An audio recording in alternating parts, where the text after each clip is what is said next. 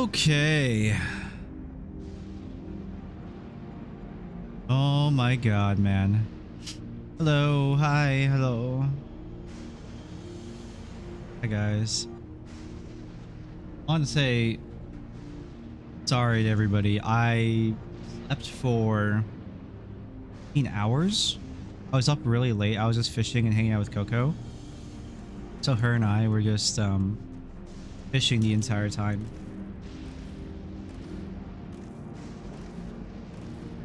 Hadn't spent a lot of time with her lately. All right, guys. It's time to start MSQ. Start back up where we left off yesterday. We got stuck at being below item level. Then we had to do the raid tier with the static. Today we were supposed to go, but I wasn't awake, and also like apparently someone else in the raid group had something else come up. So it worked out. It worked out. I got to sleep in a lot. Otherwise, Hex would have called me and been like, bro, wake up. What the fuck? All right. But we can continue MSQ. Oh, this gives me 50? Oh, wow. I could probably just spam Mistwake a few times and just get like max out for the week. Oh my god, that just starts. All right, cool. Then just go. Let's go. We're going through the tunnel to see what was the other country, the neighboring country, I forget. It was a trade country.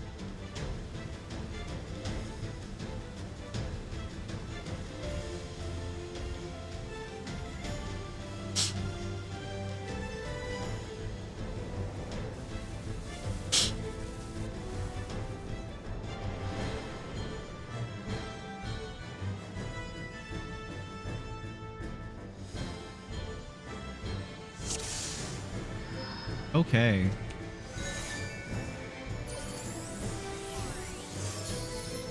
This music slaps though.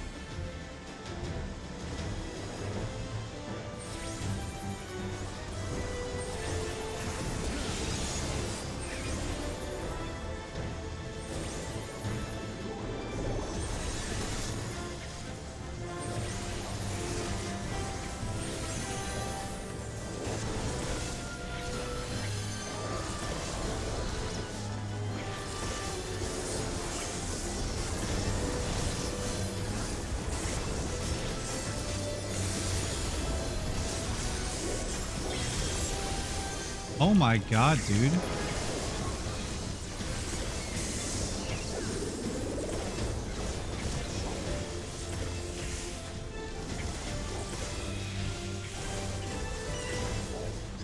Either my tank is turbo squishy or he just like doesn't press mid.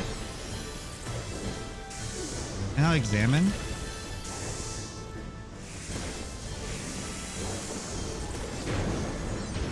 Raid pieces, right? And that, oh, never mind. Determination. Nasty skill speed. 750. Sorry, no, these are raid pieces. These raids just fucking hurt. Or these dingoes, rather, they just fucking hurt.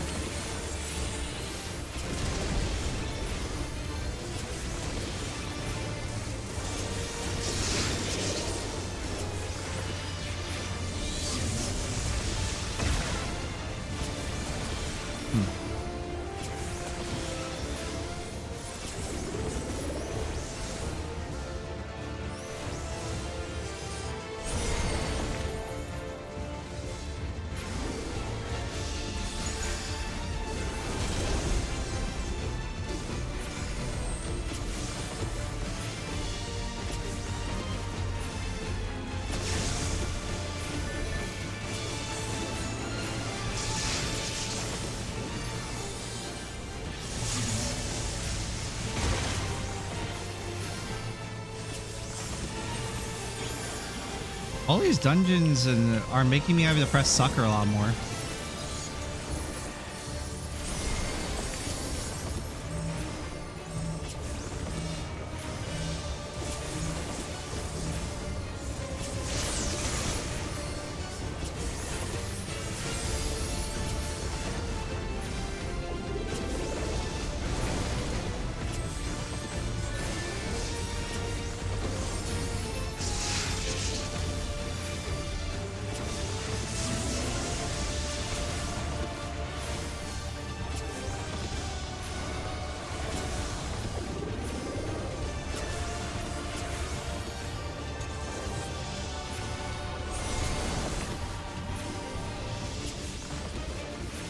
Is this physical? It probably is.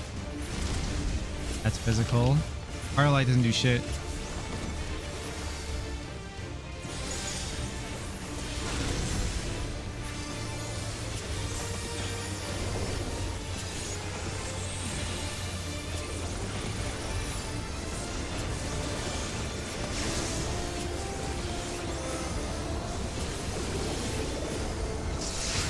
You could technically wipe on this this dungeon because of the thunder hitting the rocks.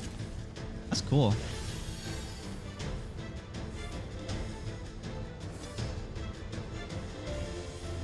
Oh.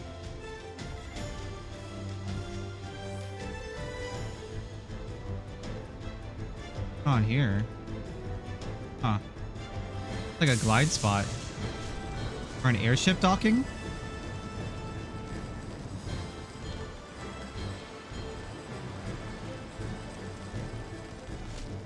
Wait, there's another country survived. That's cool.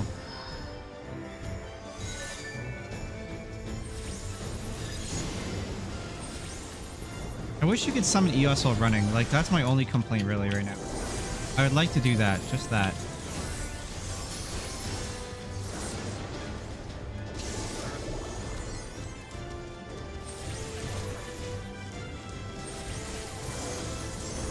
I shouldn't have passed that. I should have just taken that gear for now.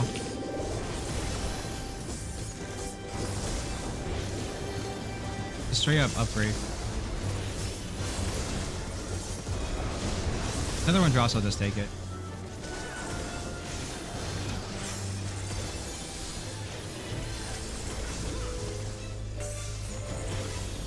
That's spell speed too.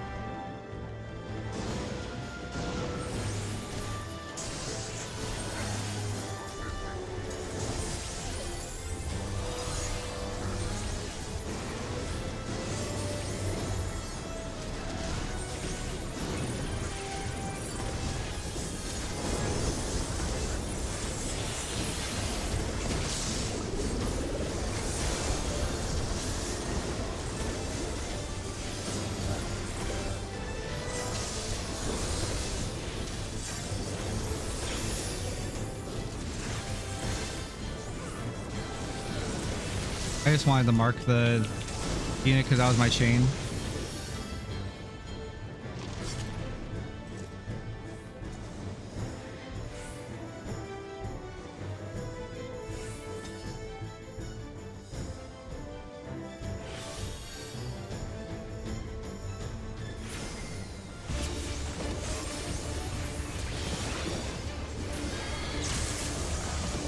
What is this?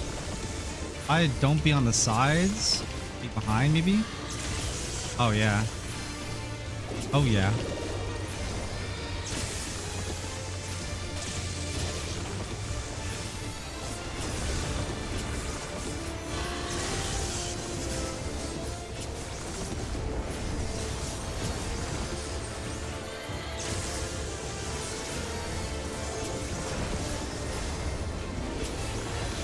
IO. A raid wide, probably with poison on it.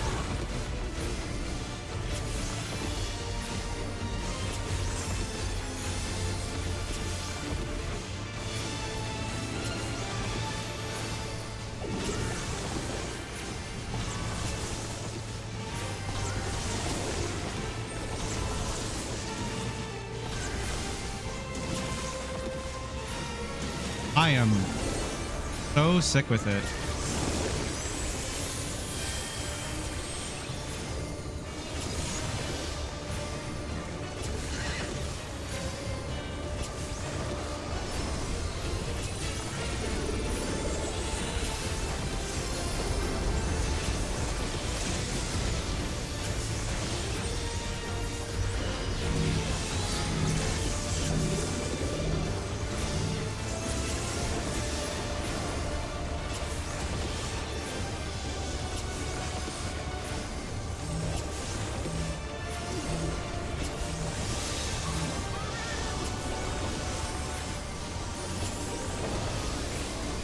I didn't do like anything.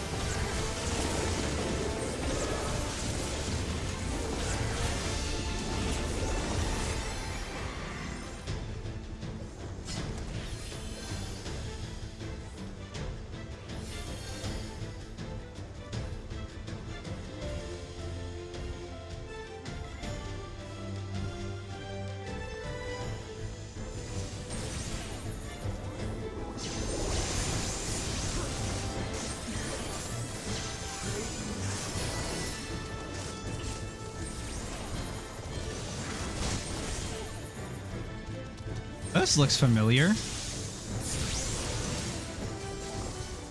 This looks a lot like the spooky zone.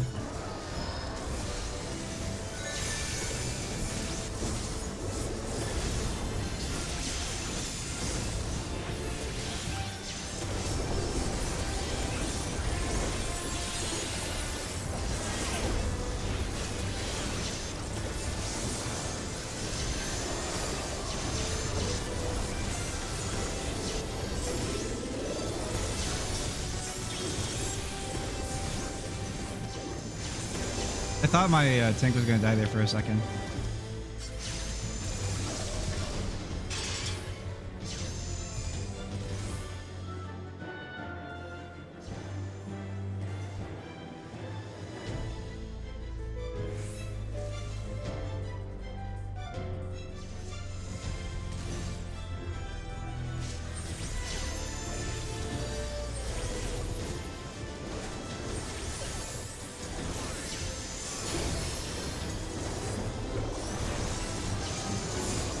This is cool, man. I like this a lot.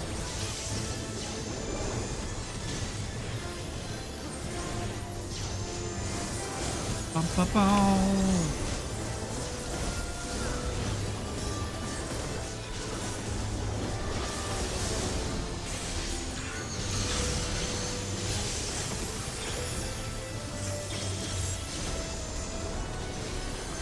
He stopped dying.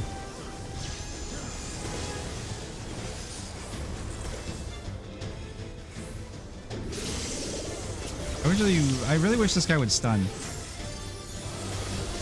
Or maybe low blows on CD. He used it already. Unless they're uninterruptible because they're too large. I doubt they are.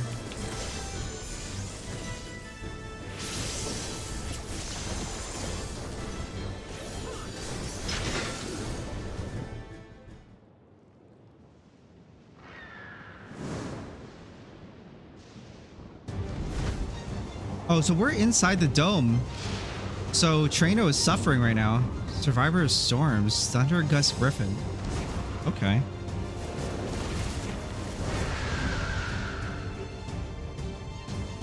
This looks like a lot like an area in Living Memory.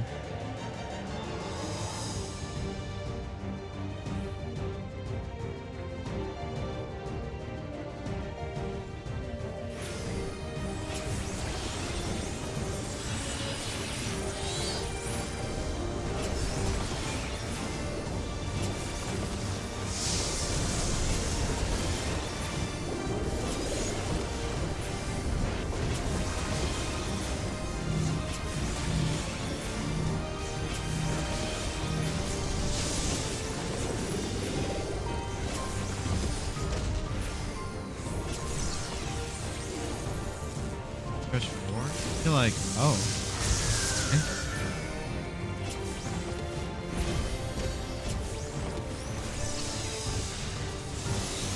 Oh, I see. Okay. Interesting.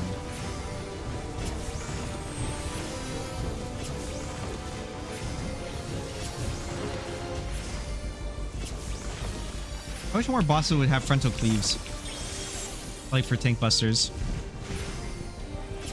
Teach tanks to be away from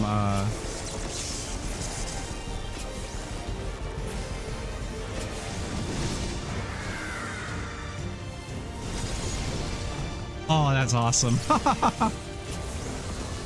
So awesome.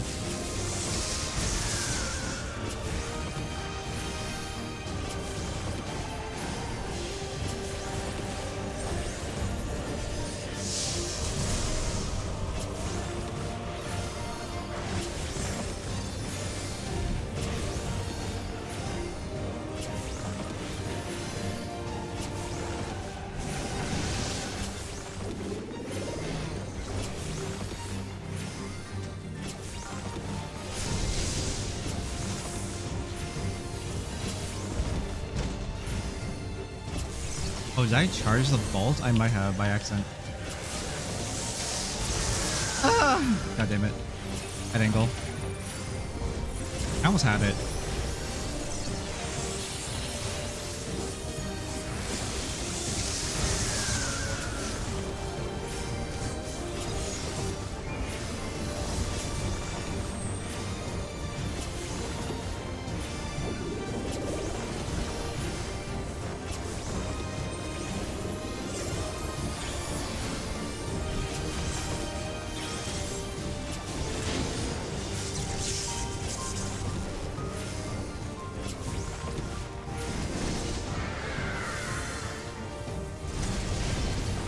Ain't no weighing.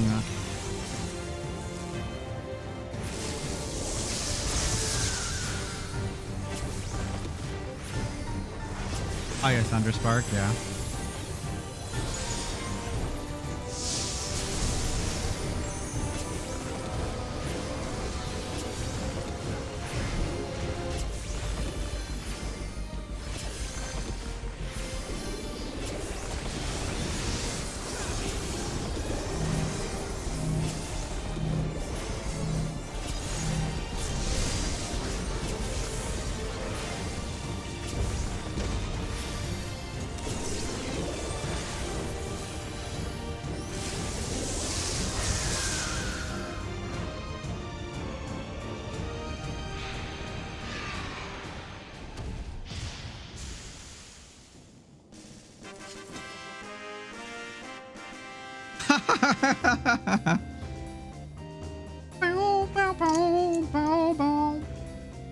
It's Final Fantasy IV.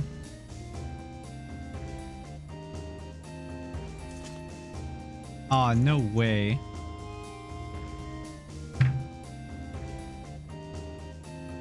I just thought about something. Nice though. I like that. It looks better with a higher resolution.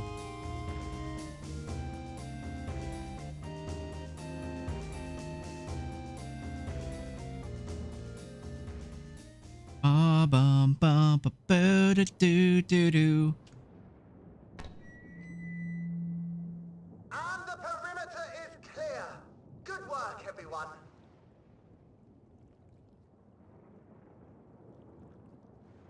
And a big thank you to our helpers, whoever you are. Now, we have a tiny bit of clearing up ahead of us. You know what to do. Our helpers, were we being watched? So the city endures, and it is in much better shape than expected. Impressive, considering the destruction without. The people here must have gone to great lengths to maintain all of this.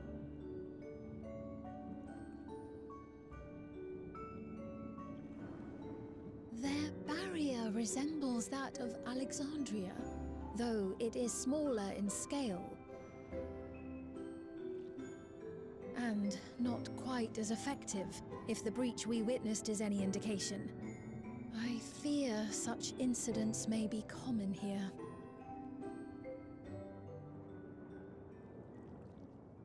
Thunderous heavens! It's been years since we've had visitors.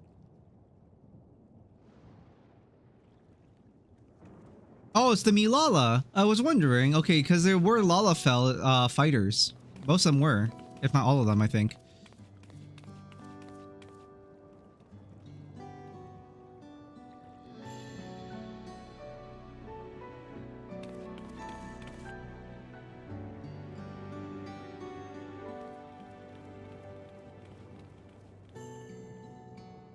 I am Xyle, the mayor of Treno. Allow me to welcome you to our city. And thank you for the assistance with our little monster problem just now.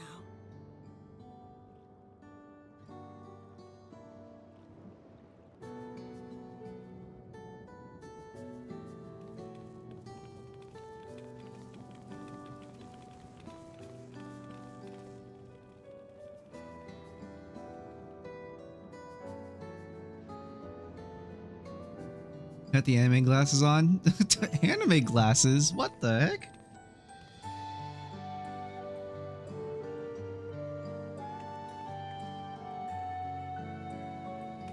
Might I ask your name, miss? Though I have an inkling I know it already.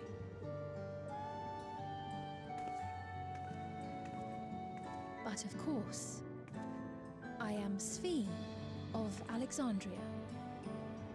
Oh, we've never seen her bow before. As I thought. It truly beggars belief. I once heard the strangest of reports from one of ours who went to Alexandria, you see. That despite the intervening years, the Queen had not aged a day.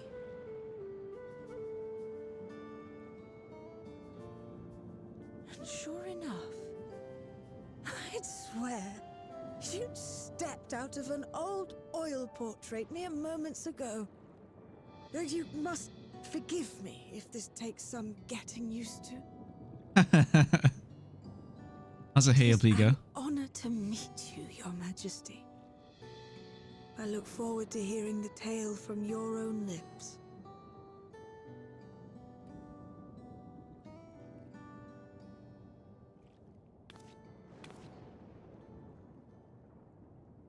I imagine it won't be an easy one to tell.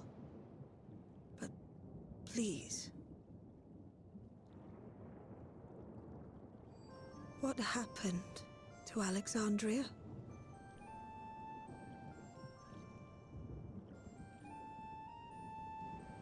I see. From your perspective, it must have looked as though we were wiped from the face of the star.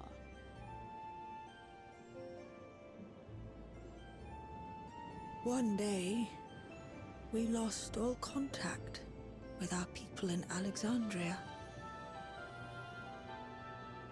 Scouting parties sent to investigate reported that not only the barrier, but Alexandria itself was gone.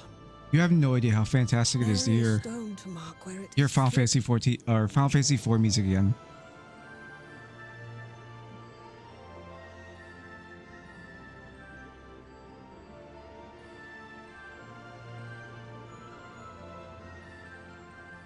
What you must have gone through.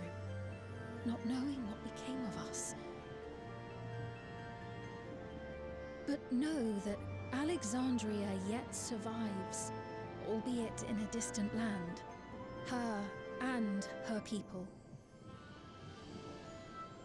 I can tell you the whole tale from beginning to end. It's interesting that But Trano is first, very old school, might I ask your permission to considering remain the in Trano? trade they probably had with Alexandria. Of course you can. You and your companions have already done us a great service, and are more than welcome to enjoy our hospitality.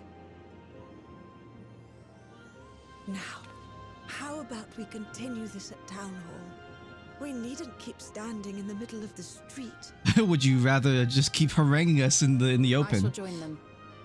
Even with the precautions we've taken, it remains to be seen if Sven's condition will remain stable.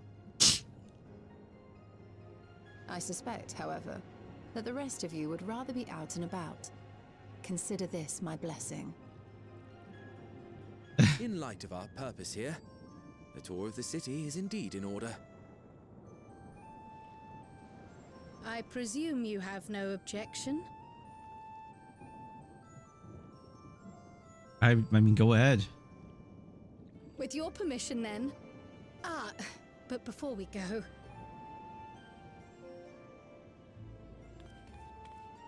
allow me to introduce myself as well. I am Xyle, and I hope to learn more of this city and its people.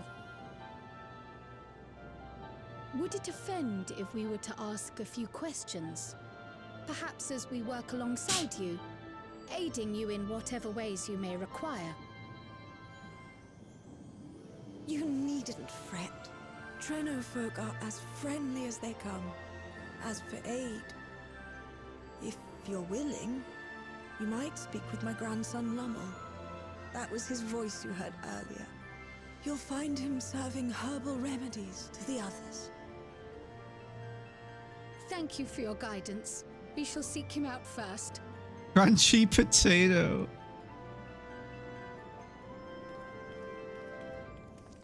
What's funny is that Coco called the Lalafell, this old Lalafell as well in from the trailer. She also called her crunchy potato.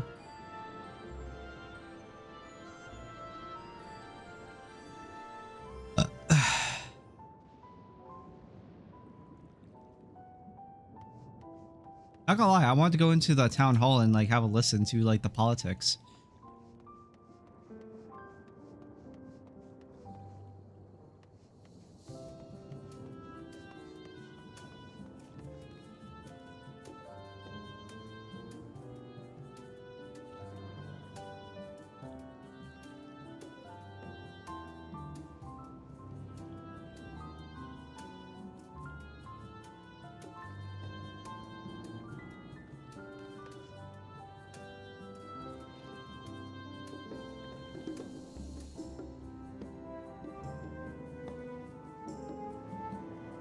This is very cool.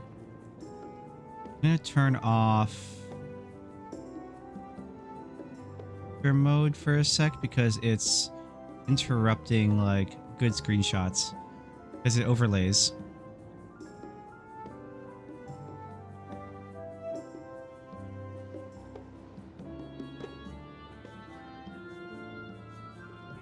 I turn off the recording stuff.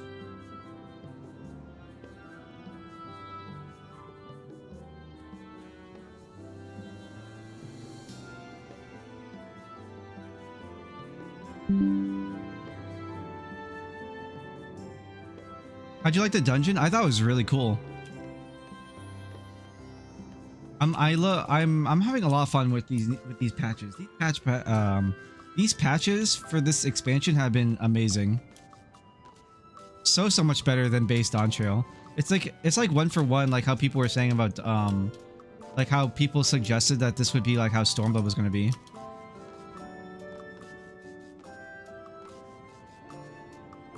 More relative Final Fantasy 9 boss. True. But isn't this music also Final Fantasy 4? Like the music is Final Fantasy 4, not 9.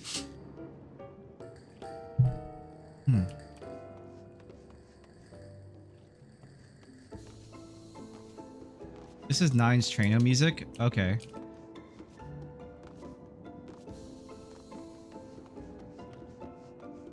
Because I'm remembering like the music with Traino, especially when the Miala was the Miali was talking. That was definitely 4. So they're mixing.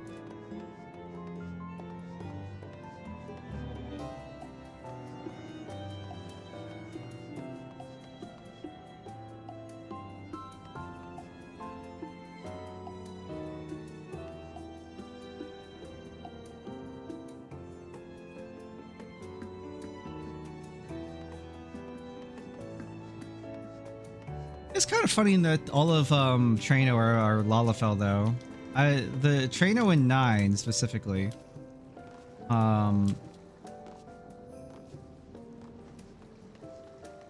Was like a cultural haven, wasn't it, of people?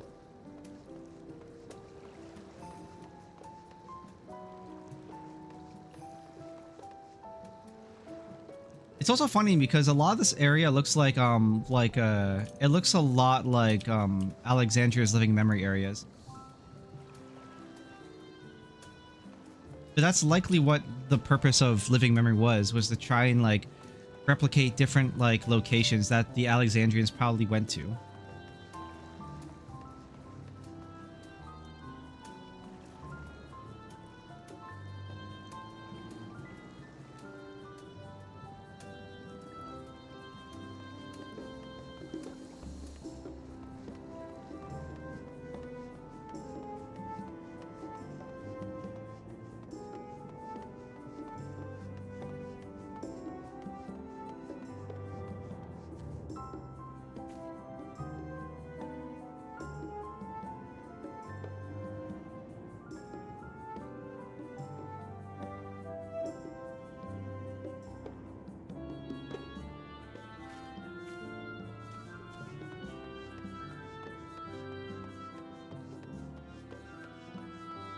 My macro chains back? Wait, what? Macro chains.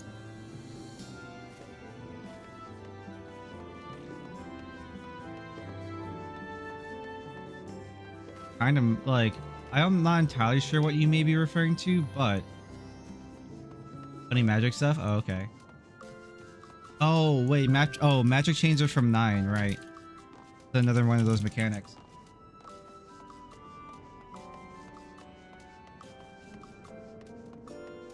I haven't played 9 in so long, I've forgotten everything about that game.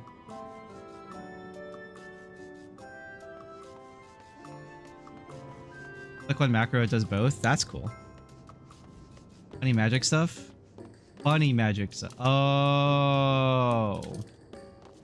Oh. I understand now. Do you think macro changes in general that... Oh, Rebel, bugger off.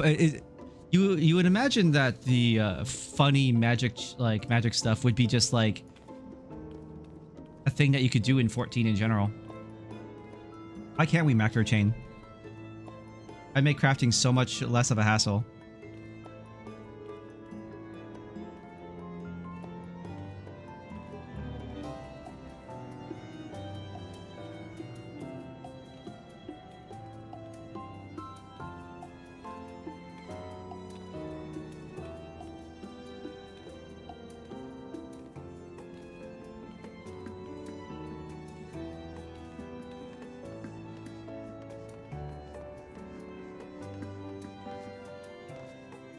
There's really no reason for 15-step macros, too limited. I also agree with that, to be honest. It's like lines of text are generally very, very cheap, like budget for servers as well. So they could at least up it to 30, if not more.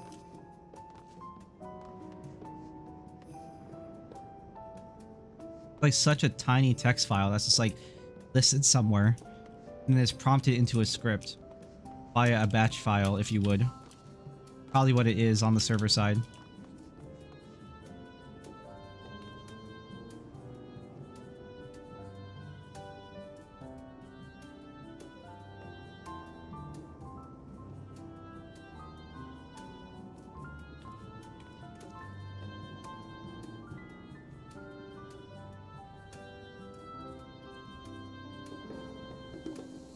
I do really like that the developers are creating like these like individual locations though, just like how we had with the Void. I forget what area was the Void? Which shard was that? Was that the 12th? I forget. Or literally the 13th, I can't remember.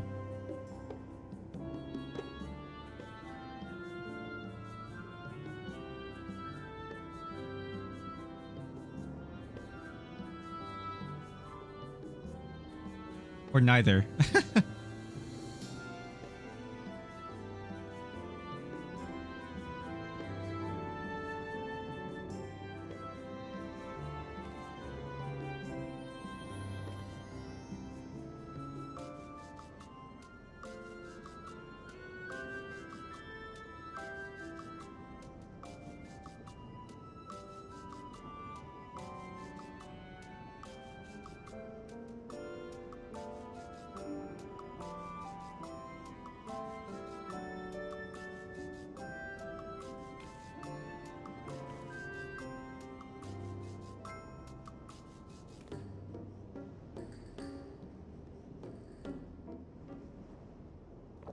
Do you remember going to Sid's mine in Baja?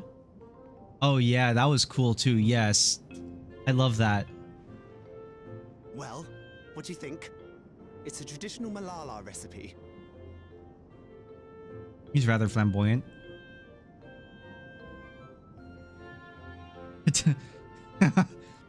Delicious. No need to pretend. I'm not that thin-skinned. Just do your best to keep it down. I'm put in mind of the gelatin I had at the studio. Nutritious, they assured me. I can relate all too well. It's not unlike the syrup Lena used to make. Black as pitch and sour as sin. Though, there's no better cure for fatigue. What happened to Kraha's voice actor, man? Going to bed at a reasonable hour would be the best cure.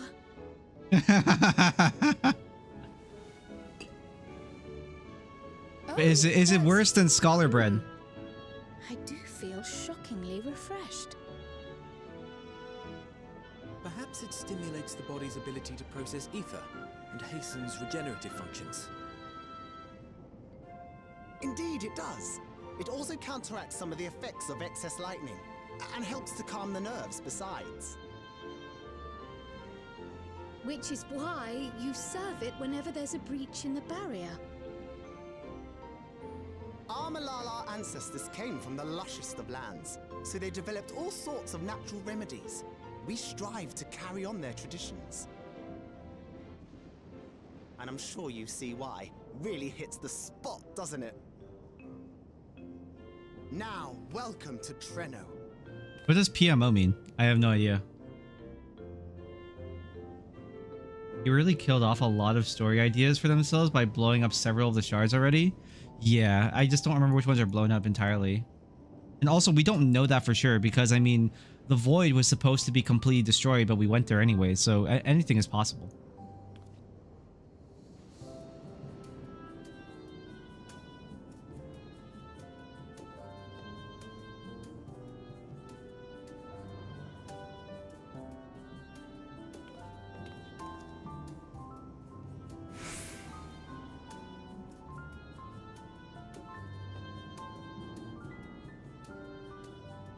Yeah, I'm sure Lumu would be happy.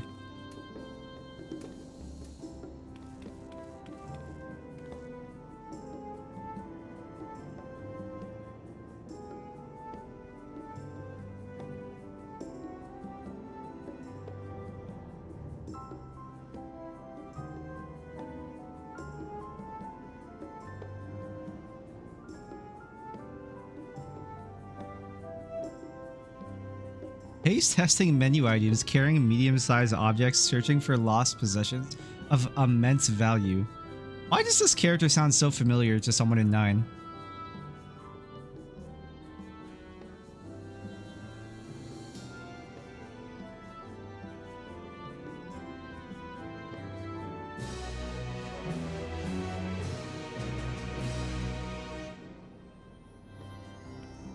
Okay.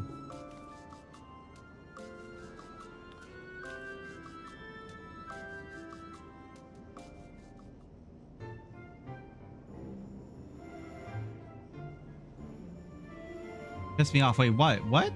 What'd I do? What? What'd I do?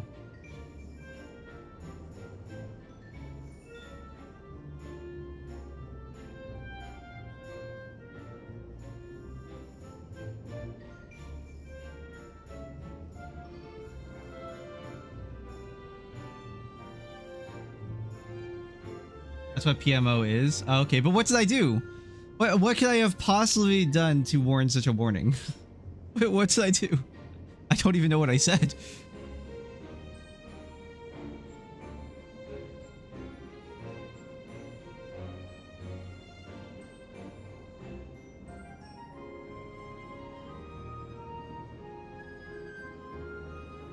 I just like saying it. Oh, fair enough.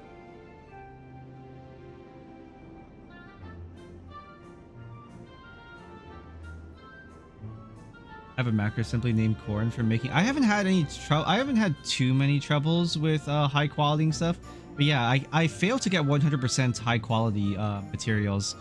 But I have a fairly high success rate right now. Like 95% of the time, I HQ my materials anyway, so I don't really care. And right now, even if I fail to HQ, I still get tremendous value from selling the normal quality item.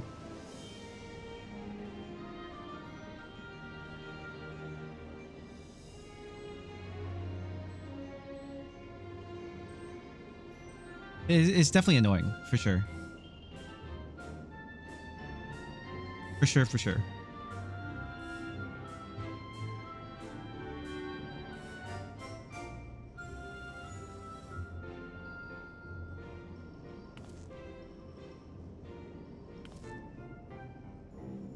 Not exactly, not across the sea, but it might as well have been.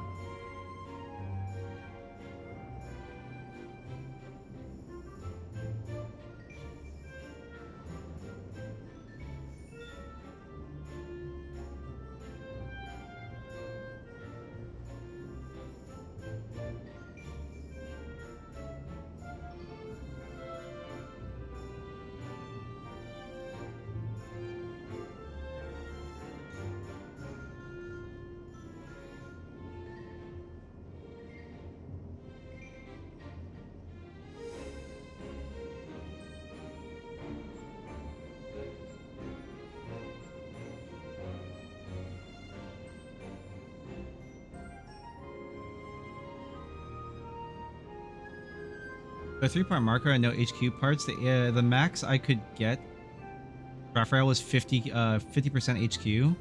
The caramel popcorn. Oh, you only have NQs though?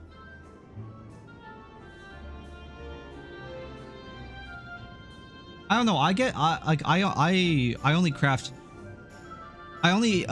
HQ stuff. I haven't tried crafting my raid food yet, but I believe it's the same difficulty as the crafted food, or the food for crafting. Because I think the crafting food I think is 3-star, maybe. I'm not sure. I haven't checked.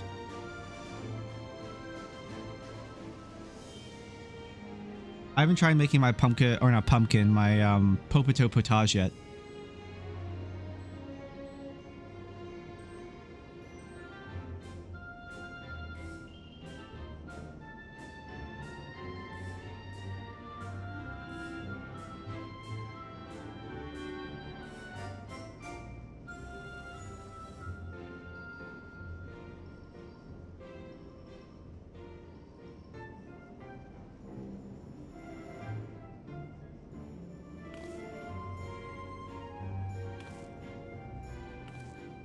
Everyone's been so kindly, especially in this patch. It's very like jarring compared to like Heavensward, for example, where everyone was much more intense, considering they were in a war with the dragons. And these people, they may not be in a war, but they are certainly in a battle for survival. Which is essentially the exact same thing as being in a war. Considering their situation, the Milala situation is probably even more dire. Talk about happy-go-lucky.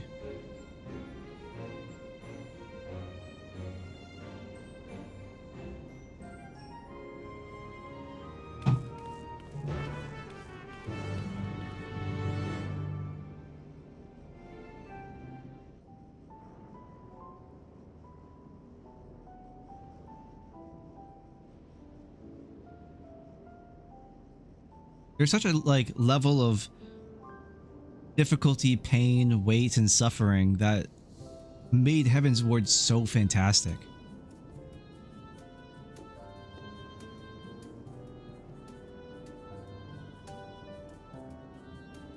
You don't really see that too often anymore. Let's see. I just want to check the food, the raid food. Oh, interesting. The difficulty of the pumpkin potato potage, in fact, is even easier. Has a higher quality bar, it looks like. Interesting. I'll definitely have to have a look-see at that.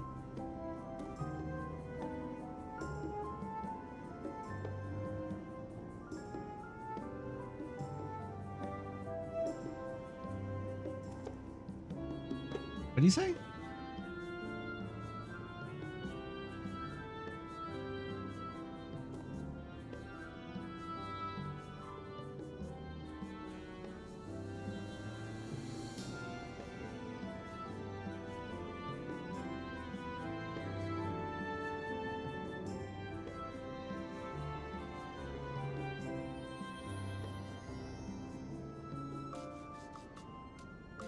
Rest assured that I can handle pouring liquid into a cup.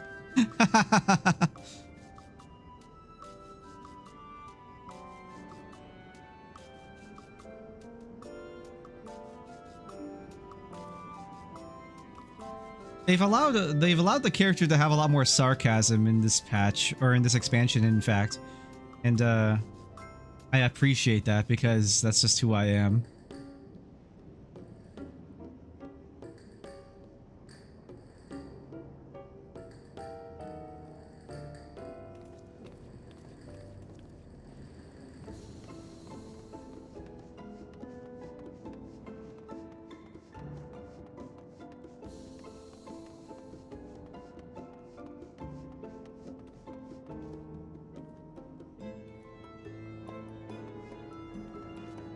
Is 63 food so far good enough to last me probably until Savage?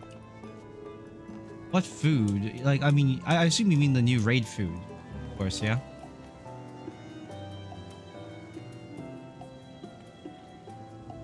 Yes, okay. I'll have to try it.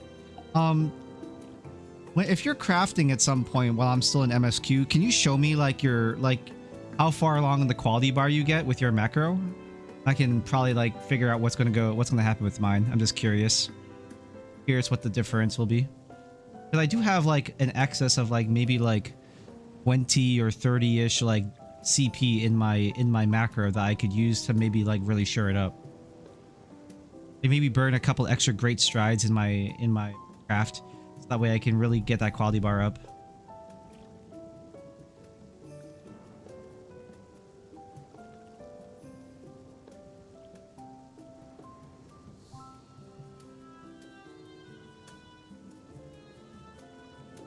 I have extra tools or extra CP because my tools are fully pented. My tools are not pented at all. I don't have anything in my tools. So, I am food, soul with I am food, soul, and tincture or tea, whatever have you.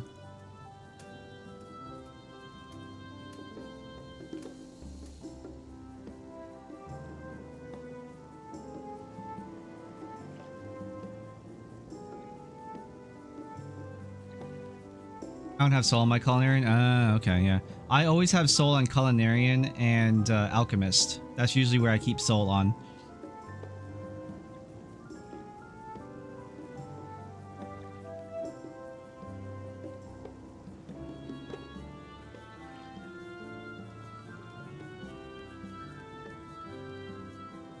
I always have that, and then I always have my third soul floating between every like job if I need to.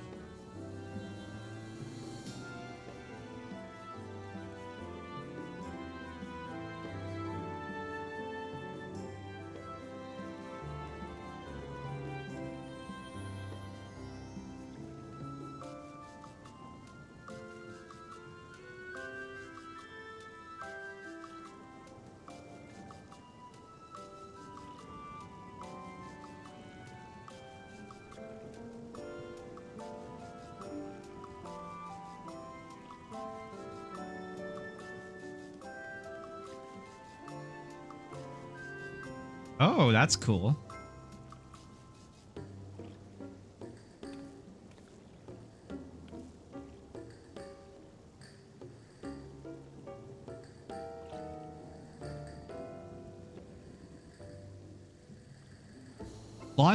Launch themselves onto their backs with a trebuchet. What?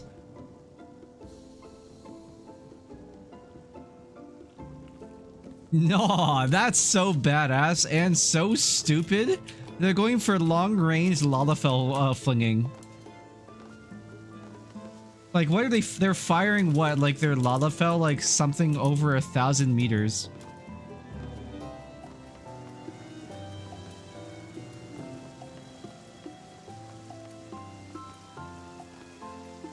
Actually, let me Google that really quick. What is the average distance of a trebuchet? What is the average distance of a projectile from a trebuchet?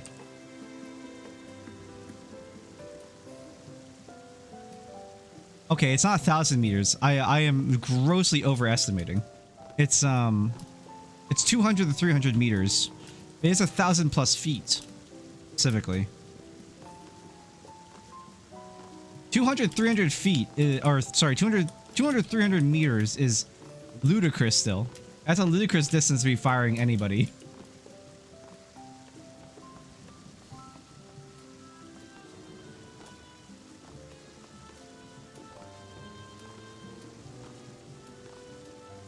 I think it's 776 CP without soul. I have less CP than you, I think. I have like 678 or something. That's crazy. With that much CP, you should be able to very easily clear 100%. Well, I mean, you are kind of at the mercy of durability as well, but I don't know. I do not know.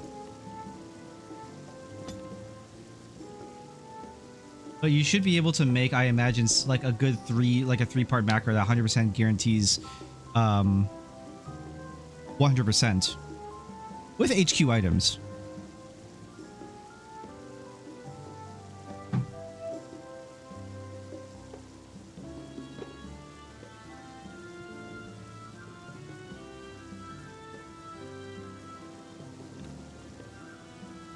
That was never in question. Oh, okay. Because we were talking about NQ, so I was confused.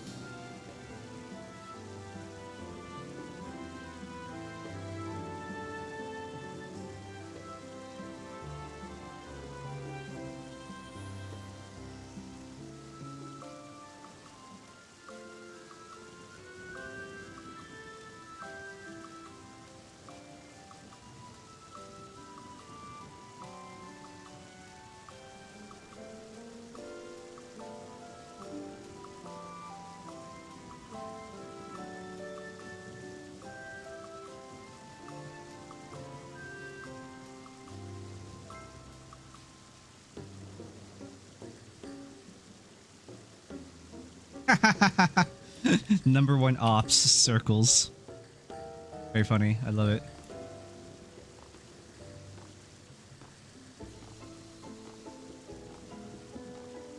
I was expected better than 50% you. I feel like that's about right. Sounds probably about right. I don't know. I probably wouldn't go past 60.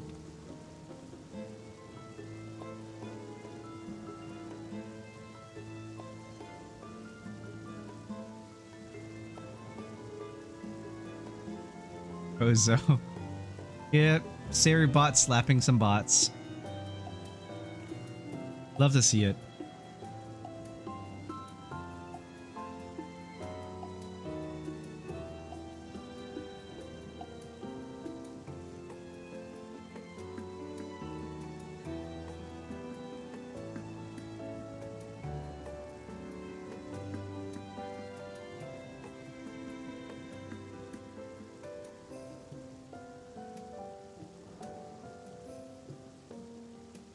Carried in by invading creatures can be cultivated into remarkable plants. Plants with the potential to mitigate the lightning effects. That's cool.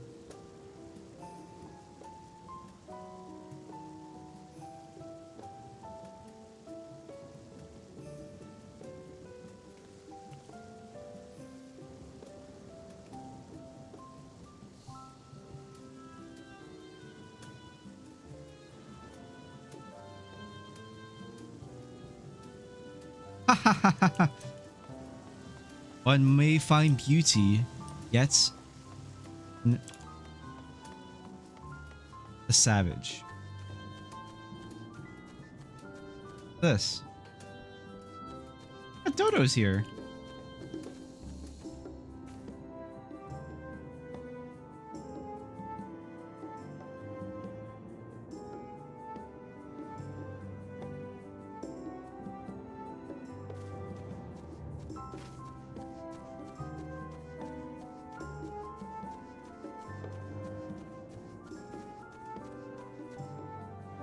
Really nice.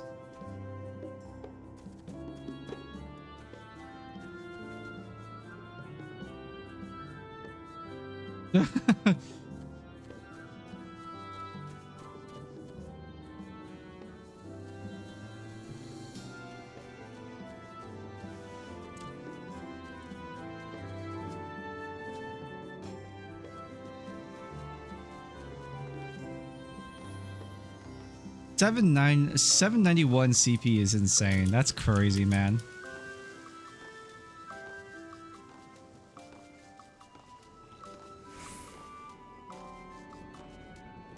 I'm sure if I started doing that, I'd probably have a much better time myself in order to make like better crafts.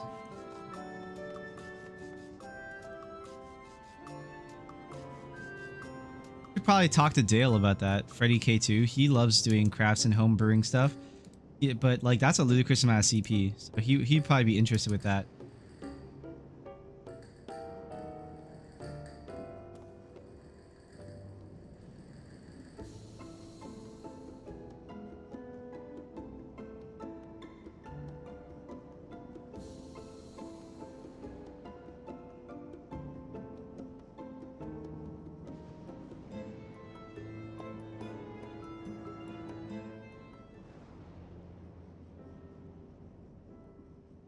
Fascinating.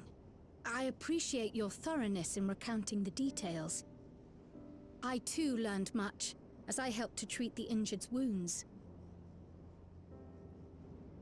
The Malala's curative magics appear identical to Sphne's. This means that either her tutor was a Malala as well, or that the art had spread all throughout the Ninth. Then there are the symbols and tomes, which are highly reminiscent of Arcanima. If these elements indeed originated with the arcane geometries of the South Sea Isles, as in the source, 'tis curious that they have developed in so similar a manner on this shard. Mind you don't share that with any other graduates of the Faculty of the Arcane, lest they beat you to publication.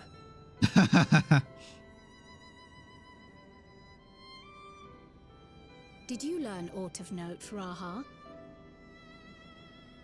I spoke with one of Treno's storekeepers about how they obtain their supplies. Though they are few and far between, other settlements yet exist on the Mist Continent, with a rail system facilitating the flow of goods between them. Unfortunately, barrier breaches trigger an emergency failsafe on the main line, so the train is presently stopped at a midway point until operations can resume. There are also maritime routes, but they see only occasional use. Often, as now, Treno must make do with what is to hand.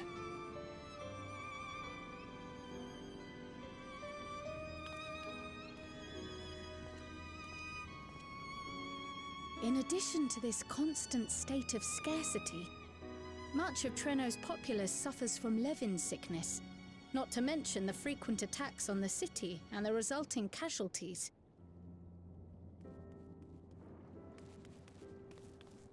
Yet everyone we've spoken with seems undaunted by these hardships. They are not only surviving, they are happy in spite of it all. Where there is life, there is hope. And when one believes in a better future, a tomorrow even the slightest bit brighter than today, there is naught to be done but build it. Until, stone by stone, a city rises. A noble city with noble purpose.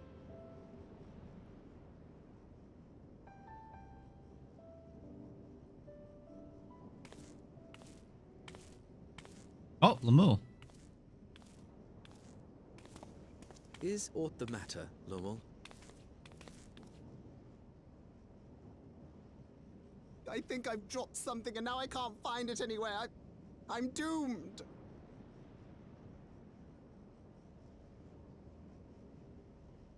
Oh, is it this by chance? While Oh. I was distributing the remedy, I was asked to pass it along to you.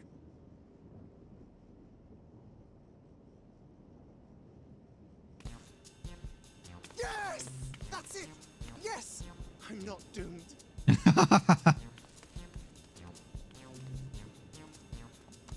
Is that a tracking device?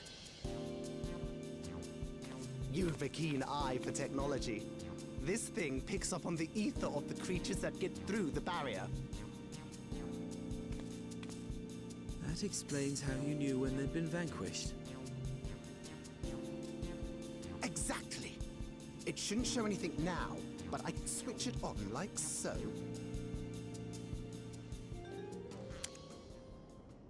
Nice little animation. Oh, like the thumb press. Yeah. It's very overly animated, but it's very good.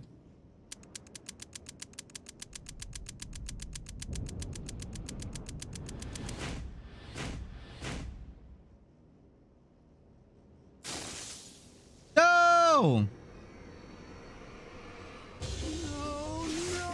No, she's going to kill me!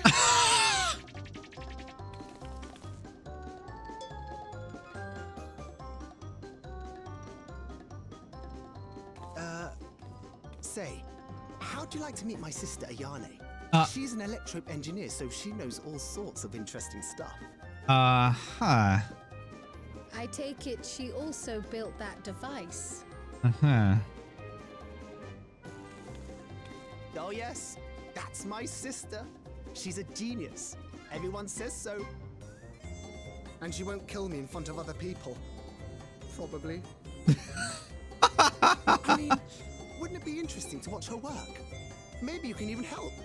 It'd be, you know, edifying? Please! I beg you! Please!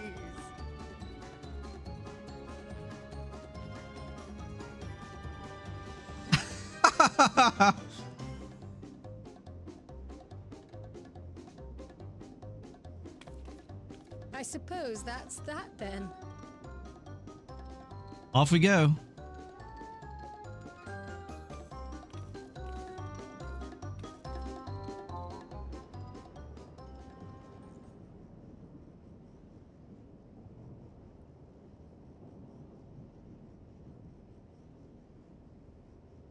Probably be a time saver, by the way, Kane.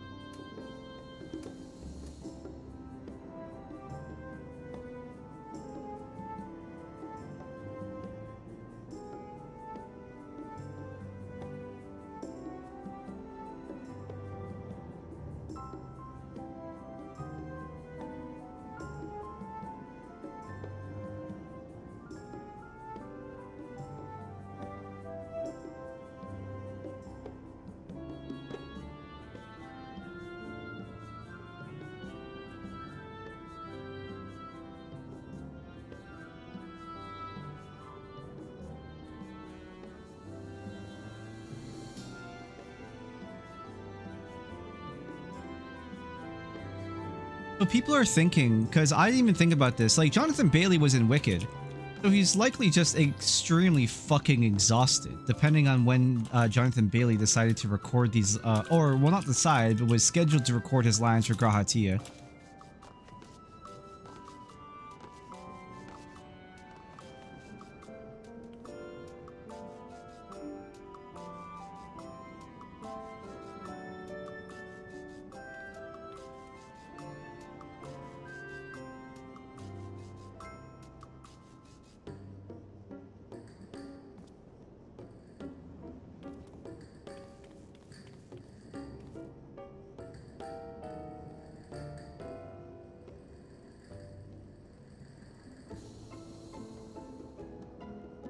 Let's be off before anyone changes their mind.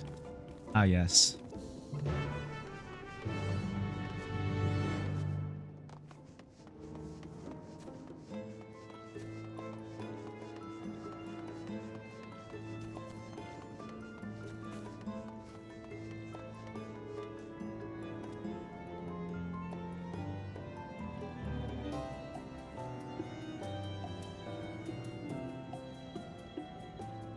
Oh, that's a good thought, yes. Engineers from other worlds working with the Ironworks would be fantastic interest.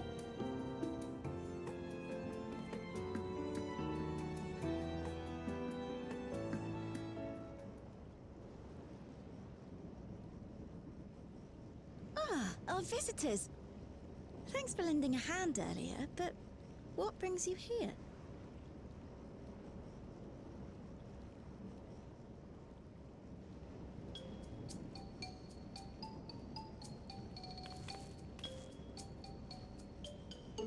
Lummel, what did you do?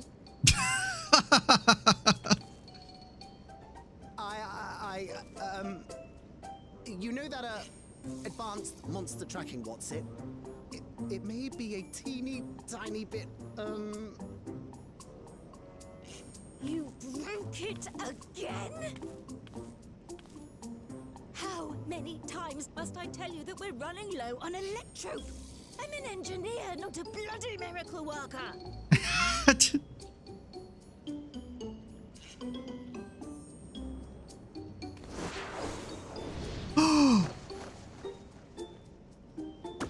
I beg your forgiveness. I'm on my knees and everything, see? Beautiful. Absolutely beautiful.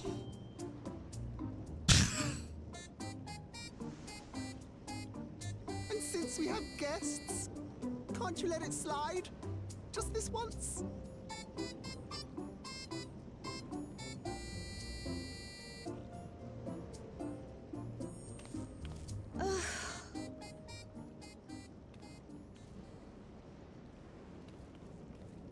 He dragged you here just so I wouldn't tan his hide, didn't he? Yes. You'd never believe he's the elder sibling. I'm so sorry. Please, don't be. We're glad for the opportunity to meet you. And Lummel mentioned that you might have some work we could assist with. There are guests, Lummel, not servants. Must we have the manners talk again? Please don't misunderstand. We asked to help, that we might learn what life is like in Treno.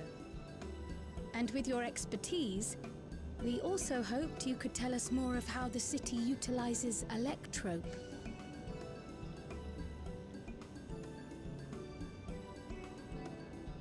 If that's the way of it, then I'd be happy to share what I know. When you spoke earlier, it sounded as if Treno had little electrope to spare. It's difficult to procure, I take it. We never have as much as we need. And much of what we do have is repurposed. Well, you'll find me digging through the scrap heap whenever some vital device or another breaks down. Repairing that old barrier should be our highest priority. But we just don't have enough electrope on hand to do a proper job. And the longer we go without access to the mine, the worse it'll get. If only we could scare those beasts away.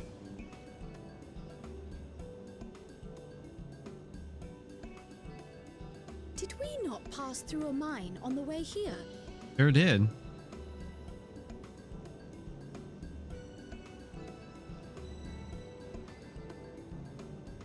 Aye, and took care of the beast in one fell swoop.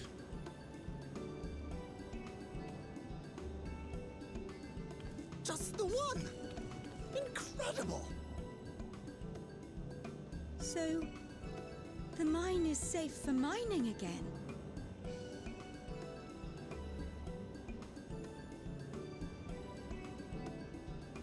Hooray!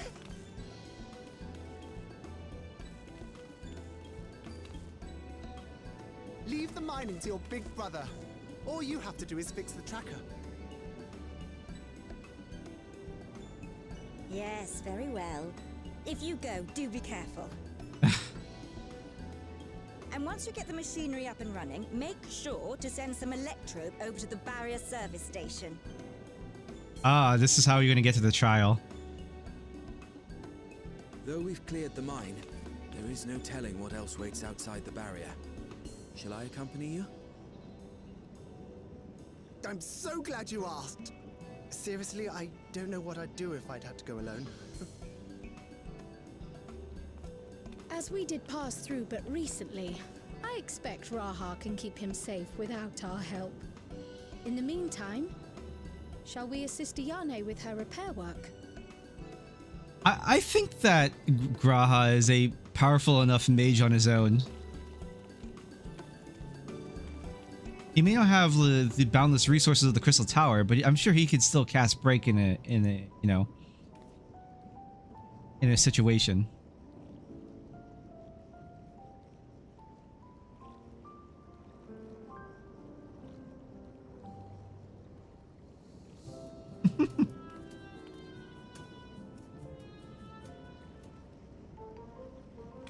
Alphino is that careless.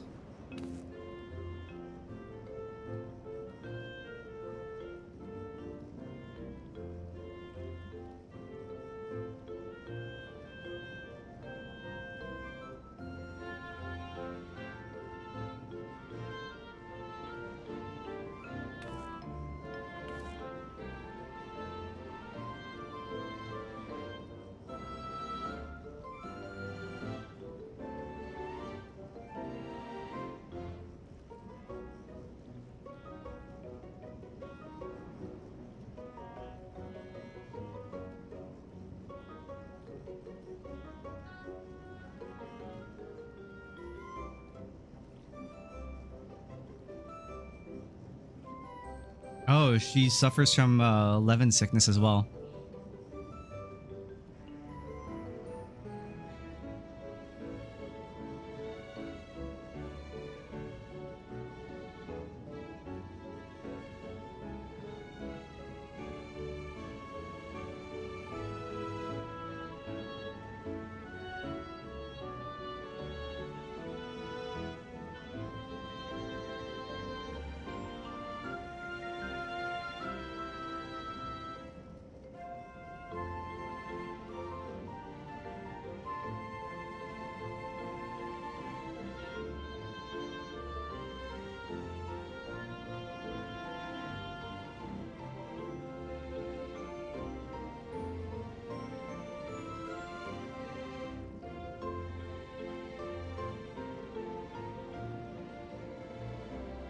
Ah, fair enough.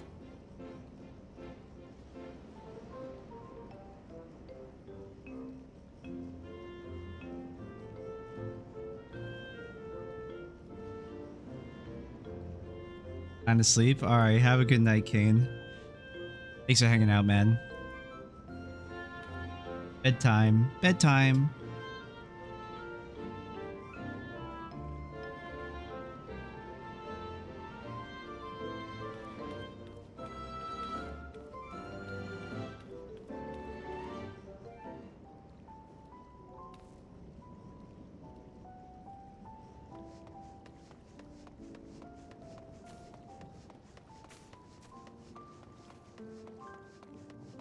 Oh, so the weather condition is just straight up thunder here. You'd think it'd be like some other unique condition. There's a lot of unique weather conditions in various places. They didn't give one. They didn't give like a very unique weather condition for this place.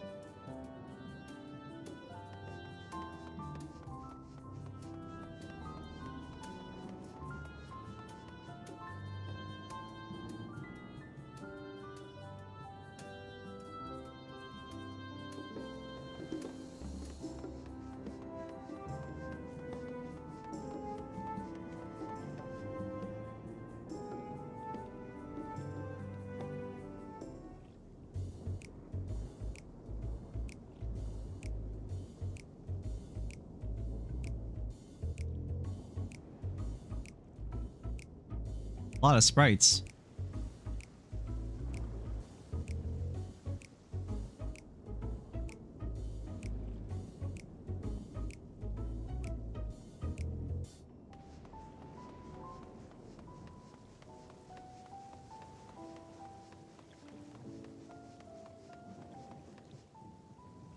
What?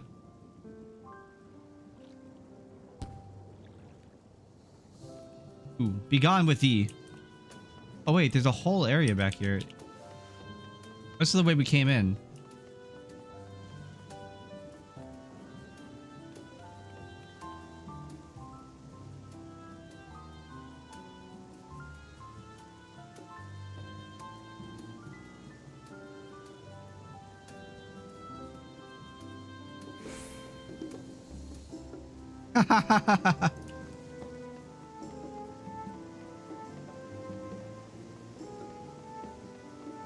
Passage to the Alexandrian crater. Oh, interesting. So it just skips over the dungeon entirely.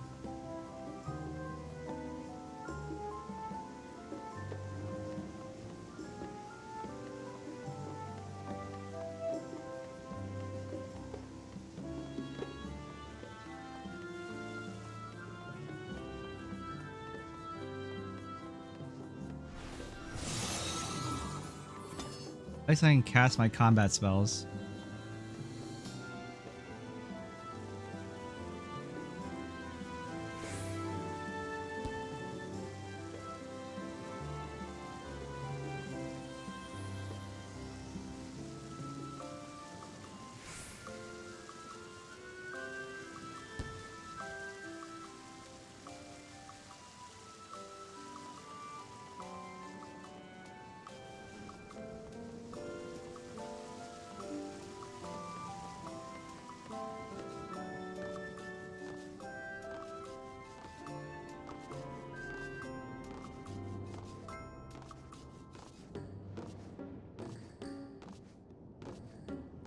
Oh, wait, this is just a yeah. I really want to do the extreme, but I have to wait for Hex.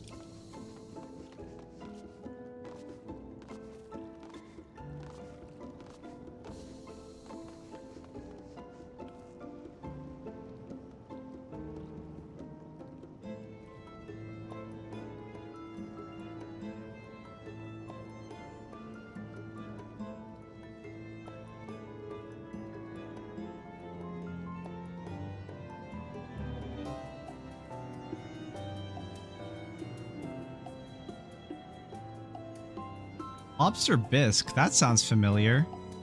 Didn't we have a bisque as well in Shadowbringers?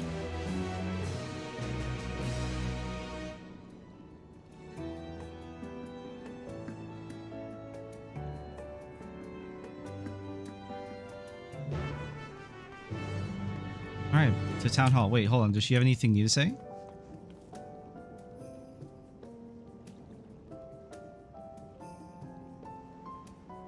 Oh, okay. So she's not in trouble. Where could she be?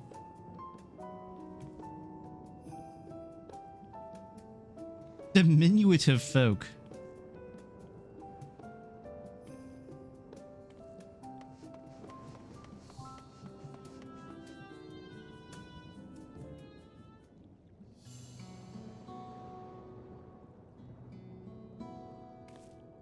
Ugh.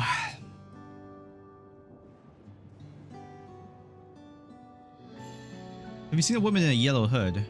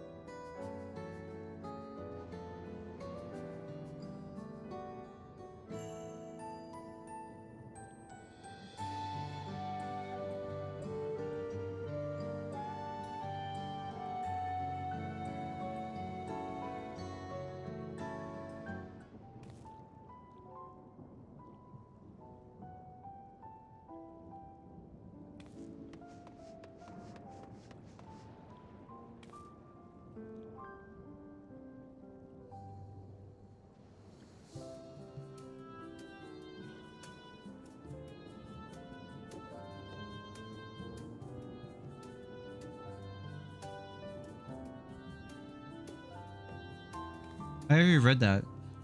So town hall, this town hall is actually an auction house. Was.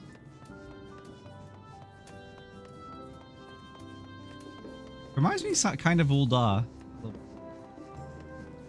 Thought.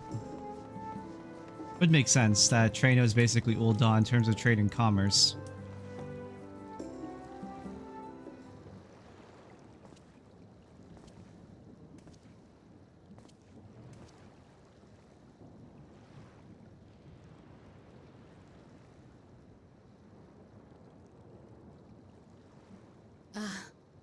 Were you looking for me?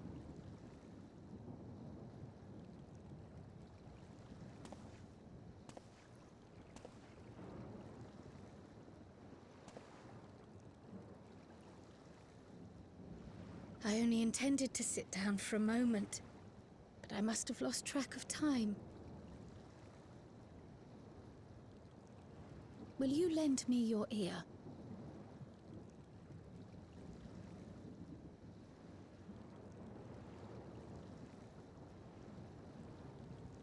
The Source and the Ninth. Someday I will have to decide which one to call home.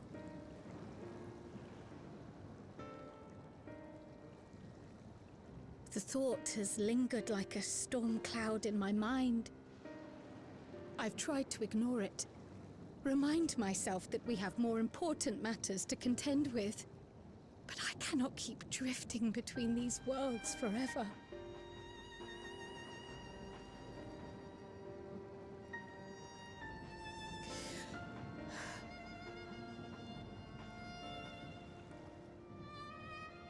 When I first learned the truth of my past, I assumed it would have no bearing on my future. The Source was my home, and the students of Baldessian my purpose. But after meeting my parents,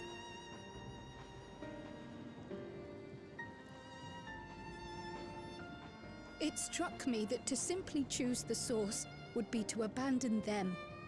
And not only them, but a home I could have loved, had my life gone as it should have. That is why I had to learn more of this place, and the me I could have been.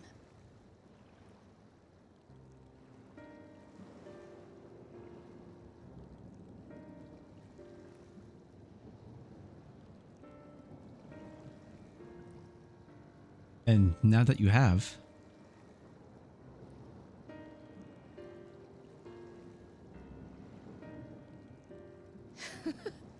I feel even less certain than before. Though we are strangers to them, these people have welcomed us as if we are their own.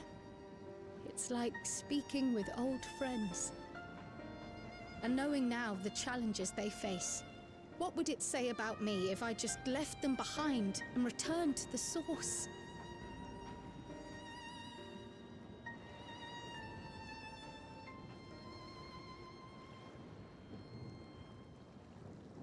Is that who I am? Who I was meant to be? Or is this where I belong?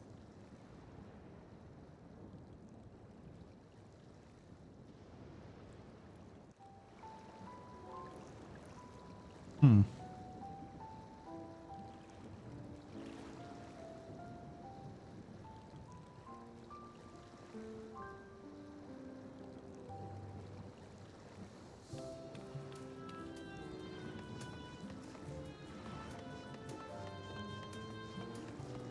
kind of surprised there wasn't a dialogue option, but in my thought is should, could, would, you know? Belonging is what you feel is right. Ultimately, there's no such thing as abandoning one's purpose.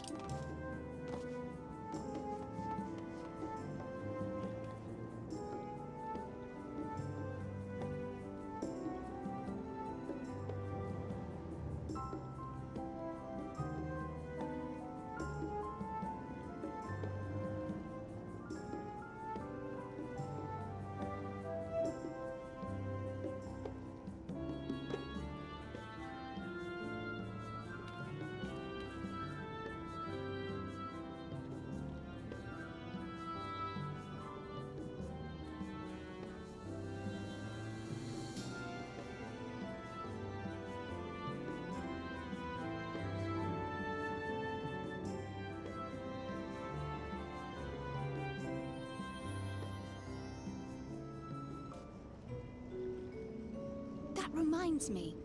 The structures near the barrier all seem to be designed for Milala. Is there a reason that those in the center of the city are so much larger? Oh yes. The center is the oldest part of Treno, built by the Hewn and the Eldite before the Milala came. Oh. So Treno predates the Milala's arrival?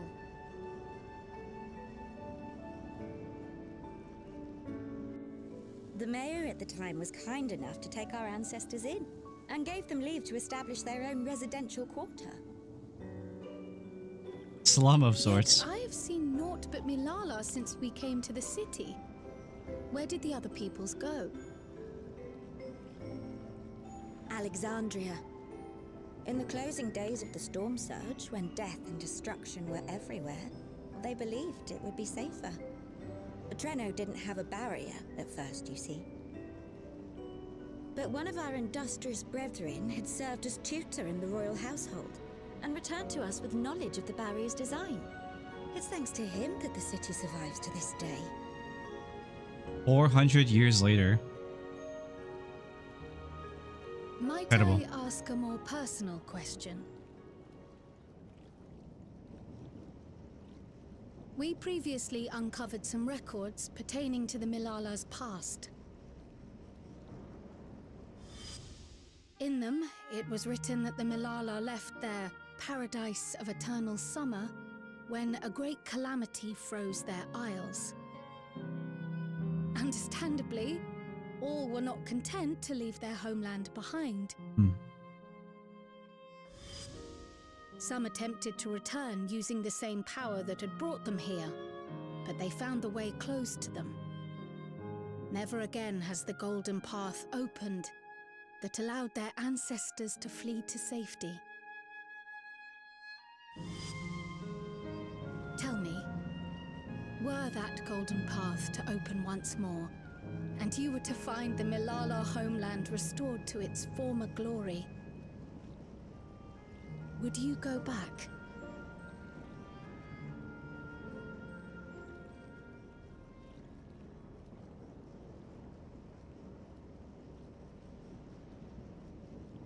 I'd certainly like to see that paradise of eternal summer for myself. Who wouldn't? But it wouldn't be going back. After all, my one and only home is here. Treno, this run-down, beat-up, beautiful city. You truly love it, don't you? Do you know what the speaker said when the Milala came to this place? O life, flourish on this faraway shore. Unfurl your fragile petals with fearless joy. Let this sky grant shelter from darkest storm, and here bloom, hand in hand, forevermore. We never forgot those words. Not my ancestors, nor my grandmother, nor my brother and me. That boundless optimism, that communal spirit, that is Treno. No matter what comes or how hard it gets, we'll choose joy over fear and stand together. There's nowhere else I'd rather be.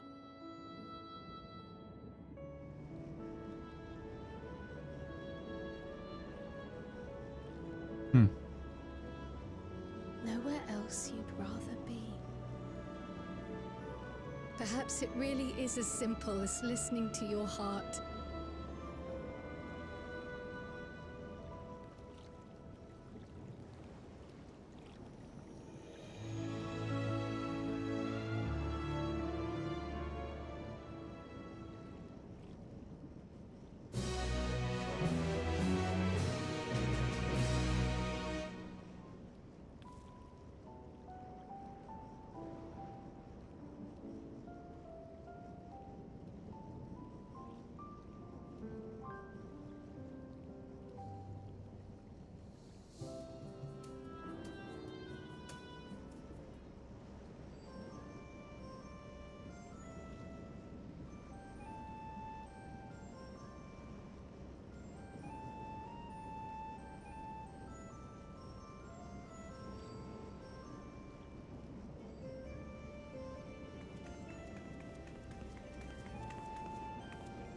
Fiend. I forgot that these two were here, to be honest. Also, why was Crow looking at me when she was saying that?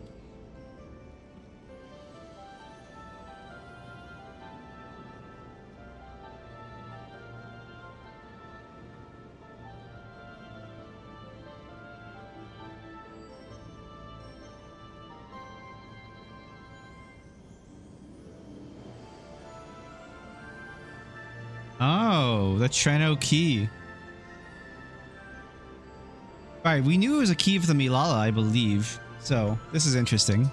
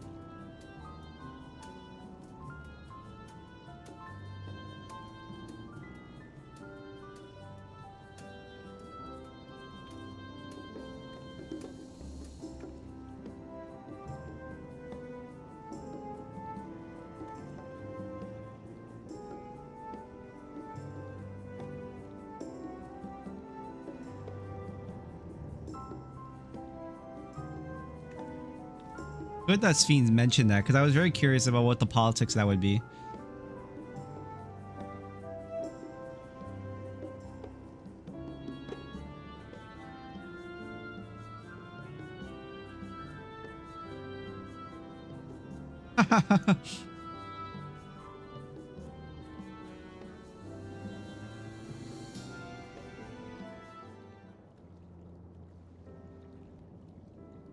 A lot of voice acting in this too.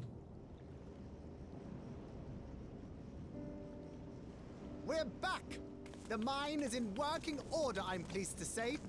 Good, they made it. They survived. Electrope is being delivered for the barrier even as we speak.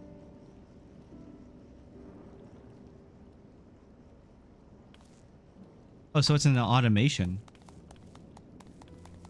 Have you two finished regaling the mayor? We have. Though she has her own story to tell. Of the key, in fact. We thought you might like to join us at the... Oh. This is an evacuation alert. All citizens, please proceed to emergency shelters. Repeat, please proceed to emergency shelters. The doom train is approaching. Repeat, please proceed to emergency shelters. Carl time. The Doom Train. Wasn't that one of Lindblom's weapons of war? You know of it. I've never seen it myself, but according to Zelenia, it was an armored vehicle used to transport war beasts to the front. In order to prevent them from running wild ere their deployment, a powerful arcane entity was housed in the engine. The end of the war didn't slow it one bit. Quite the contrary. Fueled by lightning ether, it's been speeding across the continent ever since. The Doom Train and its beasts bring death and destruction everywhere it goes. It's a veritable calamity on rails. It passed near Treno some years ago, claiming many lives, including our parents.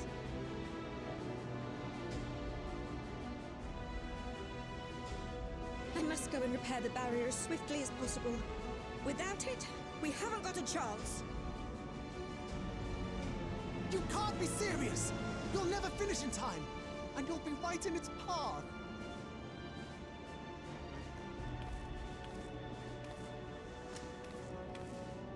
I have to try. For Treno. Yane, no! Classic. It seems my services are required once more. I'll go with you. Perhaps my knowledge of Electrope will be of use.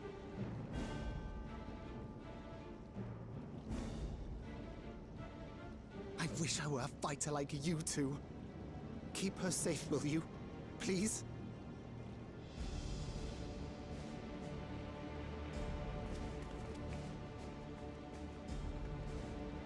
While destroying the Doom Train would be preferable, we should seek to delay its advance at the very least. You can't be thinking of fighting it head on. Yeah, why not? It's madness. Fucking cares? Fuck it.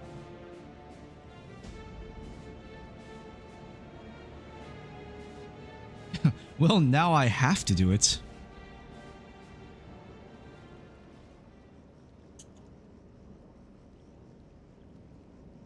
If your mind is made up, there may be a way. There's a freight depot not far from us. We can use the train that stopped there. Raha mentioned that before, did he not? The Doom Train will have to pass through the Did he? depot to reach Treno. And since the evacuation alert was only just triggered, we might be able to reach it first.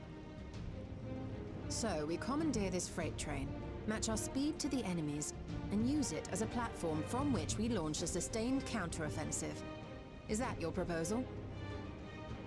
This'd be better than trying to smash the bloody thing before it runs us all over.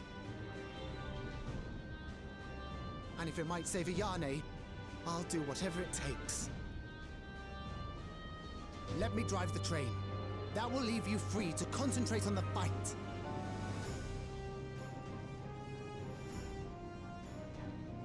Lumel. I need to grab a few things. Meet me by the gate.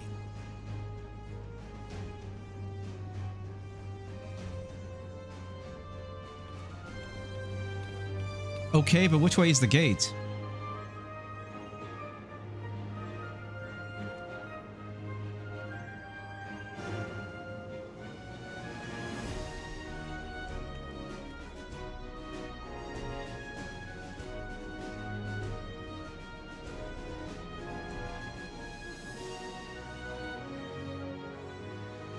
I like the song.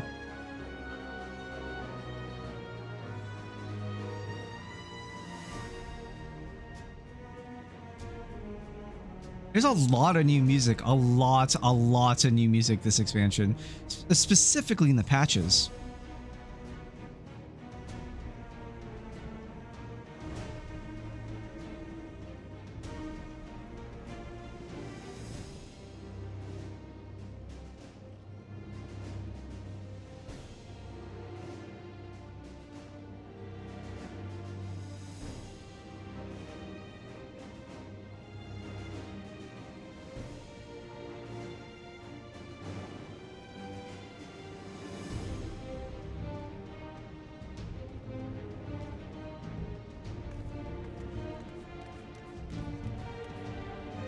Okay.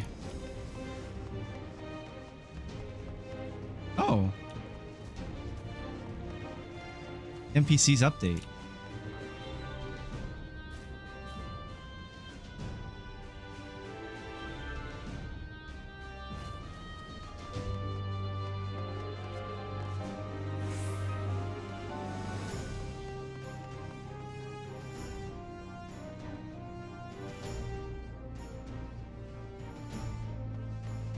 Oh, this is awesome. There's so much extra dialogue. Oh, the miner stopped.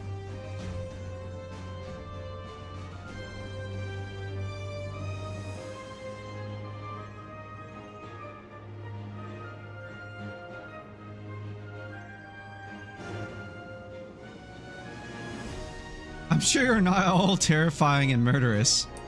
Ha ha ha ha ha. Something or other.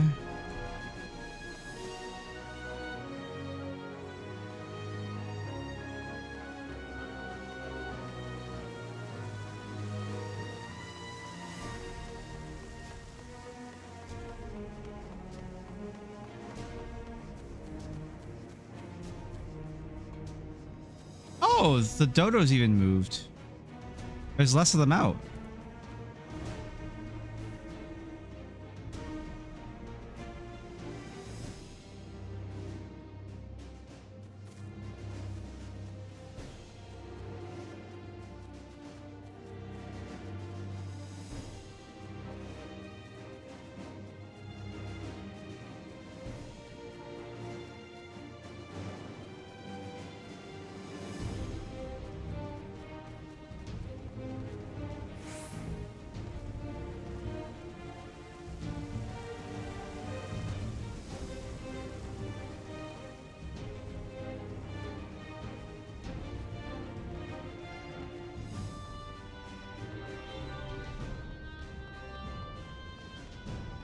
Hold on, I gotta see if there's other NPC dialogue. I'm very curious. Must.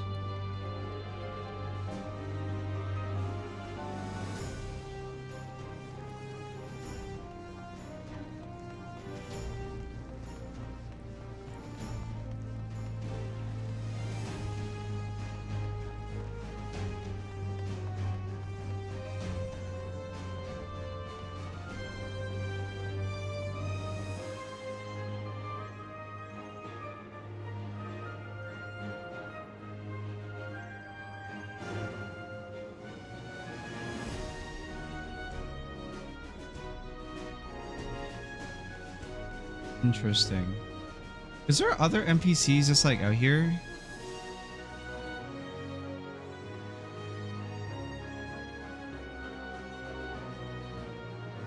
Doesn't look like it.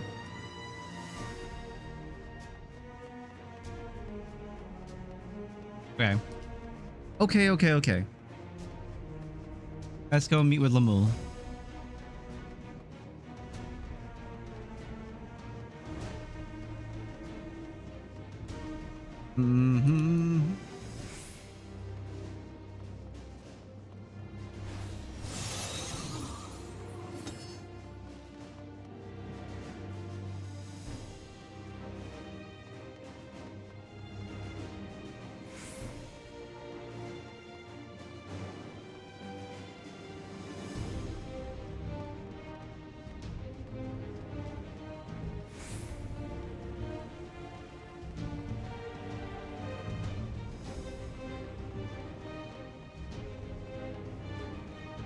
Well, they actually have Lalafell sitting down the steps.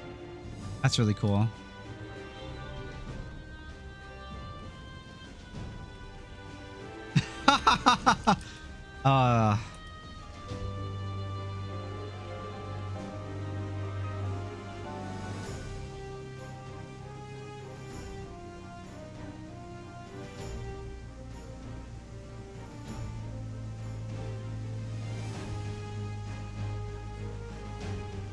Bentini Depot.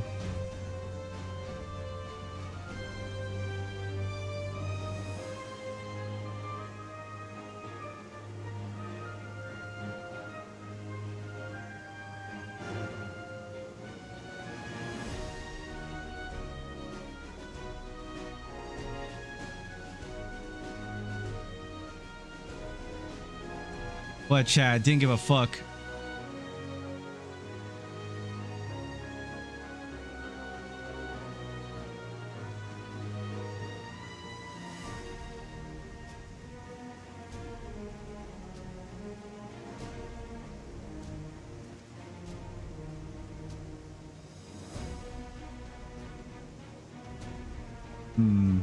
I need debt.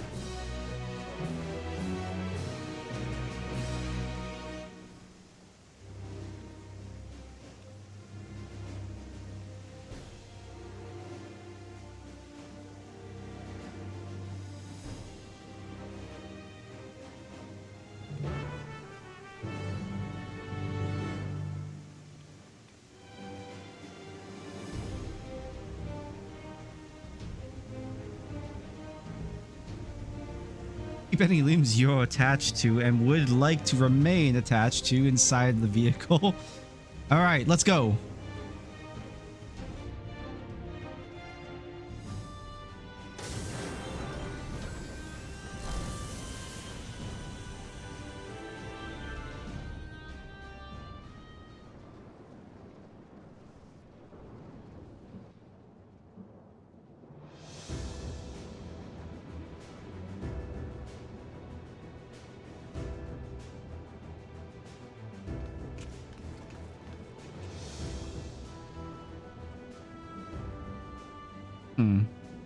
Very much Alexandrian. This is it.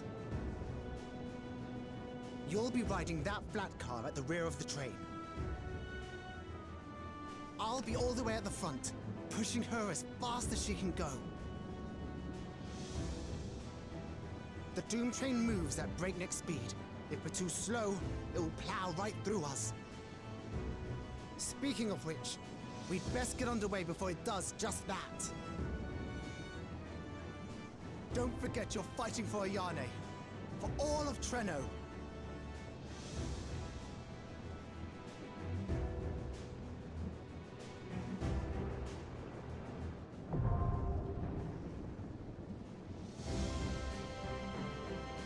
All right, time for Ghost Train 2, Electric Boogaloo.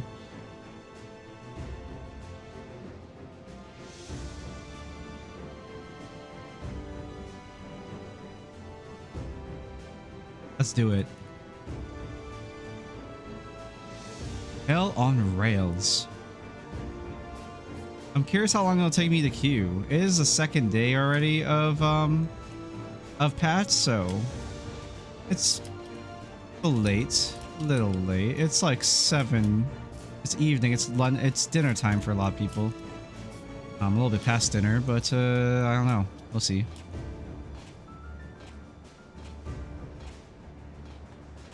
The dungeon queued like basically instantly, so I'm curious how long it'll take me for the Doom Train.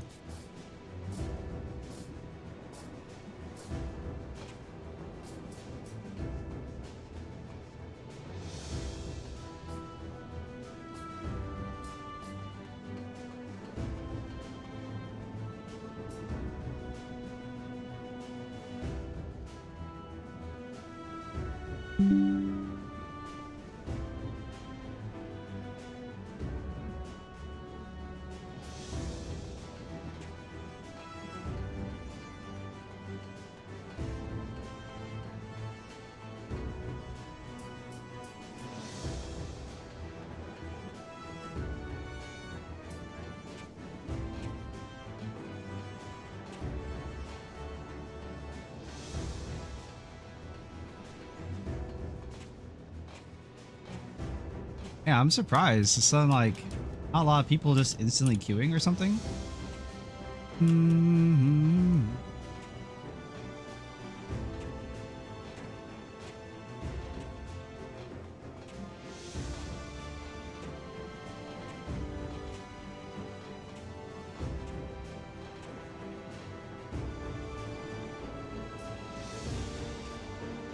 Maybe not online. He is online. Probably doing tea or something though.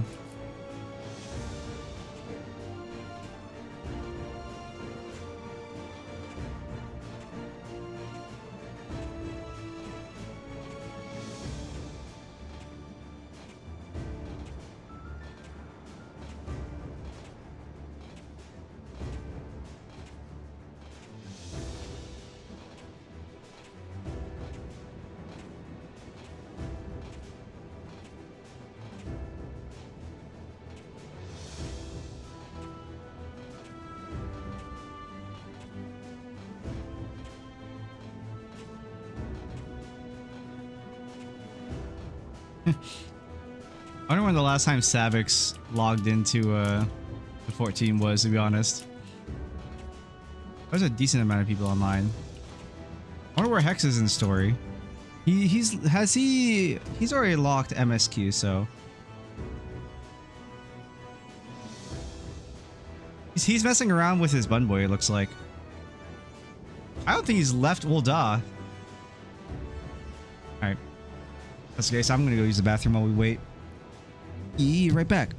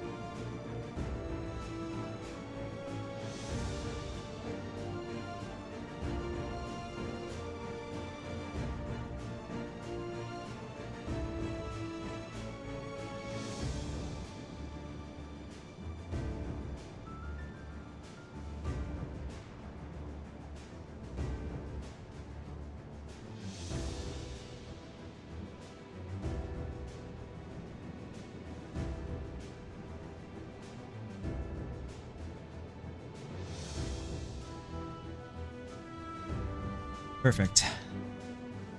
Just like League of Legends Q. I get up, use the bathroom, I come back, Q pops.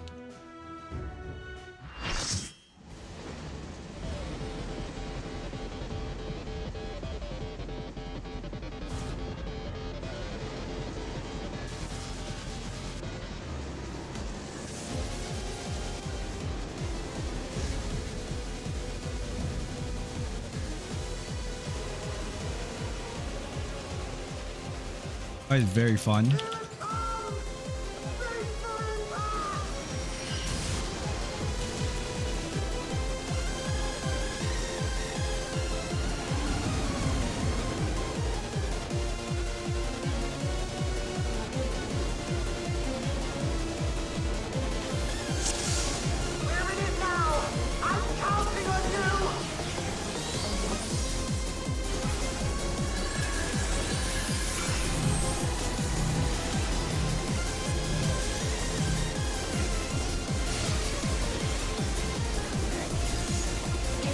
Lightning Express.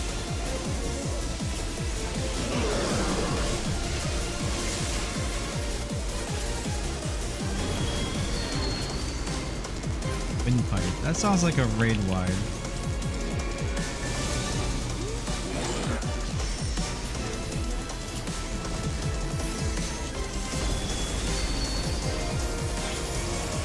Unlimited Express.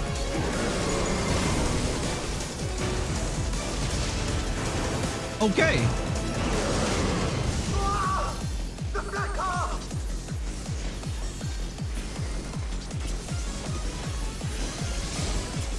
Turret!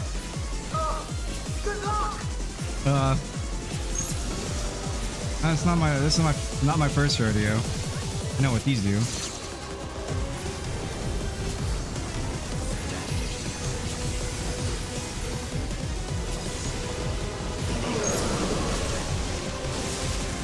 Interesting. Okay. That's an indication of knockback. Probably want. I want to be here. Oh, bye tanks. Oh, I wasn't paying attention to that sound. My first hit. Was the warrior dead? No? Oh man, both our tanks have vuln. Heavy vuln, in fact. Probably not a physical hit, yeah? Yeah.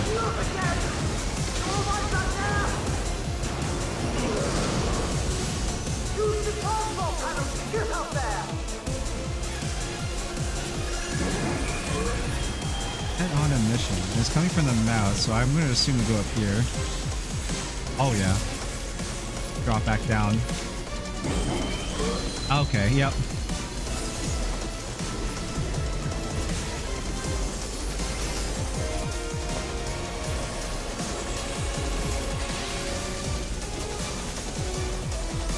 Probably up here.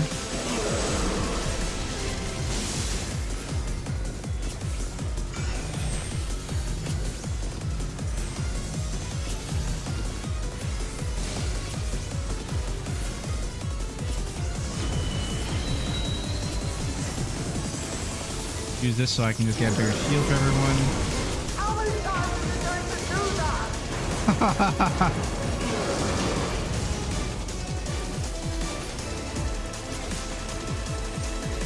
Runaway train. I'm just going to heal us.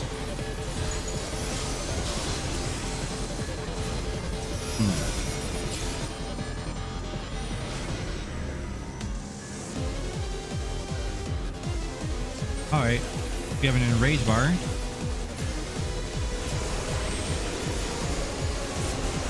Oh, that's fine.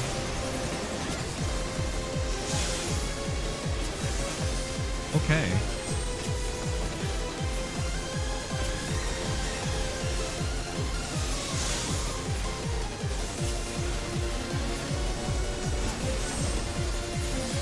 Probably this side. Seems to do it for 1. Not quite 180. Not quite 180. It'll be there. Oh, it's not doing it anymore. Oh, it is.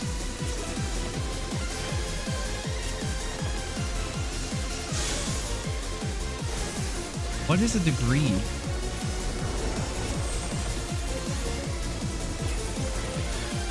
We don't need it. We don't need to do that. I wouldn't pay attention to the HP bar.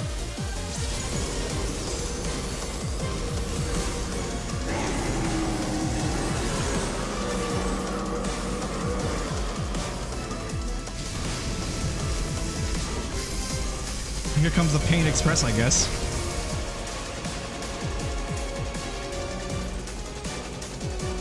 Jesus Christ, dude.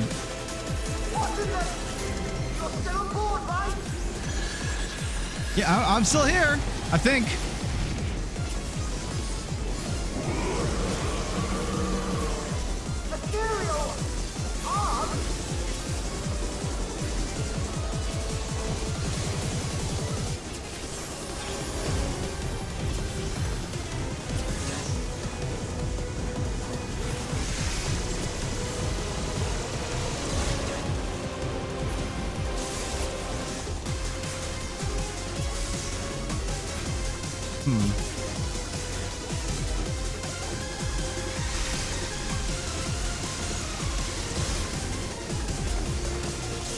Three movements.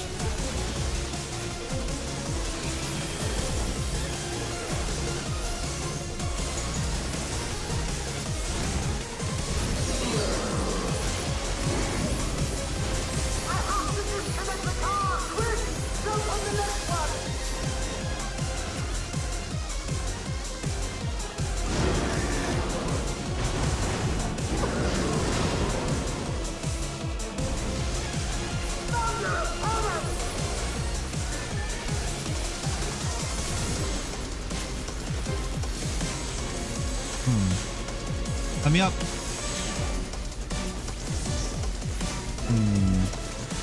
Does it still strike us? We're up here. Question. It does.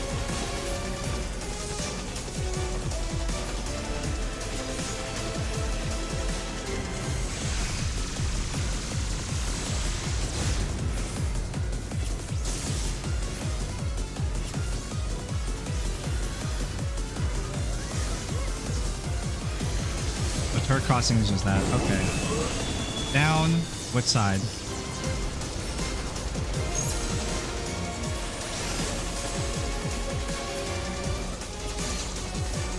Oh, he's dead as fuck. Head on a mission.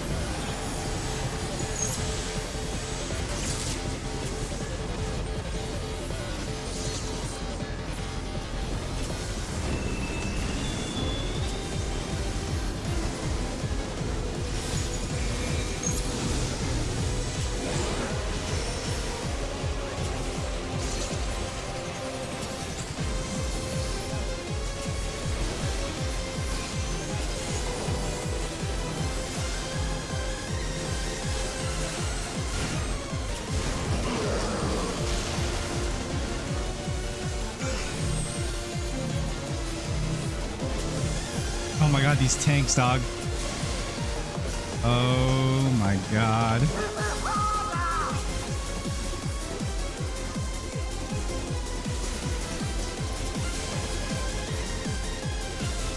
Am I gonna be top left safe?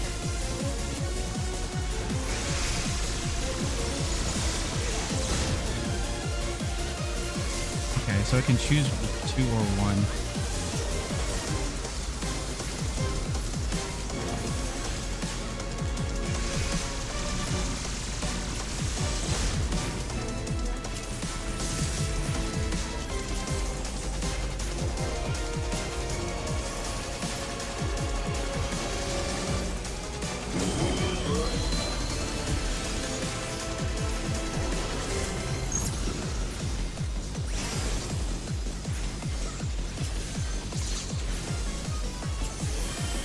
Holy.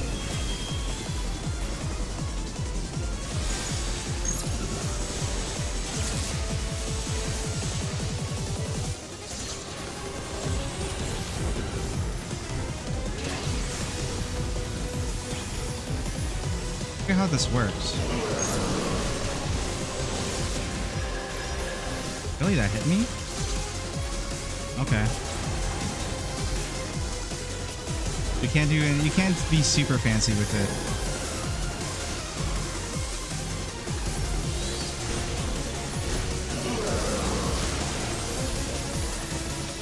I'm just gonna heal her LB.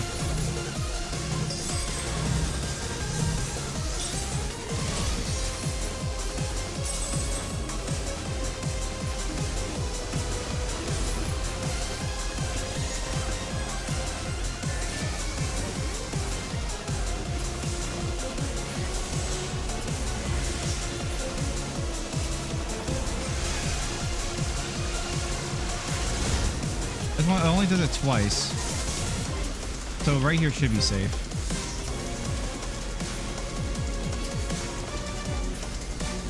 I think I'm wrong. No, I'm right.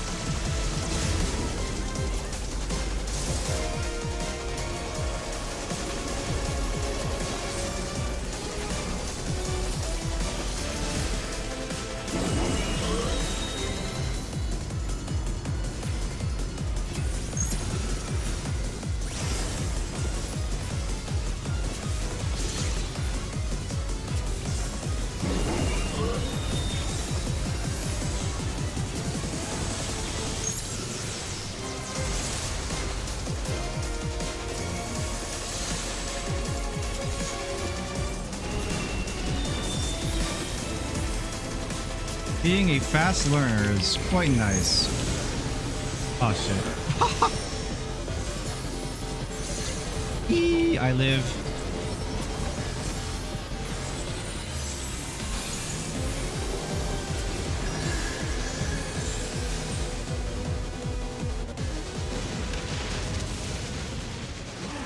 I forgot windpipe was a pull.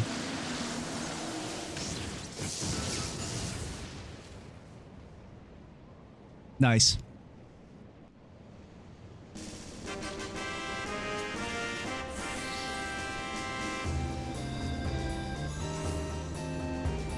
We did it, boys.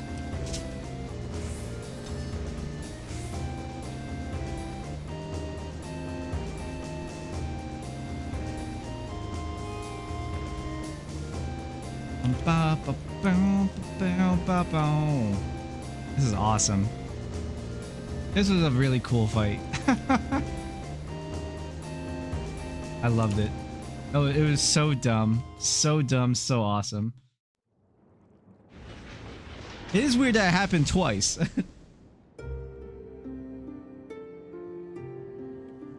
All right.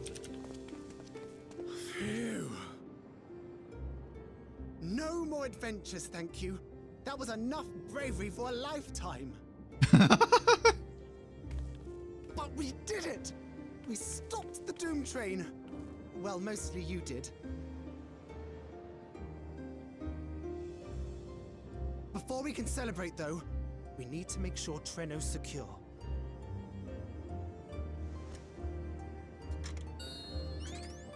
As I feared, stray beasts to the south. I've lost track of how many times I've asked you for help, but I need your help again.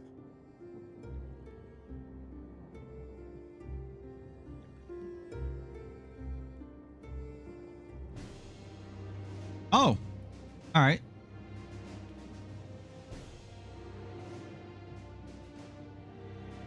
The progress of the battle. Yeah. Cool. A little like solo. What do you call it? Or time earlier.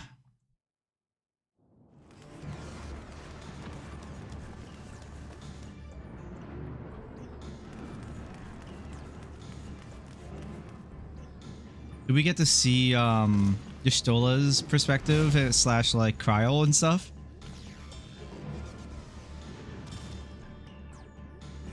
No!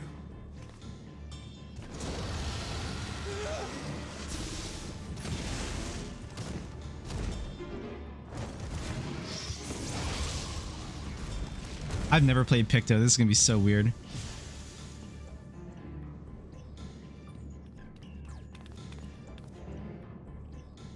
Can you stand? Yes! Thank you so much. There were others being attacked. over by the canal. Could you possibly... Of course, I'll go right away.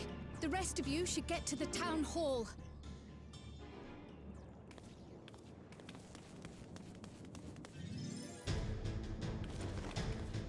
Okay. I can't leave anyone behind. I won't.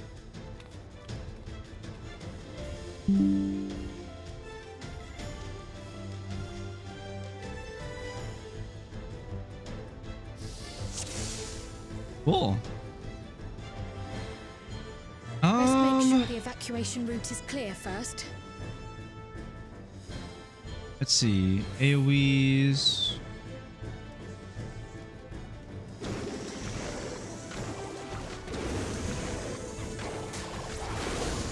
Oh my god. What's we got in here?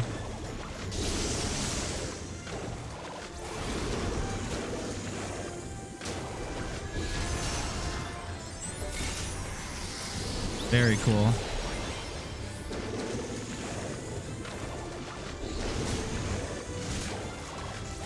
This is what I wanted a year ago. Oh yeah, crowd POV.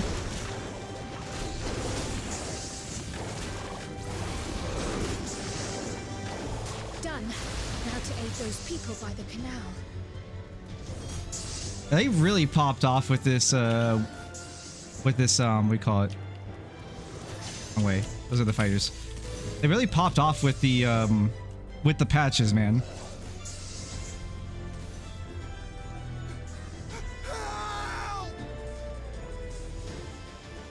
Help is on the way!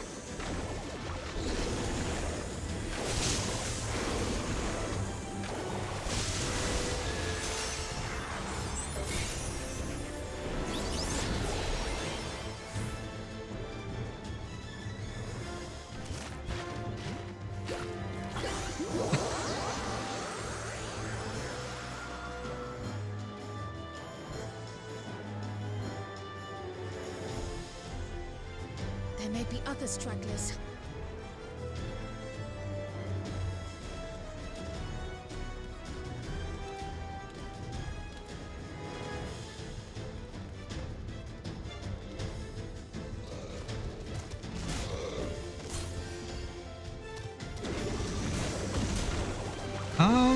How many can Cryo pull?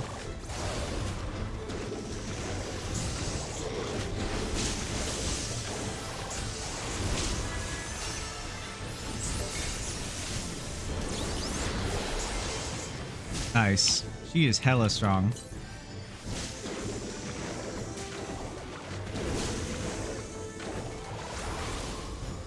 Or I'm just like only now experiencing DPS. What DPS damage feels like, because I haven't played DPS in such a long time. Also, obviously, Crow has a unique kit.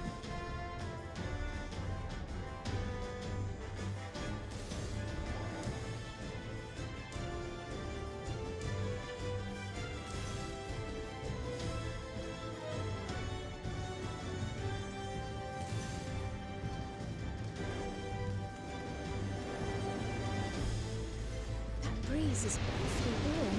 Oh no!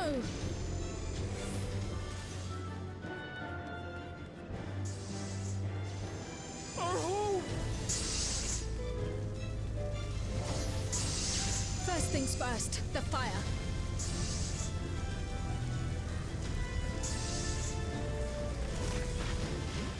To take a leaf out of Yishtola's book.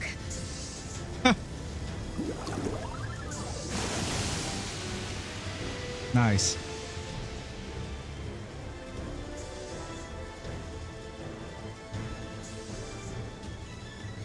I'm curious if Crowd will stay here and teach them Pictomancy.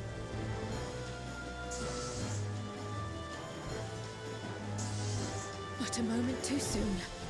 I hope that was the worst of it. Nope, the farms. Somebody help! A voice. Further out.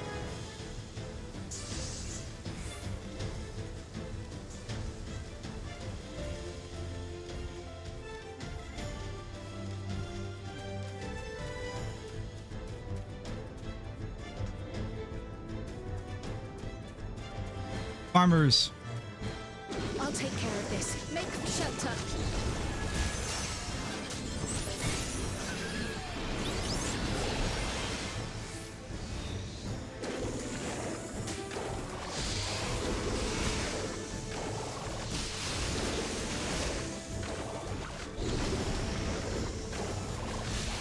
Gotta get used to like this cast time, man.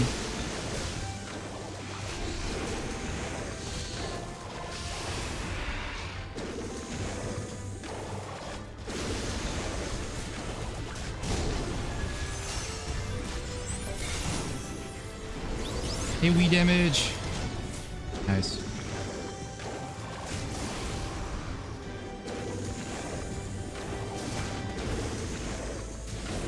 How many are there?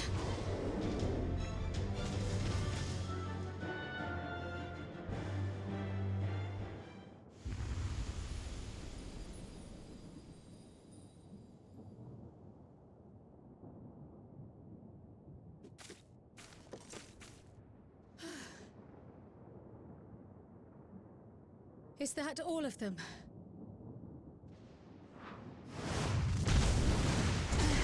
Oh, Levin Behemoth.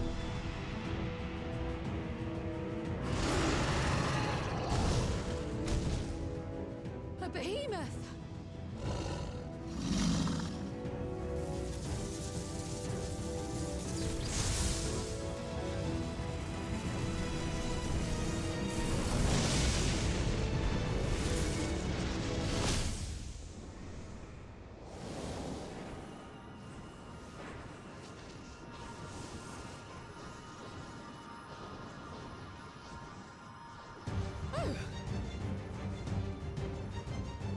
You cut that rather close.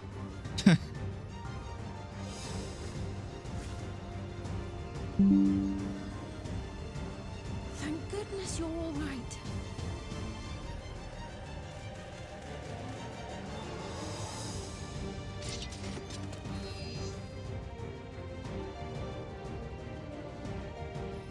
Ayane has finished the repairs.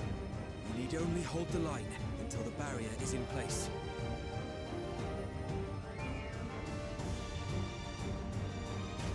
And hold the line we will, together.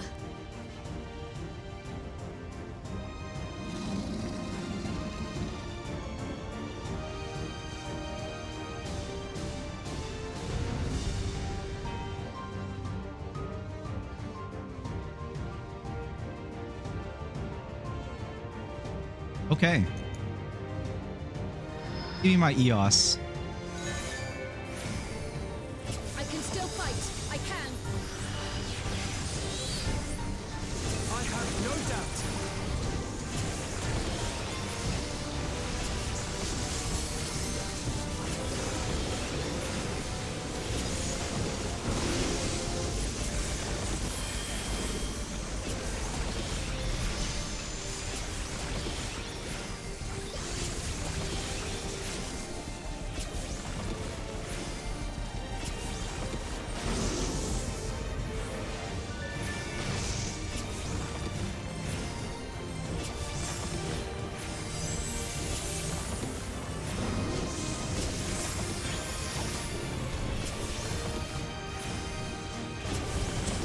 It's nice that like in these instances now I can fully use all my healing kit on them.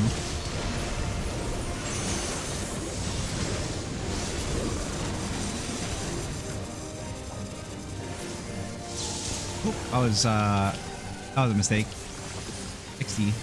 Wait, what? Oh, I'm dead. Oh, not dead. I didn't realize that him slamming the ground would also be damage. I thought the NPCs were just moving because you color me surprised.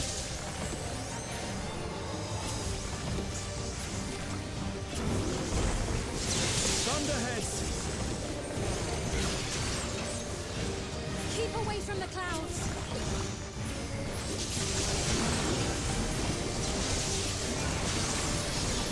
Looks like I can stand right here. I never see another storm. Nowhere is safe with so many of them.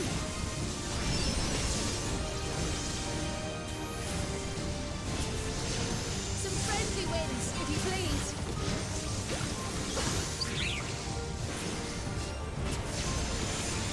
The Shroud Thunder. Dude, I suck. Oh, nice. It worked!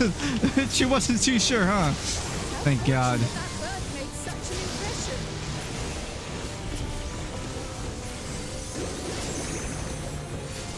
What do you mean it worked? Thank God.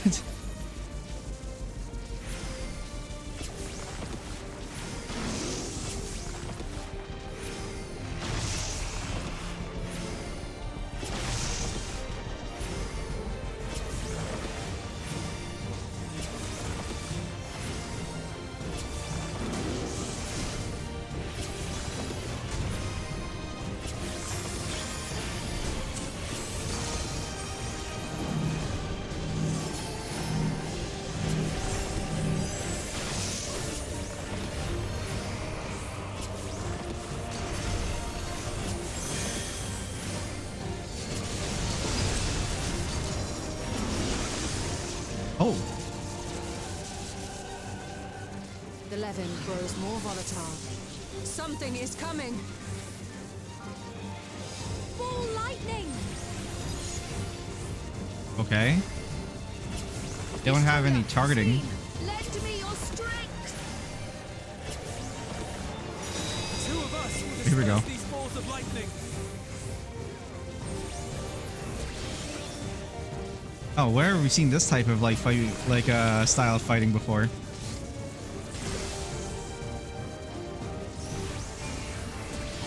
Just keep the lightning at bay a little longer!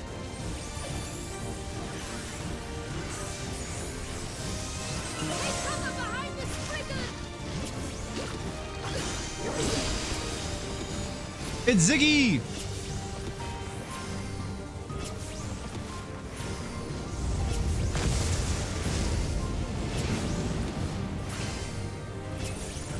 The tide is turning! Press the attack! Thank you, Ziggy.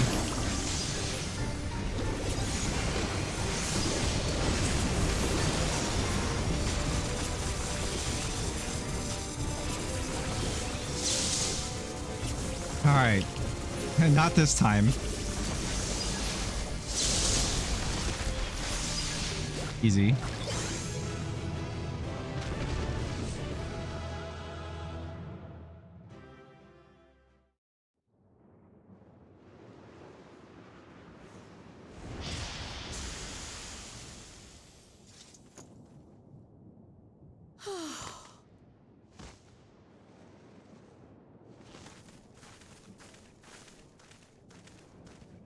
I must say, that was an incredible performance.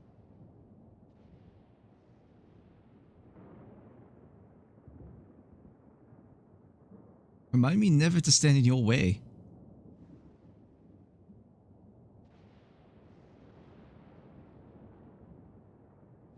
Flatterer.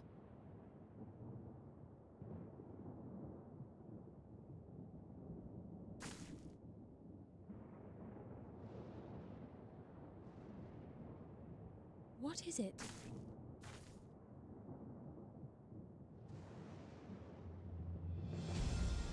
The barrier is restored. The people of Treno may rest easy once more. What? Oh. Would you look at that?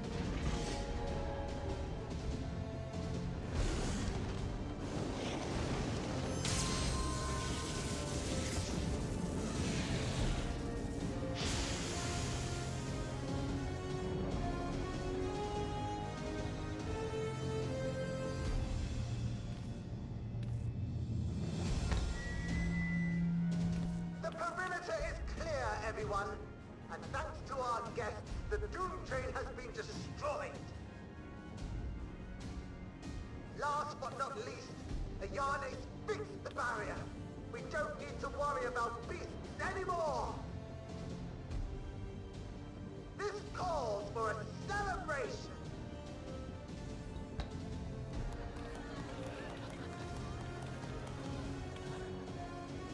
train is gone for good. That's our Ayane.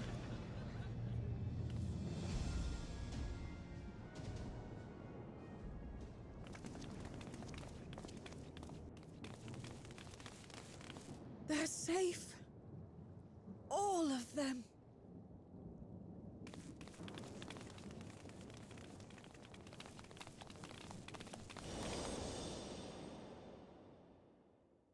Huh? Oh. Yeah, the mom.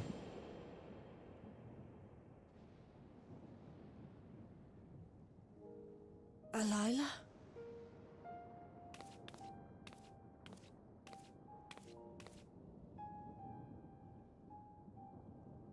Xyle. Does the name Alila mean aught to you? My mother? Did you know her?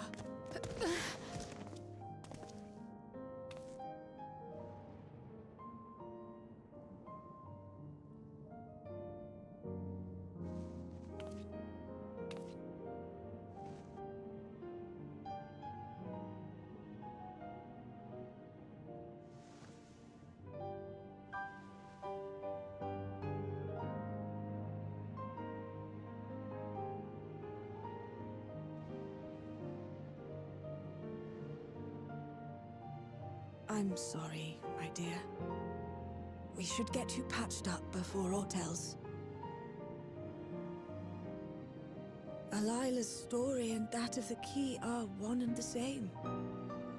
After you've rested and recovered, I'll tell you the tale. Ah, here we go. Deep lore. I've been asking this question for so long.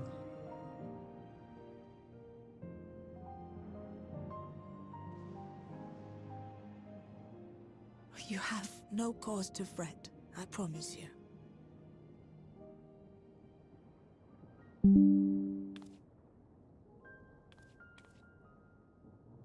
While Lummel forgot to give the order, bless him, there's work to be done ere we can celebrate. First and foremost, we must see to any injured.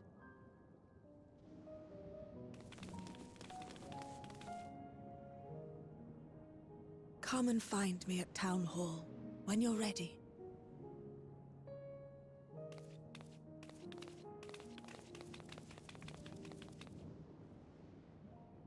Without further delay, then.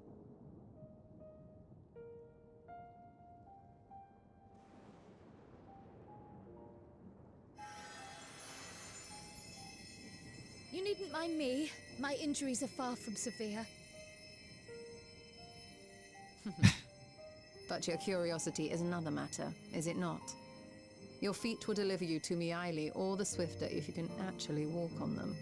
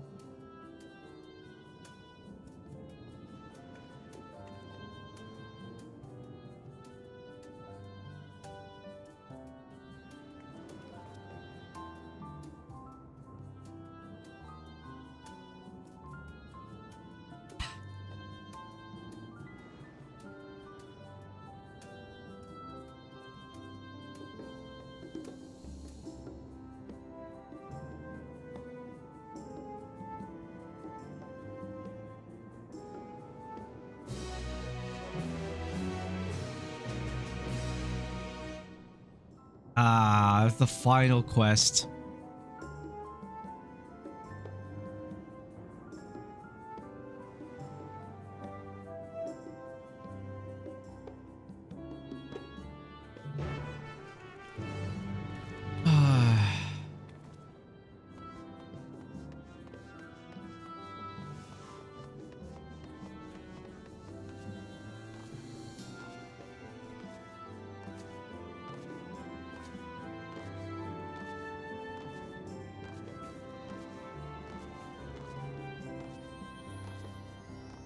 Hey, the doggo.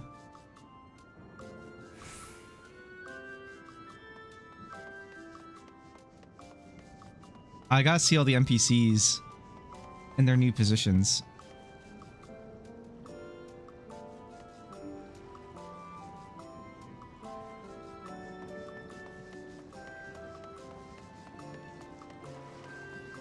Oh, there's a dodo.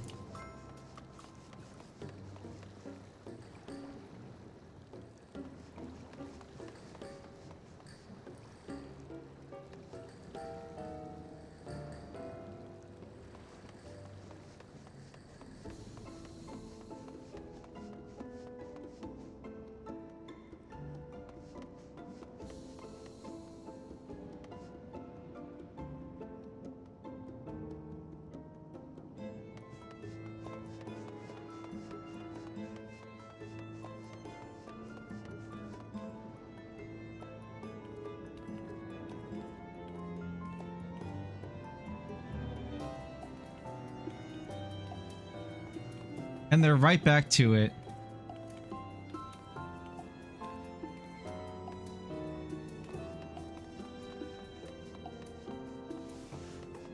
I gotta see all the positions. I gotta see everything. I gotta.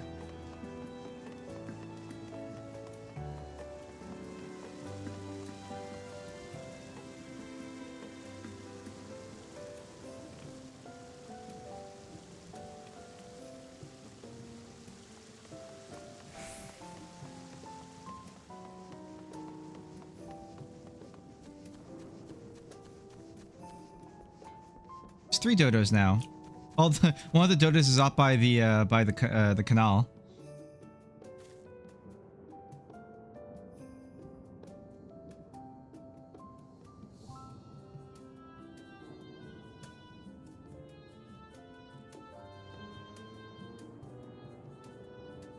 Ugh.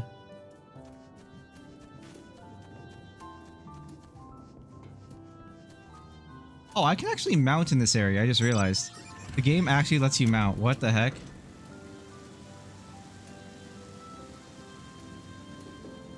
That's so funny.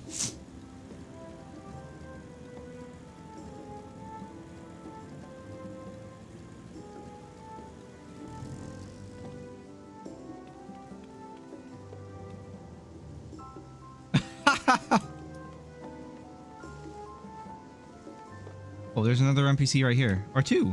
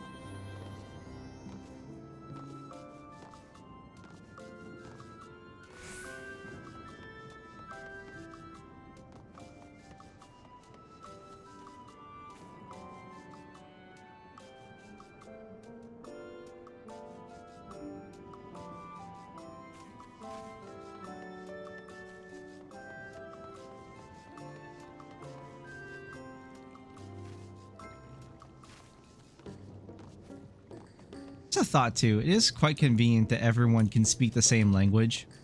Because that would be very difficult, obviously, to travel from place to place, not understand the people's language.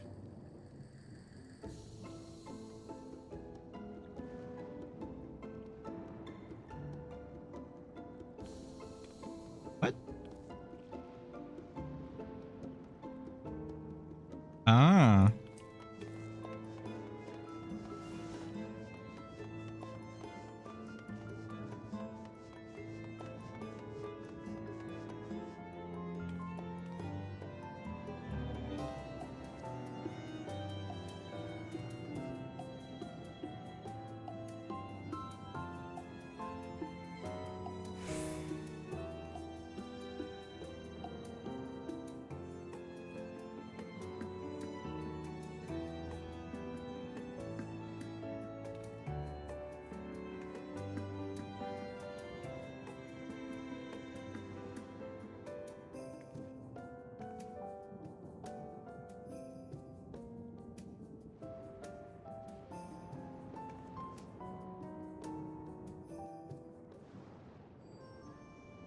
ere I begin my tale, Okay. there is something about our family that you need to understand. Our? We are descendants of the speakers of Eld, and I myself am the latest to inherit the role. But even as we do our utmost to ensure our people's welfare in our adopted home, it has ever been our duty to find a means to return whence we came. Ah. Alas, our ancestral treasure never did answer our prayers. And that left my elder sister, the previous speaker, mired in doubt. It was then, when she was at her most vulnerable, that preservation reached out to her. Oh, no weighing! The key is none other than that relic, and it has been in the safekeeping of our people since time immemorial. So Mayali is like the godmother. When lightning threatened this world, we attempted to use the key to flee again, like our ancestors once did. Alas, no matter what we tried, we couldn't invoke its power. We had all but given up when Preservation approached us with an offer of partnership.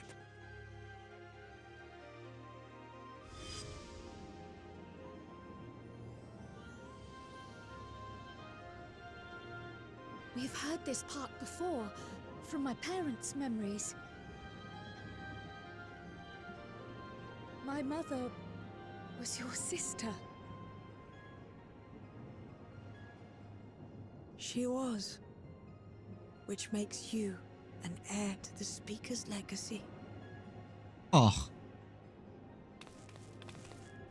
The last message I received from your parents said that in order to thwart Preservation's design, they must send away both their daughter and the key. I now understand what became of the former. As for the latter, through conversing with your friends, I gleaned with whom it currently resides. Yo. What up? And is it your wish that we give it back?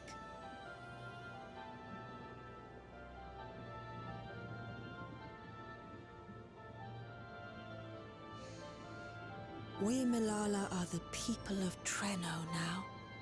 Here is where we've put down our roots. The moment Xyle relinquished the key, she relinquished our claim to it as well. But be that as it may, my sister gave up not only her life, but her darling daughter to prevent its misuse. It is my duty to ensure that its new bearer is worthy. So, should it answer your call as it never did ours, how would you use the key's power?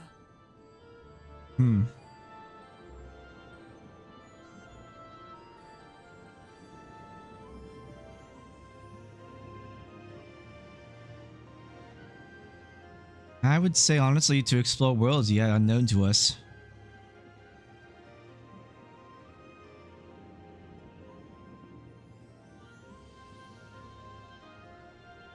For some, that might be a self-serving end. But your deeds are proof that I needn't worry. It is quite self-serving. What's more, there's your friendship with my niece. I dare say that speaks well of your character. Aunt, my bad. By the by, do you have any records pertaining to the key here in Treno? Would that we did. But Xyle took everything with her when she joined Preservation. If aught remains, it would be in Alexandria. Xyle would have it now. And so we find ourselves returned to our original course. Xyle may have made some progress. Perhaps it's time to bring our visit to an end.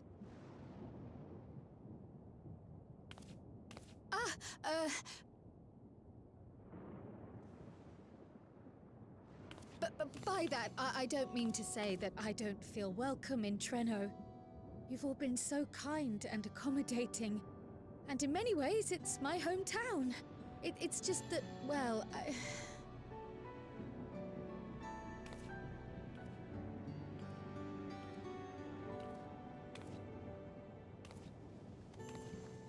It's all right, my dear.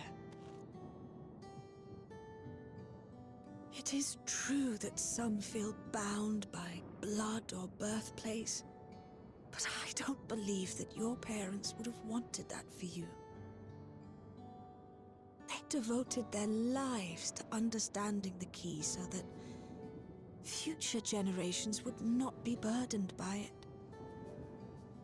As we have chosen Treno, so too should you choose the place you call home. A place where you can bloom and grow with fearless joy.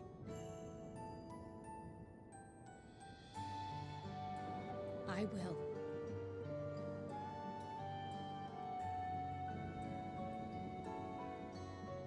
We must give you a proper send-off, though.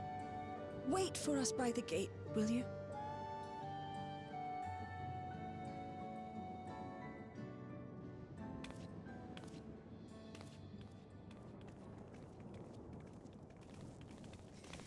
A word of caution, Keeper of the Key. We have a new title.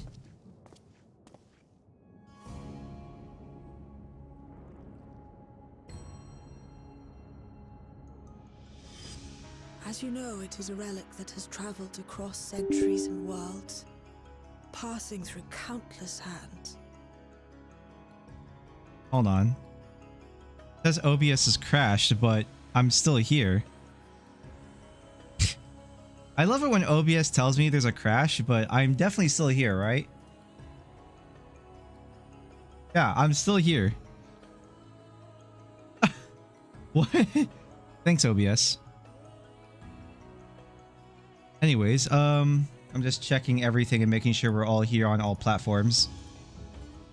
I'm going to assume we are. It looks like it. Okay, anyways.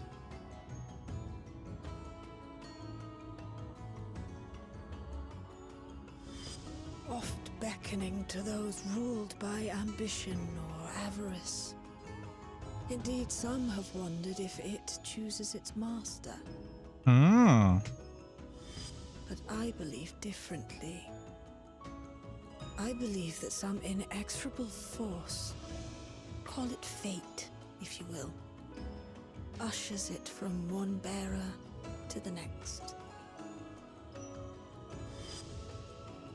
Be wary, for fate's regard now falls upon you.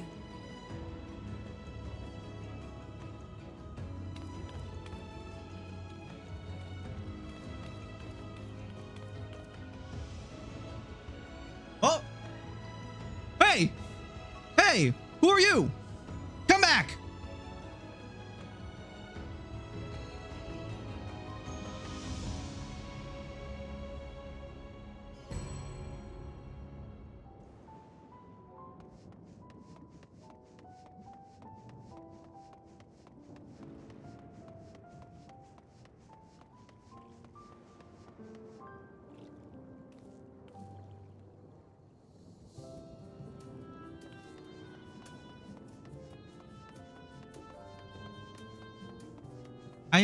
I've really doubted the whole time that there was like no way like there wasn't at least some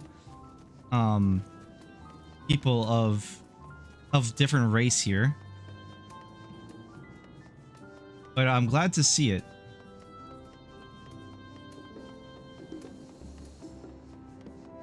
Who the hell was that? Damn it, we're gonna have to wait until 7.5 to find out. God damn it.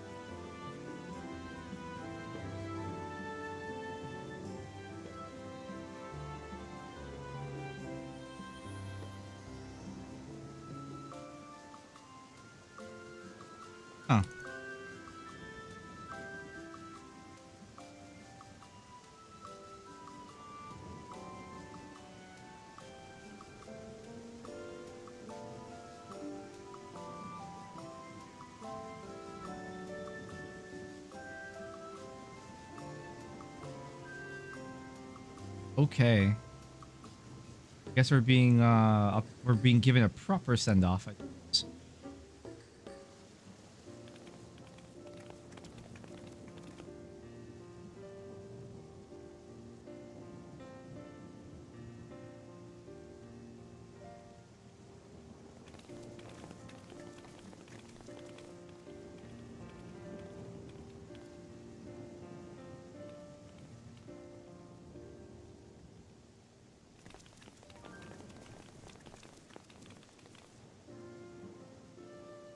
Thank you all for everything. We're the ones who should be thanking you. You fought so many times for us. I've tended to the people's immediate hurts, but see that they receive appropriate care as they recover. I still can't believe you took down the Doom Train. Just like that. You're my hero, truly. And I'm sure Mum and Dad and everyone else we lost will rest easier now that it can never hurt anyone again.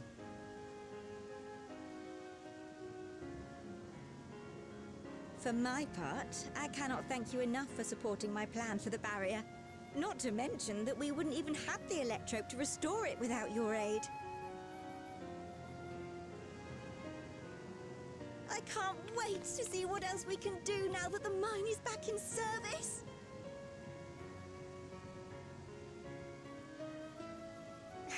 Xyle.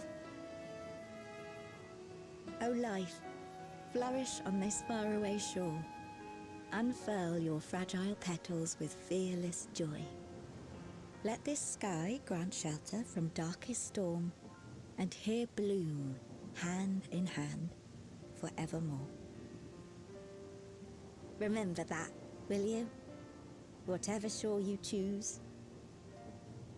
Of course, those words and our people will always be in my heart. After so long without her, I had begun to forget what my sister was like. Her face, her voice, fading like the mist. All I could remember clearly was her resolve as we parted for the last time. But now I've seen her again. In you, sweetheart.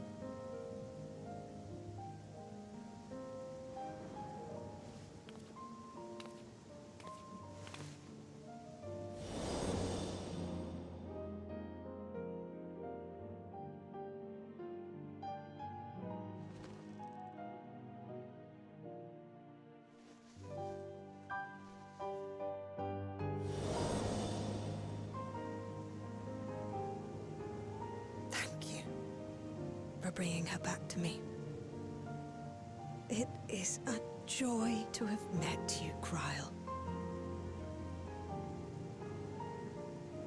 You too, Aunt Xyle. I know your home lies far from here, but to us you'll always be family. Ah, my eyes, man. Come and see us once in a while, won't you? I wonder what it will mean for like the transportation of vehicles between Alexandria now through living memory. I'm sure they'll figure it out, right? They must be able. My comrades have found a treatment for Levin's sickness, so I'll bring it to Treno as soon as I can. My, you certainly have no shortage of accomplished friends. We'll await your return, my dear.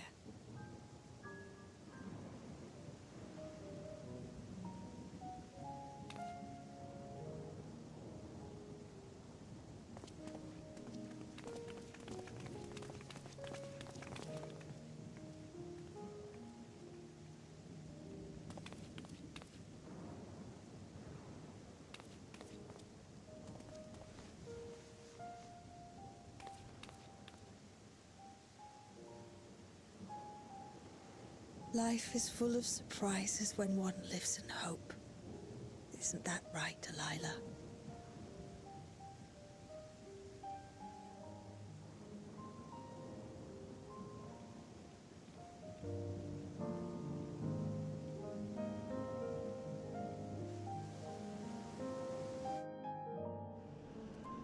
Speaking of that, I'm curious. Farmer never explained himself how he came back. Oh no, he kind of did.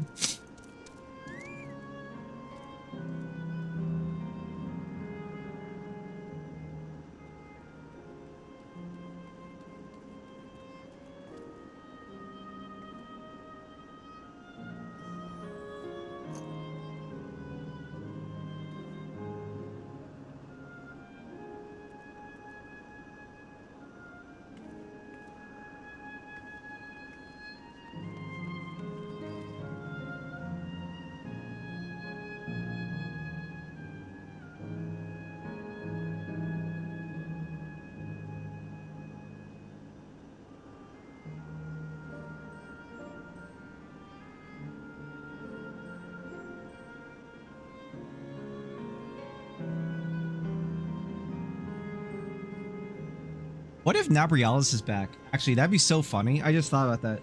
What if they brought back Nabrialis among all the Asians? Because he was just a shard.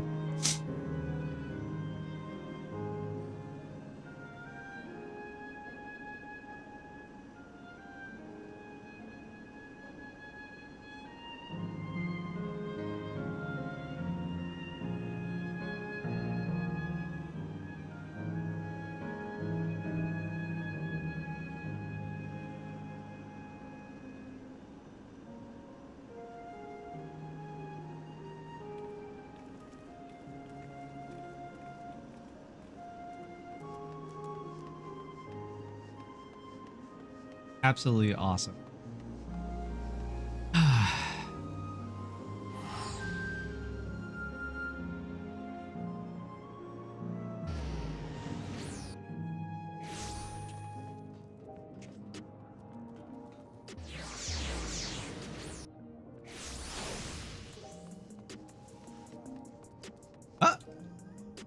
I teleported to the wrong ether. Oh my god.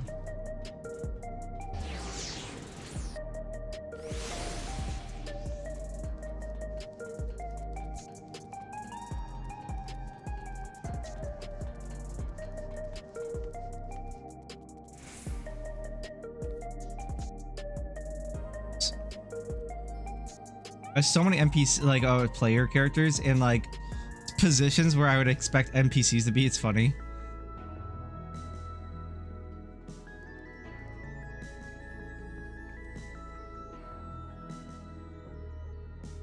This coat.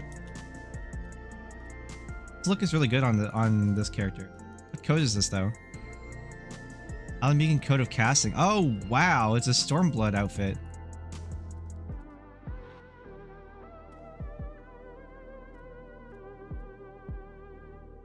And not only that, it's a really old one. That's first raid tier of Omega.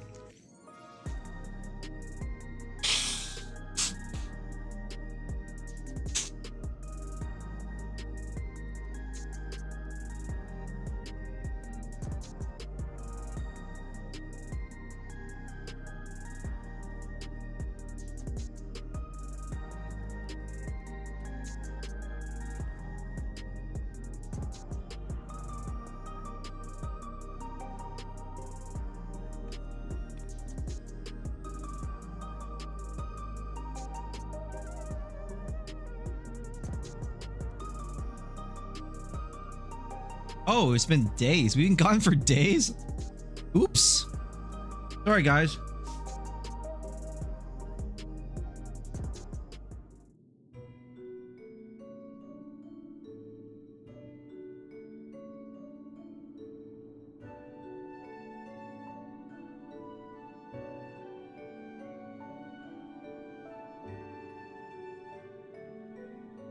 It was extraordinarily reckless.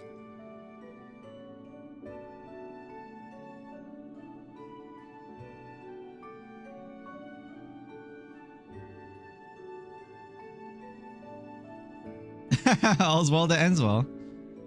Thank you, Sven.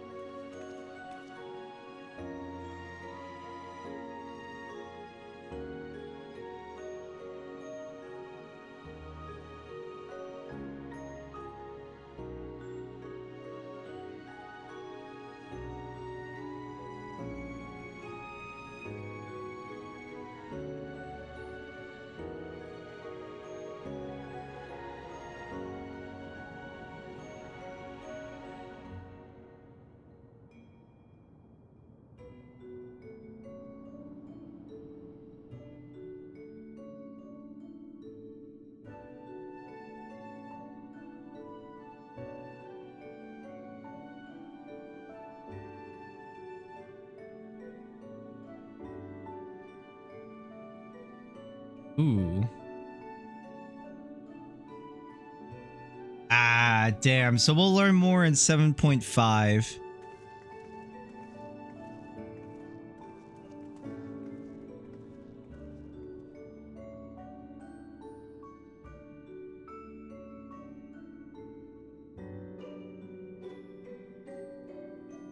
Never know what manner of hellish technology will be after us next. True.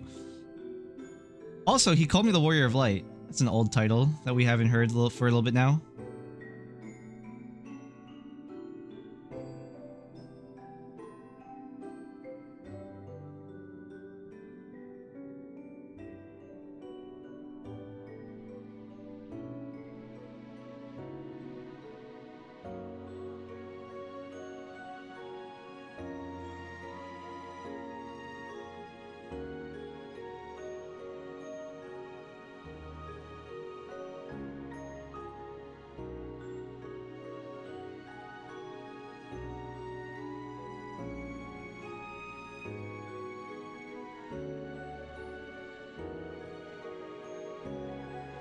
All that for nothing, Cryo, for her like contemplating on such a silly little question. I think it feels silly because of how short the patch is.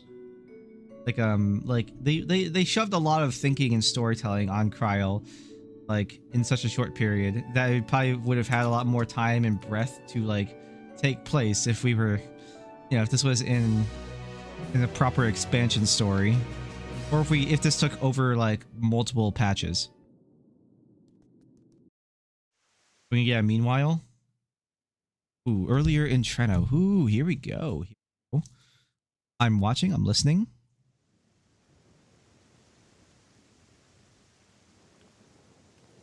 Now, there is much to be done. With access to the mine restored, I'd like to explore methods to expand our food production systems.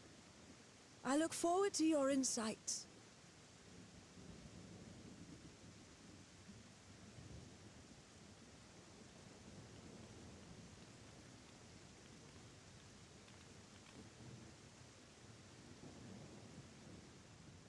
Okay. Continuity of Treno is interesting. Oh, but we're gonna see more of that girl. Here we go.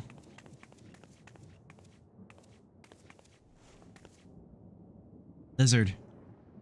Lizard! Oh, my poor heart. I only meant to steal a glimpse while we were in the area. But our eyes definitely met, didn't they? Oh, that's not ideal. Such fearsome instincts to perceive me as a threat in an instant. But I shouldn't be surprised. It's the Source's vaunted hero, after all. What? Halmerut! Oh, what? Oh, dear me! Oh.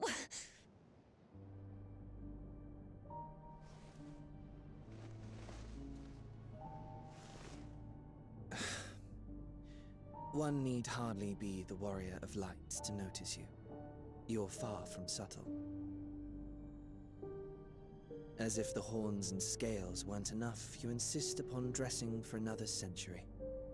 Those clothes must be as old as I am. Damn. Where is your robe?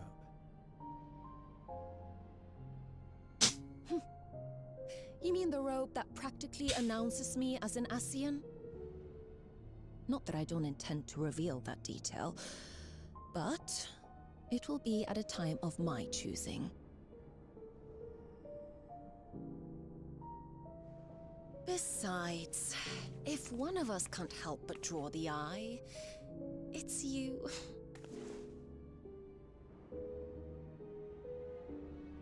Oh, Calyx, how you've grown. Calyx! Smaller, that is. And surprisingly cute-ish. Put me down.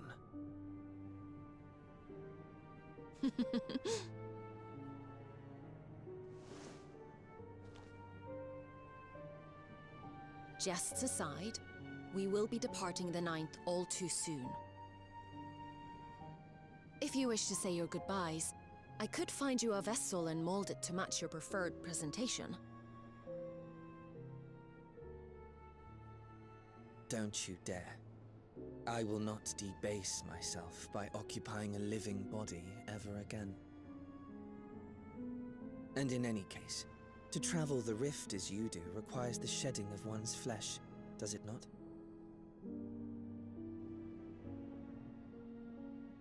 I apologize if I upset you. Your understanding is, in essence, correct. The magics cannot bring a vessel through the rift. Ergo, you must discard it and assume a form of pure ether until you reach the other side. However, that doesn't mean you need discard everything like so much refuse. Using fissures such as this, one can easily send small amounts of matter between reflections.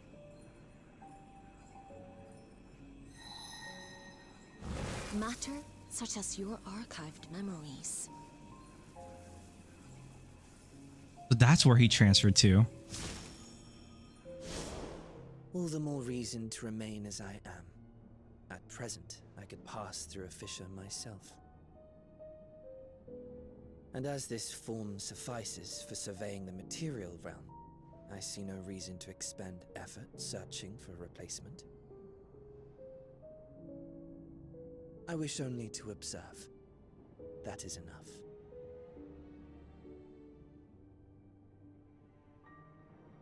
Very well. I shan't press. Nevertheless, odd though you may look, I would encourage you to bid farewell to those to whom you have attachment. For now that you failed, unless our hero changes course, this world is doomed to die.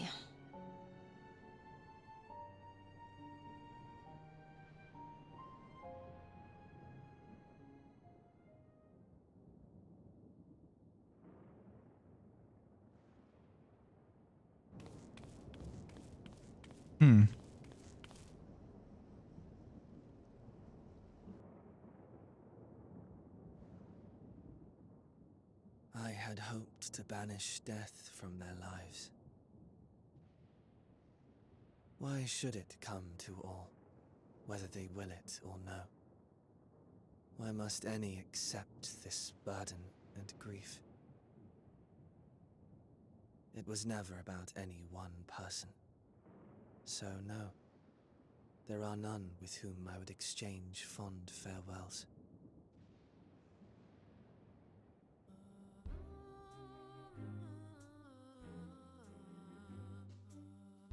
But so long as mankind yet survives, I can hold fast to my faith. That my life's work might again bring someone salvation.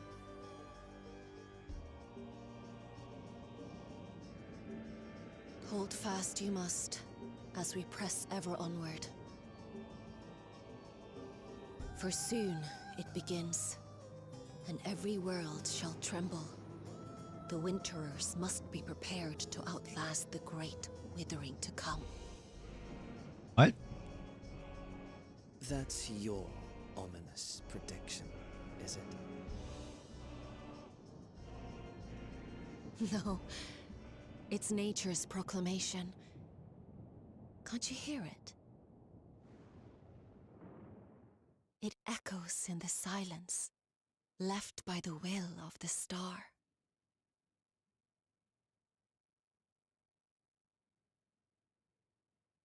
Which star?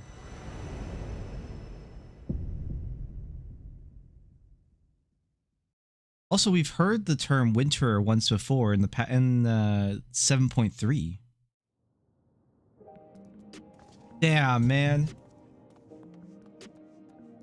What the fuck?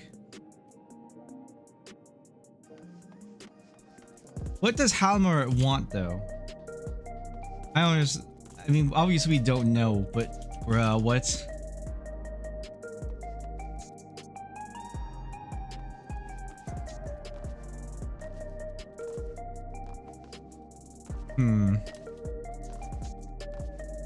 Great chilling. I mean, it sounds a lot like the plot point of what the Aos said. Or Aeon. Aeon? The one alien faction that Y'shtola and Urianger J sacrificed themselves for during Endwalker. That one day all like everything will just end because there will no longer be heat in the universe. In this sense, it's talking about etheric. I assume it's talking about the etheric waves, and there's a severing in the course of connection between ether of the world of the entire universe or something. Which means that next expansion potentially, and I've been saying it for a while, we will eventually fight Celestials. That's the only place we can go. The only place we can go is up. We have to start fighting celestial beings in order to solve the world, essentially. That's the only thing we can do. Now, I don't think that'll be a major plot point come 8.0, but I think it'll be more and more talked about. One day we will fight true evilies. I would like true evilies to be an entire raid series.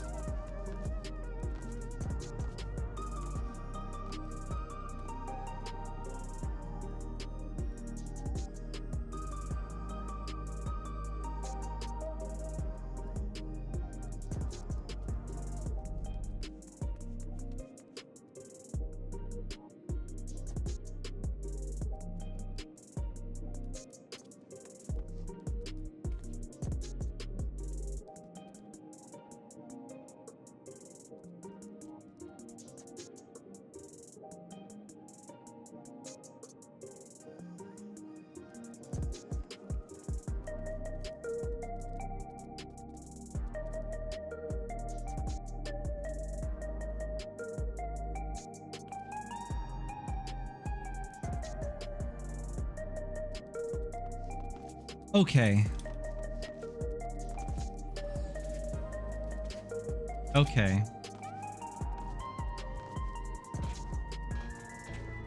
7.0, or sorry, 7.4 is done. We did it. It's over. It's over, boys. Fucking J over Joseph. Fucking did it.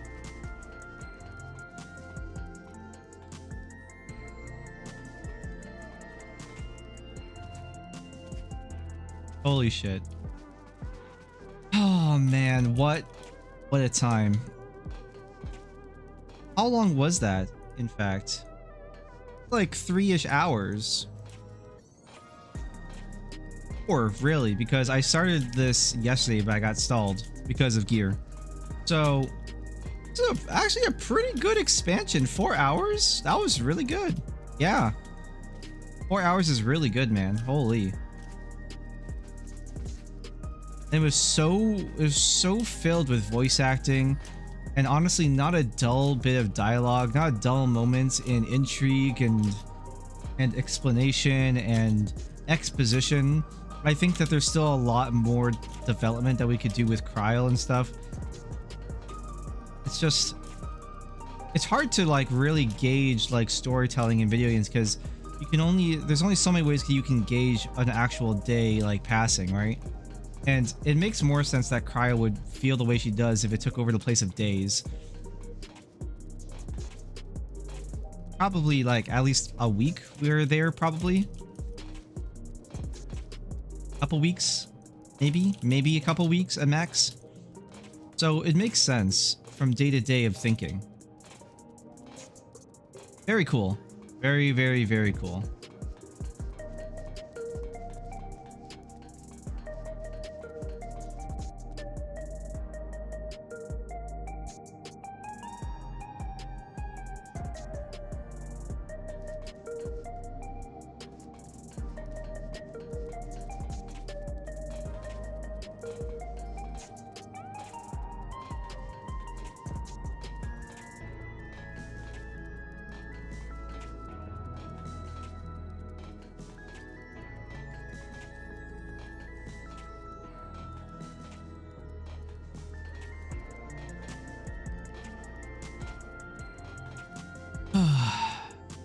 Sorry, my brain is like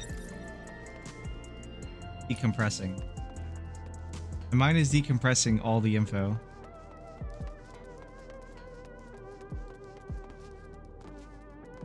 A lot of forefront storytelling. Also, I can't quite tell where this voice actress is from. It feels like a faux Irish accent or something.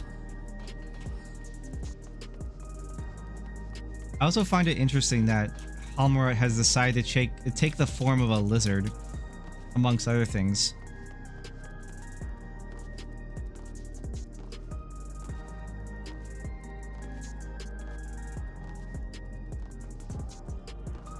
But to be fair, right, Ascians are capable of taking the body of whoever which they choose, whether they be living or dead, when they can reshape and reform or reanimate corpses long past. Based on, I assume, whatever compound, like whatever their etheric compound was, they could basically reimagine, if not completely restore, a former character's look, person's look.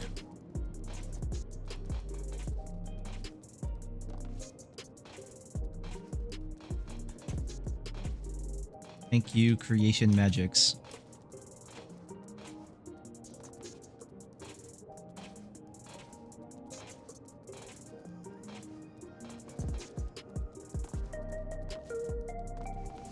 So what? The next story is like what is like the theme? That's something to think about. What is the theming of this next like expansion series of storytelling? I'm wondering.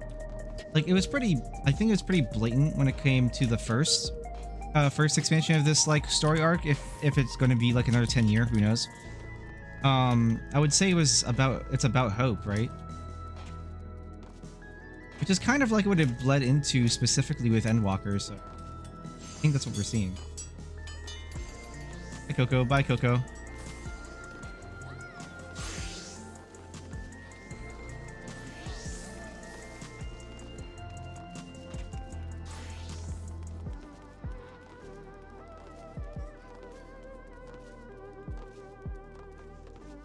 Okay. Oh, jeez, man.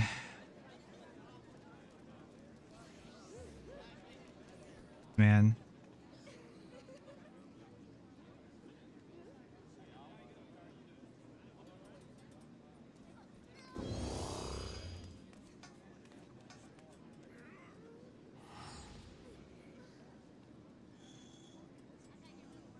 MVP, MVP. You were really holding that one in, huh?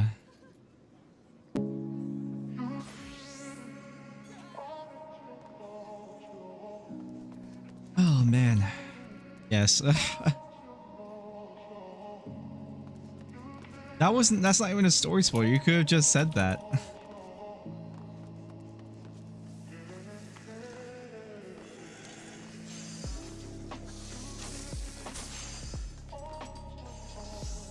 But someone asked, what did Xyle do? Wait, did I say that?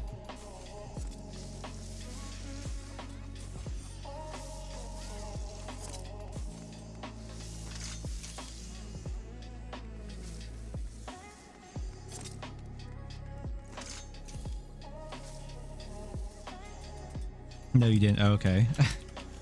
I often forget what I say. Not sometimes. I often forget things I say. I don't know if I said that or not. Oh man. Someone said that to me, and that was my hold. I was giggling. Understandable. I'm very, very happy with the storytelling of the 7.0 patches, or 7.1 onward patches, like the patch story, if you were.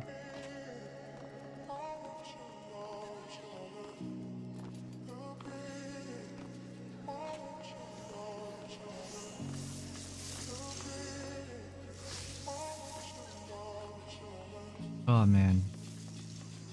Happy. It was a very, very good patch story.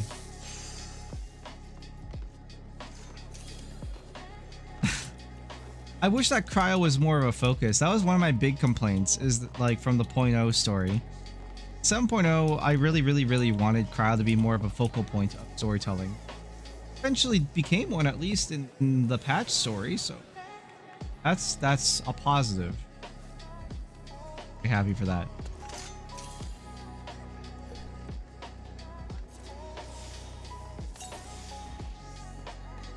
See what I'm at. I'm gonna do a assist test. Can I just use this macro? Me too, I was mad. Yeah. I just thought there was just so much mess. I can't remember who said it to me. I think Kane said it. That Wookamat wasn't even supposed to be part of Dawn Trail, and it was supposed to be about Kona. I think this is like this was a fan theory. Wasn't Kane? Was it you who said it? I don't think it was you who said it. It was definitely a guy's voice, I swear. At least I think it was.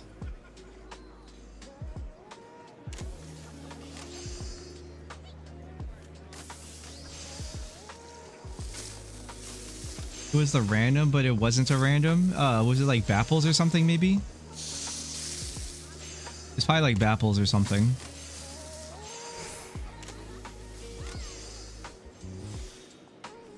Yeah, it sounds like Bapples.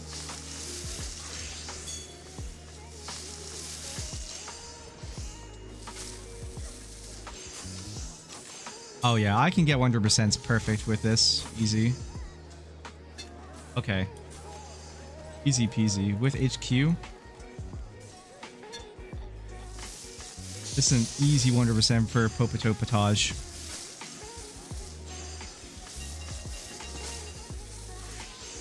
Yeah.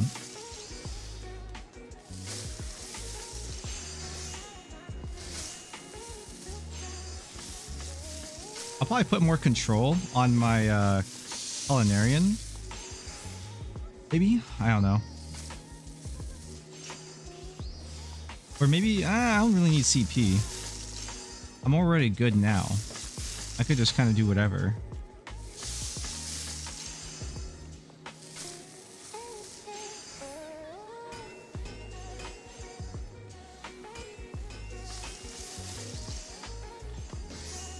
Can only be used once per synthesis.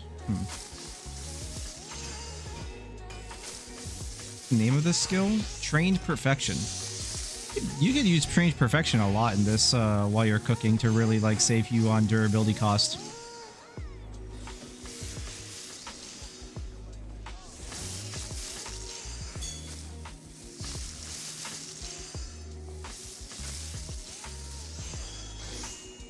Nice, look at that. A perfect 100% easy peasy lemon squeezy.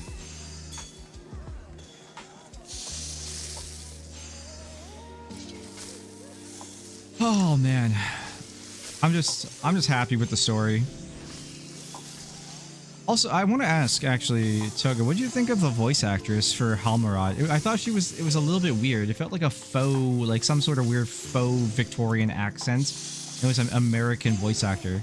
That's what it sounds like to me. And it sounds like one of those voices of a voice actor who's like a voice actor who does like anime dubs or gacha games. Like, you know what I mean? Like they're kind of eating their microphone a bit, and it definitely sounds like they very distinctly have an over enunciation of the English language, which is very common with Californian people.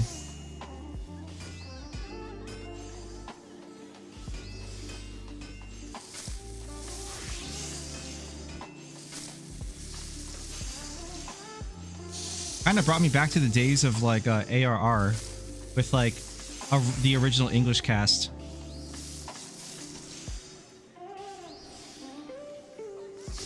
Yeah, that's what I think, right? Because it's still Jonathan Bailey, but he sounds very tired because he's in Wicked. So he recorded 2 whole movies and he's doing Broadway, so he's fucking dead. The poor man he needs rest. The man needs to rest.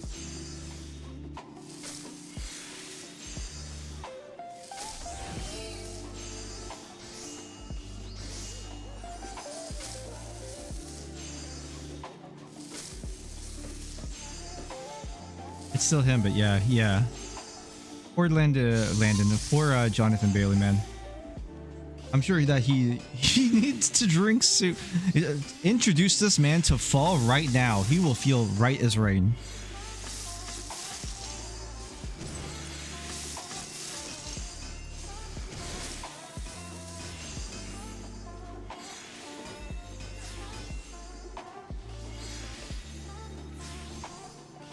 Minestrone? Oh, minestrone wouldn't be too bad. Be nice. I can't remember. Togme, have you had pho? I feel like we had this conversation a long time ago, but I can't remember. You know, I think that was like I know you've never had it before. We really need to go sometime. Also, yes, I love pho. Okay. Minestrone is your favorite soup. Okay.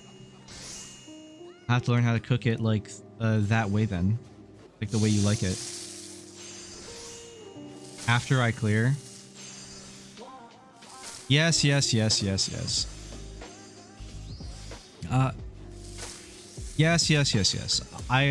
We clear you in top, and then I can come visit you and clearly we'll have all the time in the world to do whatever. And then you're gonna say, oh, but actually, I'll after this. No, after this one. Let's get you that clear first. We'll just worry about the clear. At this point, I'm used to you just saying no.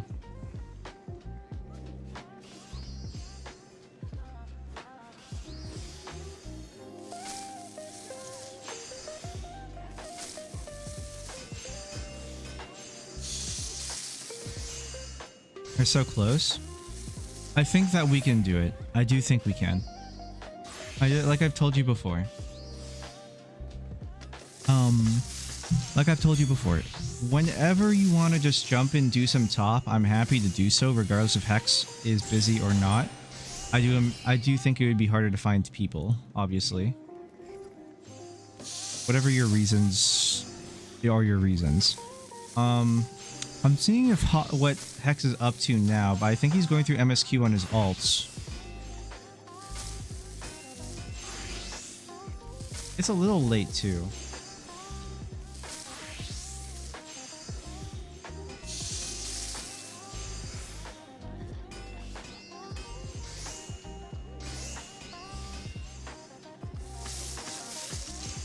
Ether is locked? Oh yes. Are you, is it like you're completely locked out of Ether now? That's really surprising. You were kind of holding yourself hostage on Ether for a long time to do top, if this is what I'm understanding. You just straight up cannot data center travel at all.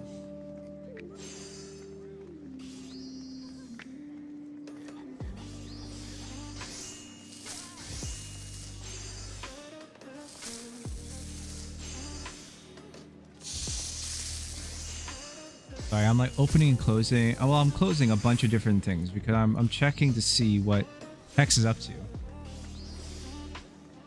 Looks like he's just crafting right now. I had to go back to clear my clear space and save my home. Oh, okay, fair enough.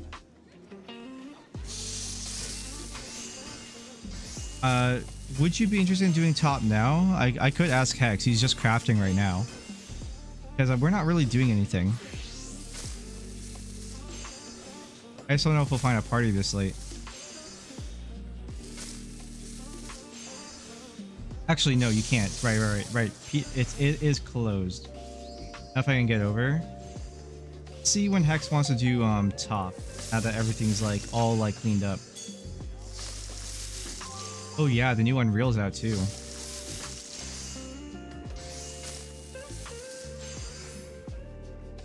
There's no parties for top right now, which is kind of surprising. But I guess like it might be that way because of Christmas break. Lots of new content. Yeah, I mean the Unreal isn't going to take too long though, and neither will the Extreme. Extremes go by really fast.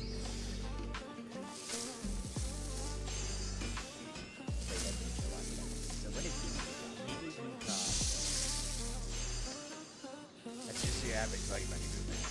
So that you can ping pong with me and make a victim? Do I get to be the menace for once? Is that what you're telling me? Not the victim?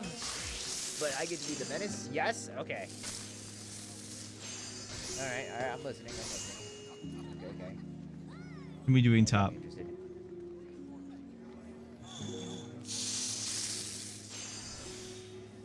Wait, where'd the homies go? It's just I got a tiny big client. You touched new content blind? I haven't gone in yet. Wait, what? I beg your pardon, but what? Adam Orofarm, Born Again. Wait, Born Again actually might be sick. Wait, I fucks with that. X?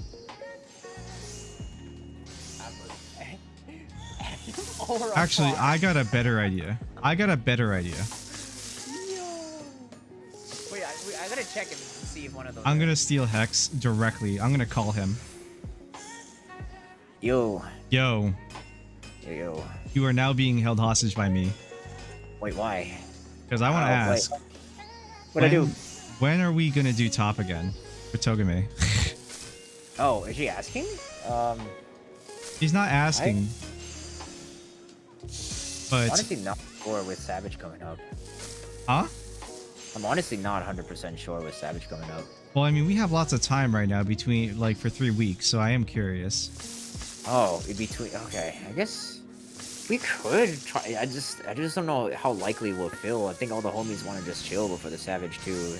So if we put it on Party Finder, what are the chances it actually fills? You know.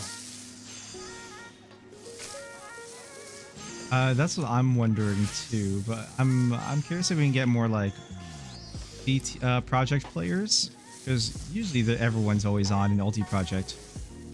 Yeah, I wonder if the ulti project folks still want to do ultimates at this current time. That's true. I was thinking just doing it after Savage, but if I can somehow find homies, then yeah. But no promises there.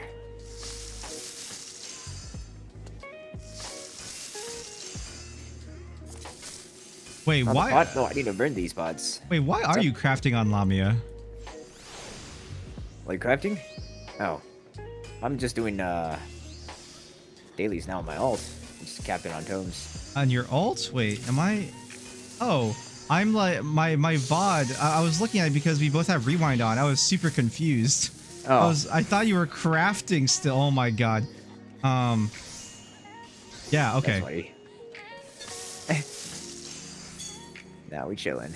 Yeah. I was on Lamia because I wanted to give Ellie the Dragoon stuff. And she was giving me tome mats, so I can give that a Q. So you're just hanging out on Lamia now? Yeah. Okay. Wait, can we get... Yeah, I'm still on Ether. Are we capable of getting a fairy party? Or sorry, not fairy party. That'd be impossible. Can we get a... Can we get a primal party? For top? No. Doing ultimates in primal? No. Wait a second here. Bring it back, boys. We're bringing back UPR.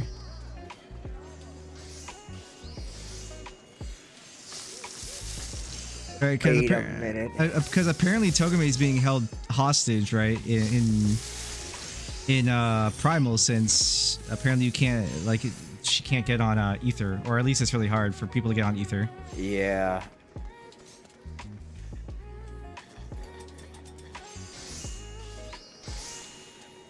I wish, please let me stay home. Nobody likes primal. Stay out. I even didn't like that. It's just doing ultimates on primal sounds extremely cursed. What do you mean? It's an NA server. I don't see the problem. Oh no. Doing Savage was cursed enough. Listen to Hex's curse. Wait, why is it cursed though? Primal the PvP server? Oh yeah. Why is Primal a PvP server? I don't know actually. I'm not honestly sure. It's really good. Are we talking about like sweaty as fucking PvP? Okay, we're talking about actual PvP, not just people killing each other in Savage. Oh yeah. Actual PvP. Primal sucks for rating, but I don't understand. Okay, well I could assume why, but why? It's overall quality of players. Oof. Okay.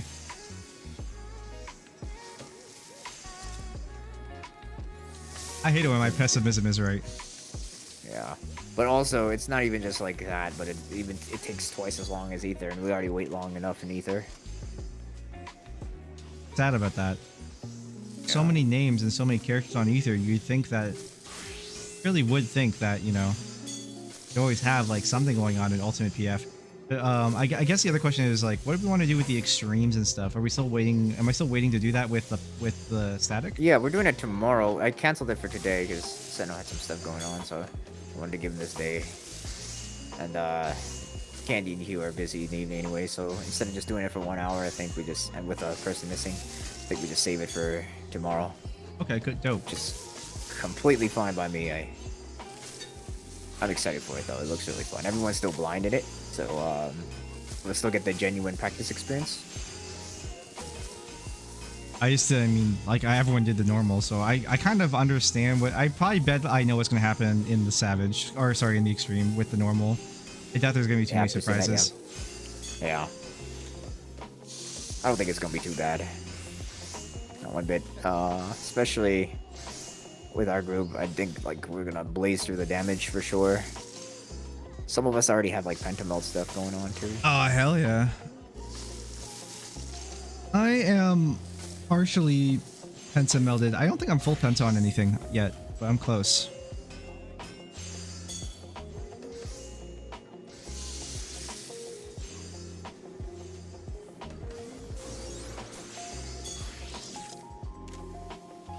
Then I guess, fuck me, man. I don't know what to do. I'm bored. I need combat. I need violence.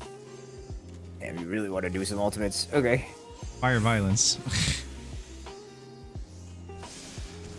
I don't blame ya. I do want to do some ultimates. Okay, I'll see what I can do. No promises yet, but we might be able to sneak something in. I mean, we have a lot of time. It's just my only concern is I don't know yet when I will be gone with my family. My dad gets off on, what day is today? Thursday now? Thursday now. Okay.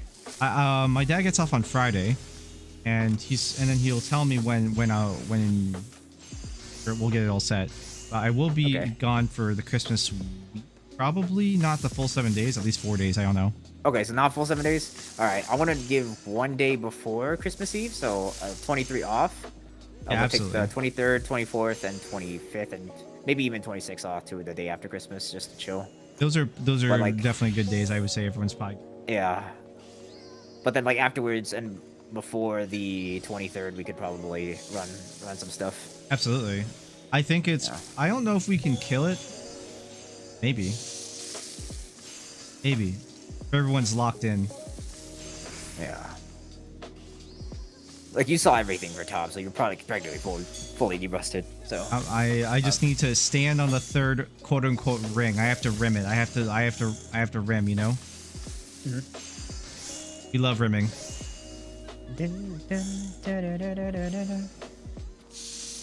That was my only problem there, and yeah, it's always north, south, distant, west or east for near, 3, 4 near, 1, 2, 1 far, 2, or 1 far, 4 close.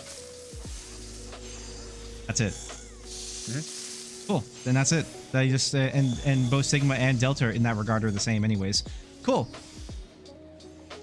And one goes with the chains. One goes with the chains because one is away from the one is away from distant. Yeah. Okay. Yeah. That's one. That is typically the prio, but people use body language to communicate the chains oftentimes. So like you'll have one of the chains just move up and move back real fast. So kind of like DSR tower prio. Yeah, there's so much time. They'll just stand in like both chains will stand on either side of the one marker player, and then that's it. Yeah, exactly that. Yeah.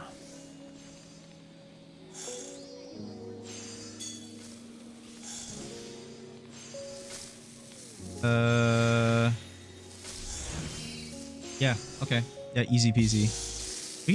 I don't know if we could get probably Mango and Togami together even. That would like solve. Oh yeah. Because we'd have a I'll black look at mage Mango. and white mage. I'll Mango? poke Mango and see if she's actually down then. Mango, is she in chat? Mango? Ooh. I think she's sleeping by now. Woman, stop sleeping. Wake up right now. You're not old. You're like probably like 2 months older than me or younger than me. Wake up right now. Yeah, she calls me a baby. Fuck. I fucked, idiot.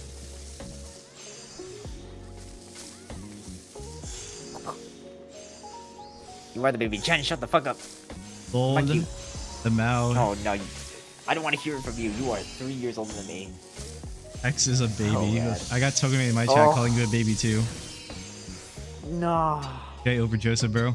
It's actually J over Joseph. People stayed the duty just to watch us box through. It's so funny. Just watch two bun boys fight. Hey? Huh?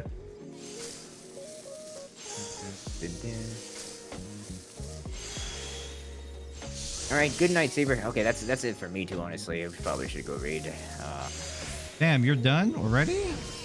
What do you mean already? I've been streaming for 14 hours. Only 14 hours? Only 14 hours, head ass. Okay, you guys continue streaming? I can raid you then. Oh, Togami's in chat. No way, Togami's in. No, Togami just called me a baby. Togami, Nope. yeah, I saw that, Togami. Omega lol. You think you're slick. And GBTV, okay. I'll be streaming for a while yet, to just kind of hanging out. Okay, sounds good. I'll drop the...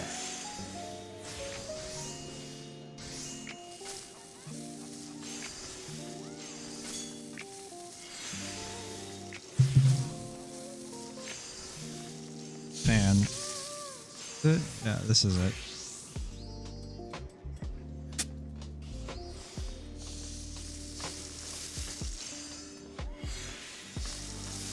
Would think that in the winter time that it would be cold. It's still really hot. At least for me anyways. It's still hot for me in my room. And it's still kind of warm when I go outside. I don't even know what the weather is outside. Last night it was really chilly outside. -4 only. For all of the Americans, I believe that's like 24 or something, -24.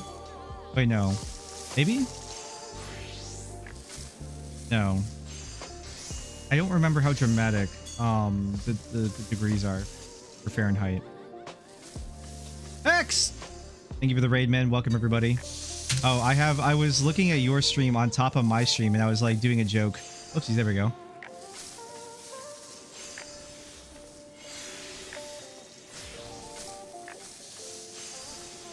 Welcome, everybody. Welcome, raiders. How you all doing? Welcome to the stream. Hope you're all doing well. Speed watching, speed stream, speed tweaks on speed. What? Out on speed. W speed.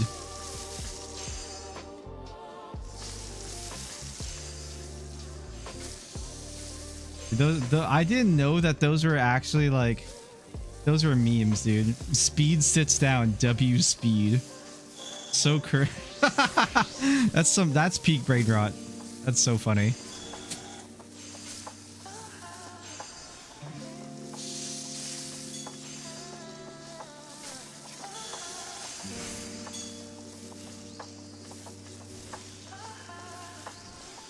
Welcome, Raiders, again. Welcome, everyone, from Hex's stream. I hope that you're having a good day, night, or evening.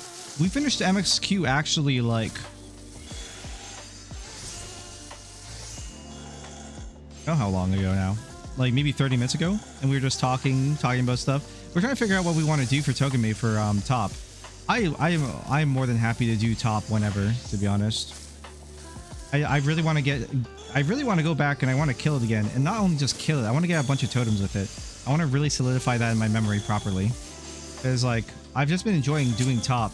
It's a much different experience now doing top than it was a long time ago. one of the reasons why I didn't want to really do ultimates and stuff was because of like my bad and negative experiences with doing top and DSR, specifically waking up all day every day and doing it, like trying to get those on patch kills. As I get older, I care less and less about on patch kills for that kind of stuff. I was doing it before because I wanted like the resume to prove that I could like be in like week 1 racing or week 1 maybe racing teams. I don't know. It's so much hassle, man. It's just I'm old. I'm getting old, man. There are people older than me who want a world race, and that's great. But like those people are very far and few between, and either streamers or they have just simply way too much time on their hands somehow. Yeah, doing top again is actually a very genuinely enjoyable experience. It's just when we're trying to prog somebody and you get tanks who don't press party mitt. That was not okay. That was certainly not okay.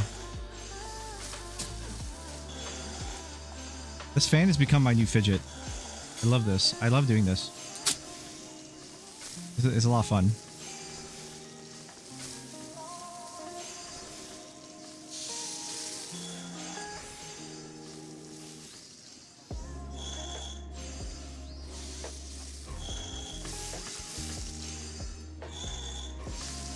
I'm really happy I found this fan again. I bought this fan for like, I don't know, like 10 bucks or something. Nice. It's actually really good for $10. Maybe not even $10. I don't remember. It's just made of like just basic plastic. And I don't know what the material here is. Weaved, I think it's like felt. Very thin weaved felt, but it's very sturdy.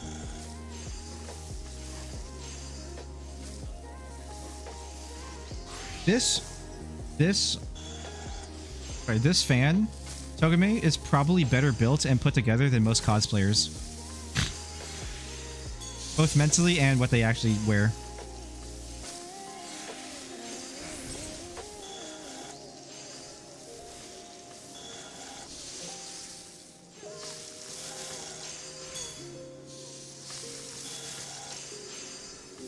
Meteor killing us? No. No.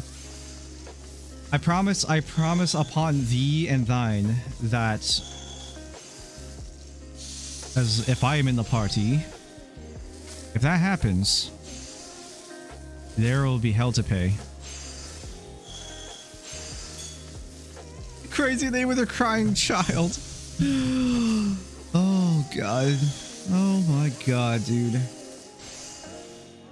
Some people, it's so cartoonishly awful. Some people would put such selfish things over top of their own children.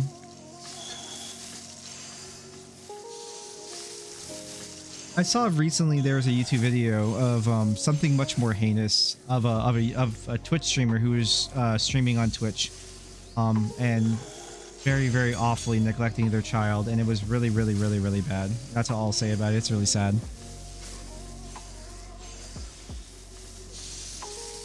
I'm just kind of sitting there being like, I am unsurprised, but like, man, it is absolutely cartoonishly heinous.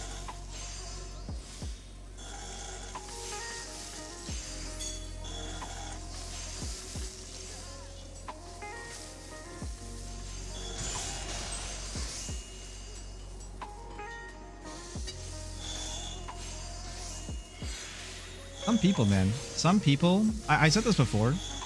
We live in a time period where some people were genuinely born in the wrong time period. We live in a time period where some of the people born today are people that should be out digging potatoes out of the ground, and that is their entire life. Or having a pickaxe or something or like a sledgehammer and turning big rocks into little rocks. We live in a world where we get to watch people do these things because everyone has, like, they have a phone in their hand. They can take pictures or videos or recordings of themselves doing stupid things.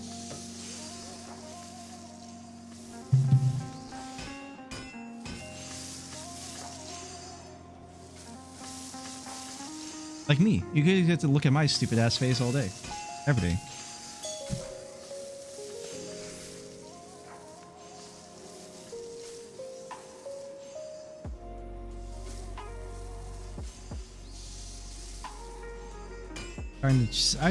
I try seeing the positive in people, but Kira is one of the most vile people I've ever met.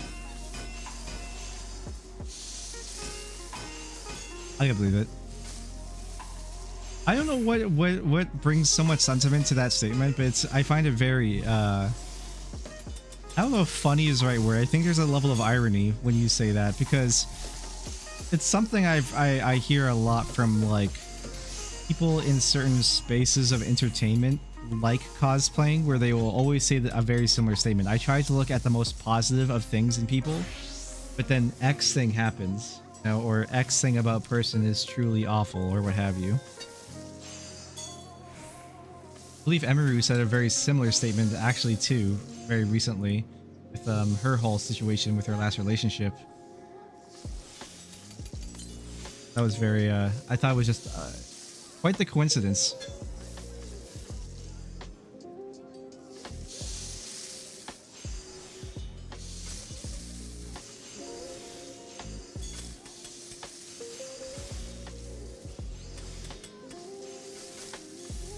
I have to remember to throw out the recycling. I'm like, I've drank like, I don't know, like 15 water bottles in the past like week and a half.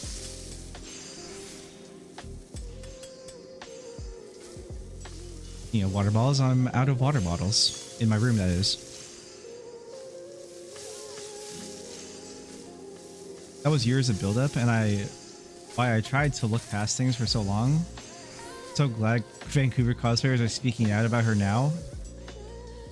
You know, you reap what you sow. What goes around comes around. All that. Everything comes to a head eventually. That's what I think. Who knows, right? Perhaps someday I will have done something terrible and it will come back and haunt me. I have no idea. Although I can't actually think of anything that I've actually done. I've just been a guy who's been sitting in their house playing video games.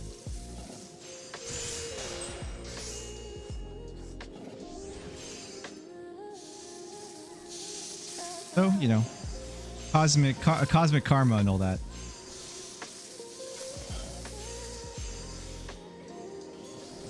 I do need to be right back really quick. I'm gonna grab some water.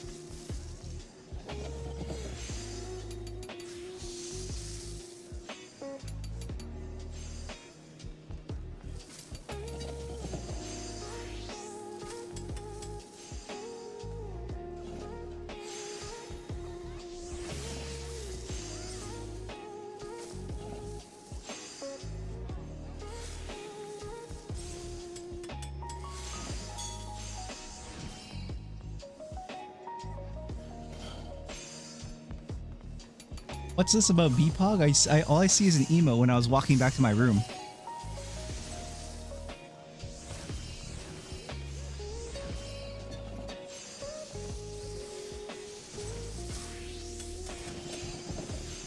Almost kill my... Oh my god.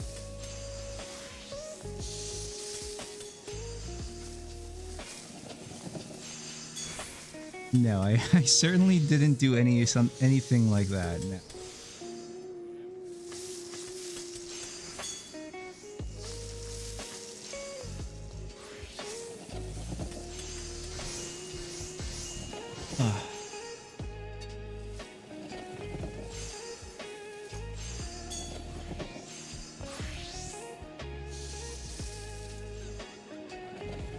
Steal the cat?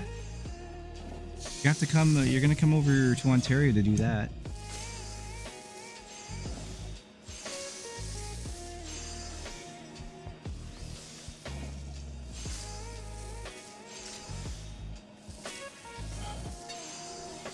That's okay. Oh.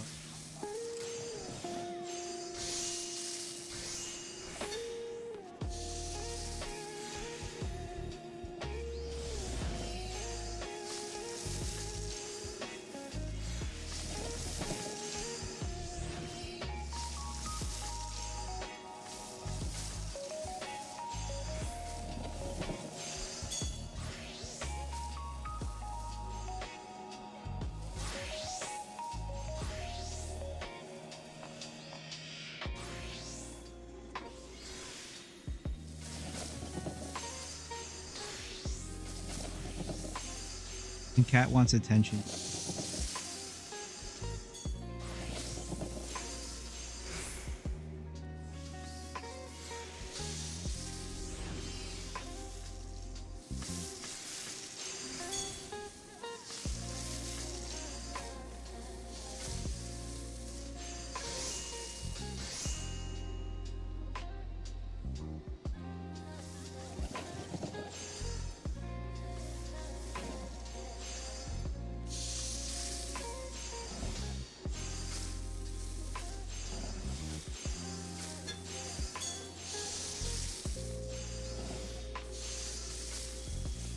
Joy's purring. I'm not holding him hostage. Just sitting here.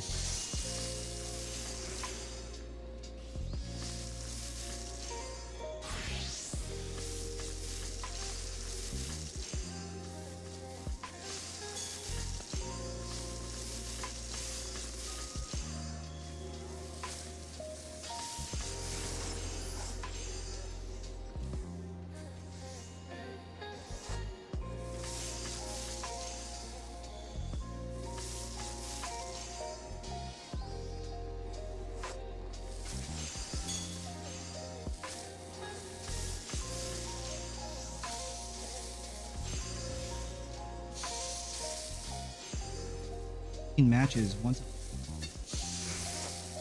Do the same thing with my dog Jojo. He'd come to my room. I just wait in queue. Be like 10, 15, 20 minutes, 30 minutes sometimes. He would just sit here and he would try to lick my face. He would usually always try to lick my face. Dog used to love licking.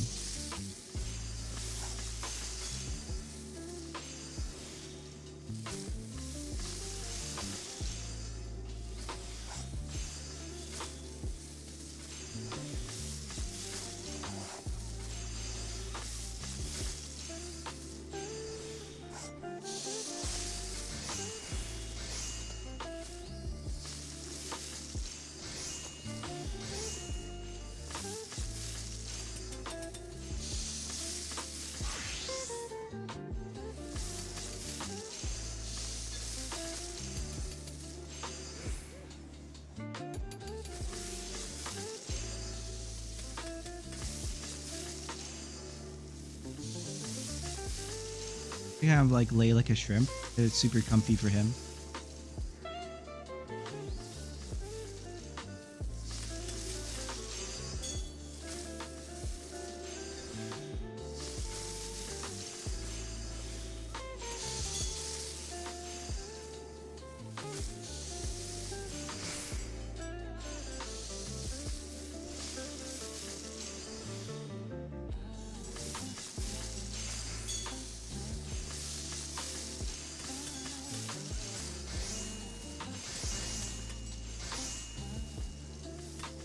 It's telling me that there's an ad.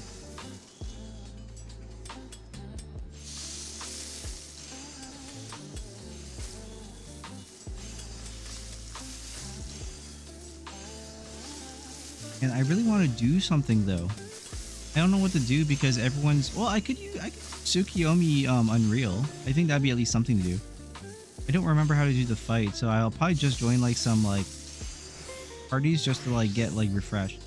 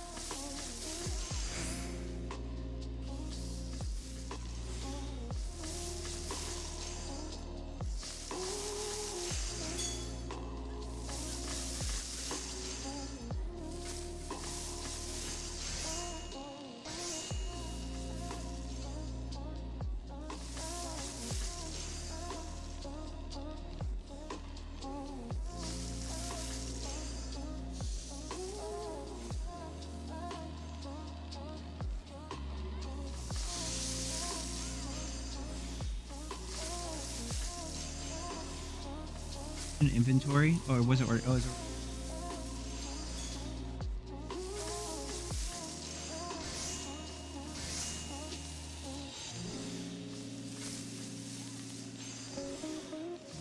Okay, not over the wire, under the.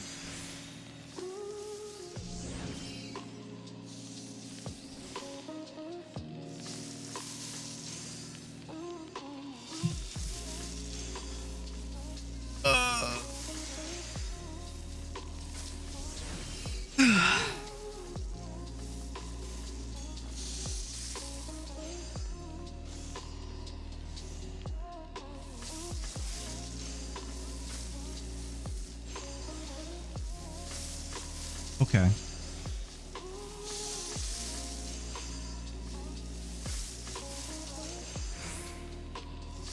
Oh, we got the Dark City Trainos song. Perfect.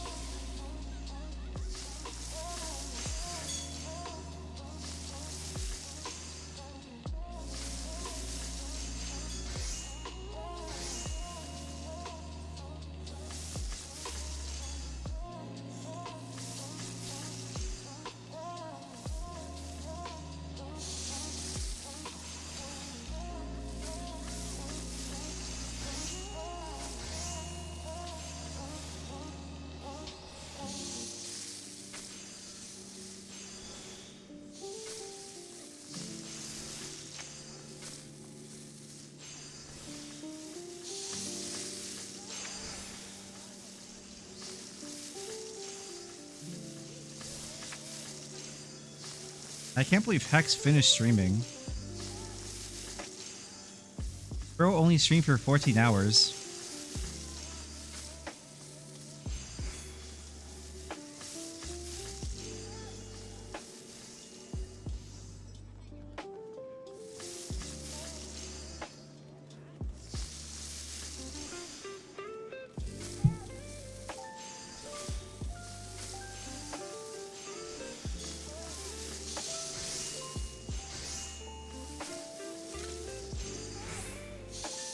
Can't do it during crafting.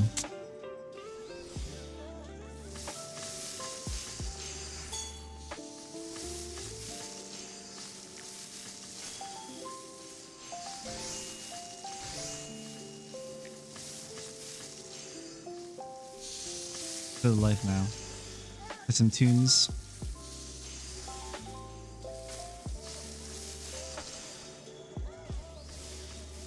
Little vibe out session. After doing MSQ, dude, I want to talk about MSQ, but I don't think all of us have done it yet. So I'll probably wait like a week to talk about it. But man,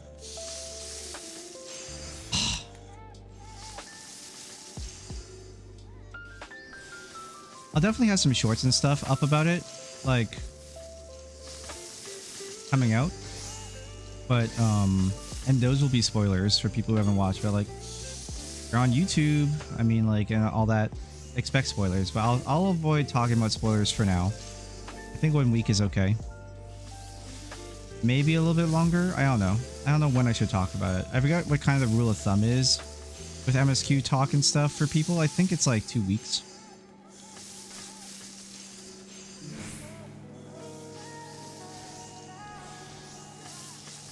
Generally speaking, like if someone mentions something in chat, I'm probably not gonna. I'll probably answer it. I can't believe Darth Vader showed up and killed Cryle. Imagine. Random crossover.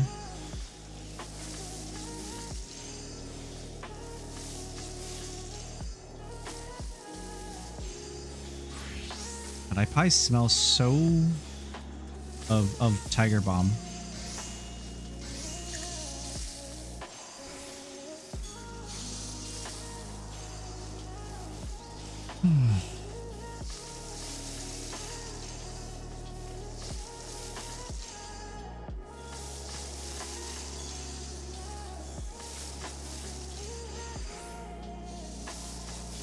Oh my god. One of Hex's group, like a Discord, got a white mage cake. I thought it was a pillow, to be honest, when I first saw it.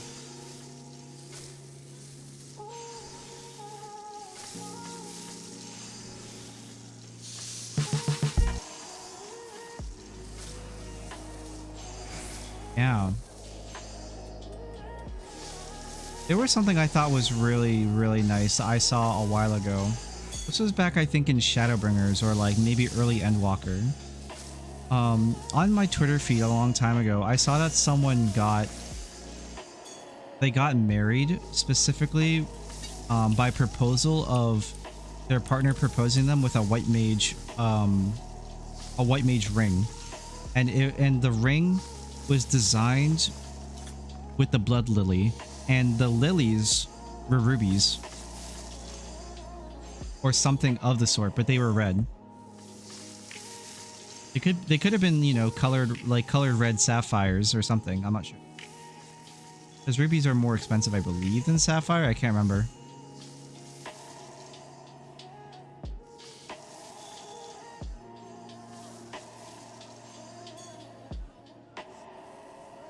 I think that was one of the coolest rings I've ever seen for someone like proposing.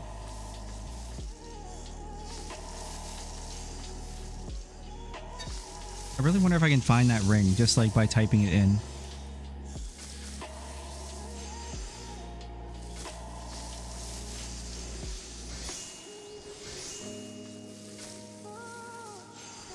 No, it's not going to show up.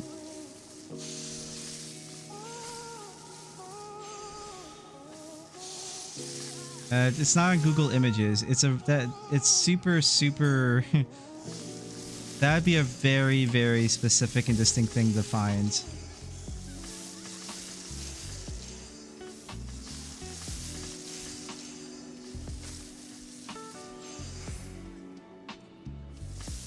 Ooh, this is another one, but this is definitely not the one I saw, but this is an old post from 4 years ago.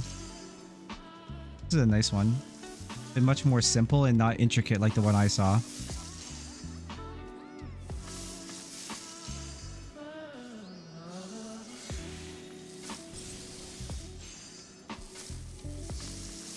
That is really nice though. Like it actually has the blood lily design on the sides. Or like what kind of diamond is that?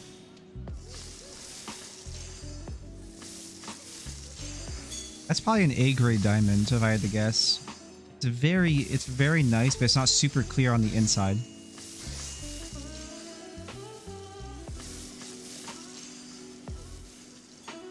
A ring like that is probably like at least like probably $4 grand. Depending on jewels.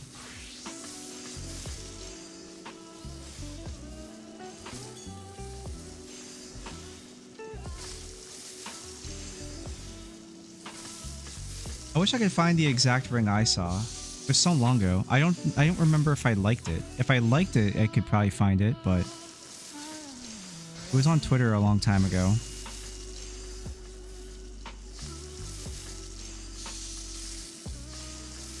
I don't think it would be in my media, right? Because I would have to have posted it for it to be in my media. It also would be really, really hard to track down.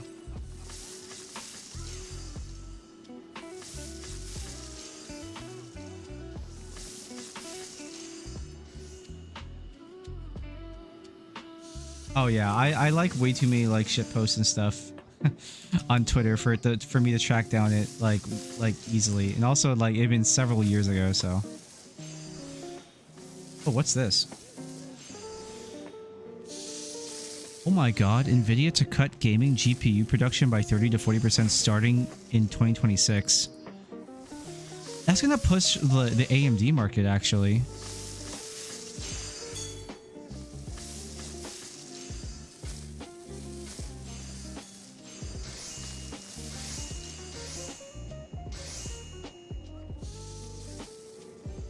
Wait, what is it telling me?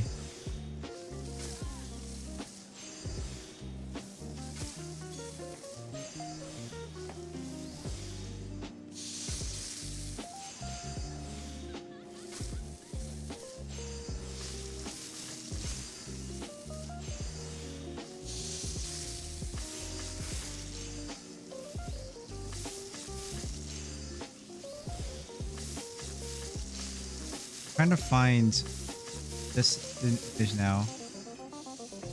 I wonder if I can find it by scrolling through like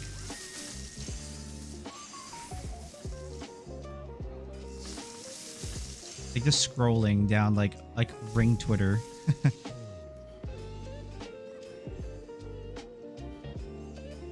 My stocks better be safe. Oh. Oh, I've told you before, Togami, that I think it's in your best interest. I know you don't know a lot about trading, but like I've said, I do think it's in your best interest to learn how to like trade at least a little bit. Now, whether you have the time to do so or not, I don't know. I'm not going to tell you I'm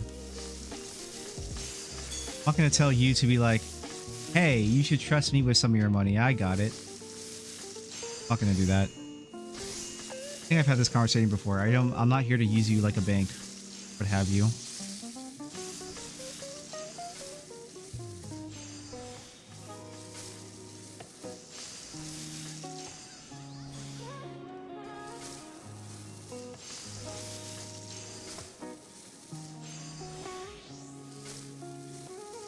Google is working on Torch TPU to enable PyTorch models to run directly on its TPUs. Joint effort with Meta aims to lower switching costs and give AI teams more flexibility and infrastructure choice. I had this exact thought the other night, where I said that I think it could be anybody, but let's just pretend. Like, I think that, for example, like we'll pretend here, like what if Google Gemini becomes like a very big consumer AI? Just like how it is its search engine, right? So we will go back to the just Google it type situation, but it will be just Gemini it, but like we're gonna say Google, you know. And with that being said, I think that a lot of different AI softwares that are smaller are just going to be able to communicate with like Google Gemini or whoever like the big AIs are, essentially. And that's how the AI market will evolve.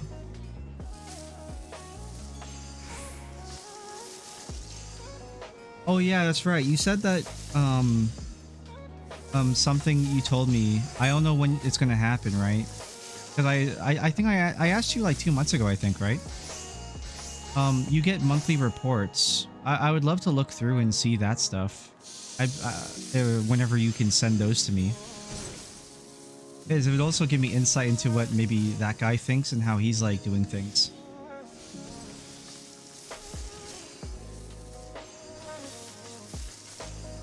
And just thoughts. Like what I think is with the stock market trade especially, like I've told you before, I'm very much on technology and stuff like that. And I think that I do think like there are some very cool technologies that you can be investing into. Like Google has been a very prominent one recently in terms of making a lot of money. But you only make a lot of money if you're going to sell it. If you're going to hold on to it, then don't worry about it. Same thing with Nvidia. Nvidia might be losing a lot of money right now, but Nvidia right now is definitely like transitioning to some other type of company. They'll still have their Nvidia brand like GPUs, but they're making such a massive push into a different market that's affecting all their other markets, like all their other like branches of revenue right now. Whatever Nvidia's end game goal is going to be very different in 5 years compared to what we know them as now. I'll keep an eye out at the end of this month. Yeah, sure. That's fine. I'll bug you about it probably at the end of this month. Because I'm just curious. I do want to see.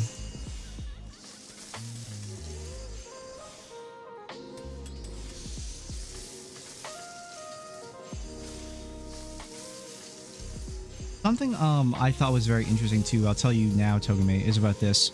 And we already see it actually with Google specifically. Google announced this at the Game Awards. So, I've been hearing a lot of information coming out publicly. So this is not insider trading or whatever, guys. I'm nowhere near that like level anyways to get that kind of information. But I've heard a lot of rumors and stuff about companies trying to create their own type of tokens within their own like services. And what I mean by that, it's not NFTs, but it's something apparently akin to cryptocurrency, but it's not a cryptocurrency either. Like For like example, Candy, you would know this really well, right? In modern day, and maybe like a lot of us who played free-to-play games way back when in the early 2000s would understand this. You know how like gacha games have a lot of they have a lot of different currencies in them. There's like the freemium currency and then the like premium currency and then other types of currencies within that. A lot of companies are trying to create their own in-house service storefront, their own in-house service storefront currency.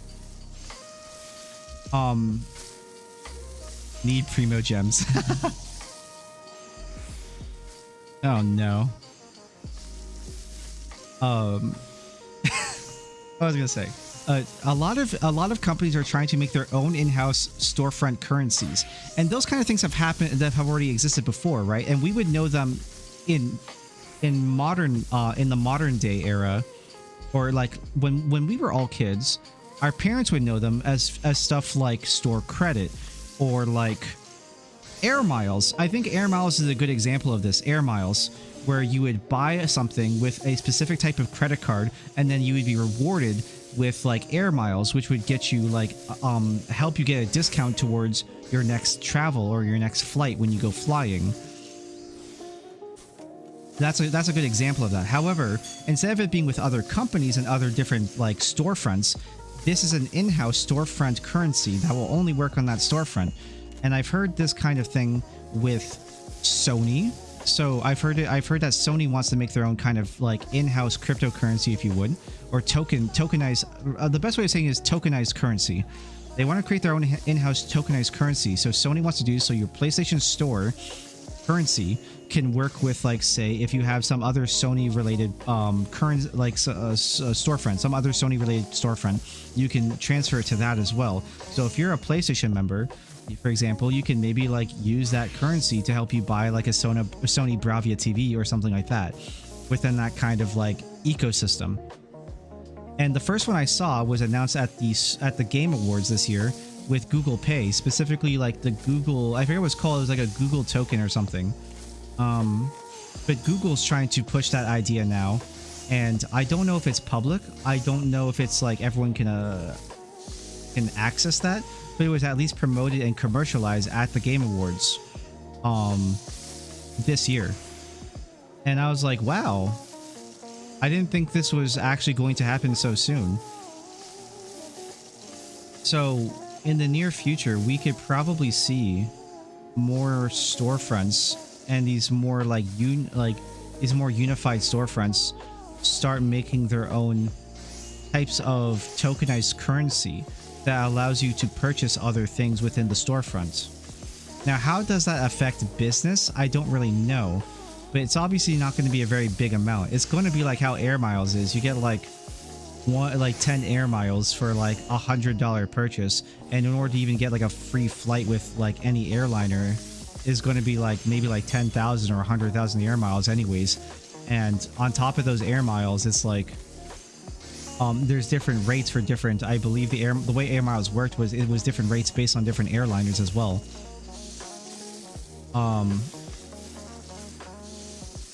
So that's what I think is going to happen though with these in-house tokenized currencies.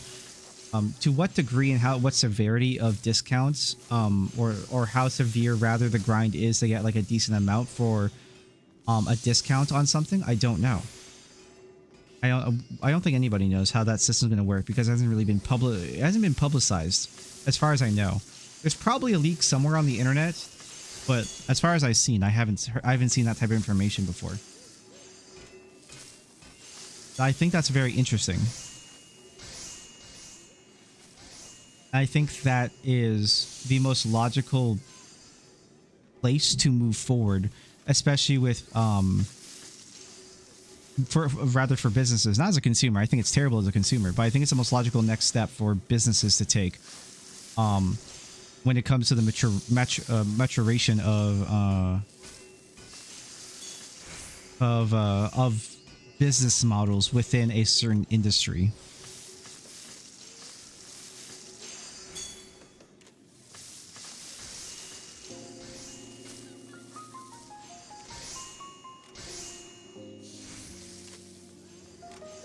We really will be sitting here in like maybe a couple years being like, bro, I really need those primo gems. Bro, I need to spend more to save. Oh boy. Oh boy.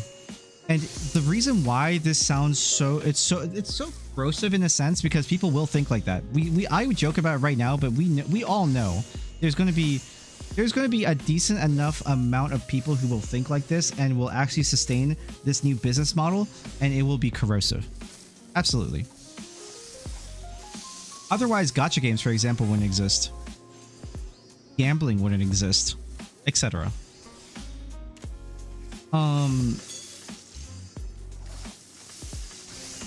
But what I do think about this business model is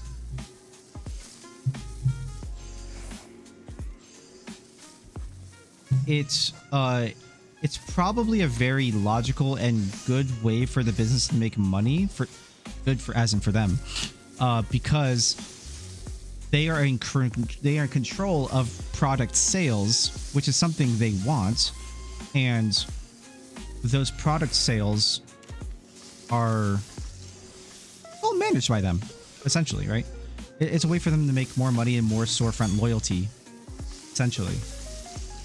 Or storefront slavery, I suppose.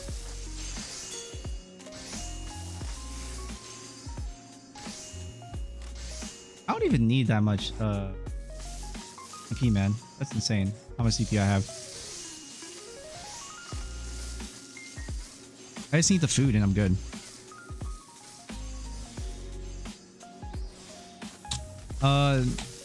There's another word I wanted to use and I forgot what it was exactly. It was like right there on the tip of my tongue like 3 times.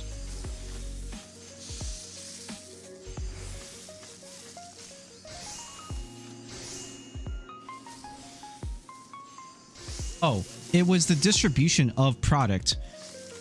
Because product is becoming more and more digital, it means that more and more companies can end up gaining more value and more money over the long term. In regards the fact they aren't actually distributing anything. They are simply allowing a person to purchase a code with a discount, essentially.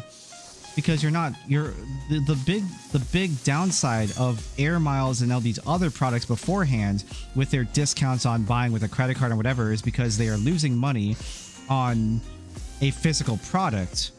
They are losing that money on a physical product.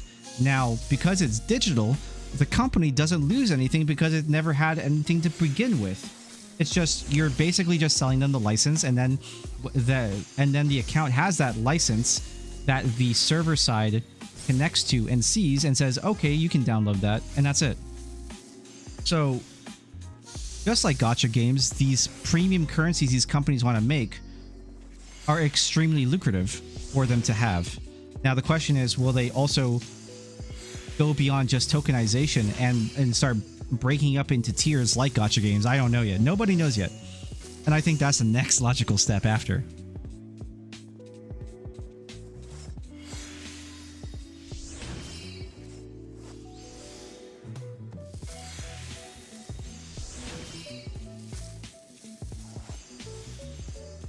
Hey, Coco. Or you know what they could do? They could do the VIP service system where there's like depending on how much you spend, and it's again like storefront loyalty. The more you spend in a place, the higher your tier is, or they could even make it a subscription service. The higher tier subscription service, the more you will earn and gain from these tokenized currencies of these storefronts. Oh man, am I cooking? You guys might believe I'm crazy, but trust me, I am on to something. I am in like if thinking about the worst in the worst interest of the consumer, I can do that. I can do it. You guys are just lucky that I don't work as a business economist for like a company.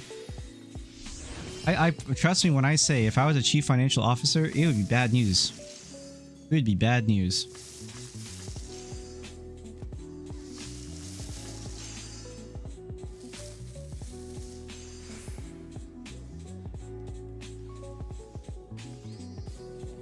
Just be it's like the Warrior of Light. Trust me. You guys are happy I'm on your side.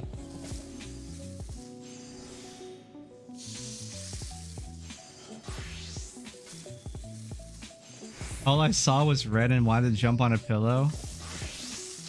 Oh no. Not you two. You look at your stock portfolio. I woke up when I woke up finally. Nah, bro. No. Hex is back.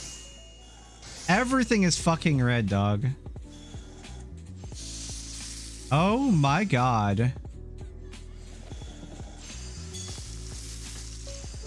I'm looking at just like a... Oh!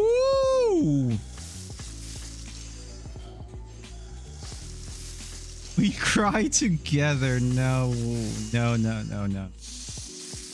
I want you guys to look at this. So this is one of my Theorycraft portfolios that I have. I use to like help me gauge a lot of different markets. This is a pure gains portfolio that I made that was like total gains because these were my best winners at the time. And some of them are starting to lose money, as you can see here. Look at that. Look at this fall off specifically. Look at that 6 months like sudden dive. Like everything was great, everything was fine kinda, and then suddenly we're just flying. This 1 month in particular looks really gross. Like, oh good, thank God we finally recovered. Psych, bitch! That's rough. I don't know what's happening in the overall market right now, or if like Jerome Powell said something, but it's not looking good, Chief. It's looking pretty bad.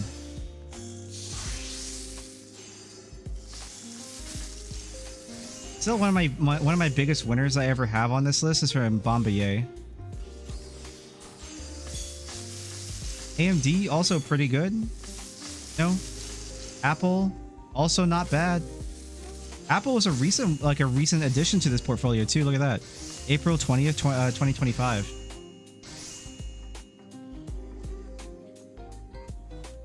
Now, I wish I actually had this much money to actually invest into these companies I like, but you know. Cypher is back at 1439. Wait, I told you when it goes like back to 14, that might be a buy. Wait, hold up. I didn't look at this. Hex? Hex, I think we have another short sell on our hands.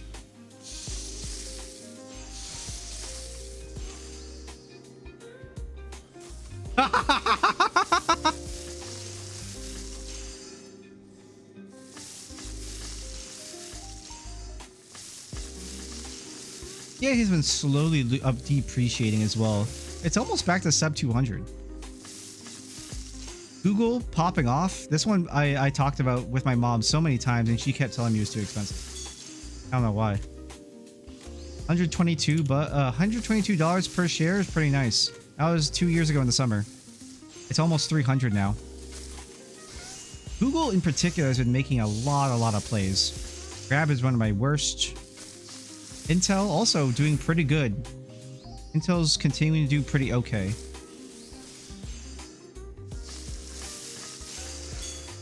Micron's also been doing pretty good. Micron will continue to probably go up in price over time because they're one of the primary semiconductor companies in the world. I believe Vertiv as well might go up eventually. We'll see, but Vertiv, you know, it's whatever. For Technologies is shitting the bed recently, and I don't know what happened. Take-Two Interactive keeps losing money, but that's because they keep delaying GTA 6. Still might ninja some gains. It might. I think it will. TSM is another one of those companies I've talked about a lot. The Taiwanese semiconductor manufacturer. Thought about Take-Two. Do you have money in Take-Two? Do you have shares in it?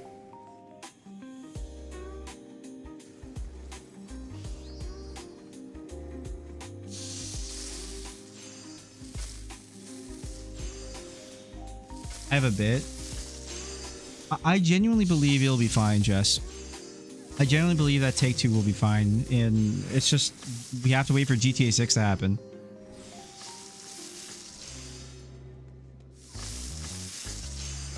Also, the thing with GTA 6 or with Take-Two Interactive is that they still will continue to make money because I mean, like right now, there's so many GTA 5.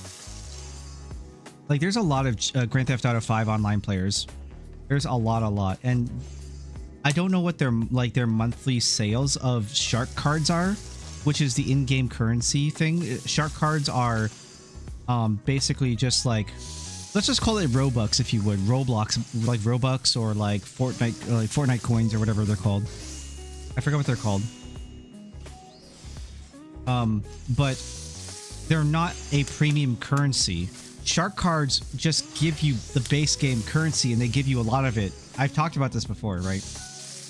So for anyone who doesn't know, shark cards are the currency, are a thing that you can go to like Walmart or whatever and buy one, and it will give you $1 million in game because the game uses real world money, like real world like currency as its like dollar like value thing.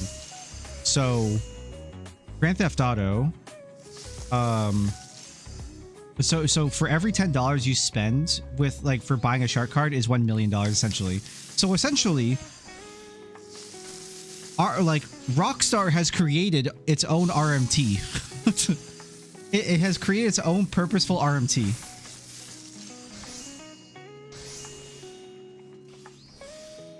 And a lot of people buy shark cards. A lot of people buy shark cards. I think more people buy shark cards than they buy Xbox Live.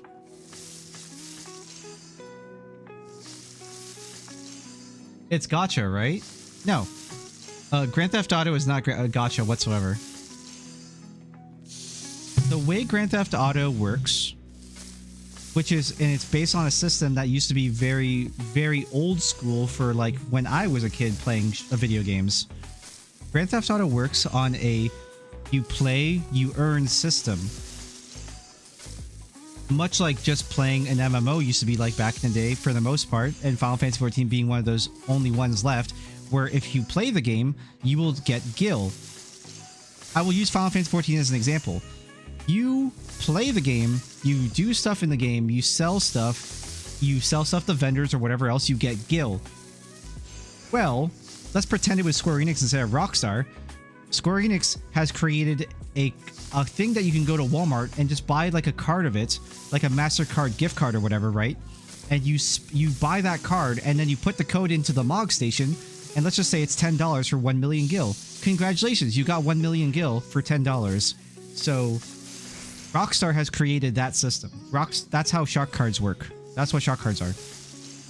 Obviously 1 million gil for $10 is a fucking ripoff, because if on the actual RMT market it's 70 cents. But my point being is that you can go and buy shark cards in Grand Theft Auto 6 and do exactly that.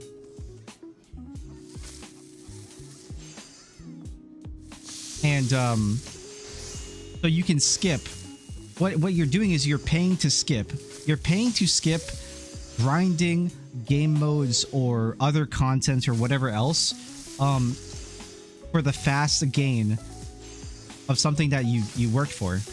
Just kind of like it is with Chinese or Korean MMOs. You spend like you spend like whatever you do at work, and then you spend a percentage of that on your favorite video game in order to skip grinding. So it's pay to win.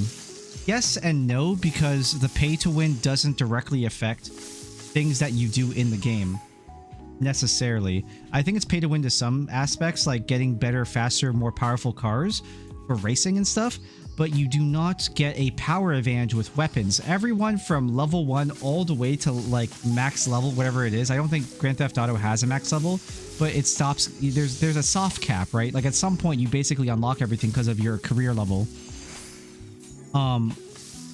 Like a level 1 and a level 100 could essentially still kill each other, because there's no like skill tree power scaling that way. What shark cards allow you to do in Grand Theft Auto is that it allows you to increase, much like real life, you spend your money on things that are very, very heavily social aspects to you as a player in the game or character in the game, whether it be cars, houses, different outfits for your character, being able to continuously buy ammunition for your guns, buying better guns, weapon skins, stuff like that. All these cosmetic things that have no direct impact on actual gameplay necessarily to a degree.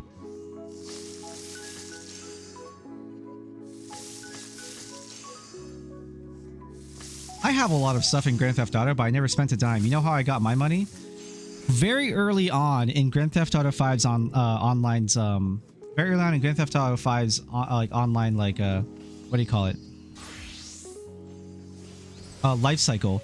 A lot of people figured out how Grand Theft Auto Online worked, and they hacked their servers, and there was a bunch of hackers running around just spamming, spawning money on people. I'm sure there's still money hackers to this day. And all you had to do was walk up to a money hacker and you would just get like tons and tons of money, because money bags would literally fall from their body. And what they could also do is they could also put the money hack on other people, and other players would walk around and money would fall from their body, and it would automatically pick it up because you were in proximity. And so I have like 30 or 40 million in-game dollars for my character because of hackers. So I never had to do anything. I just played the video game as is, and I would just get whatever I felt like I really wanted. It's nice, and it really skipped a lot of like this unnecessary grind that was designed into the game. And the reason why I was happy with it is because a lot of the game modes in base Grand Theft Auto are not that interesting to me. They've added a lot of content since then. A lot of free update content, mind you. Now, this is very important to talk about. There's a lot of free update content in Grand Theft Auto now after it's been 10 years. They have a lot of heists in the game. Like there's online player like bank robberies and drug dealer drug manufacturing place robberies that you can do and stuff in Grand Theft Auto now that are completely free for the entire community to enjoy and experience. Why? Shark cards.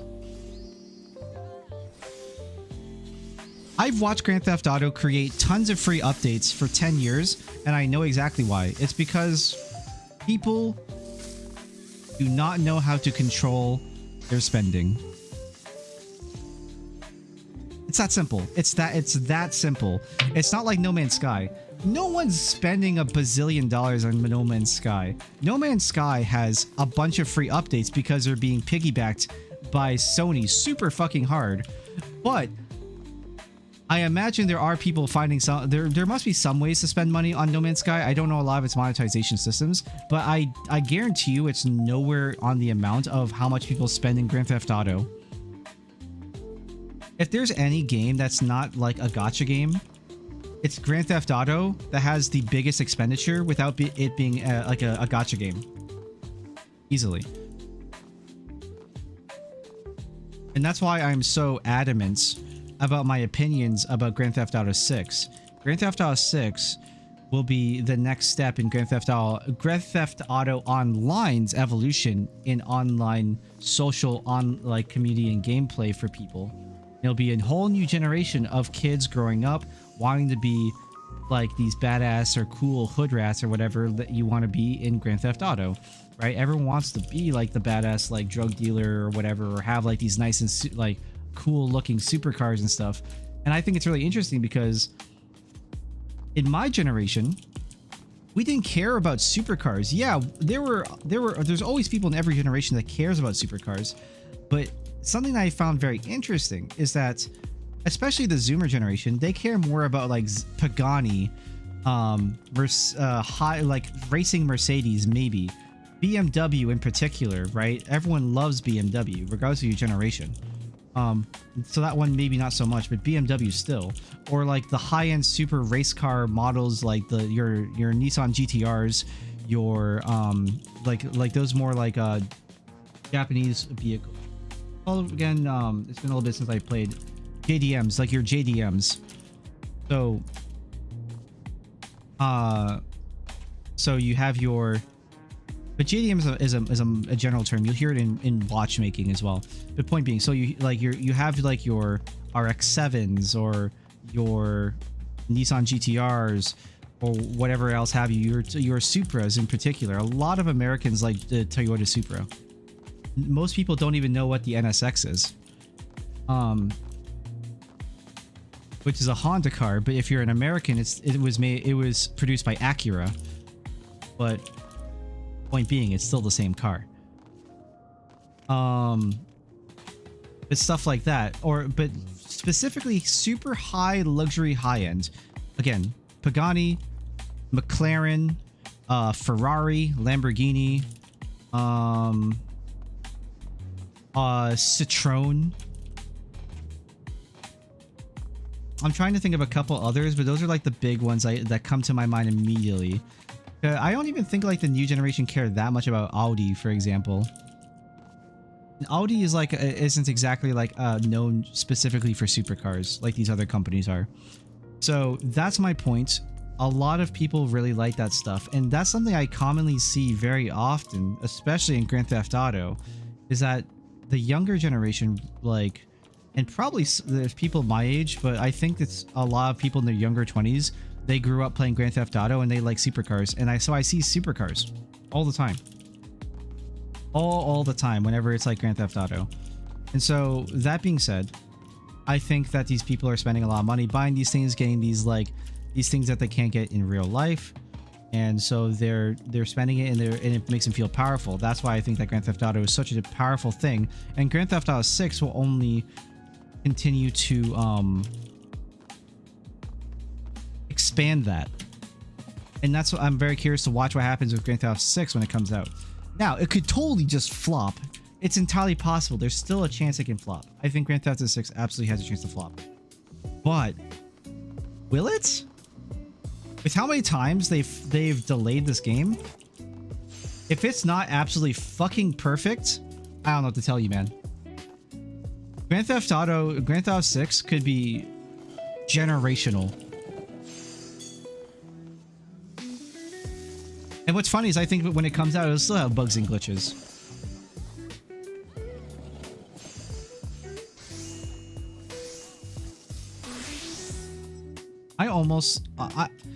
I'll predict something. When Grand Theft Auto 6 comes out, I think we will have money hackers. I think it will happen again. I think money hackers will happen again.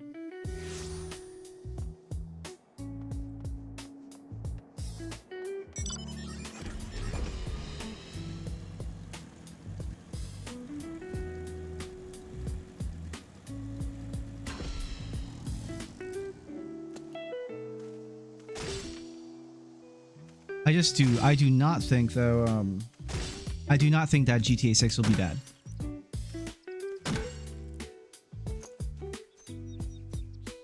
I do wonder though how I'll feel about it when it finally comes out, man.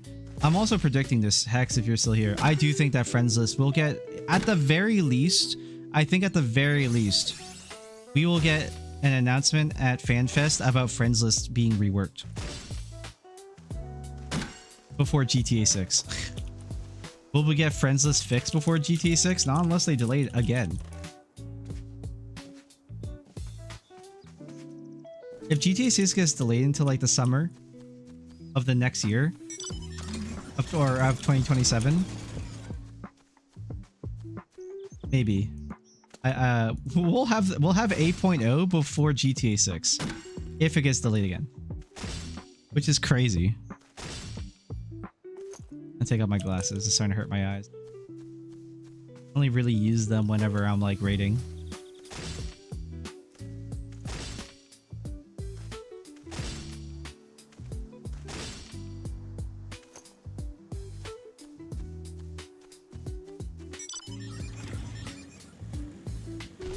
Do I still have no I don't. Okay, cool. Going back to everything at the beginning of this whole conversation regarding stock market stuff, and my full explanation of Rockstar and why I think Take-Two Interactive will be a very financially stable company to invest in. Heard my reason. I think for like the long term right now, I'm very curious to see what will happen to the stock market come like another month from now, because I don't exactly know why the market's even affecting like this. You know, let's have some fun. What does Grok think?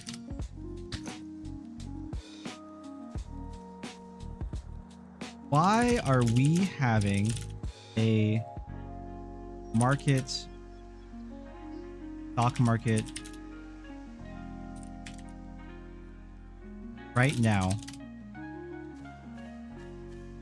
Let's see what Grok says.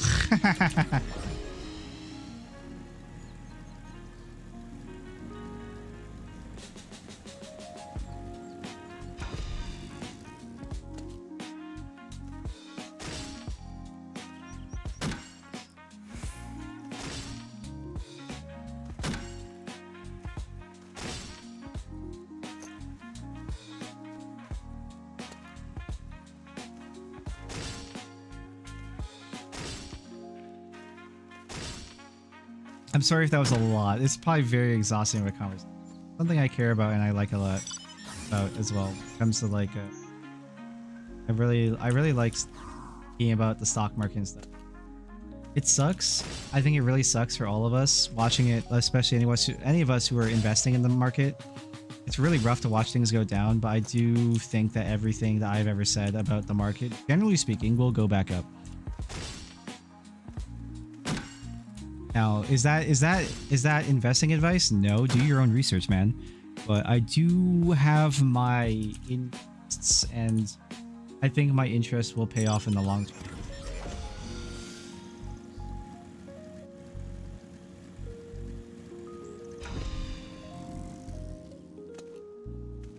The stock market indeed experienced a notable dip in December 2025, with major indices like the S&P 500, Dow Jones, and posting multiple consecutive losses amid a heightened volatility.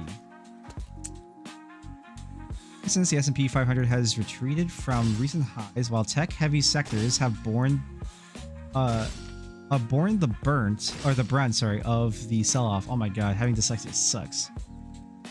Below I'll continue primary key. Let's see. So we have key reasons here.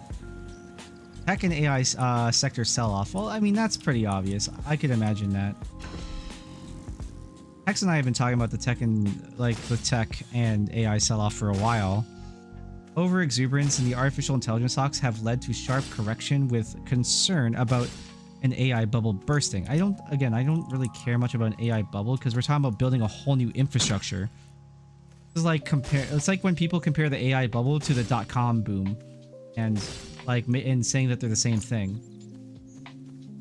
I don't think they're the same thing because we're talking about infrastructure build out. Is the server going to go down? Are we dead? Are we doomed? Hello? Help! Help! Oh no. Am I dead or is...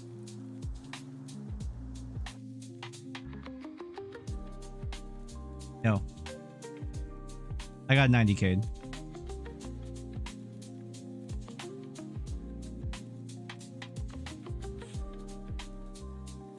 God, I love Final Fantasy 14.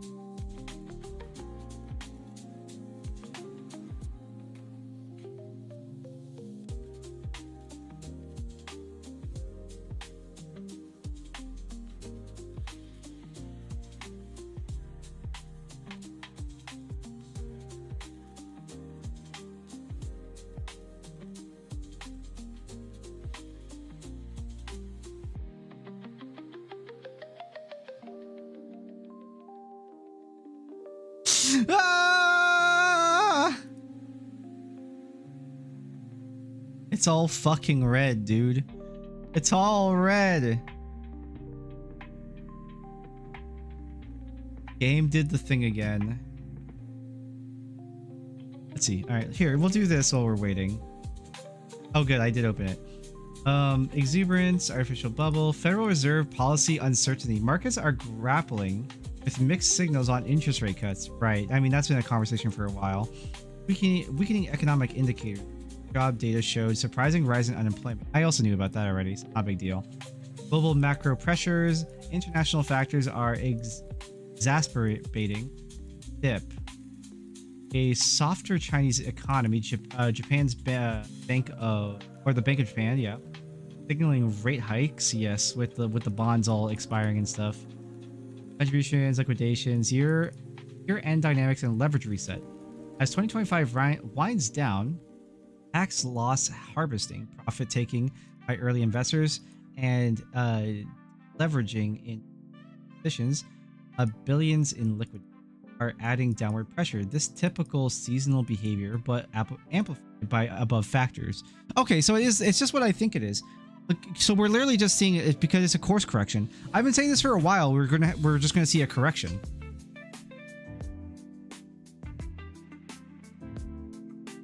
You kind of talked about you might have a static, Jess, but I don't know.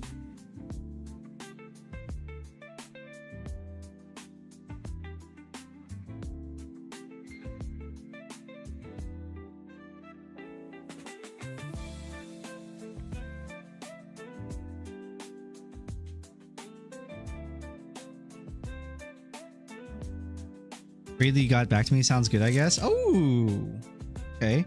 Are you guys doing week 1? Are you guys kind of just like, you know, it's like a vibe. Like you're not like pushing to clear for week 1.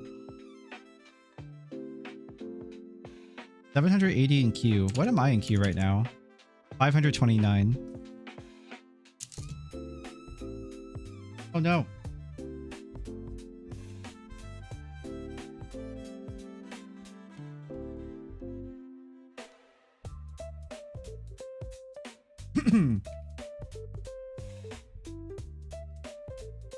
Up.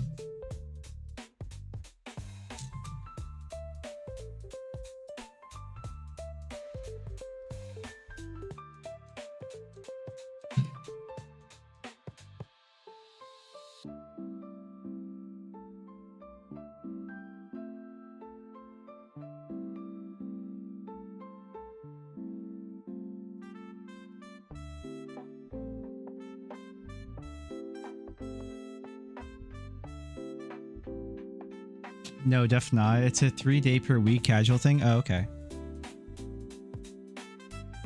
This step appears to be a correction rather than a full-blown crash. A potential setting up for a rebound if upcoming data, like delayed federal releases, supports further Fed easing. However, short-term volatility could persist into early 2026 amid these uncertainties. That's good. That's exactly what I want. As a investor who enjoys when the markets go down, I love this stuff. This is exactly what I want to happen. I'm very happy about that. Good news, everybody. The stock market's crashing. Good news for me. Bad news for anybody else who actually wants to make money. I'm here about buying things when they're cheapest. I am a very heavy bettor against the market. That's how I think about stuff. It does suck watching things go down, and I'm sure Hex feels the pain. I'm sure Coco's feeling a lot of the pain too. I'm feeling it. It's not great. Like my portfolio 2 months ago was $2,800. It's now $1,900 in value.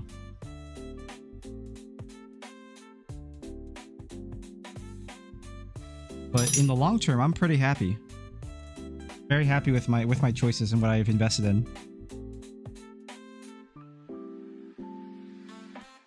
My current like small portfolio that I've like put back together, that is. Now that everything is set in place and moving in motion. I also have a I also got that job, so I'm really happy.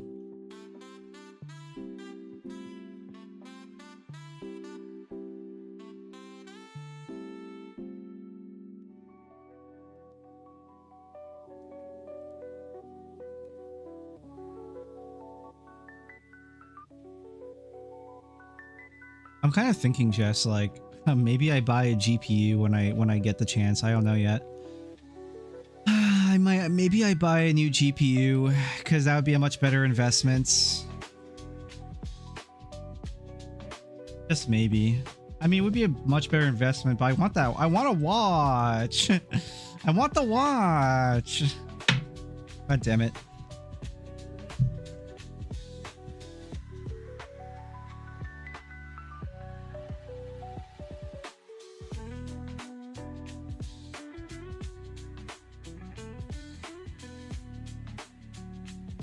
You're DPSing? Oh my god. Oh my god, Coco Puff on DPS? What are you gonna play? He wants the bling. I kinda do. I kinda want the bling. Summoner. Oh, okay. I was really I was really kind of like hoping you would say something like Ninja or Reaper. I'm like, god damn, she's going all in. She's growing up so fast.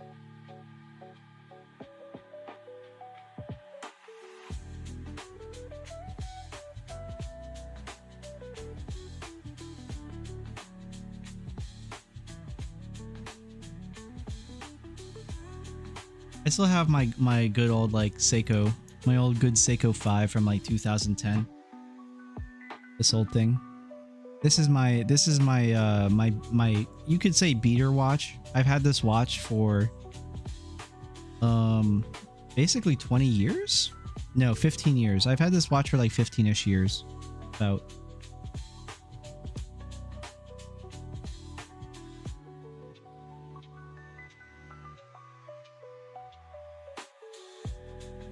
Has a day. It has a day date.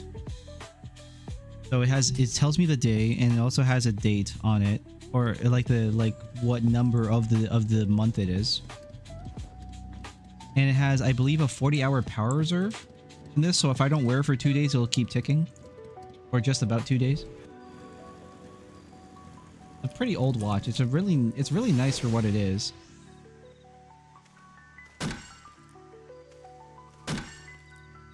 It might be only a day power reserve, I don't remember. But it definitely keeps ticking for a while. Really nice. The problem with it is that it's really inaccurate. Like, probably every like 6 hours.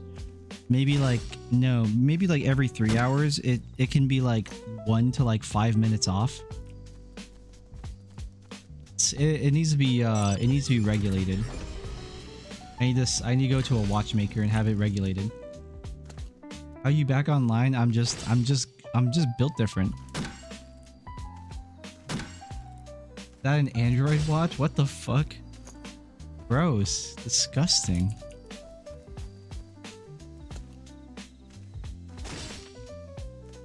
What kind of freak uses digital watches? I just want my watch to do one thing. Yeah, Apple better. Gross. Smartwatches are gross, man. Smartwatches are good for pragmatic people, but they're such a stupid thing to have as like a consumer product. Hey Apple, I want you to record how long I take a piss.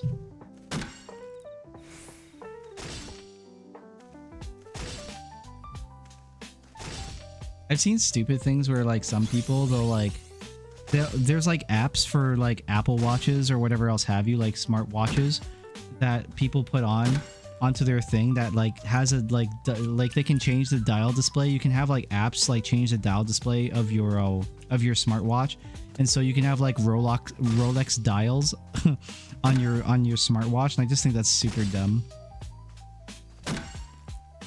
Like, I want my watch to be good at very, very like one specific thing, and that's all I want it to do, and I want it to be a nice timepiece that I can carry on with me for the rest of my life. I don't want some piece of junk. That's what I care a lot about with watches. And also, like, this thing doesn't need a battery. That's what I like about it. It's an automatic watch. Automatic watches don't have batteries. They tick basically purely on like the motion of your hand, your movement of your hand, and it creates friction within not the battery, within the watch, in order to create motion. And that's how it works, because it winds up like this little tiny spring inside of the watch that keeps coiling up and uncoiling. That's how watches have always been traditionally made. This, however, runs out of battery, and then guess what? Sometimes the battery explodes, or sometimes the battery dies, or something else happens, or some other malfunction happens. This doesn't have any malfunction, unless you probably go under, like, if you go past 200 meters of water or something. Which, who's gonna do that?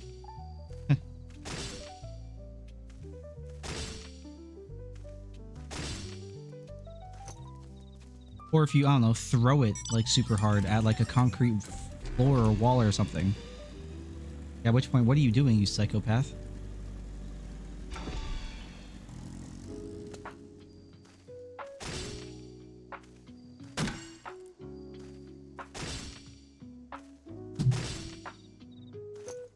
have a lot of like appreciation for like old school kind of like old school technology that's like designed and built to last and actually be the thing that's supposed to be, you know?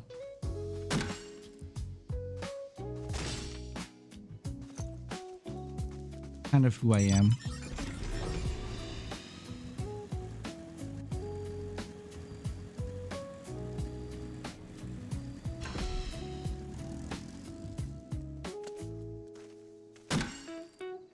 Like some of my old sweaters, for example, are kind of examples of that. I've had some of my sweaters I've had since like 14 and they're like perfect. I think it's the bathroom. Be right back.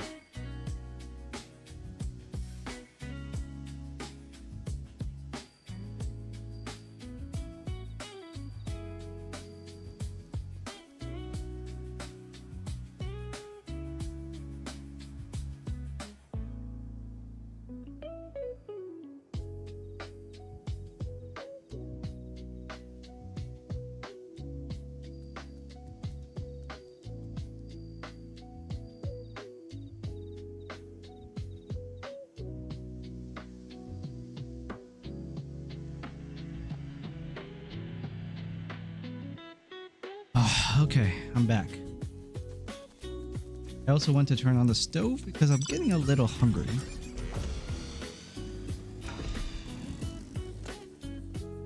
I need food. Food.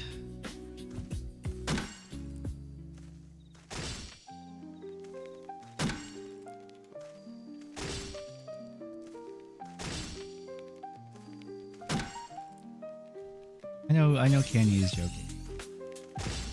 I do love talking about these things.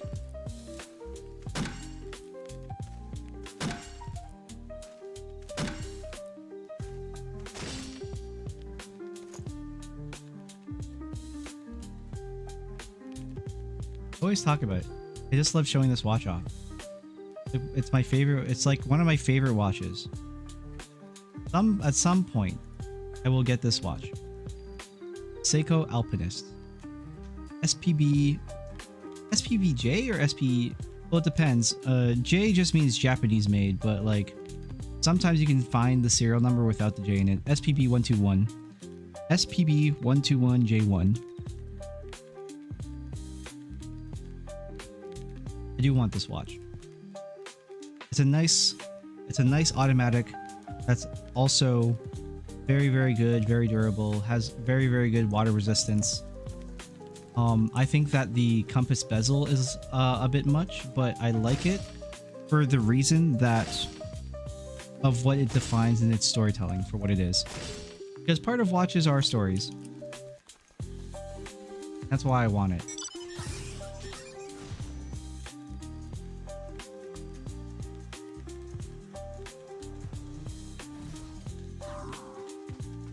That's one of my watches. I really, really want. A much more affordable watch than the one I want after it.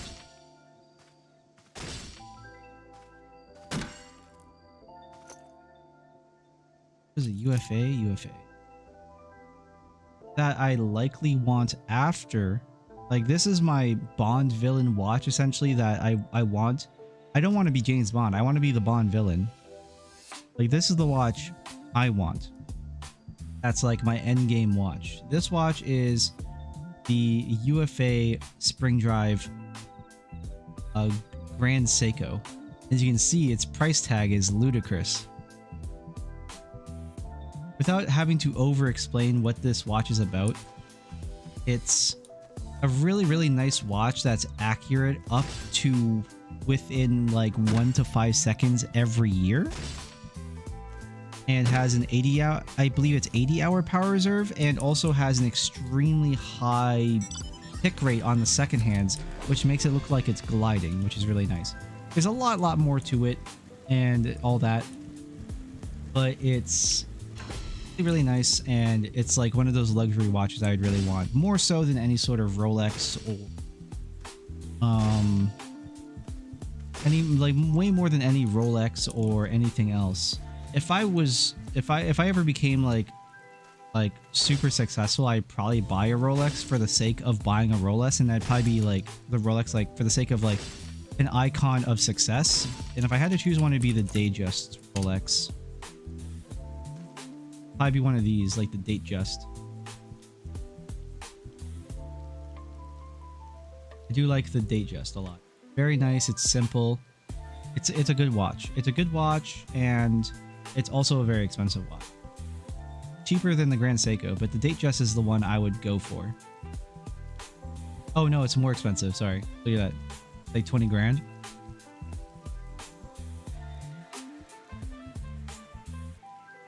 There's a 31 millimeter for what?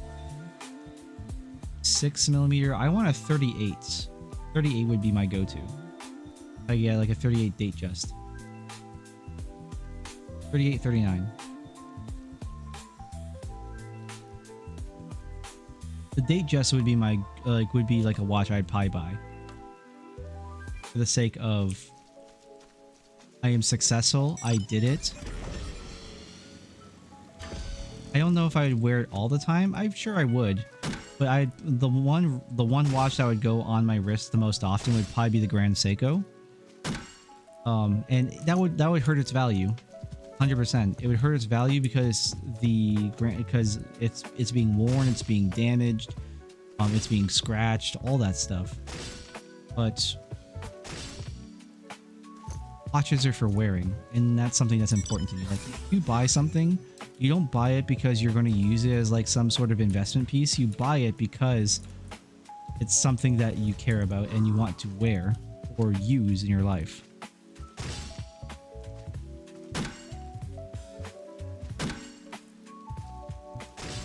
Unlike smartwatches that are going to eventually just wear out and destroy themselves. Now, there are watches that use batteries, and those are called quartz watches, and they're much cheaper. I've thought about it, like, I could buy a used quartz Grand Seiko for like $2,000, for example, and I'd be pretty happy with that, because I mean, one, quartz watches are extremely accurate. Like, quartz watches in general are extremely accurate. So like anything that's like a digital watch is a quartz watch. There are quartz watches that are like that look like automatic dials, but they use a battery. There's lots of them, but they are not long lasting. They last like 3 years, which is great. Yeah, that's awesome. But the problem with them is that eventually you're gonna have to replace that battery and whatever. On the other hand, though, automatic watches also need to be like maintained and can be pretty expensive for repair because of their parts, the manufacturing of them, and all that stuff. Especially limited watches that are like have very specific movements that are in-house, like in-house movements, and they're not like mass-produced in like pieces. There are like lots of different individual companies that sell their like cheaper movements to other like watchmakers, And so at that point, it's like I kind of feel like, why are you even buying that? Like, why are you buying that watch from a different watchmaker then if it's the same movement? It becomes cheaper essentially.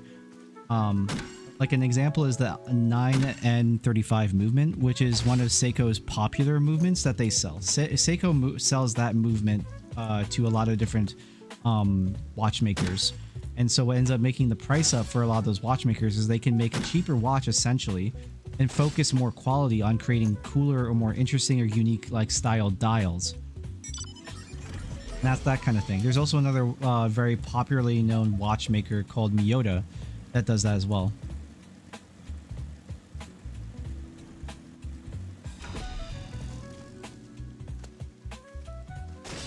Hey, both of them are Japanese. I assume there's probably companies that don't do that, or rather that do that aren't Japanese, but it's funny that they're both Japanese.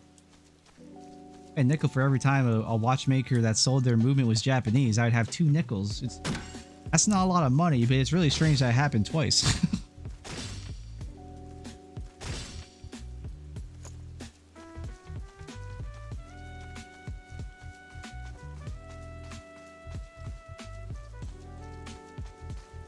Do I need anything else?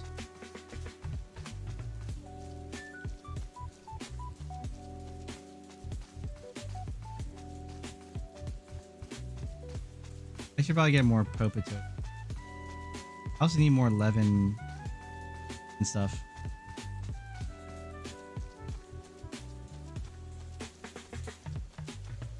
Agnorosis.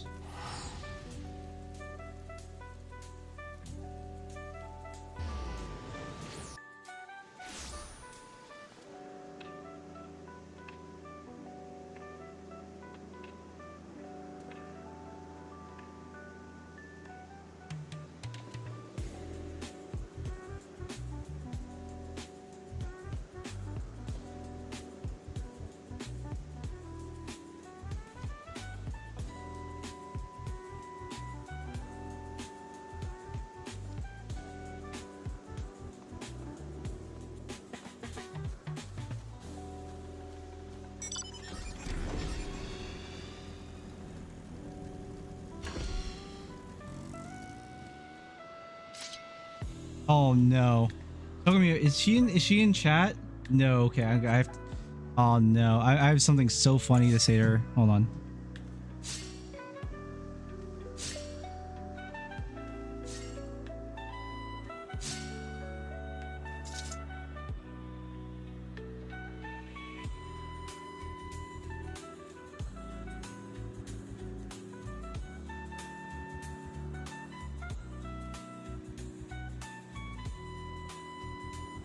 Give me a second, chat. Send me something regarding like cosplay.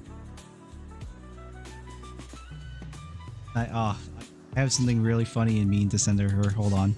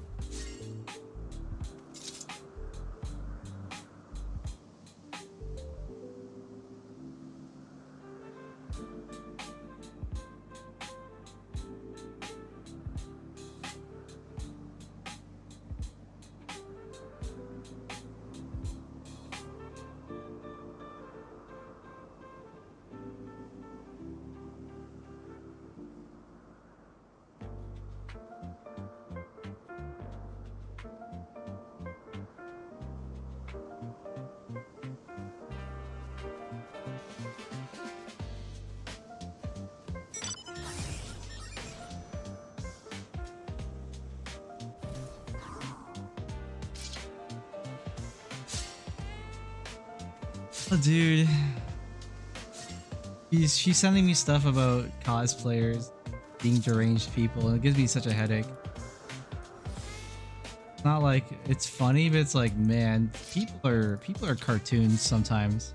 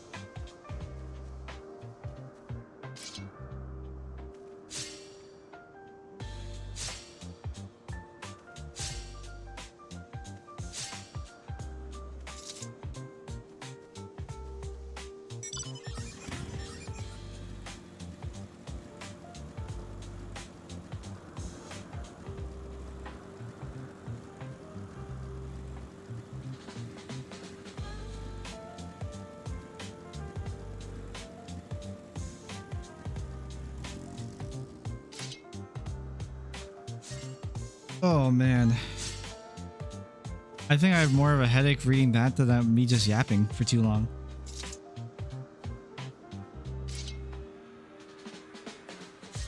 I hope you guys at least appreciate listening to me yap about watches. I really love watches.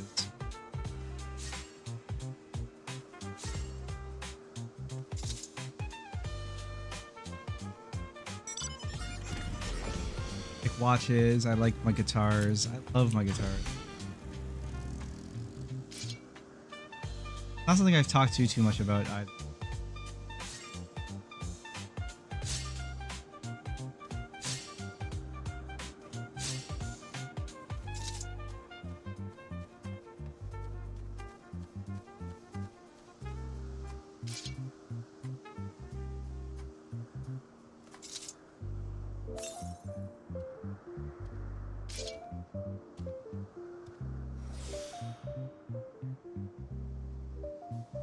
Do I get one more? I think I do this instead. And we pump this. Yeah, this is much more worth.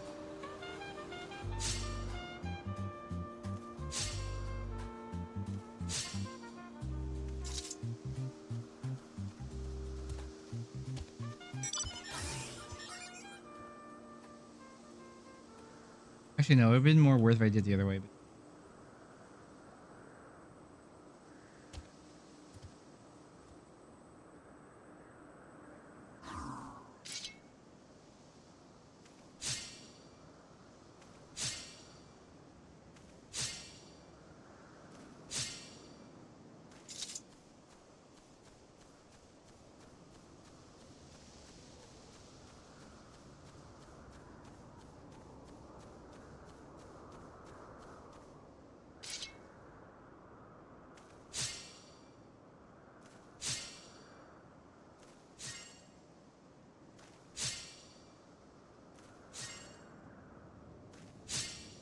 watch this video on Marcus Brownlee about this new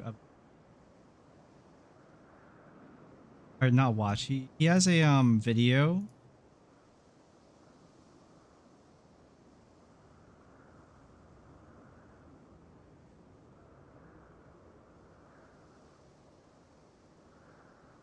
The new Z Fold phone. Very curious about it, to be honest.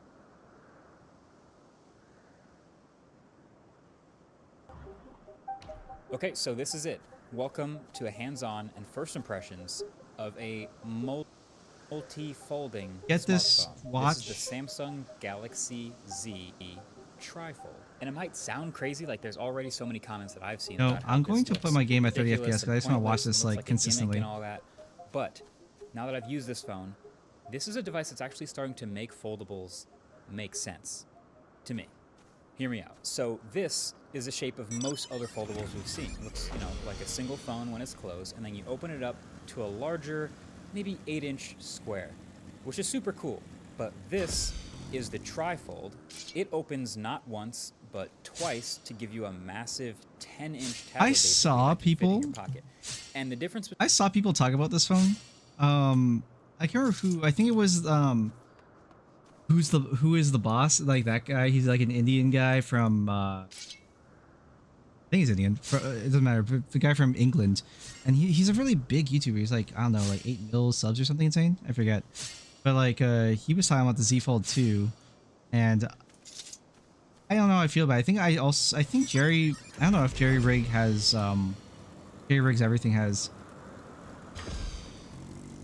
I talked about it as well, but it doesn't seem like a good phone to use to me because like, how are you going to protect the hinges? The hinges can get stuff in them. It just sucks. Between an 8-inch screen and a 10-inch screen might not. It's very much like a business thing that you use. It's the shape of that screen. This is the candy salt phone. Aspect ratio. That's what's making all the difference here. Now, this is technically not the first tri-fold smartphone.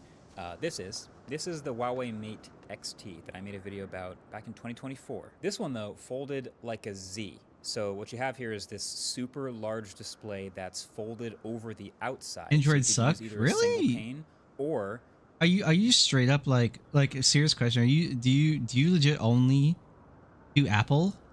You just don't like Android stuff at all? I can understand for its like user, like how it's useful it is like as a user or user interfaces. Huh? That's crazy. Yeah. I respect it. If you want something that's nice and easy and simple, you don't have to think, you don't have to maybe like think too much about it, because Apple stuff really is genuinely really good. Like for a casual consumer stuff, it's more expensive, but it like the user experience, the consumer user experience, what the average user is going to do with their phone, it's really good for sure. I agree. A dual pane, or all the way open as this trifold with a huge I heard that Apple is going to also like announce, there's a rumor that Apple in the spring of next year is going to announce a folding phone as well. So look forward to it, I guess. And it's always on the outside exposed to the elements. So this Samsung trifold is a little different. It folds a little more like the letter U. So there's a cover display on the outside, or you can flip it over and fully unfold everything to reveal a second interior display, which is the one that folds twice. So while you use that, the cover display is just kind of sitting unused on the back. So this is really interesting. Clearly worse in some ways, but clearly better in some other ways. I have a lot of thoughts. But let's just get the specs out of the way first. So it's a Snapdragon 8 Elite 4 Galaxy inside, so it's technically not the absolute latest and greatest 8 Elite Gen 5, but it seems like they've been working on this phone for long enough that this is the most recent flagship chip they could use. And it's obviously only a year old, so still a really great chip. 16 gigs of RAM and 512 gigs of storage.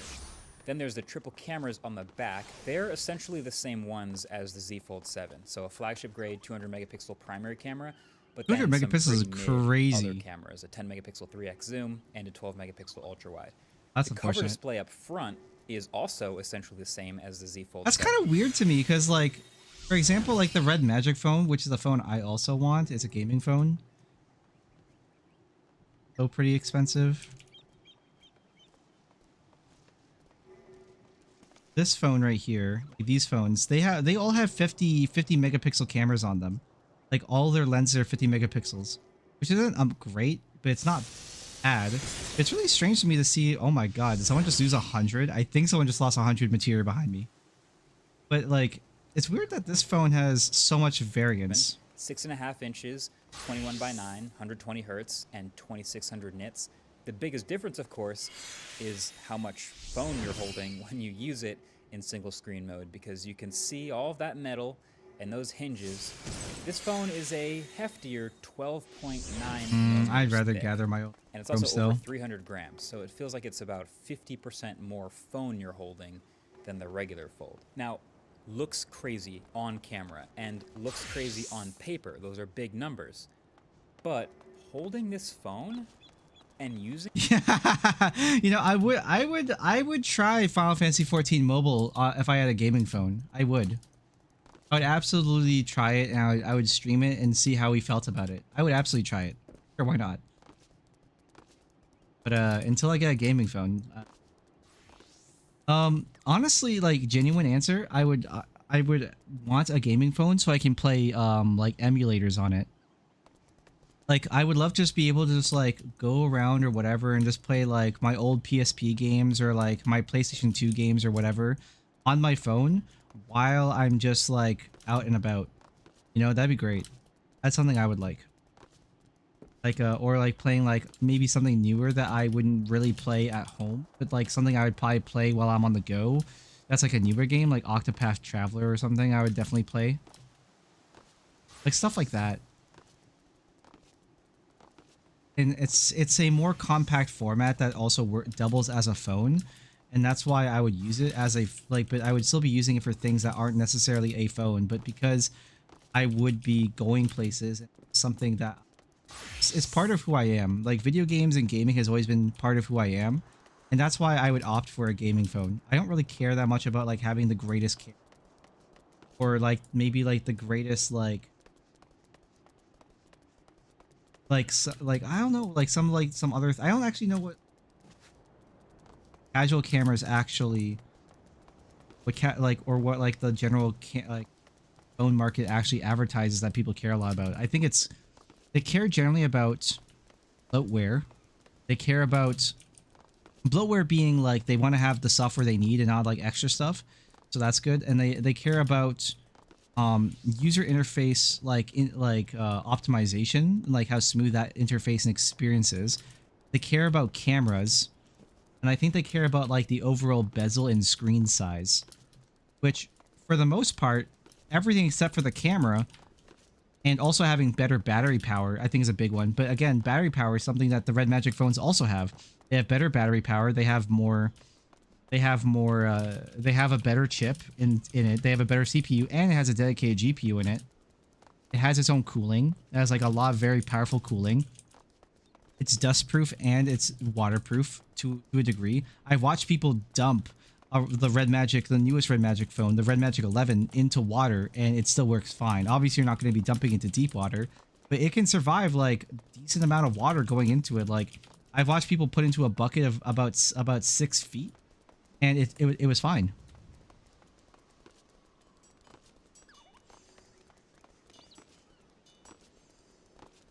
I'd rather use a deck for that because phone gaming sucks. Well, I wouldn't be playing like this. That's not who I am. I wouldn't be playing like this. I would be playing with a dedicated controller attachment to the USB-C port. Or I would be playing with a dedicated Bluetooth adapted controller connected to my phone. There's another type of thing I would do potentially that's very extreme, but it's something very much I would do because I'm weird. There are things like that are like they're called extended reality essentially. Where you can like attach like a device like what's like the Xreal Pros. Sorry, I'm getting ahead of myself. There's a glasses company, much like, you know, Meta or whatever, like the Meta Ray-Bans or whatever. It's called Xreal Pros. The Xreal company makes these glasses that have extended reality augmentation, so you can have extended displays of your stuff that you connect it to. So it connects via a USB-C port. Sadly, it's wired still. One day, I'm sure technology will be good enough where it won't be wired. It's wired, and then you can connect that USB-C to another USB-C, for example, so your phone, and then you can expand like a virtual reality display in front of you through the glasses. So I could just have my phone in my pocket. I'll just like open it just to make sure I can launch the game I want, and then I'll just keep it in my pocket or whatever. I'll just put it in my inside pocket, right? I can leave it in my inside pocket while I'm playing, and I just have like display in front of me with my glasses on, and I'll just pull like a Bluetooth controller out that's connected to my phone, and I'll just play. I'll just be playing whatever while this is up there, and I don't have to worry about it. That's it. Everyone around me will only see me with my controller, but I will see the game, and I'm someone who doesn't really care, and I don't get socially awkward about that kind of thing, so it doesn't really matter. That's just like something I could do. Now, would I get a lot of like, would I get a ton of value out of doing that when I mostly would be playing video games? Probably. I don't know, but it's like something I think is fun to think about. And it's something I'm very much about. It's just what I am and who I am. I don't, I like the Steam Deck, but I wouldn't want to bring a Steam Deck with me to work. I wouldn't want to bring my Nintendo Switch with me to work, whatever, during my break times or whatever. I wouldn't want to bring those things with me, but my phone will always be with me wherever I go because I need it to stay in contact with my family, to manage my own little investment planning and businesses, and I will also be using it as time goes on to expand upon my own personal business and create my own like investing business when I get more revenue. Because one of my mid-game goals in my life is to have enough capital fund in order to create an LLC, so that way I can have the money start being managed by other people and not myself. So that way I can have a more comfy and more relaxed life and not stress out as much. I'm doing so much in my own life to try and make things happen, and everything really happens 2026. A lot of things have been moved around in my life that I can start really financing myself properly. And I'm trying to get more of my family to really like back this idea, because I don't want my son to have to worry about these type of things and these type of financial burdens. And I'm sure that's what my dad wanted for me, is that kind of thing. But I was just being such a bum and being lazy and depressed in my 20s, I didn't do anything. But at the very least, I can still do this for my next kid. I can still do this for myself. I'm young enough to still do all these things. It's just a lot. It's a lot that I care about and I think about. I don't talk about it a lot because I don't really want to emotionally distress other people around me about what I think or what I do. And it's also such a very big pill to swallow, I think. How does someone think like that? I don't know. But there's a lot I want to do and make sure I am financially secure and have my family name be financially secure. More than I care about just myself as the individual. Obviously, first things first, make myself financially secure to then push the family name forward. That's the idea. It doesn't, it's not sleek by any means, don't get me wrong, but it doesn't feel that ridiculous. For some perspective, this is actually thinner than the Z Fold 1, and the Z Fold 2, and the Z Fold 3, and the Z Fold 4, and the Z Fold 5. Something to think about. Either way, it does mean, while using this phone closed, it is a little bit clunky. The bezels are pretty thin and all, but this is obviously not why you're getting this phone. You're getting this phone because you can unfold everything, and you end up with this massive tablet-sized 10-inch display. So now when it's open, this tablet is 3.9 millimeters thin at its thinnest point, which is over here on the left, and 4.2 millimeters at its thickest I point. just missed So 11 it quarts. Feels really thin. And I guess easy we're to going hold, fishing, and guys. Suddenly 309 grams is not so heavy after all. And I think context, again, helps so much with this. Most 10-inch tablets are around 500 grams, so they're heavier than this. But also, most roughly 10-inch tablets, including Samsung's own, have 8,000 milliamp hour batteries. Not this one. This battery has to be squashed into this super ridiculously thin form factor, and it's also split into 3 separate columns. So this one totals 5,600 milliamp hours, which technically, yes, is the largest ever in any Samsung folding phone, but it's also definitely on the small side for something with a 10-inch tablet-sized screen, if that makes sense. I feel like I've hammered this home so many times this year, but silicon carbon battery? Maybe the next gen. It just feels like the perfect phone for that, obviously, being super thin like this. But it is also still, it's actually the fastest charging foldable Samsung's ever made. It's 45-watt charging now, with a charger included in the box. So that's pretty nice. And they also kept 15-watt wireless charging. Oh, wait, this is not the along with place. IP48 Wait, rating wait. from the Wait, no, Z it is the Fold. place. I So lied. the specs are pretty solid, sure. But the reason I'm saying that this phone is making foldables make sense now is because the screen that you get when you unfold it, this widescreen 10-inch tablet, is Download beta's a up? massive Nice. difference from all the regular folds. Yeah, I think this really says it all. This is a full screen video on a regular Can you send that to me, slab. DM me? We're all used to this, right? Now, this I is haven't the decided same what I want to do full-screen for that video yet, but on I the kind of want inside it. screen We can do of a top now. film. Yes. It's a big screen, technically. It's an 8-inch square, but the video frame that you're watching is not that much bigger. There's just a bunch of blank pixels around it. So this is the same video on the trifold, and you see how much better that is. That's the main theme here for why this is worth exploring, this widescreen aspect. Want plugins? thing. I want the In this code at case, the very it's least 16 if I by decide 11, to use it and it for just like really no makes clippy or for something a really way simple. more expansive But canvas. generally Full-screen speaking, I never videos, use also plugins. full-screen games Or like, feel you know, really like like if you're doing an alt, I like auto cutscene skipper. I used auto cutscene skipper when I was like leveling one of my alts. Because it's like I've seen this a million times, and also hitting skip cutscene constantly is annoying. So yeah. There's a ton more real estate for them. And while we're at it, here's a few more nicely optimized things I noticed while playing with this large horizontal display. The Files app lets you see multiple columns at once, so you can fit a whole 3 layers of the file system deep and see it all. The YouTube app also looks really nice, basically because it's just the tablet YouTube. Oh app, shit, it's so you can Marquez scroll Brownlee right watching videos, Marquez scroll Brownlee. read That's comments while insane. The video still plays in a pretty big window.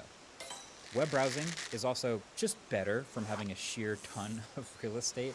I keep using that phrase, but I actually enjoyed a lot of regular apps, just like the web browser or social media apps, in portrait mode and landscape mode. Just because they 250? feel huge. Also side-by-side apps, whether you split them top-bottom or left-right. You can do 3 apps side-by-side. They all just have way more room to breathe instead of being compressed and tiny. Oh, and this just happens to be the only Samsung phone that they'll let you run Samsung Dex on its own. So without being connected to a monitor, it will do the multi-window and multiple spaces with different setups with a connected mouse and keyboard. And if you do connect it to a monitor, you can have it act as a second screen, which is smart. I also gotta say, I've only spent a little bit of time with this phone, but I do feel like you can see that it is very well considered. Like, I can almost feel like the different variations and versions that they went through to get to this point. Like, for example, opening the phone, you always pull from the same spot. They made the bottom leaf of this trifold just a little bit longer than the other two. So it actually Wait, does triple cast not work? And that is super convenient to just grab that little lip. Triple cast doesn't work on collectibles. And then the strength of the magnets that hold it together Damn. are really nice and solid. And then you pull the lip, it opens. Then the leftmost hinge. I just need the beta code. I think I have downloaded still on my computer somewhere. Then the nice smooth fiberglass composite on the back. Maybe? This is the only color available for this phone, but I also think it makes a lot of sense because it's touching screen on the back here. It's also a huge finger magnet, so that's too bad. But then, you can only fold it a certain way. Left side first, then right side, which wraps around it. I don't think I do. So if you try to fold the right side first, it gives you this little message and vibrates and tells you, no, don't do Thank you, that. Candy. That's not how you fold this phone. Also, without a case, I noticed that just like the Fold 7, this is one of the biggest rockers on a table the world has That's the ever seen. beta code? But I didn't know alongside they that used charger, this text. phone also comes with a case. Sing. that basically Like fits just itself. So plain what's the text like catch? that. There's got to be a reason why not everyone's doing this. There has to be downsides, right? Okay. Well, yes, but there's not that many. Like the middle screen is the obvious one. This is going to be the most delicate part of the phone, having a display that not only folds twice, but also folds in 2 different directions and with 2 different radii. Like you can obviously see these creases if you're Send it looking to for my them, friend as well. but you can also see who needs that it. the crease on the left is a little bit smaller than the crease on the right because it is a tighter curve radius when you fold it up versus folding the right side around the left side. I also obviously don't have any long-term data on using this phone, but I would consider this a first-gen device when thinking about Thank you, Candy. durability and how that might go. I mean, it's nice that it is fully protected on the inside. I don't but think I have. It's going to be. Oh, download is It's also not the XIV brightest in the launcher, world, right? so I the probably outside it's screen is XIV. full Yeah. 600 nits. XIV The launcher. inside is only 1600. So Yeah, it's kinda XIV limits, launcher like, the into outdoor connected use to and super Dalamud high or brightness something stuff. like that, right? Stuff that I guess I expect with first gen. You could also totally say that the thickness and weight while using it closed is a con because obviously it's worse than normal. It's always folds been words. today. I don't remember that. But then again, I don't know how much thinner this thing can actually get. I mean, they still have to get a decent battery in there and decent speakers and still a USB Type-C port. You have This to go is into starting to feel config pretty and close to the now you can do dimensional it. limit of Enter a code. trifold setup. Interesting. Yeah, so back in the day when I used Dalamud, or like Dalamud and all that, you had to go into your settings to do it. So you would open up the pause here, go to Dalamud settings, and then it would be there. I had to do it. Do like the red menu text thing. So it will be interesting to see, you know, how they evolve it from here and what a second generation actually looks like. But then, of course, the elephant in the room, price, obviously. I mean, this is 2 screens, so twice as many screens as a normal phone, twice as many parts, obviously twice as many hinges as a regular Fold. It's like 50% more screen and then also 50% more thickness and 50% more weight. So 50% more price. Now, Samsung in the US has not given me an official cost for what this is going to retail for here, but I bought this one and I imported it from Samsung Korea, and this cost the equivalent of about $2,500 US there. So I'm just doing the math. I expect it to probably be in the same range, $2,500 to $3,000 here, which is a lot. It's pricey. It's the top of the range, but also maybe not insane. You know, I think my take is, for the right person who knows what they're getting into, this can be worth it. I really think this would be a nice, fun phone to use and daily. For having a legit 10-inch display, a tablet in your pocket wherever you go. Like, that's such a game breaker.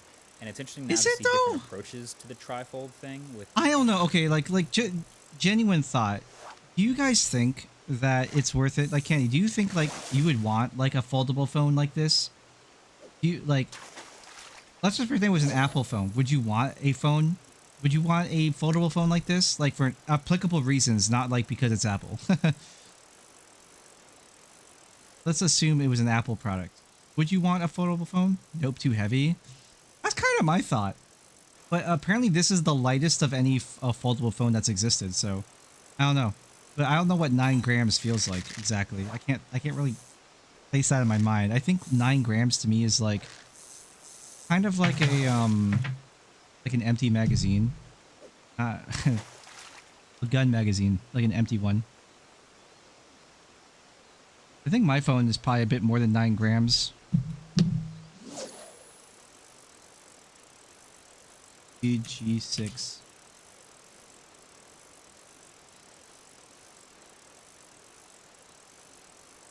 Oh yeah, it's a lot. It's 90 grams. Sorry, 9 grams is super light. It's probably. I think he said he was 90 grams. My phone, the LG G6, is 162 grams. This thing is not quite a brick, but it's definitely heavy.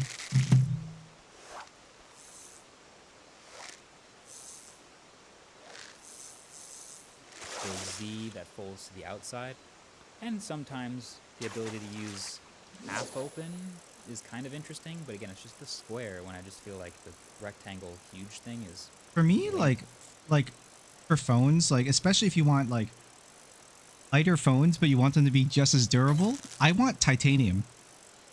I want a titanium case phone. I don't like plastic phones. I don't like sapphire glass phones as much. Like, there are some phones that use sapphire glass. Like, for example, watches. They like using sapphire as like a sapphire crystal for their for watches. But yeah, I think that's like I would be okay with sapphire glass on a phone. Some phones do that, like the Red Magic phone. But my go-to would be a titanium back because it's harder to scratch. It doesn't leave fingerprints, and it's just way more durable, and it's a lighter product. It's a more durable and lighter material. more interesting. So yeah, I don't know. This is really cool. And it's also just hilarious that this exists. Also, look how many Samsung, fucking fingerprints. The same company that is Look at Marcus Brownlee, how many fingerprints he put on the phone. Chill and conservative. Same company. This is Look at that. Really look at those fingerprints. Oh my god. That's an insane amount of fingerprints. cool. And it's also just hilarious that this exists from Samsung, isn't it? Like, the same company that is ridiculously slow moving and chill and conservative on their Galaxy S phones. Like, they don't want to change too much. They don't want to rock the boat or do anything crazy. But they'll also try this completely insane trifold thing and just Samsung just like, yo, check this shit. Check out this shit. It'll stick. I think people are going to get this phone and are going to really like it. Obviously, the asterisk still is durability. We'll see. But yeah, it makes sense now. Also, did you know Christmas Eve is literally a week from now? At 7 days from when I'm publishing this video. So if you're still gift shopping and haven't found anything great, you need to pay attention. Because Ridge, the sponsor of this... Okay. Um,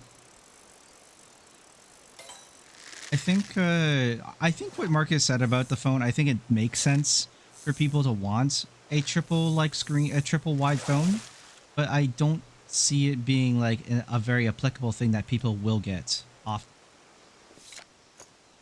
Um,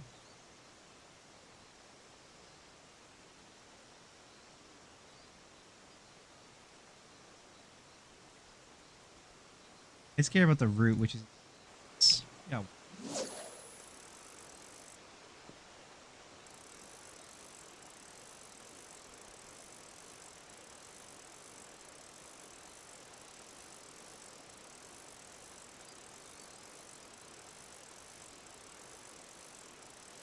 So it's finally happened. The Tissot PRX is now available at 38mm for the very first time, fulfilling the wishes of many within the collector community. Now, if you would argue that the PRX is probably the most important and influential watch under $1,000 over the last 5 years, serving as the gateway for many first-time watch buyers and people just looking for an integrated steel sports watch that doesn't break the bank. At the time Tissot PRX is probably a watch I would like to.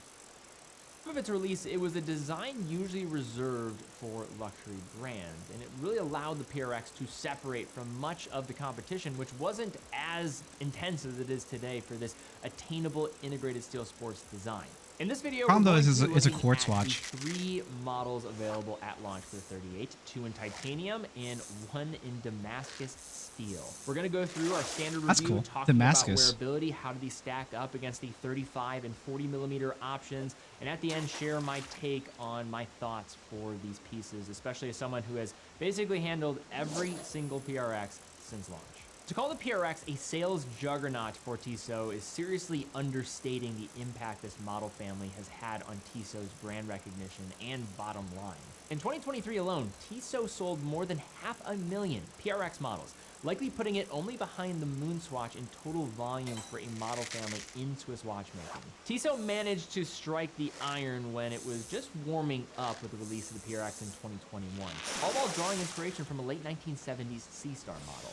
This combination of timing and having a piece from the archive allowed the model to land more squarely as an authentic approach rather than what we have seen with other brands chasing the trend. We first saw quartz, then Powermatics, chronos, and 35mm options. However, the most common point of feedback remained the size. Although the 40mm worked on many wrists, some found it to be too large for an integrated format, as they tend to wear larger than the proposed diameter. And then 35mm, which mirrored the sizing of the C-Star model decades ago, felt too small for others. This is when we began to see people asking in the comments about splitting the difference to make a 38mm option, as a 5mm gap was quite considerable. 38 would be nice. With this release, Tissot has addressed this concern directly, likely putting to rest concerns about case sizing. So there are 2 Titanium. notable headlines with this new PRX model. You have the size as well as the material choices chosen. And since this mid-size format is brand new for the PRX, let's begin there. The 38mm diameter case is the ideal response to those that have been waiting on the sidelines, not finding a home in either of the 3-hand sizes. The case height is roughly 11.2mm on the titanium and Damascus models, and the lug-to-lug of 42.6mm feels trim and proportional to the diameter. The lug-to-lug of the 40mm for reference was 44.6mm, and the 35 clocked in with 39mm. When factoring in the fixed end length, the 40 extended all the way to 51.5mm, and the 35 to 44.5mm, Wow. and this 38 goes... Oriole beat me to do it. I was going to reset the FC buffs, but she beat me to it. I'm gonna be right back again because I can smell my food being ready because I want to eat food. I was boiling water for soup, so I'll be right back.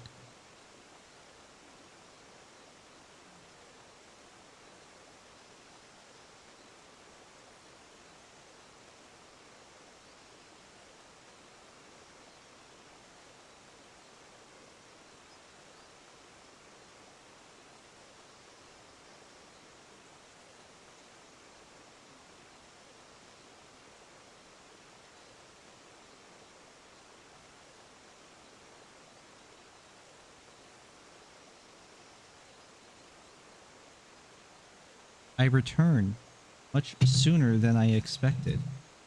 Mom had woken up, I was about to go and do it, but she was already downstairs and said, "Hey, thank you, Mom."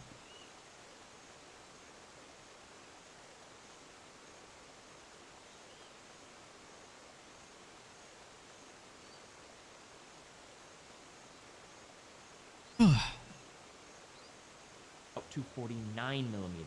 As I've mentioned in my dozens of PRX reviews over the years, I always recommend splitting the difference between that lug-to-lug measurement and that end-link point. That'll be a better representation of how these actually wear, with all three of these wearing larger than the diameter suggests.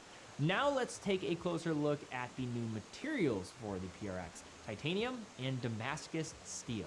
Tissot is no stranger to unconventional materials, having used fiberglass as far back as 1969 in the original Citadel, granite and other stones with the Rockwatch from 1985, and more recently a carbon case PRX. The titanium versions are a first as well for the PRX line, and compared to stainless steel, I really like a lot of watchmakers modernly are starting to use titanium, and I really like that. Is readily apparent, with titanium generally weighing about 40% less than steel. The finishing of the Grade 2 will be similar to that of the steel PRXs, with a vertically brushed look, punctuated by polish hits on the case bevels and the bezel. The bracelet of the steel is usually signaled out for its high level of finish, and the story remains the same here, although the titanium will have a somewhat darker hue, yet still exhibits that accenting polishing shown on those interior points of the bracelet. The Damascus steel variant is something different altogether, not only appearing for the first time in the PRX range, but it's a first for any production model from Tissot. Damascus steel originated in South Asia, with historians estimating the first production around 1500 BC. The high carbon crucible version of this steel was imported to the Middle East for use in the manufacture of weapons, where it gained the Damascus Artisan update? name. Today, most Damascus steel I don't know is what artisan produced is. by a Is that process like part known of as the pattern welding, which involves that part of the macro system? forging together layers of different steels to create a visual pattern. In the new PRX, 2 different grades of stainless steel powder are selected Auto for crafting. contrast. And Like alternating layers does it do like, does it allow you to like auto craft, but does it do the same thing? Like, you might know this plugin, or not plugin, but it's like its own subscription service system. It's called MMO Minions. Does it basically allow you to like pilot your account to keep crafting for you the entire time? Like, you could be at work for 8 hours and you'll just keep crafting as long as you have the materials.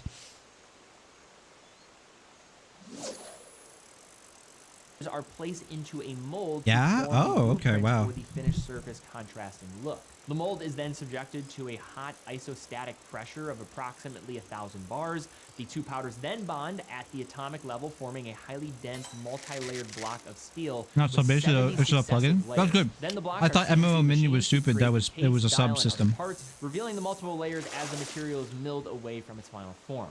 And finally, a combination of satined and polished finishes completes the finished parts before assembly. As a result of the process, no 2 Damascus steel PRX watches will be exactly alike, each one showing its own set of unique patterns.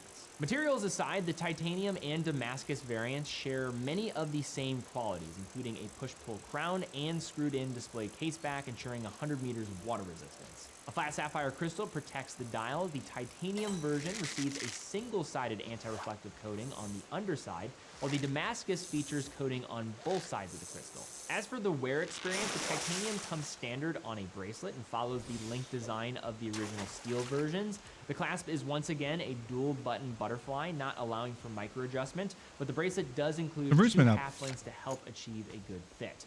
The Damascus features a pebble grain black leather strap with Damascus steel at the attachment point and the buckle. And I'm sure some people out there might be wanting a full Damascus steel bracelet that would look pretty intense, but there's no indication that Tissot has this in the works, and it would probably add significantly to the retail price. And both the titanium and Damascus feature a quick release on the strap or bracelet in case for additional options becoming available at a later date.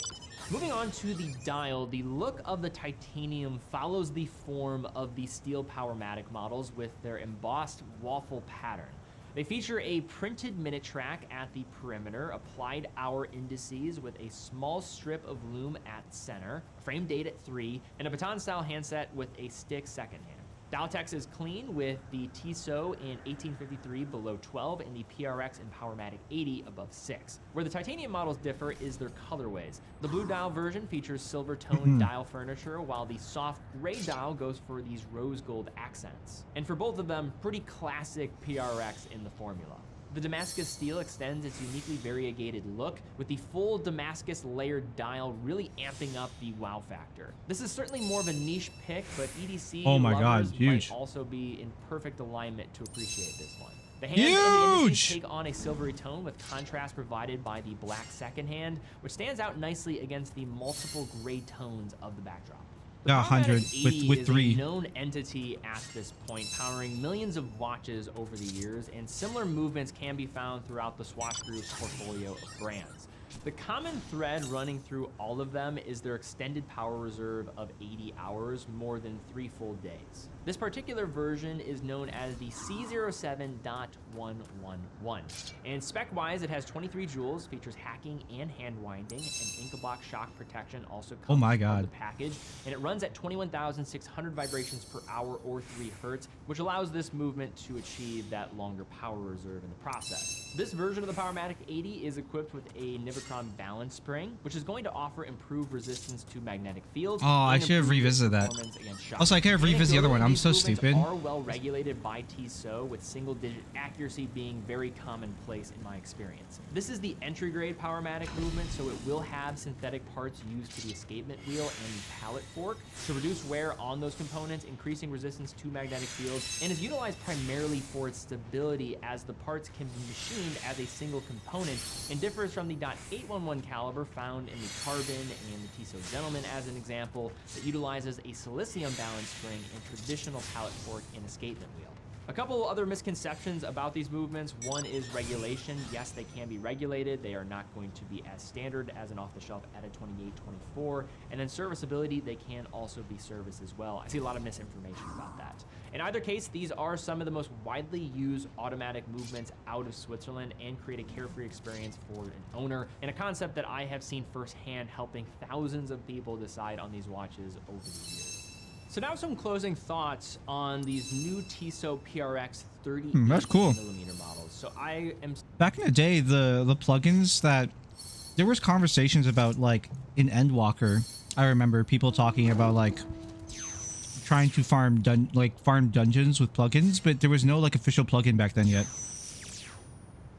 Somebody that has been able to, again, basically review every single PRX variant that has come out in the last 5 years. And we are coming up on 5 years in 2026, early 2026. That'll mark the anniversary of the PRX collection, which is pretty crazy. It's almost been a blur.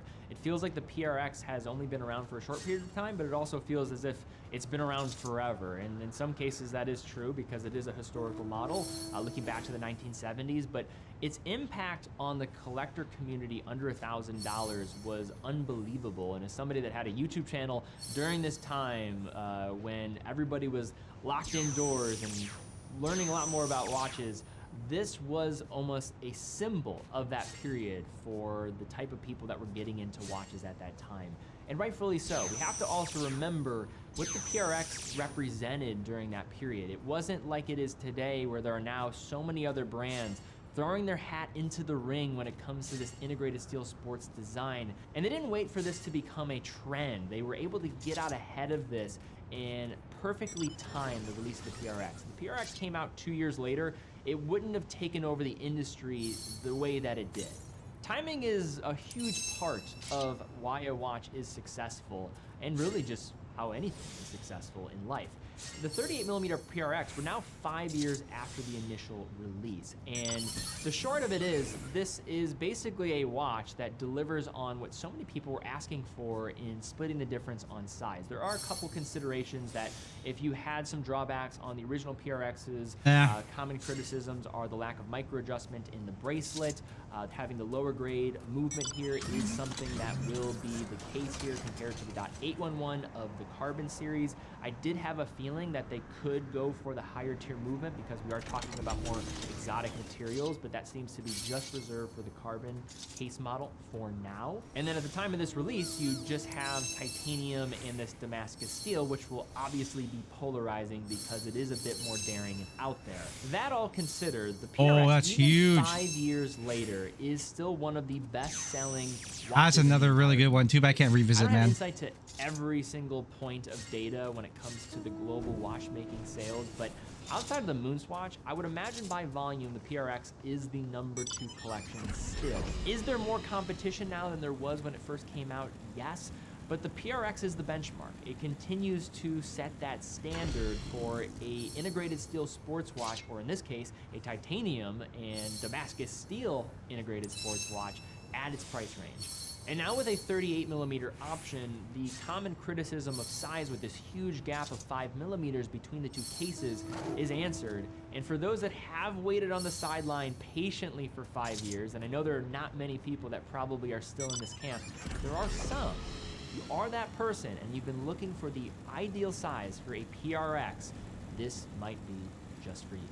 But all right, guys, that's my take looking at these new Tissot PRX 38mm. As somebody that was right in the middle of probably my sweet spot, I really like this release. It makes a lot of sense for Tissot to finally do this. And I like this size a lot just for Tissot in general. 38mm is a size that they have neglected in the Gentleman series and other model collections. They tend to go a little larger. I didn't collect in time. No! So this is a solid sweet spot for many.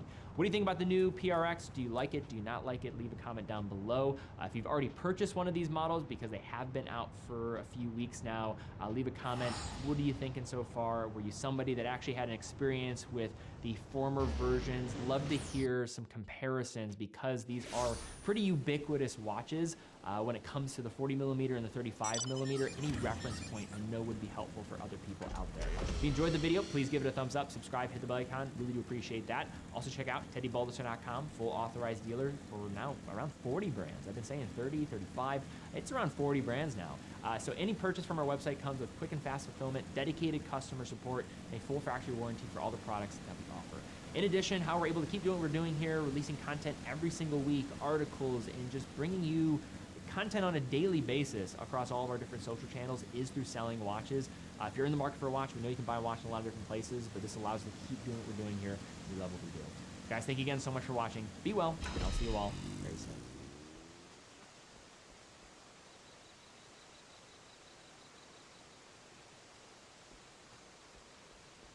I swear there was a video from Teddy Baldister recently about like a watch. Maybe it was Teddy Baldister reviews.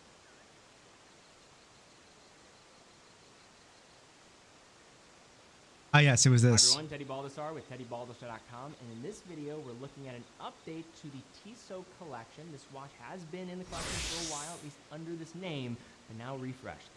This is a particular watch I would like to own. This is like the Datejust, except way cheaper. The Tissot Ballade for 2025.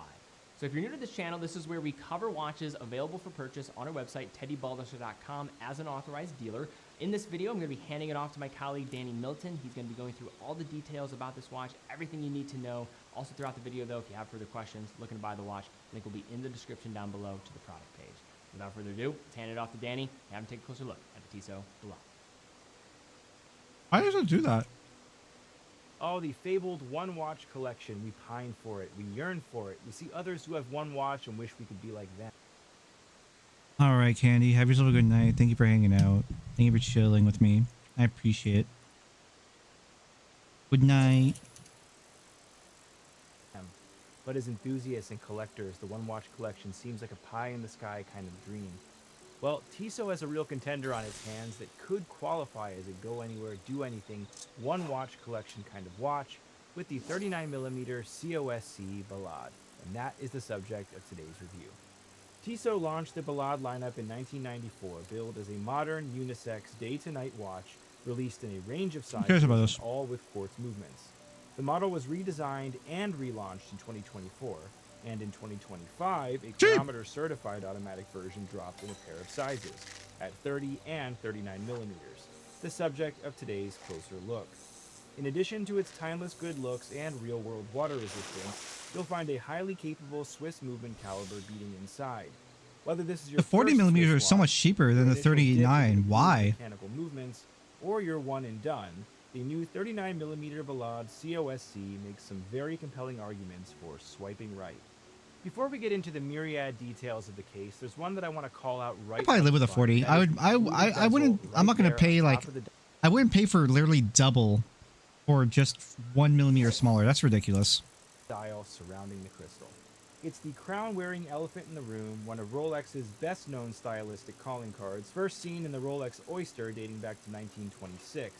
But frankly, while still closely associated with the brand, a fluted bezel has become as common as a black dial dive watch, seen on everything from the Omega Constellation Globemaster to Seiko 5 models.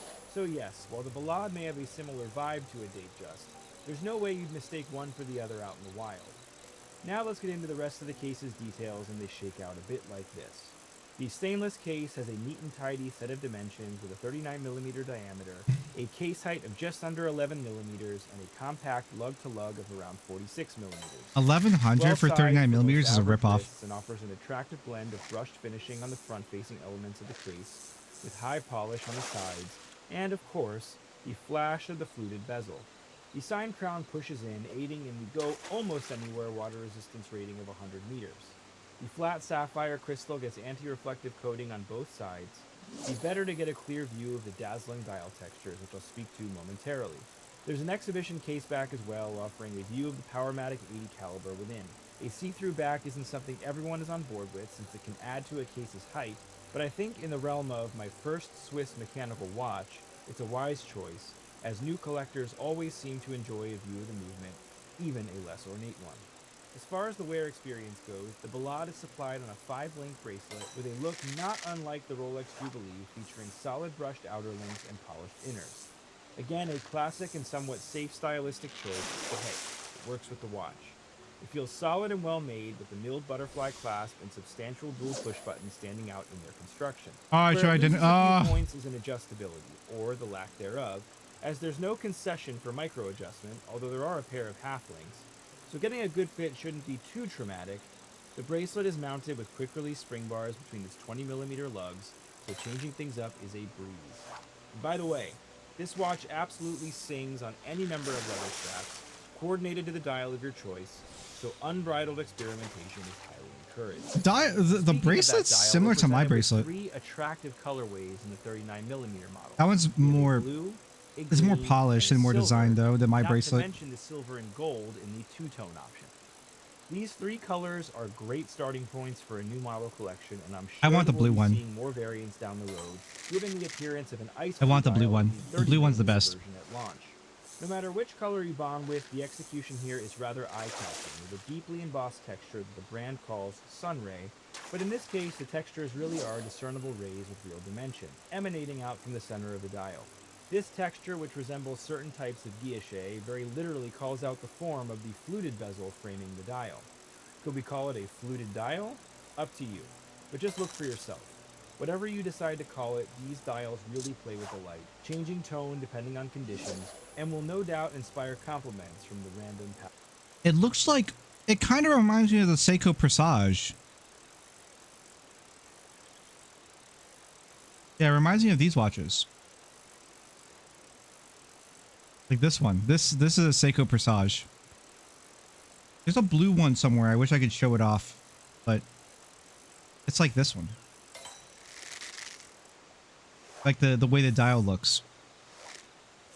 I don't know who was like, you know, had the original look for this dial, but this is a really, this in particular, like one that this guy is showing off. This is a smart looking dial. Right.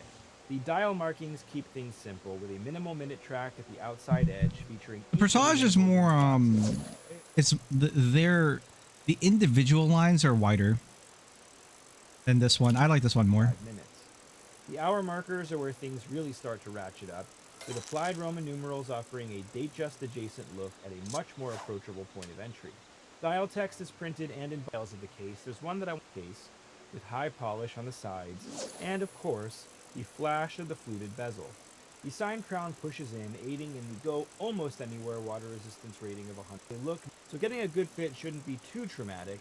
The bracelet is mounted with quick-release spring bars between 30 mm form of the right edge, featuring equally minimal loom plots every 5 minutes. The hour markers are where things really start to ratchet up, with applied Roman numerals offering a date-just adjacent look at a much more approachable point of entry. It also has Style loom. text is printed and embossed to stand out. The hand has loom. But 2 lines above and That's below cool. the hand stack doesn't feel overbaked. Slim baton hands get a very subtle beveling and are filled with Swiss Superluminova. The dial details finish up with a nicely executed Luminova's really good. 3, framed in silver, with a black on white date wheel below. And no, there's no date Cyclops. That might be a bit too on the nose. You can certainly say that the Swatch Group has had a good return on its investment with the Powermatic 80 movement. The long-running ETA-based calibers are seen in models from Hamilton, Nito, Certina, and yes, Tissot. And why not? These babies have proven to be some of the most reliable mass-market Swiss movements available. Durability, decent factory regulation, and that 3-day weekend's worth of power reserve are good enough on their own to ensure popularity. But add in the finer accuracy of a COSC-certified Absolutely. It's really good. recipe for success. And Tissot is renowned for making COSC-certified. What is this what is the accuracy of it? He doesn't really say.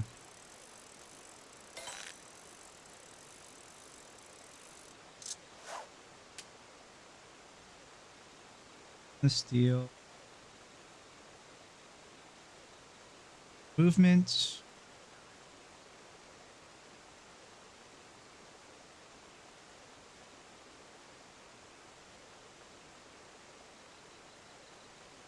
This what's oh, this one is a quartz. That's why it's so much cheaper.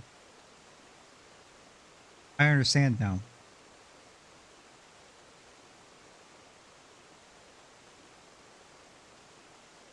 .39mm were automatic movements. That's why.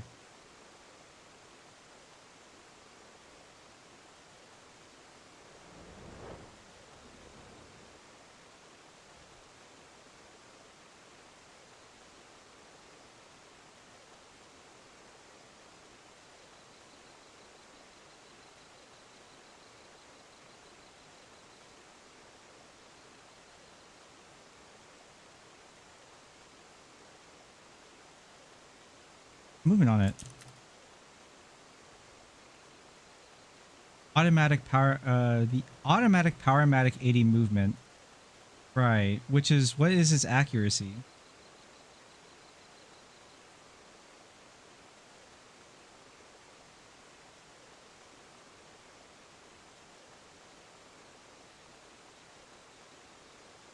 (23 to 25 joules). Why is there like variance? Self-winding.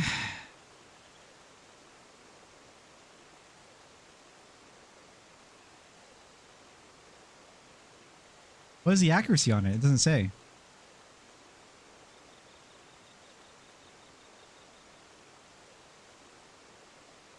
There we go. Minus 15 or plus 15 seconds per day. That's pretty good. Getting tighter 5 to it hits potentially tighter to 5 to 5 or 5 over or 5 under seconds a day. That's really good.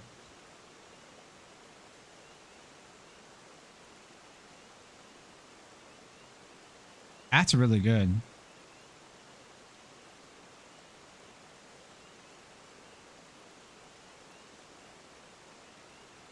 That's a good watch. 7 quartz.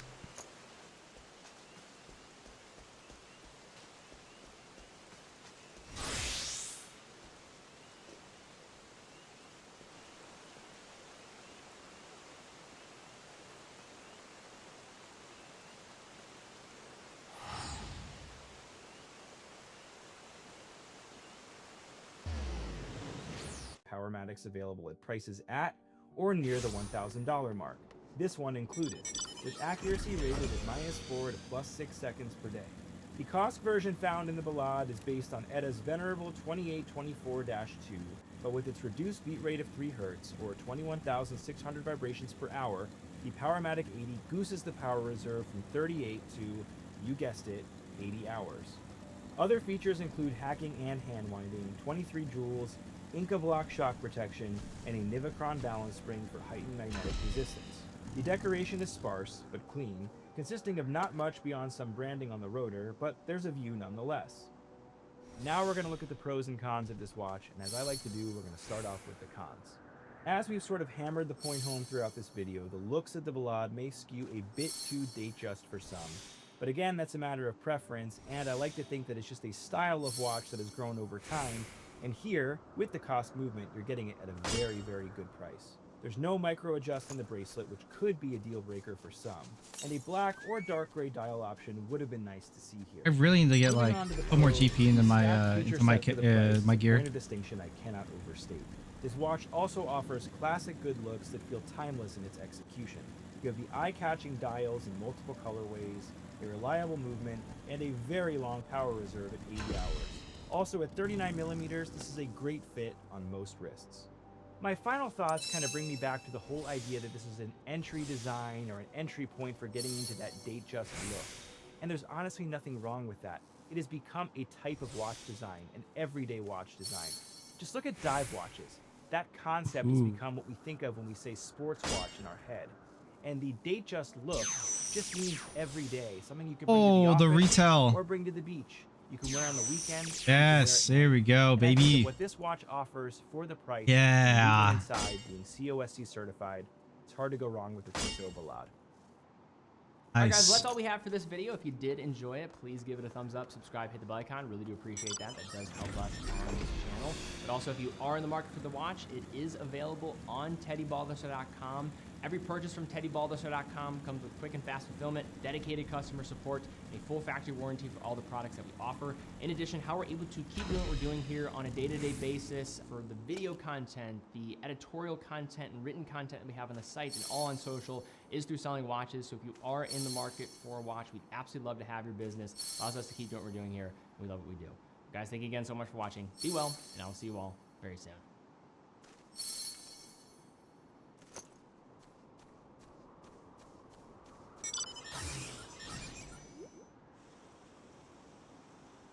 Nice.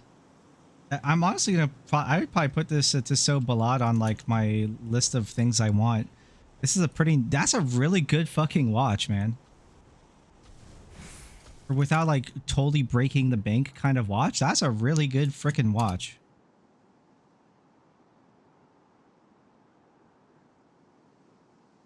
Absolutely.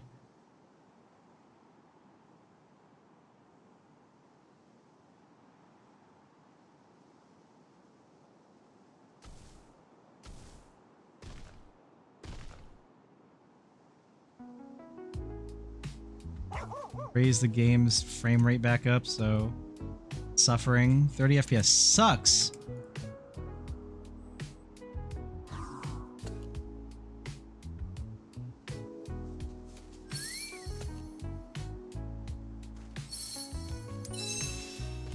Everything feels so freaking fast now.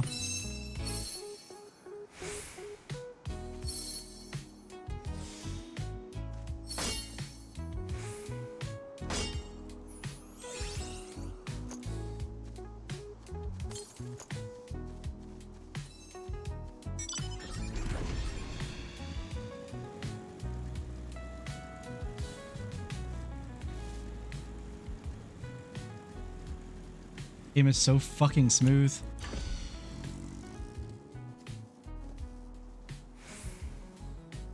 Even though I'm only getting 100 FPS.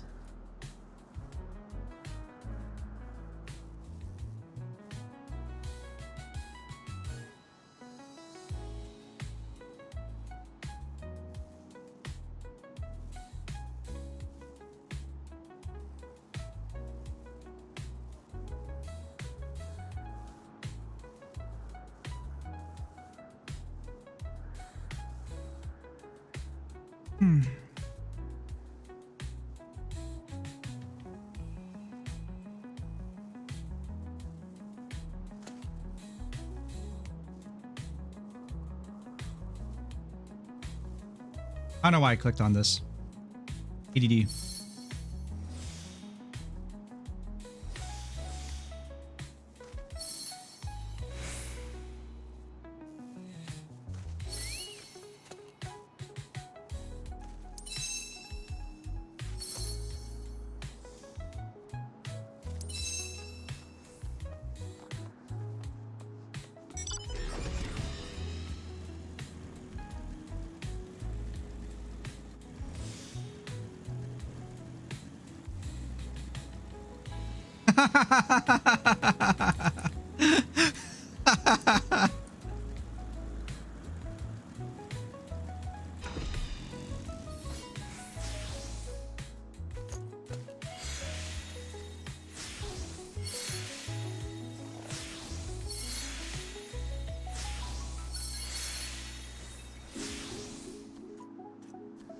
Hey, what's up, man? How you doing?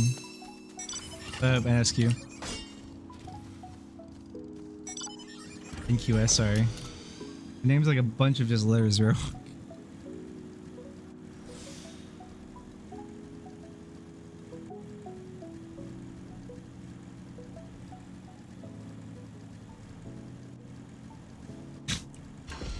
I'm going to press some bot. I'm going to lose my Discord account to pressing on a link from somebody I don't know. Yeah, it's very smart of me to do. Oh, that was a fucking grief. No. So J over Joseph. No cap. It's so retarded. Who speaks like that? On God, for real. No cap. On G, I swear. 100p. You know what? Where did I just ethereal reduce this? Artisan is working? Apparently. That's what Candy said.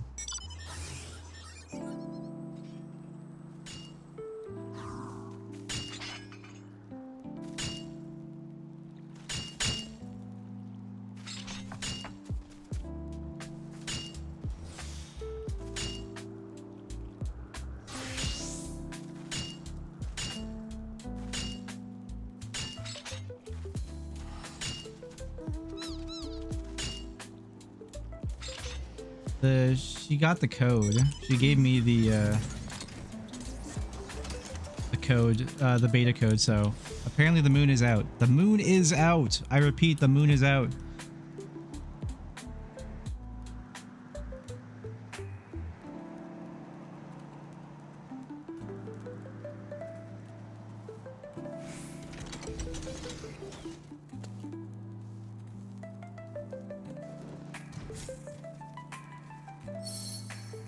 You sign up for beta? I don't even know how you do that. I do have the code now, so...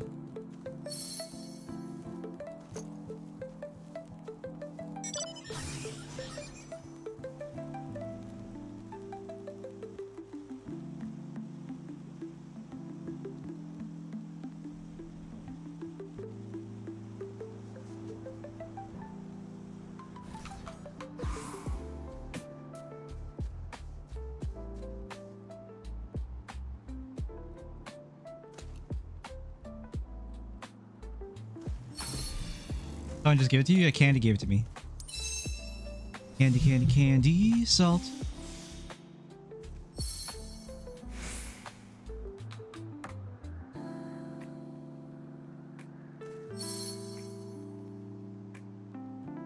I'll take the 968.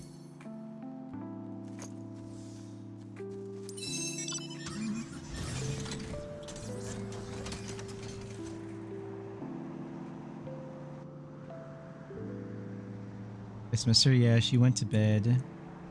I have the code, so I can just give it to you.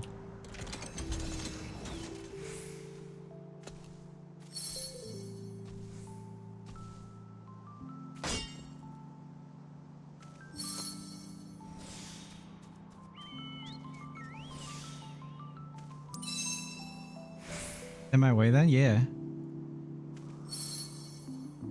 I lost 3 mil to lag? Nah, what? What happened? Were you crafting like gear?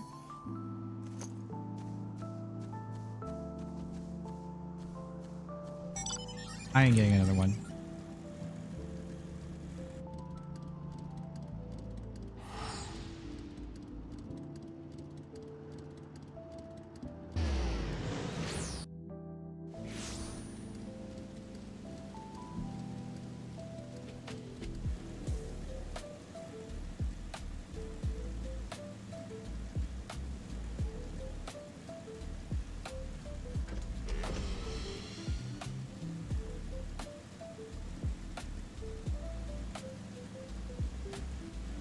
That feels bad, man. I'm sorry, bro. Listen, Akiyama. There you go. Wait, whoops. I mean, actually take that too. That watch is nice. I had that on my thing. My bad. There you go. That's the code.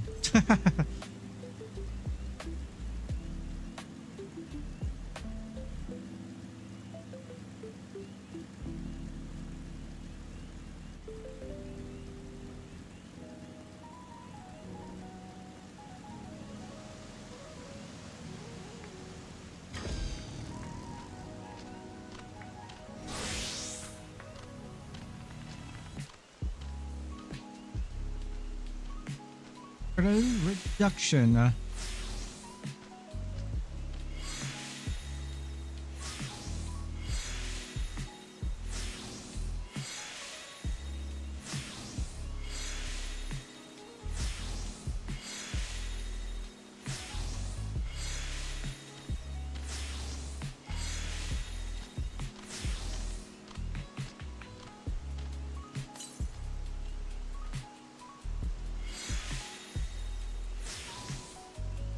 Gonna pee. Oh, 7.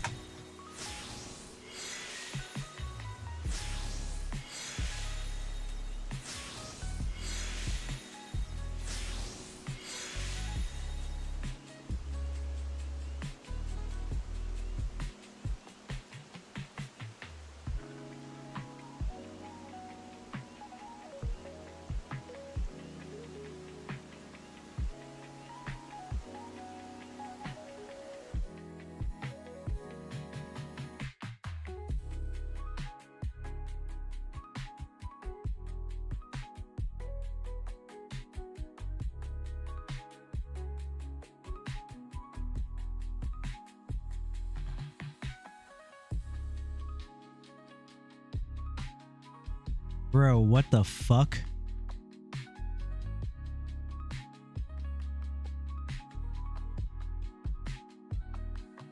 Went to go. I just wanted my 11 chrome, dog. I just wanted to take a piss. I just wanted to piss, dog. I just wanted to piss.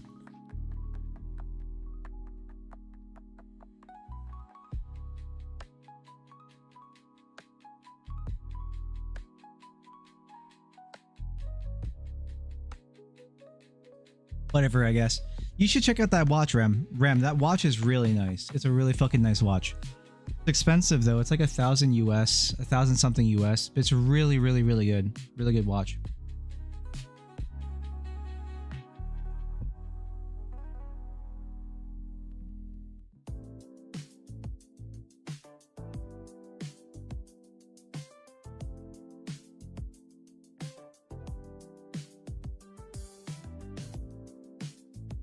We're on break. I didn't even realize we were on ad break. My bad.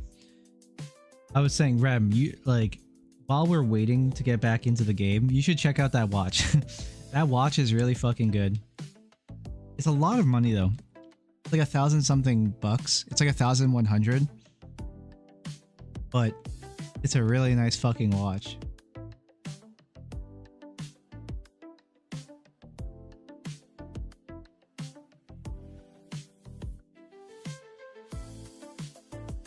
Yeah, 1K though. Yeah, it's expensive. Automatic watches are always going to be more expensive than quartz watches.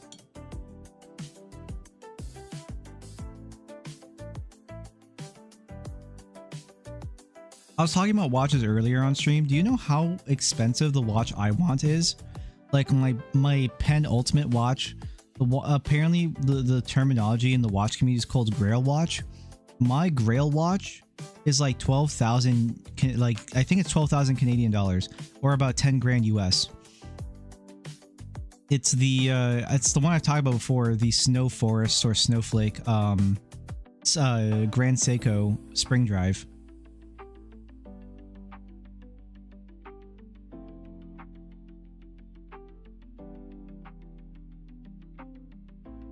$12K, yeah. Insane, I know. It's a really fucking cool watch though.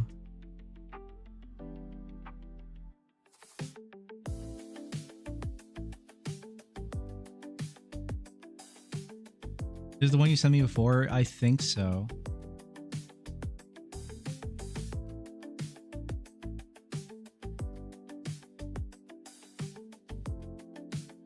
I send you this one.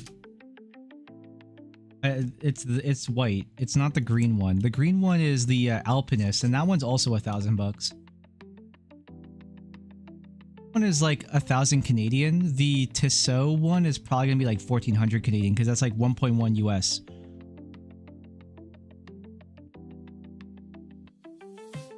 No, don't go to sleep. No. Log back in and gather with me.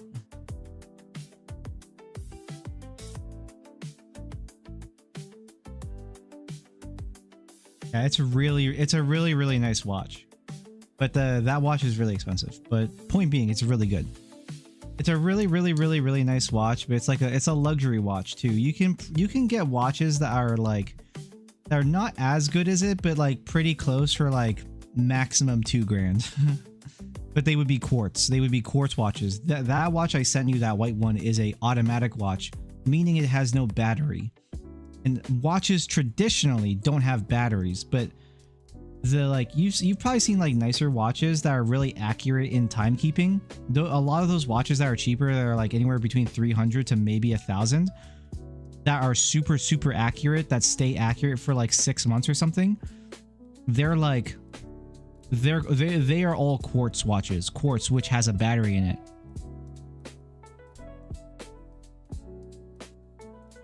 We'll fish the golden tail another night. Okay, go to sleep, Jess.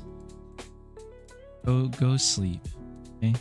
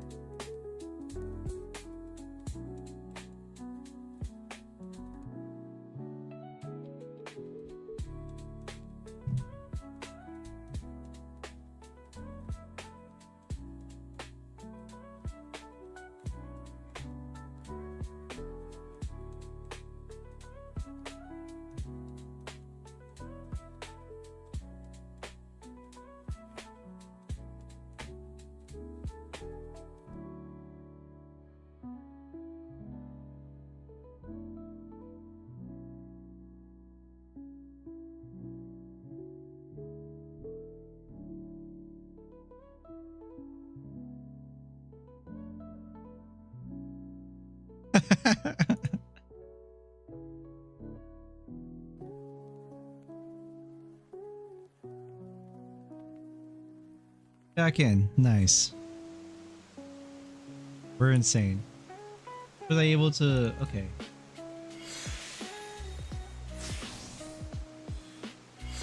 $185 hanging shit. Let's try... Let's reduce these. How am I gonna get? Biggest amount I saw was 7.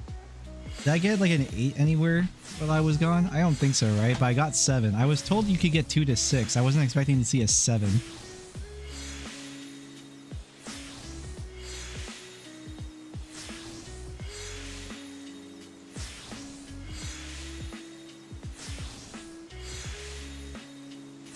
That's tough. That was not a really good yield. That was alright. The 11 quartz really gave me some though. 77. Man. My boom wasn't that big.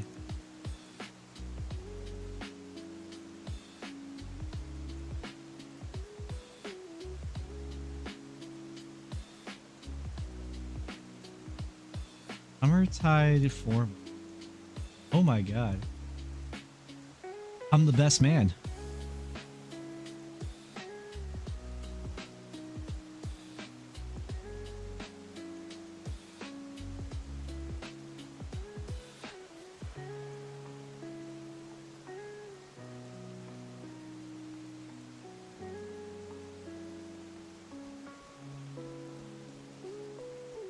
Normal slacks.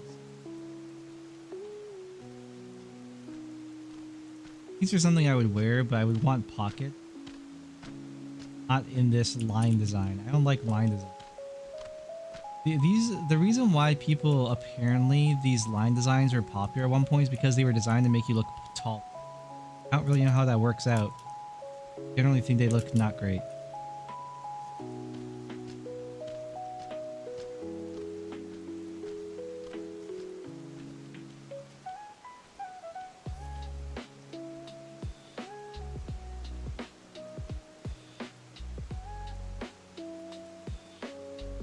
What was I saying? Oh yeah, Rem. So that green one, the other green one I sent you, like the Seiko Alpinist, that one, with like the compass bezel, that one is like 700 USD or something like that, I believe. Yeah, something like that.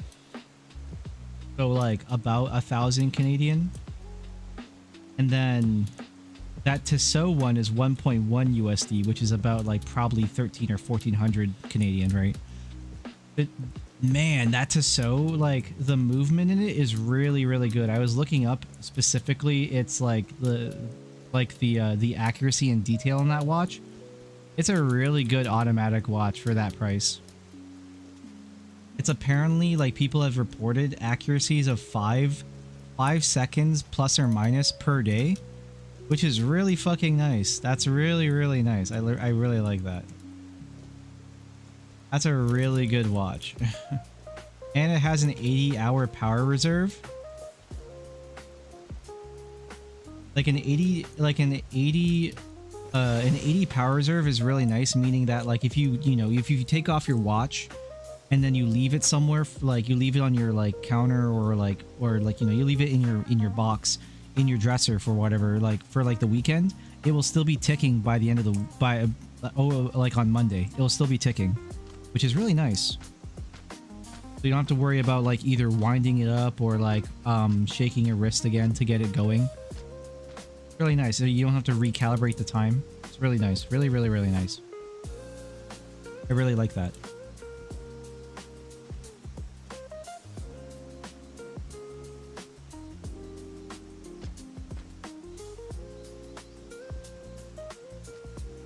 If you wanted like nice watches, but they're way cheaper, those are usually quartz watches, like I said before.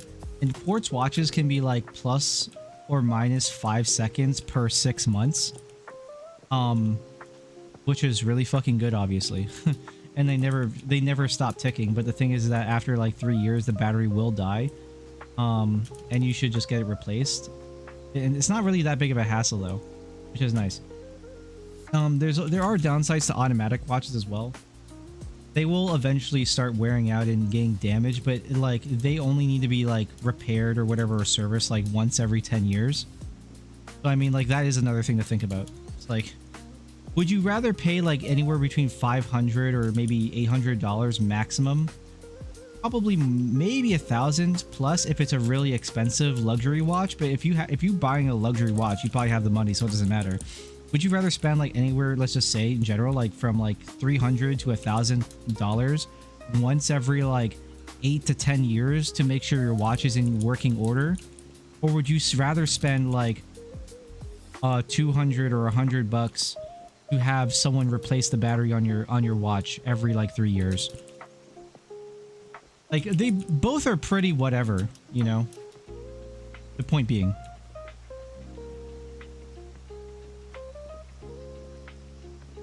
Something to be said though, for collectors, especially when you buy like better watches. When you buy better watches,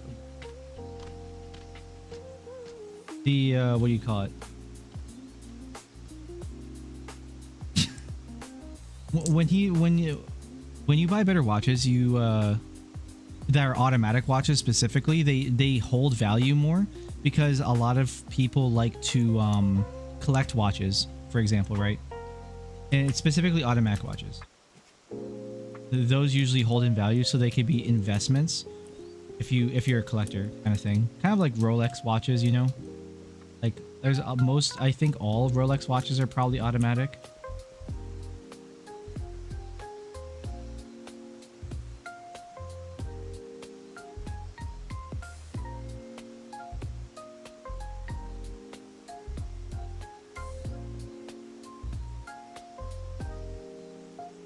Sorry, I was like getting distracted. I was looking at my kick chat. Like I don't have a bot, like a bot banner or bot kicker on kick chat, and I was just having a laugh because you the bots on kick are more creative with their bullshit than Twitch like Twitch bots are. Really funny.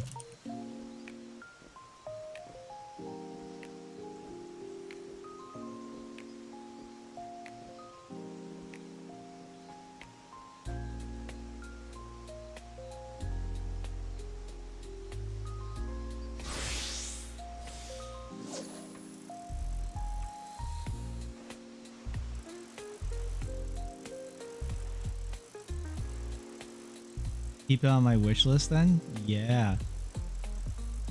Watches. I love me some good watches. So I was thinking of like when I start working next year that I will probably just...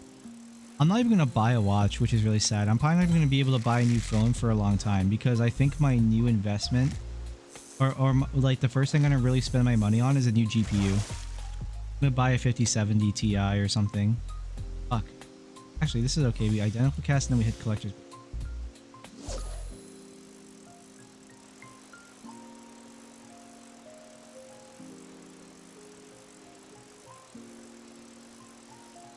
Wait, really what? Like me buying a watch? I want to buy a watch, but I think it's more practical for me to buy a new GPU. My whole computer is really good. It's just I need a graphics card replacement. This one's old.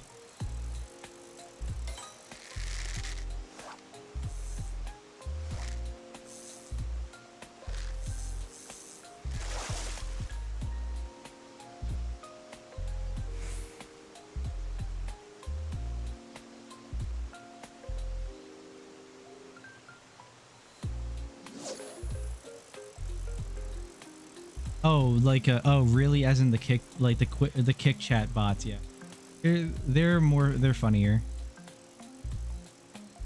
They were funnier, and they're like way more idiotic. In the sense, like the things they say are more creative, but like it really feels like it's tuned to specifically like a very particular type of person. Like they're tuned to people who are really fucking dumb. It's really funny.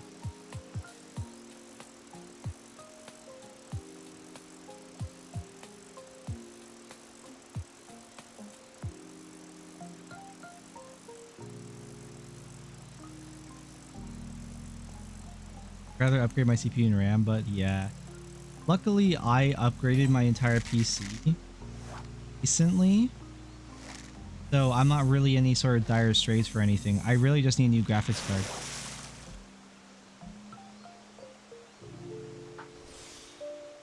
Basically it for me. If I had a new GPU, my PC would be pure 2025 build.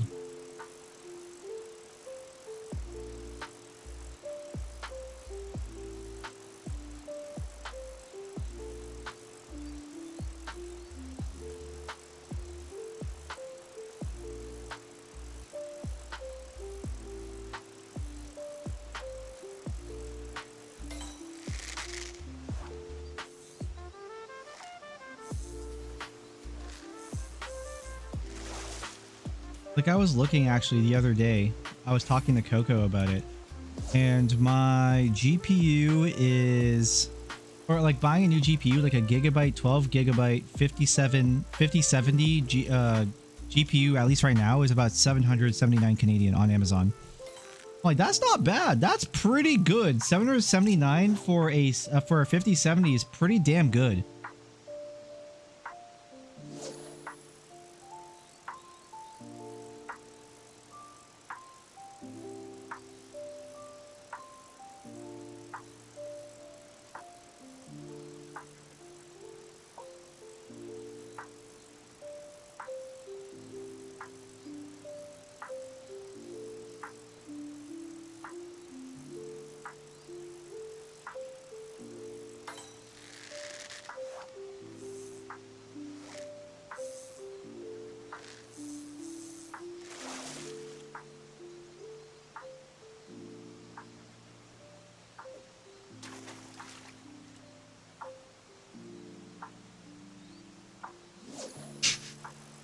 But the bots are actually coming in like quicker succession now. It's really good.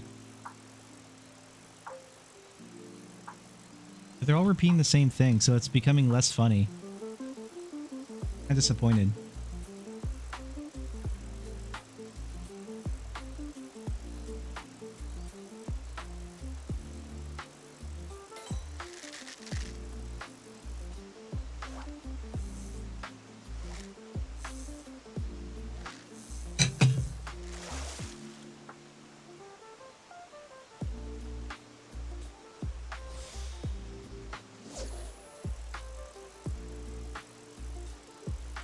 I think that's a pretty good deal.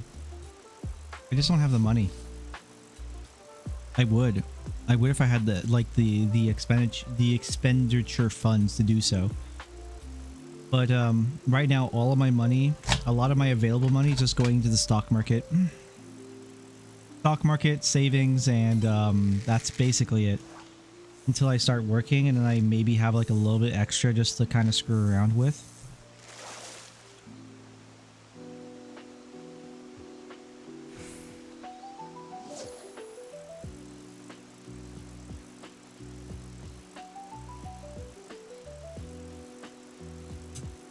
Like, I genuinely don't need a new new GPU. Like, I'm not in dire straits for a new one. Pretty much everything I play for the most part is pretty much like already fine. It's just like brand new FPS games that are made by like AAA companies that I don't get like good frame rates in. At which point I don't even play FPS that often anymore, so I don't really care.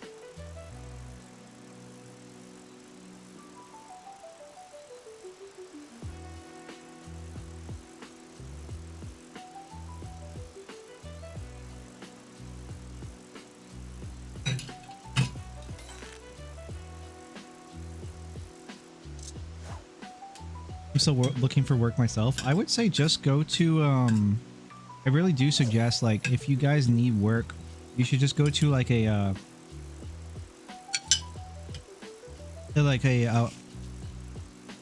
temp worker agency.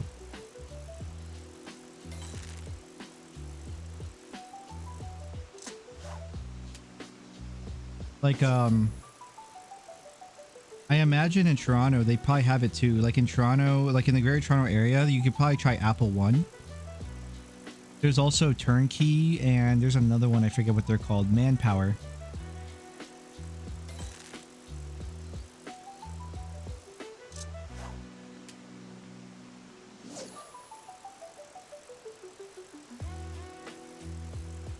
You got a 2000s car? I don't have like a 980. I have a I have a RTX 2080, which is already still pretty damn old. Unless that's what you mean, a 2000 series card. I'm kind of cooked.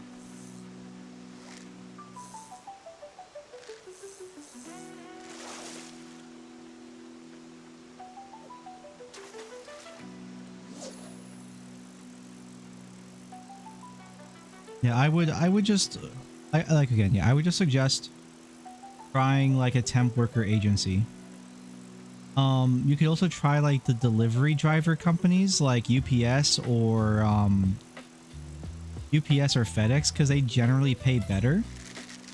So yeah, it'd be more worth your time to like try those companies. I would say, like, as far as I understand, like FedEx people can get paid anywhere between like 20 to like 26.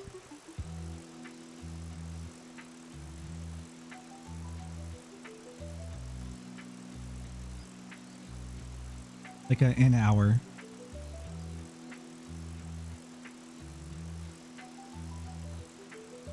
Yeah, 2080. Yeah, I don't know. I think I might be cooked. Like 2000 series cards are like getting pretty fucking old.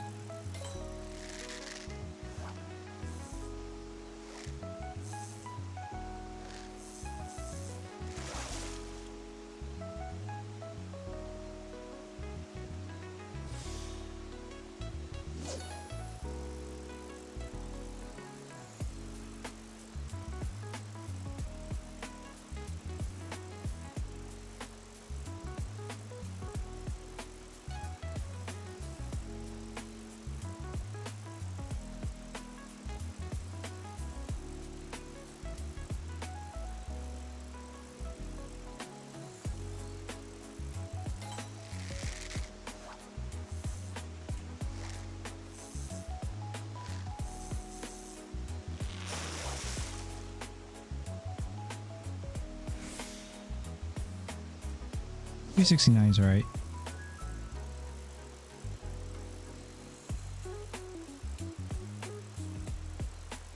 Next round of collectibles is in 10 minutes.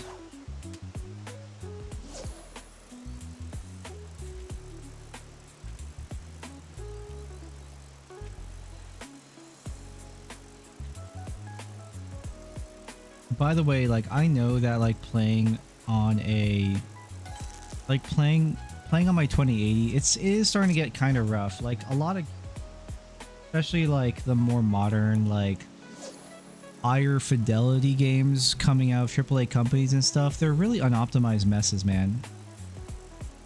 It makes me not want to really play those games to begin with or buy them. So I'm pretty happy with like playing emulators, for example. Like I play a lot emulation and I only really want or need 60 FPS on them stable, and pretty much every game I ever play on emulators all 60 FPS stable, like everything, right? Like Majora's Mask, or like something way more modern, like randomly like Mario Kart 8 on Nintendo Switch, or like something in between, like Call of Duty Black Ops, like playing the campaign on PlayStation 3 emulator, or like everything I play or I want to play is all perfect. So I just don't care. It's not a big deal. Like there's very little modernly that I want to play. Like I play Battlefield 6 here and there, but I don't really care about the maps. The maps are all kind of mid, so I don't really play it too much. Probably the worst, I want to say Call of Duty, Battlefield 6 is the worst, like $80 of my life I've spent. I need to be right back.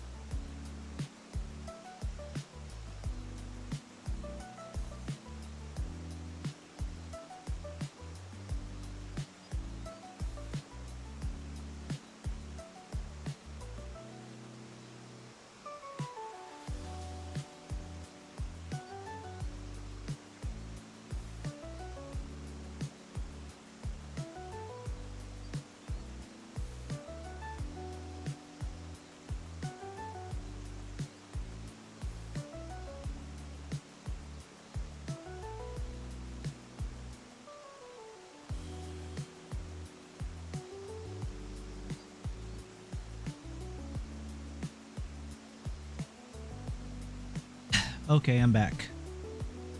Just fighting demons. Fight demons. Was the not oh? Oh yeah, another 5 minutes.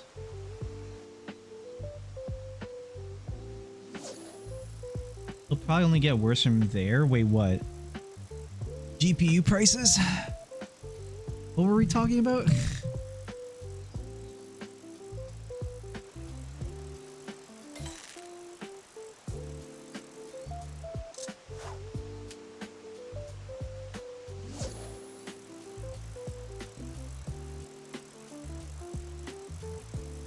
I actually forgot what we were talking. I'm not gonna lie.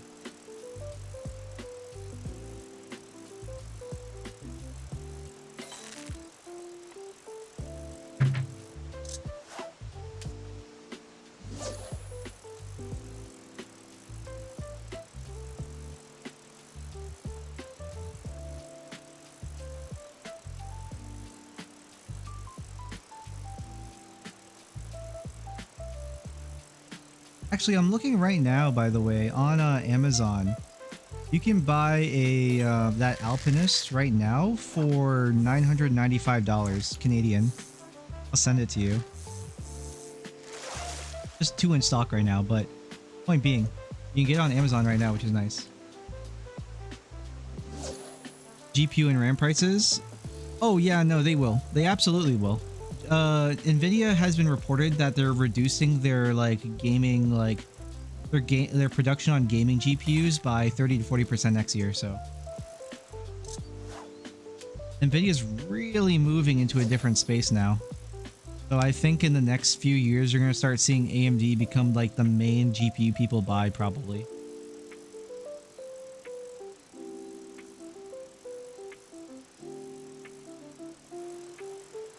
I might buy an AMD GPU as well because they're cheaper too.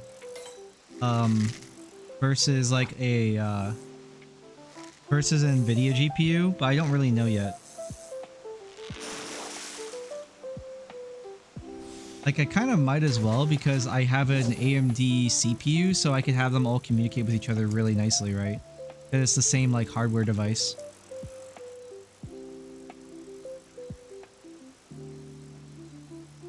Or same brand, same hardware brand.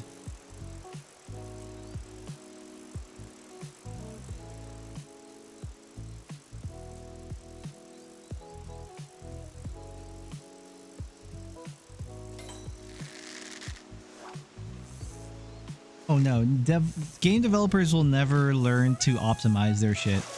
At least modern game developers, because they're not trained or taught to anymore. That's the problem.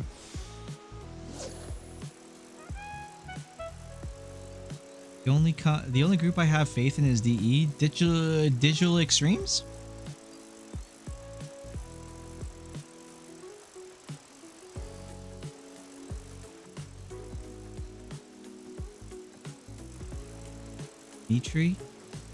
Dimitri's not the CEO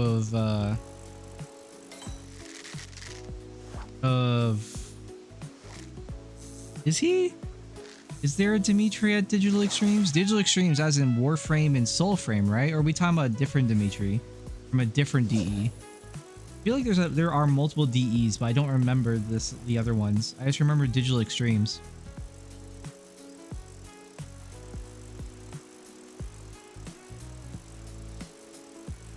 Yeah? Oh, okay.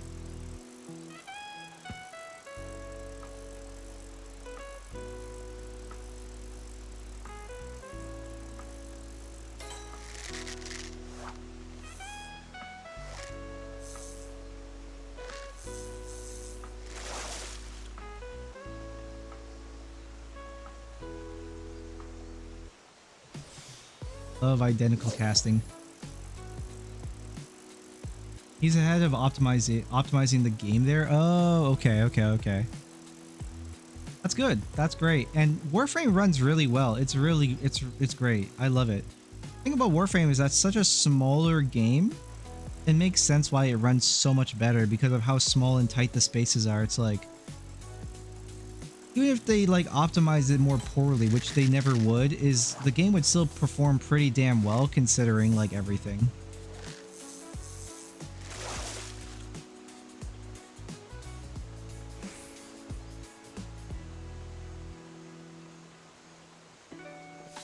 All right. Next cycle has begun.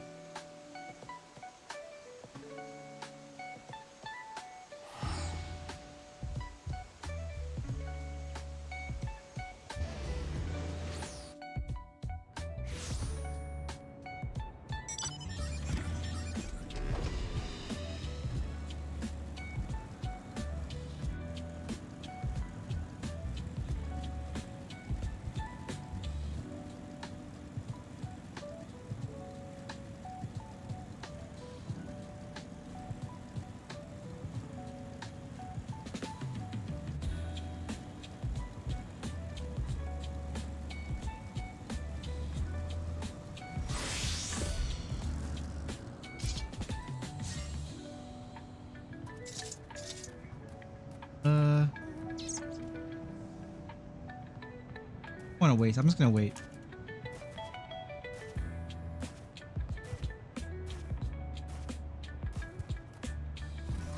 Have any like GP?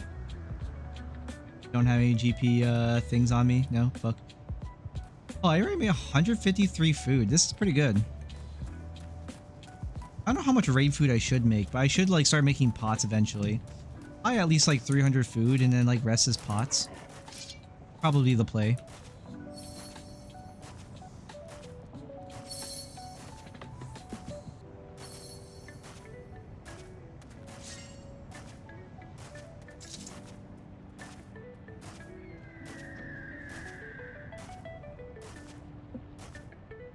Then I can use squadron manuals also to increase my value.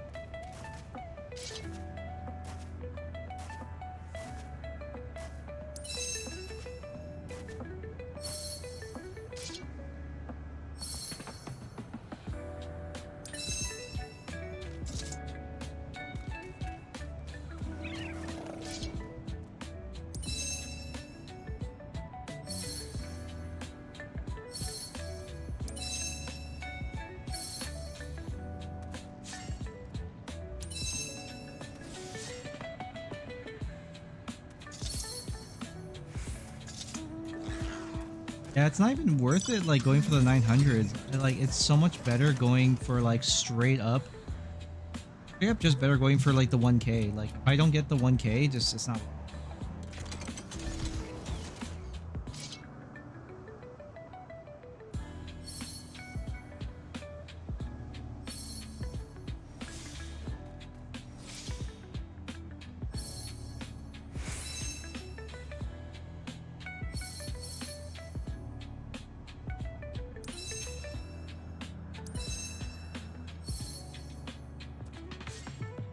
Oh, I should have revisited on that. I'm so shit.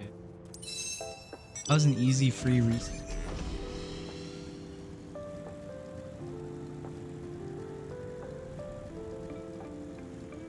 They're all for or nothing for me. It's well, doing it that way is actually more efficient. That's what I was told by Senna and Candy Salt. You, I believe they all said the same thing, and I checked, and when it happened I was like, bro, it actually is more efficient. It's just way more efficient to do it that way.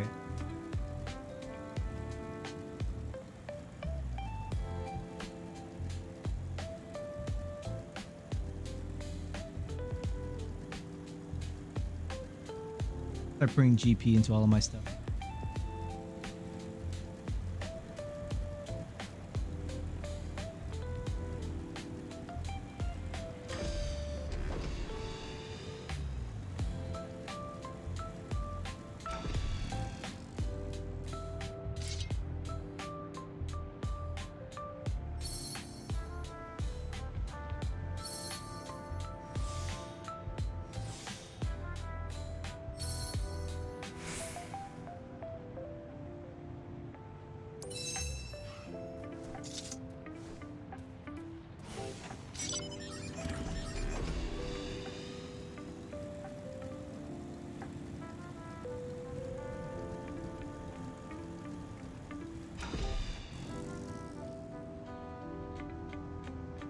Really lucky.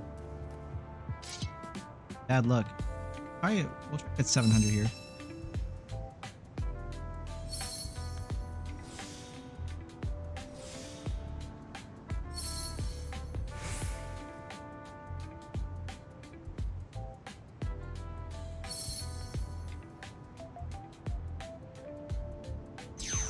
Do a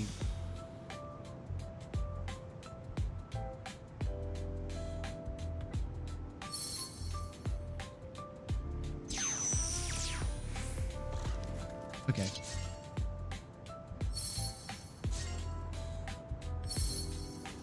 Not bad, but not like the most effective.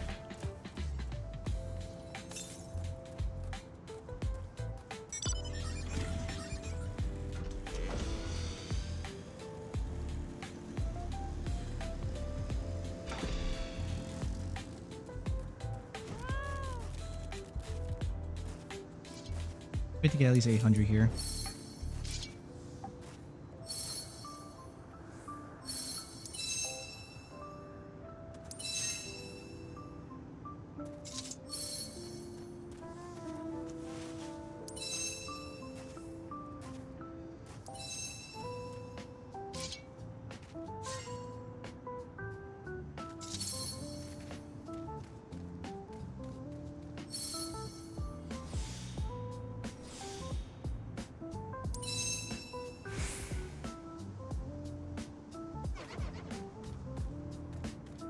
I think I just scrutiny and get like this max out.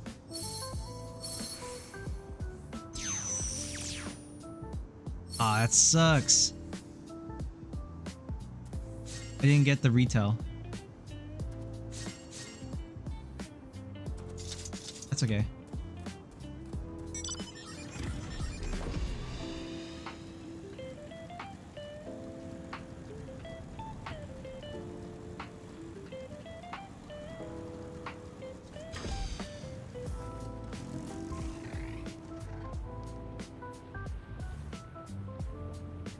Actually had no idea what race that character was. Wasn't really paying attention. All I saw was white. Like pure white. Girl Snow Bunny.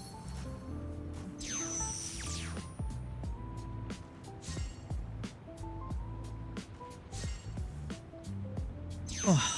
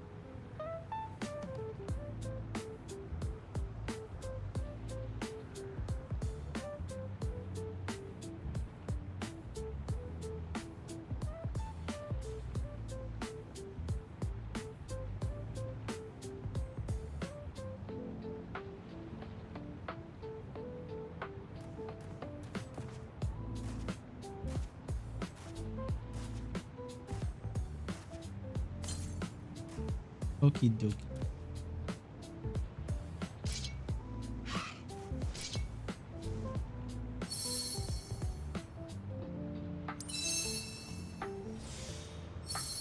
This isn't gonna be a good one.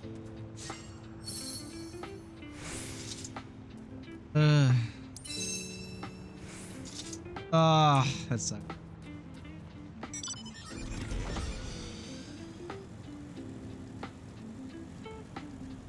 The best yield. Definitely not the best yield.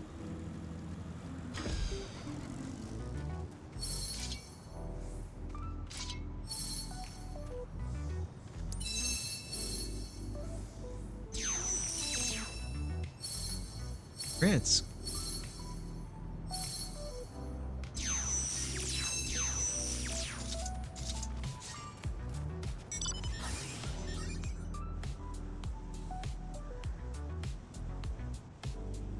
So silly that the strat is just the spam meticulous, man.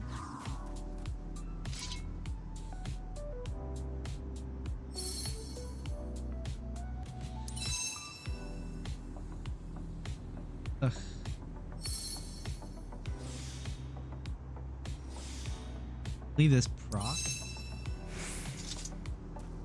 That sucks. It was a 100% again, man. I have like 30 seconds to try and do one more.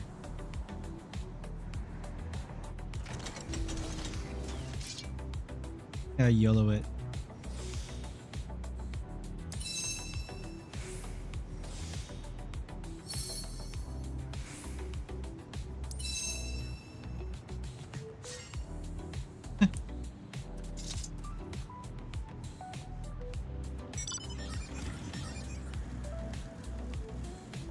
I think. Can I start crafting? We should like craft a few pots for extreme maybe.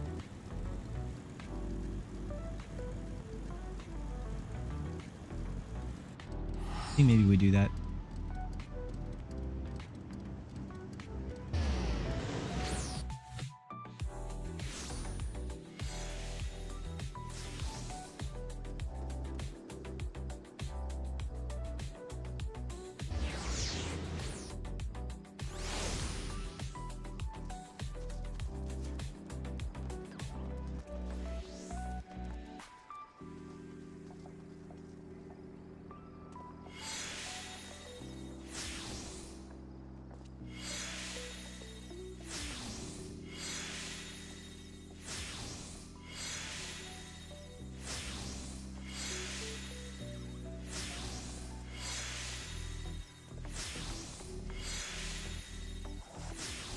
That was a much better yield. That was solid. Amazing. It's solid.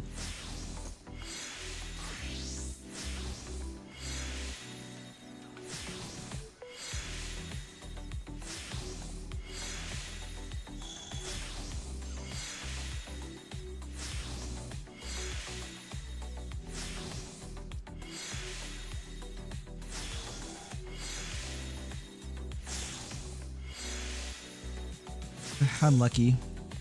I mean, those are really low yields, so I have over 100, so I mean that's pretty good.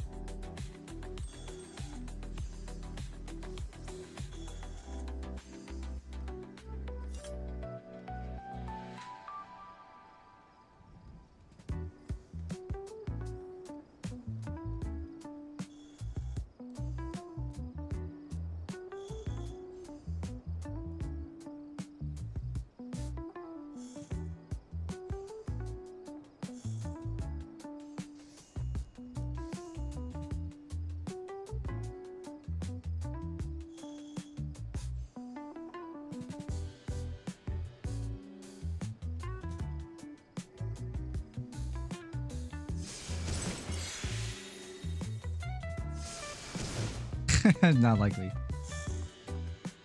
much of our GP area? Oh, they're like fucking nothing, dude.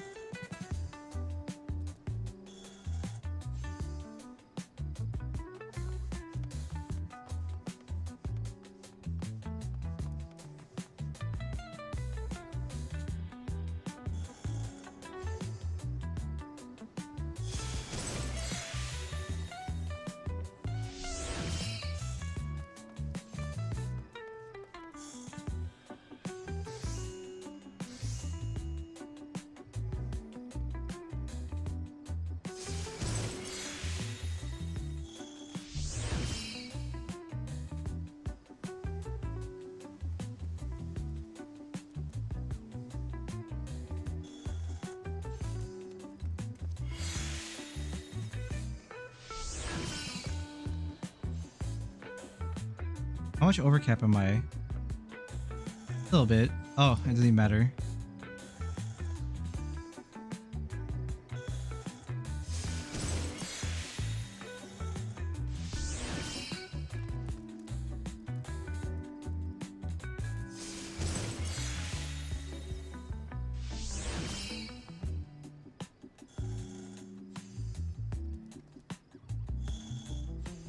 See why the GPs are not like that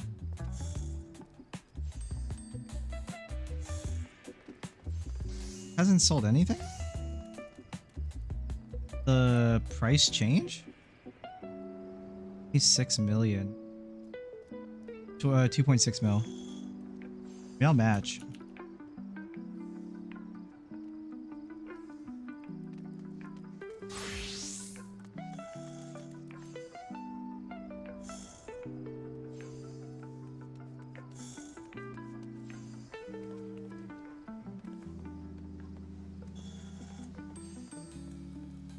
Money is money.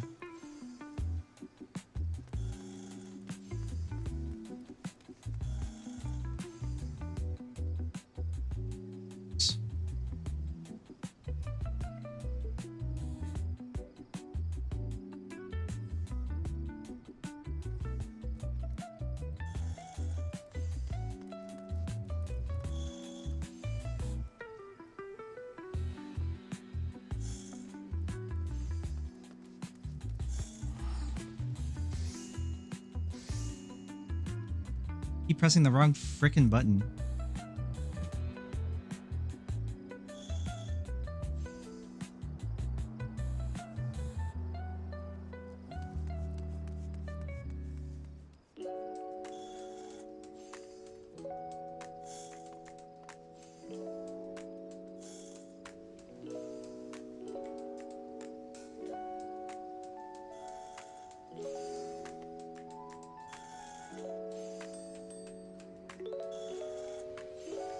Forgot the original purpose of me even like summoning my retainer.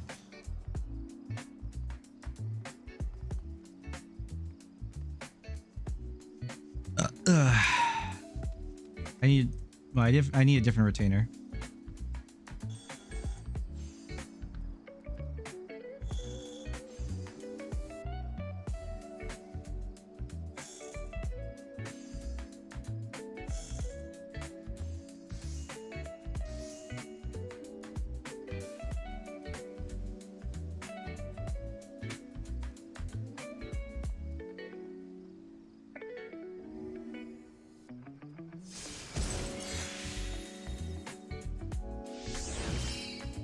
Nice.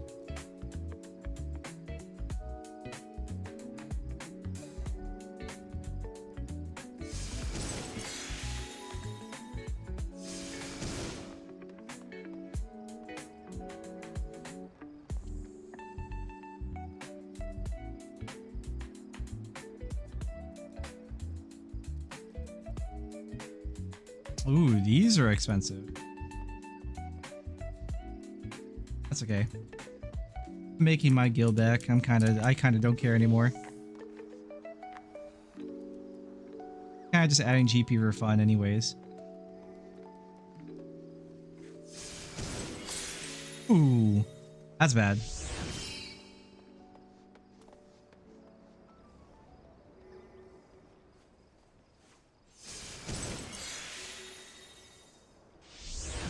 Nice.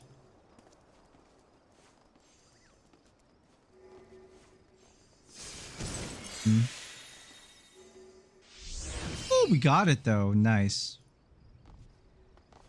I burned all of them. We have exactly one left.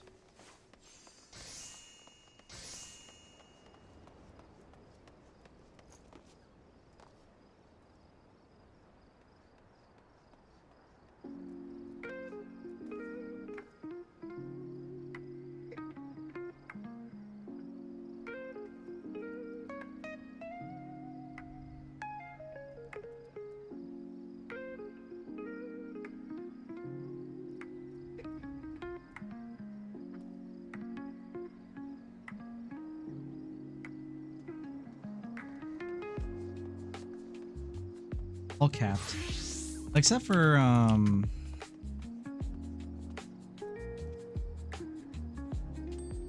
near cap anyway.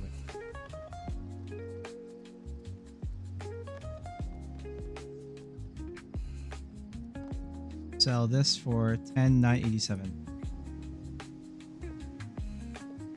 That is not the price.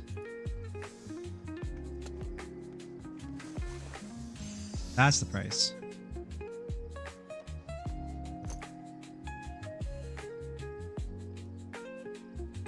selling my other ones.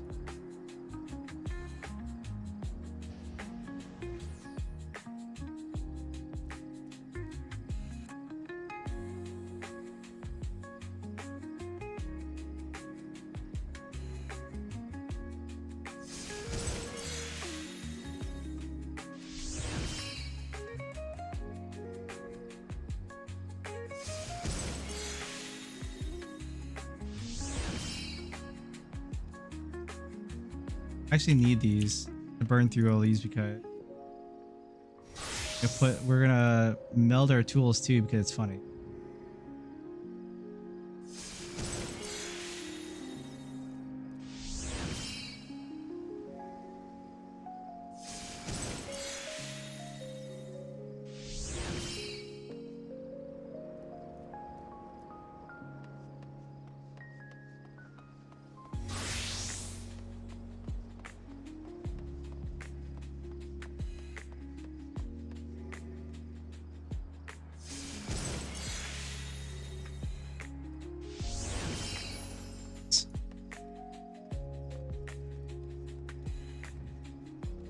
$1,021.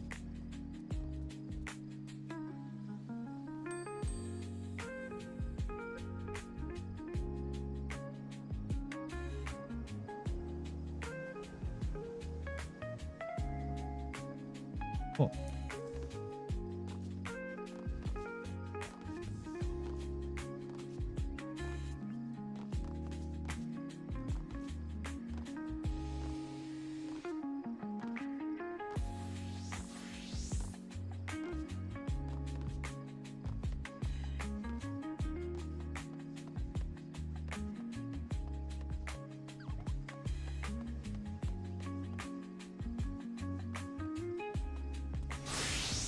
Very interesting that the other gatherers don't have as much GP. It'd be nice to have a flat 1000, but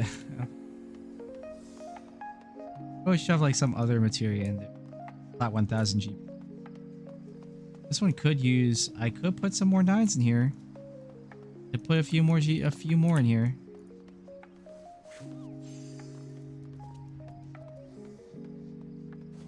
I'm gonna do it just so I have 1000.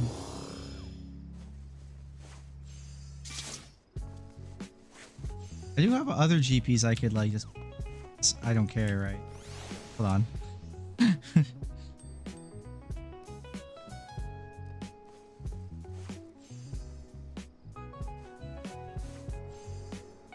I put like a 7 in there.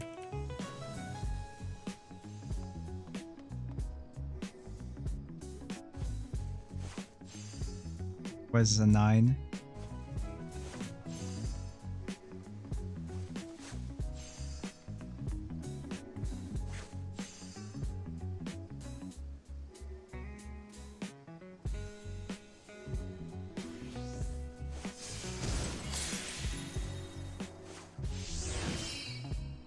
$1,005. Done. Easy.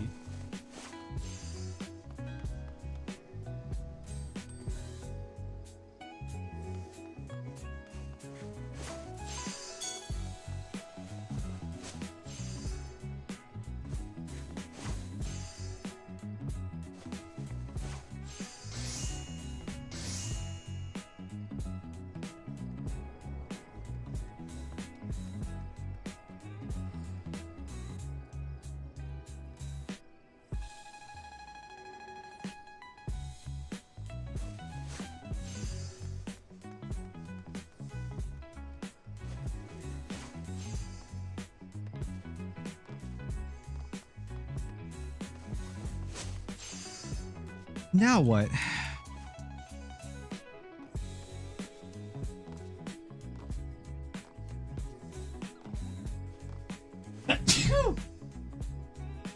Excuse me.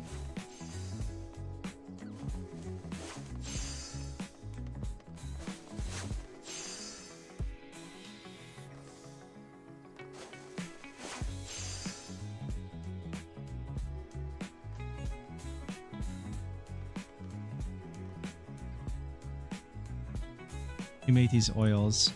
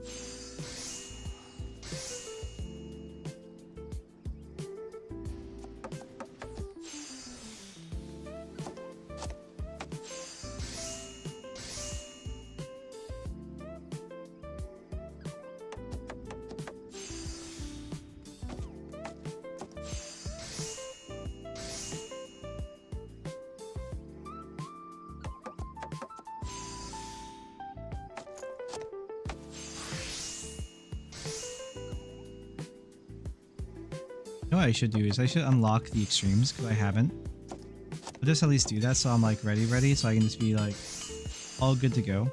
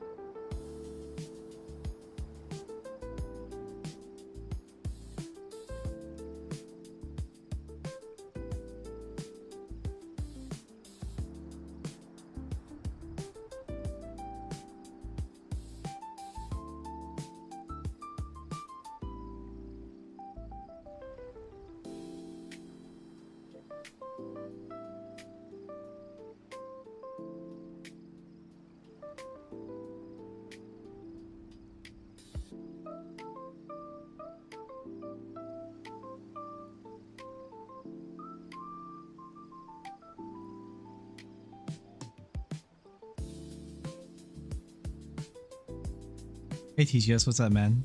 Morning, dude. Morning for you. Good morning.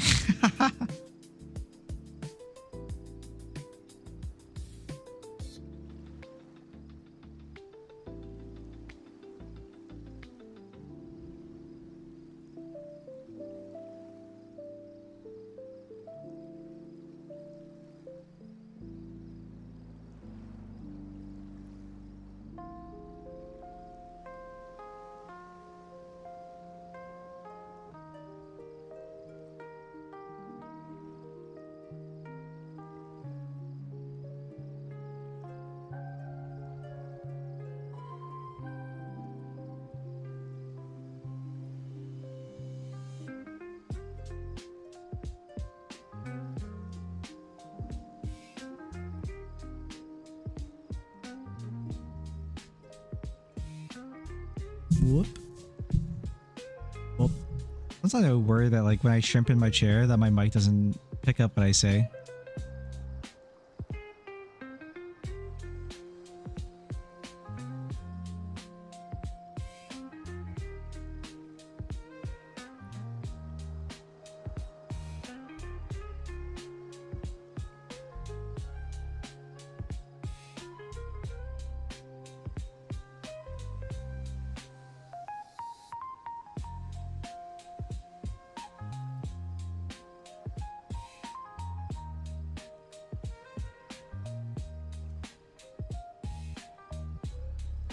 The finals is a really fun game. I would say if you want to play, like, if you want to have fun and play the finals a lot, just play World Tour. Don't play Ranked. Ranked is garbage.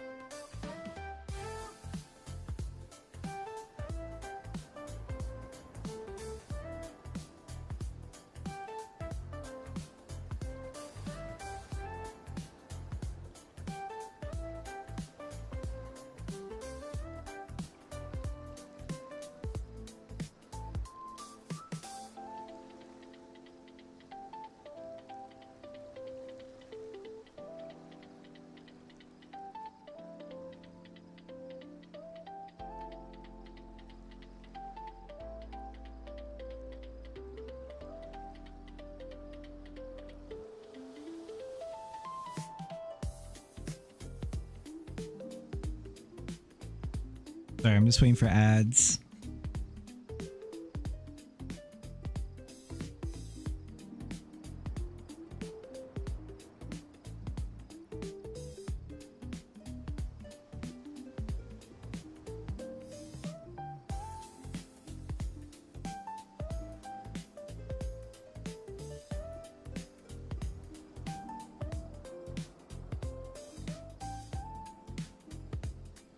Awesome. Ads have ended.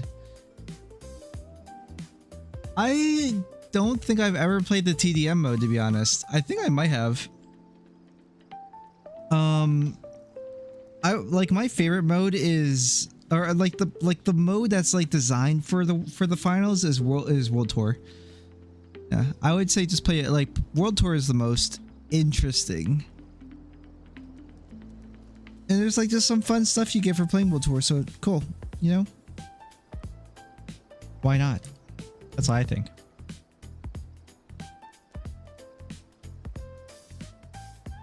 It's way more enjoyable than I've been led to believe. I mean, according to who? I think the finals is really fun.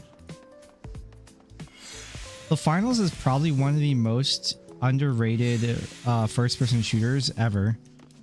It's really, really good, and it's a damn shame that it's not more well-liked / like well-regarded in like the shooter game community. Everyone's still playing Counter-Strike or like Call of Duty or Battlefield or whatever else, just because they know the franchise names, but no one tries the finals, and it's really unfortunate. Like the finals is really good. Good old-fashioned 5v5 chaos is how I describe TDM. Makes sense.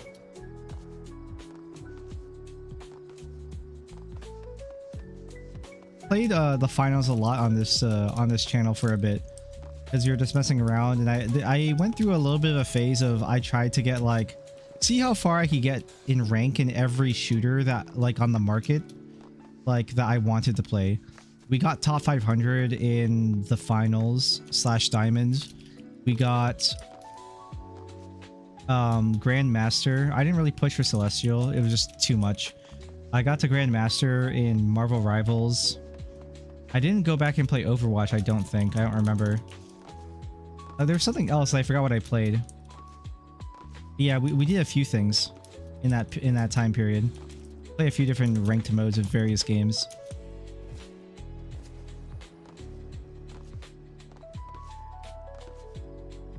I've learned that I'm just not very good at video games anymore. Also, like, it's hard to really compete because I have such jittery frame rate. It's really, really hard to compete with a lot of people nowadays, because there are people out there who are really, really good, who have like 240 hertz monitors and like a perfect 240 frames per second. It's really challenging to like compete with those people now. I'm just like, I see them and I will maybe get like a couple hits off on them, but I will never kill them because they just slightly have the edge on like refresh rate and like data input. Like in a vacuum. Sure, like someone could have a 240 hertz monitor and suck ass. But I'm not really talking about those people. And I think it takes like an extraordinary skilled player to really like, with worse like gear, to really beat someone. Like I've seen it many times happen before, especially in Overwatch. While there were people with 144 hertz monitors, there's like kids I knew, like Louis, who was playing Tracer, and he had like the shittiest computer. He was barely scratching 60 FPS. All of his settings were on low, and he had to play with resolution scale of like 50%. And he was a top 500 player. He was one of the best tracers in the entire game. This kid was insane.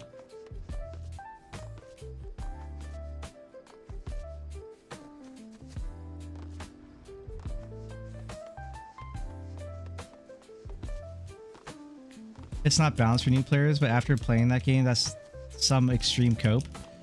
A lot of people who play the finals are really dog shit at the finals. That's the biggest problem. They are really, really, really, really shit. And in my opinion, I think the game is completely designed around casual play. It's really funny. I think it's really bizarre and like just backwards thinking. Just because the game, like, I think the reason why people say the way they say it is because the game is designed like a game show. And the game show is inherently competitive because you are reaching the final stage in order to win. the finals. That's the whole point of the game. So it's inherently a competitively designed game, but it's super casual in design. When you actually play it, the actual moment-to-moment play is very designed towards the casual like audience.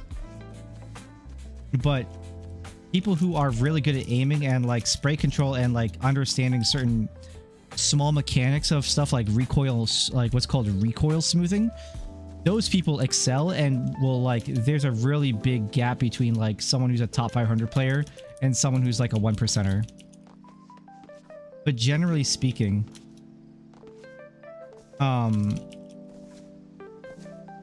generally speaking, the overall gameplay and game flow is very casual. It just so happens to be very chaotic, which is the best part.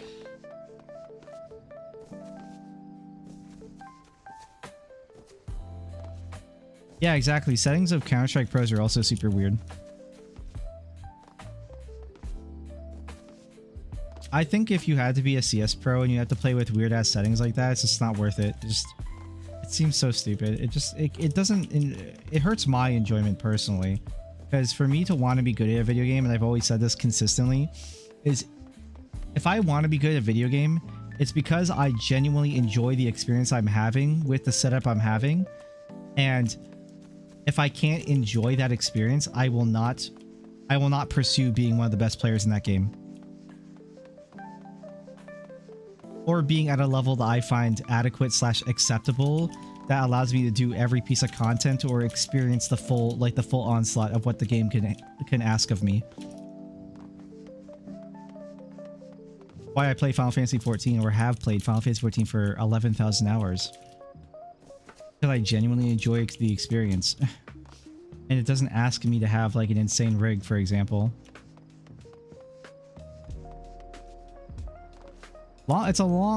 We've come a long way from the days when I used to play Paladins and so I did play some Counter-Strike, but I wasn't going pro. I was just playing and waiting for Overwatch to come out and stuff. Come a long way from Overwatch days, really. I just want to enjoy video games, man. I don't care about like being the best. I'm probably in consideration still one of the best, but not like the not like the grand top 0.1%. I would probably be considering like the top 2 or 3% of players in Final Fantasy XIV still. I did like take a break for a whole year from 14, so.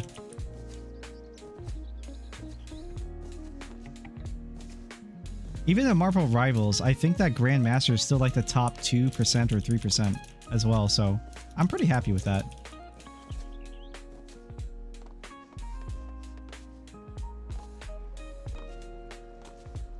Marvel Rivals is just not a fun game when you really get down to like that nitty gritty. Like the nitty gritty getting to Celestial / like Eternal. It's not fun. It's really boring, and the metagame for those characters really start to hone in, and it just stops being a fun game. It just becomes, who has the better Luna Snow player?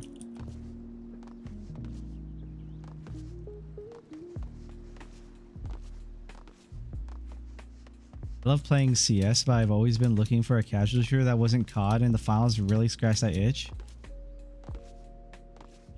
Be fun coming back to it. Yeah, I'm glad you're having fun with the finals. The finals is one of my all-time favorite FPS games, personally. I may not play it all the time, but I can confidently say I really do enjoy the finals. The main reason for me for not playing it a ton is because I get some bad frame like skips and frame drops and stuff in that game because my computer is pretty old.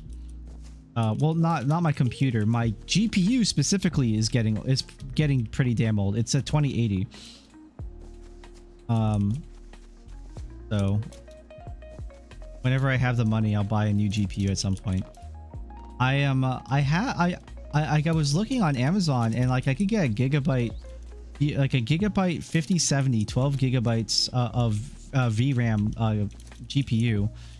Like 12 gigs is pretty good. My current one is 8 gigs, right? But so it's an upgrade.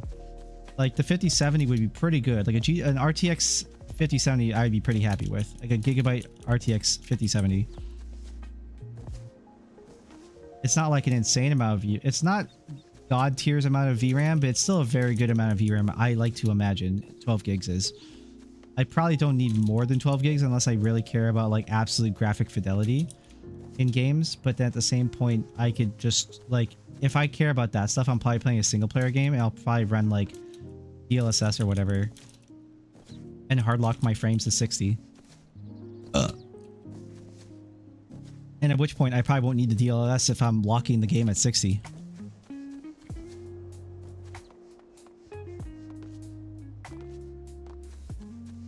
In an FPS game, it would be really nice to have, at least in the finals, I'd be really happy being able to at least hard lock 144. Or like, you know, 240 if I ever get a new monitor. Because I'm still running the same monitor I had back in the Overwatch days. It's an old LED 144Hz monitor. I've heard OLED looks so good. I've yet to really personally experience OLED.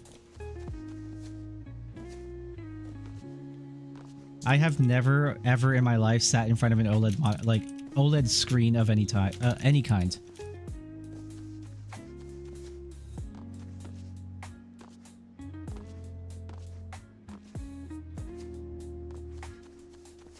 I've seen videos, but generally speaking, you know, hard to really tell like how good it is in video.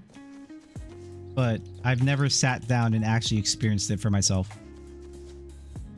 If PlanetSide wasn't actively imploding, I'd play it more, but the active hours of what little players are left is too up and down to enjoy consistently.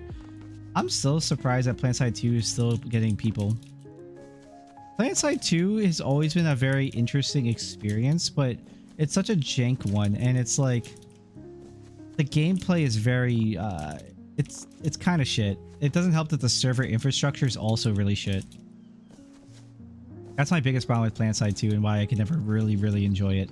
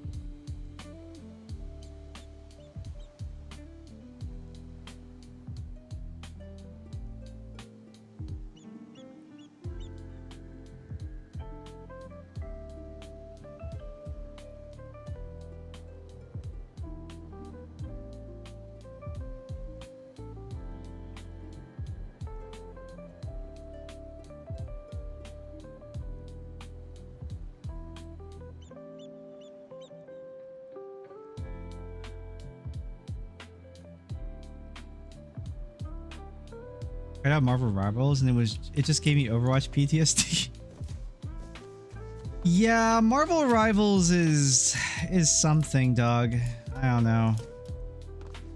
I enjoy hanging out with Hex. Hexy and I play it every now and again together, but it's not a game I generally speaking, would pursue to play by myself. Alright, we got all of the extremes unlocked. I think it's time we continue. Oh, that's right. I need to make oils. That's what I was originally doing.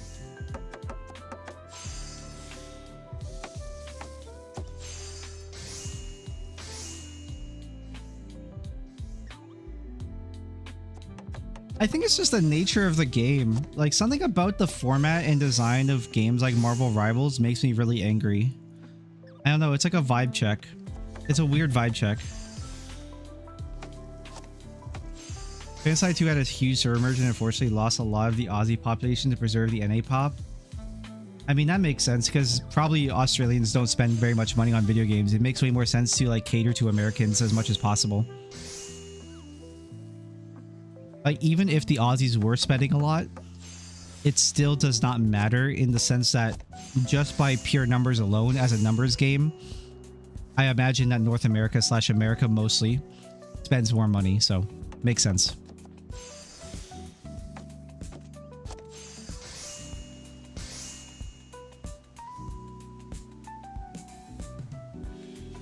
One sec, I need to piss.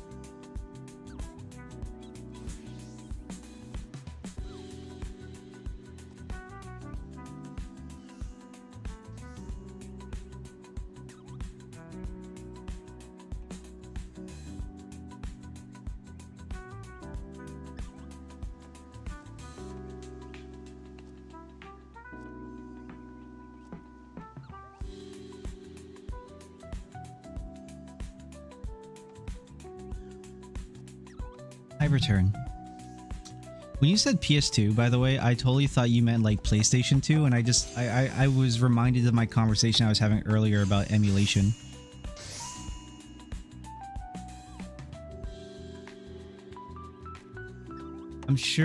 I'm like 90% sure most of the whales left are in NA.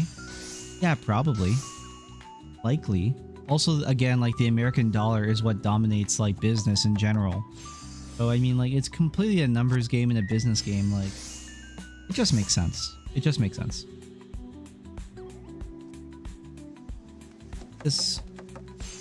We'll come back, Red Mage. I want to look at you.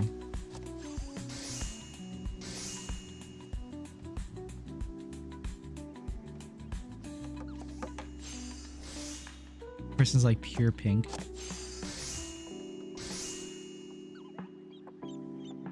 Actually kind of painful to look at. Giant highlighter.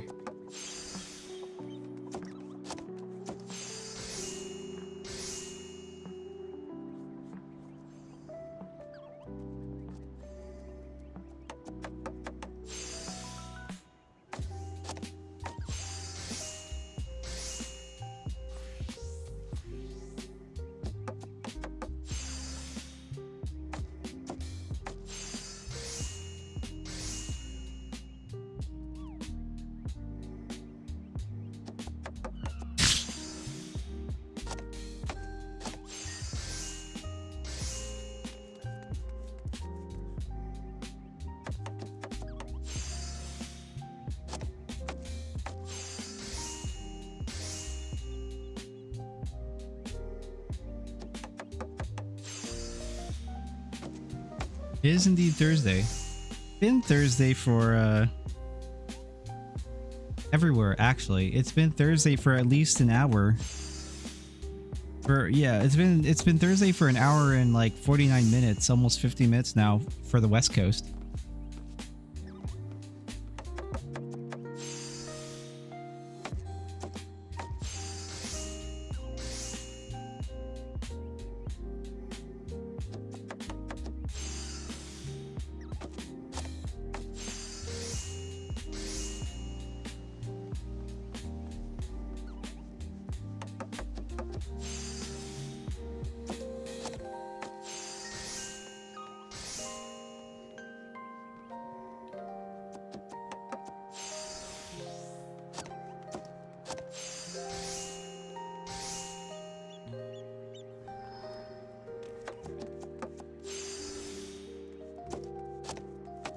Just vibing, yeah.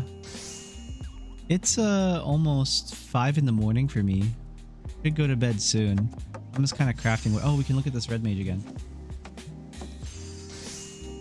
Other cat girl, of course. So many cat girls.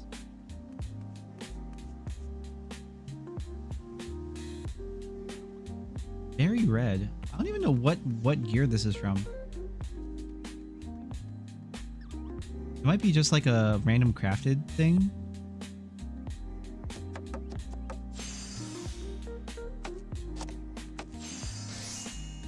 Looked better further away than it did up close. Not the best, not the best. Pirate mage, a little bit. I do think that is the red mage hat though. Red mages do have a cap like that.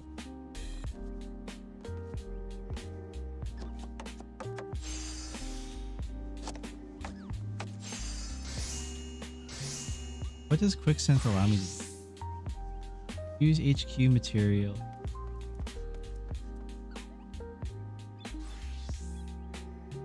No, they're poor. They're poor looking now. Well, they're actually in the Gatherer's outfit. I believe that's the Gather. Yeah, it's Gatherer. The Gatherer set. Where's the Gleaner set? I think it's the Gleaner outfit, like glamored over top of whatever they're wearing. It's hard to tell what people are anymore because this most recent patch unlocked glamour for like everything, so like pretty much all gear in the game can be like glamored with like any other class now. So like scholar gear can be glamored onto like tanks, or like easy way of saying is healer gear can be glamored on tanks, and tank gear can be glamored on healers, and so forth and so on. The crafter and gatherer gear can also be glamored onto like DPS, like onto like combat classes, and vice versa. I believe. I don't know if there's any real limitations to it. It's very funny. It has opened up a few different options for glamour, but like I wonder how scuffed it's gonna be. Ultima Fashion Fusion, basically.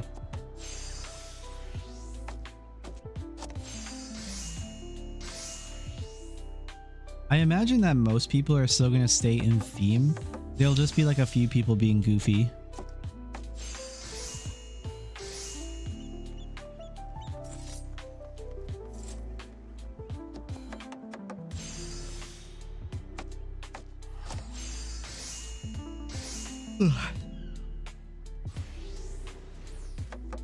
Oh my god, an Elzen. That's crazy.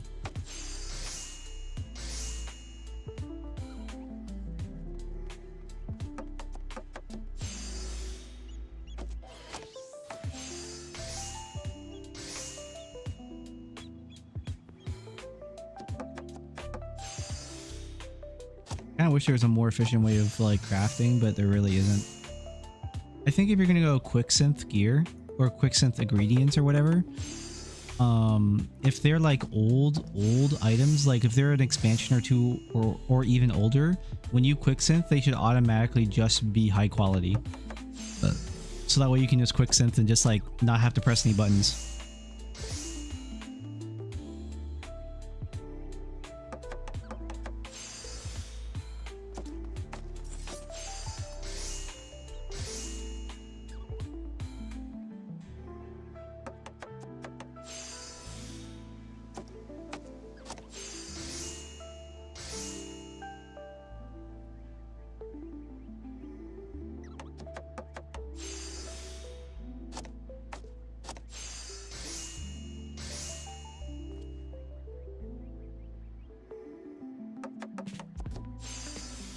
Watching this animation now because I swear like the one time it blinked 3 times and it slows down your crafting when it also like blinks 3 times, showing that you got high quality like ingredients or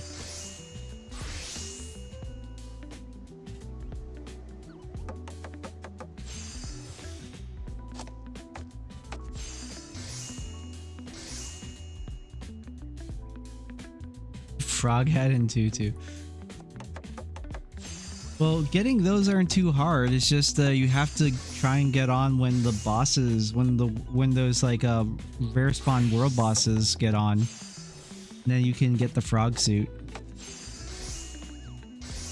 At least I think that's where the frog suit is. It's been a while. I believe frog suit Shadowbringers.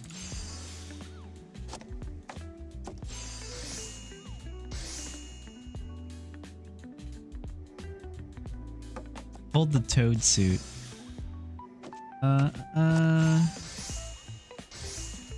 Yeah, because the toad suit's level 1.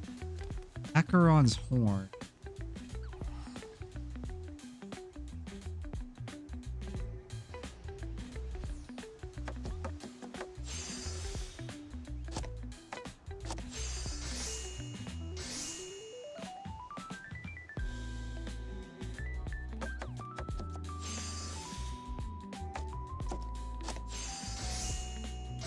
Yeah, it's a Shadowbringer's fate. Yeah, I found it.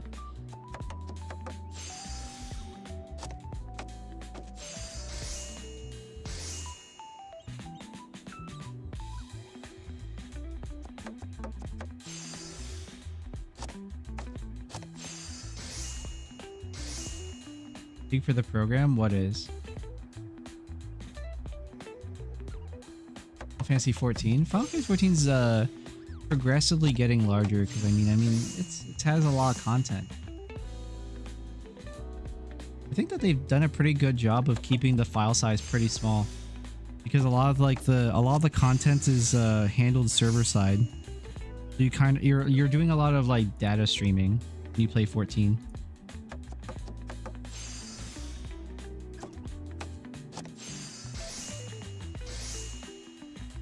I need to clean my headphones, man. So much the inside of the cuts, but like the outside metal part, like very grooved. There's like dirt inside the grooves.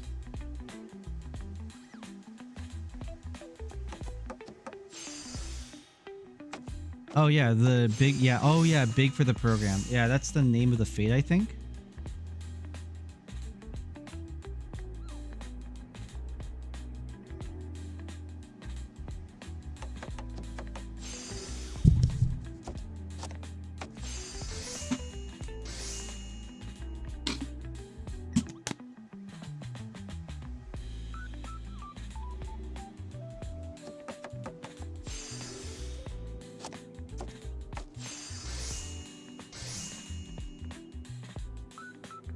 Scrub it out with like a wet wipe.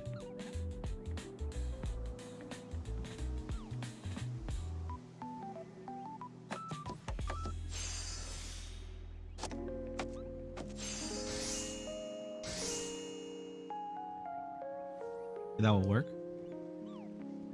I like just a basic alcohol wipe enough, sure.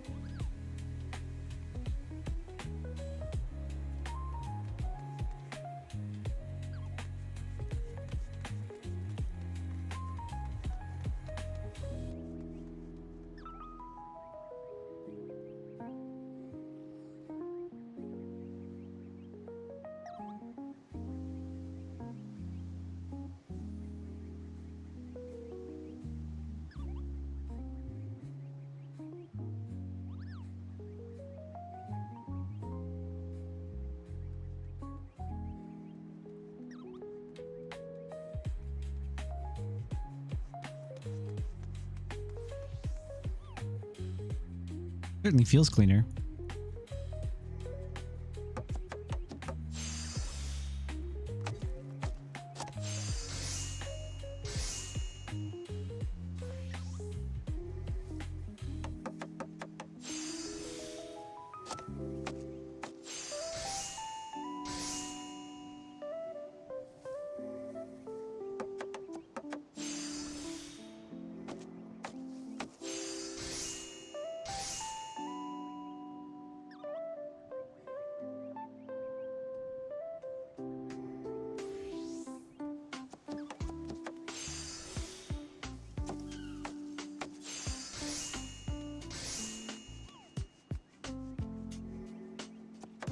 Hey, stream mom.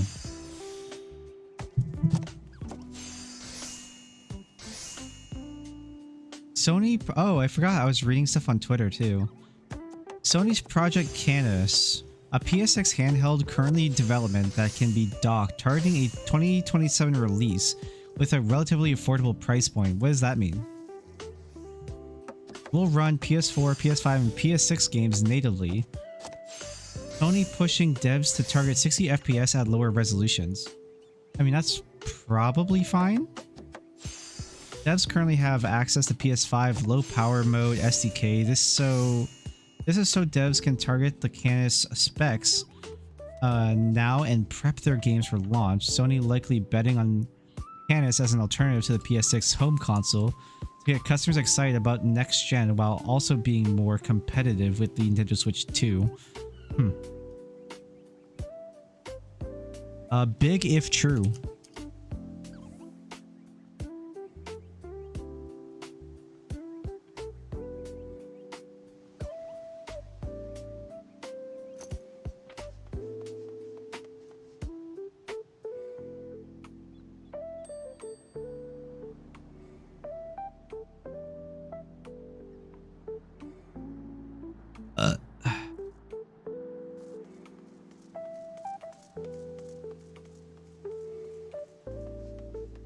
Relatively sounds like $400 to me. Yeah, like 400 US probably.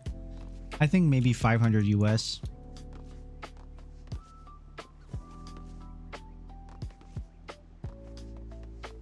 $500 US sounds more like in the ballpark to me.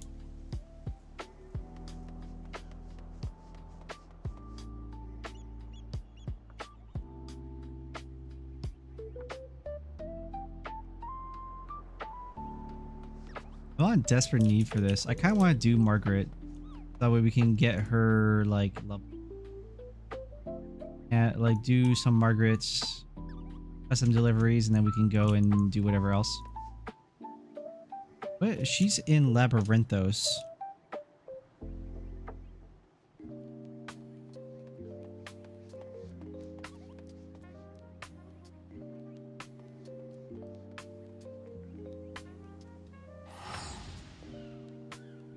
Wait, no, Merilimentorum is in the right place. Should be quite literally called Labyrinthos. Yeah, here it is. Oh yeah, everyone's been talking about that lately. I am curious how the GameCube will go.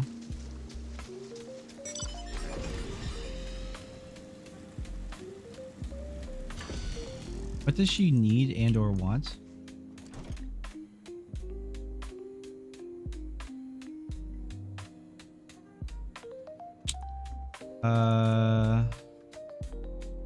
Feline recreational device.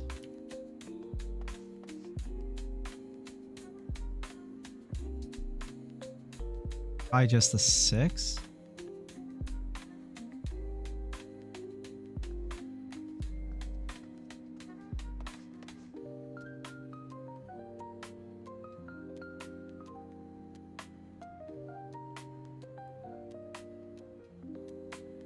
Just the 6. Don't worry, I figured out what you meant. I'm sure the GameCube will be, or rather, I think that the GameCube will be a very interesting conversation because it opens up a whole house of like conversation about emulation stations and stuff like that too.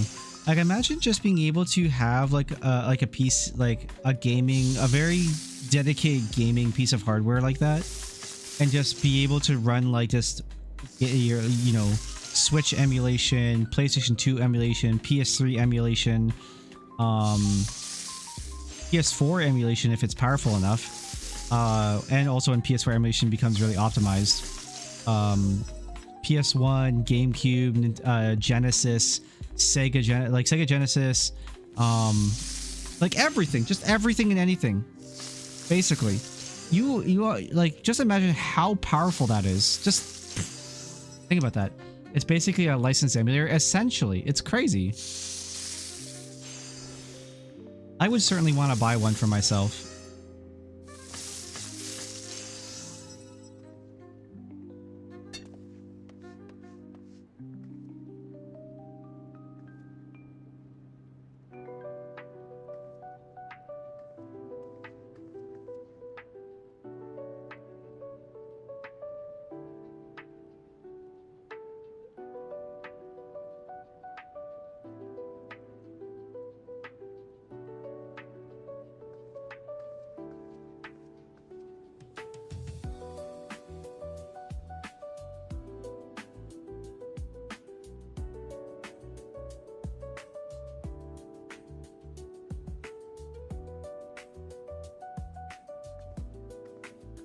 Connected to my fucking, like, too far away.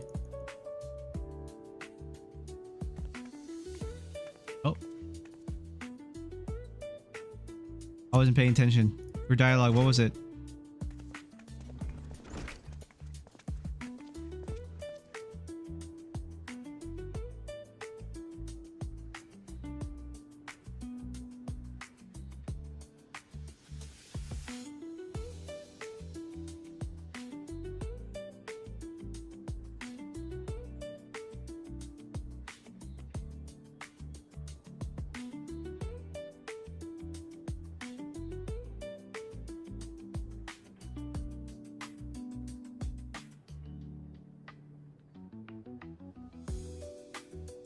I do wonder how much it will be when it comes out. I'm kind of imagining it'll probably be around the $800 range, probably a little bit more. That's my thought. I don't think the GameCube will be very cheap. But I think it'll be very enthusiast.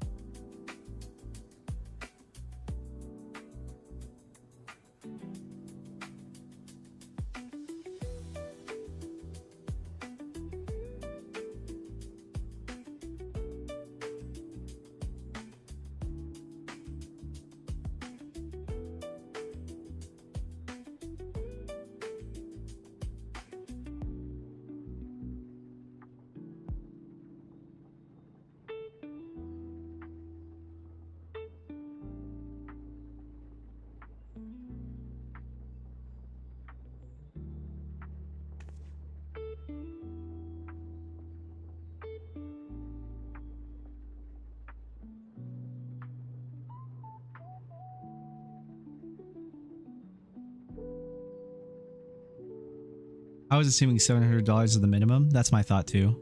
At least.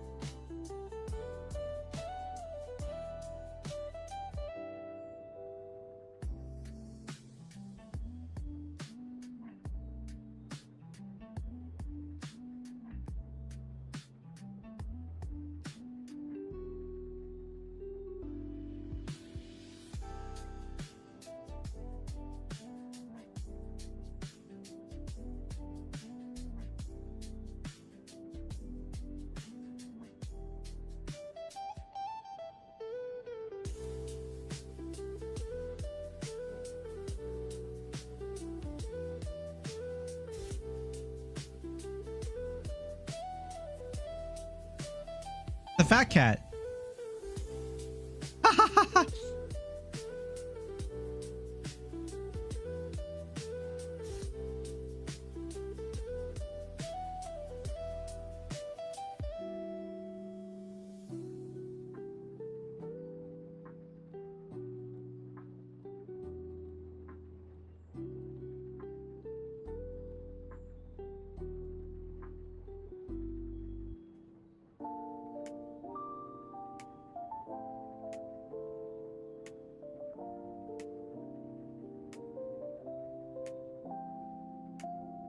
I don't think you draw in as many console only players as people think.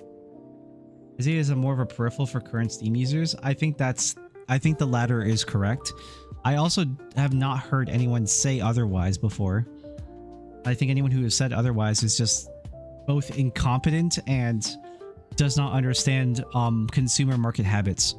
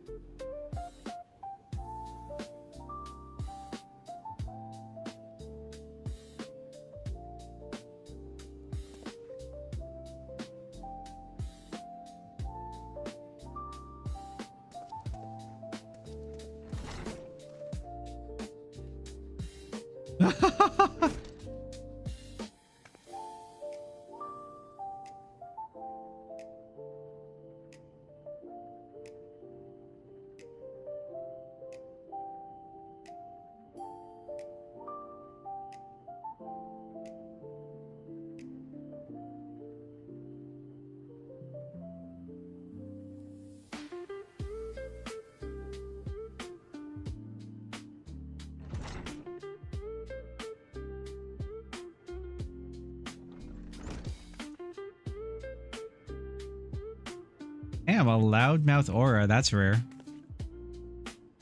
Is she the tallest of the female aura race too? That's crazy.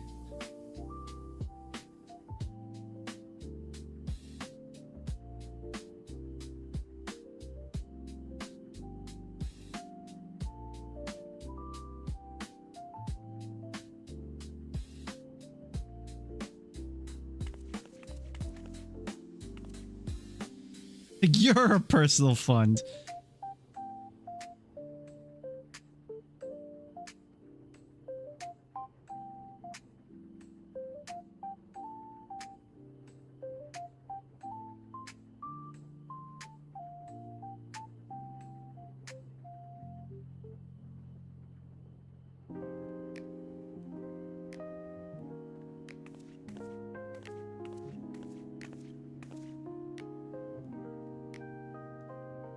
The final nail in the console war coffin.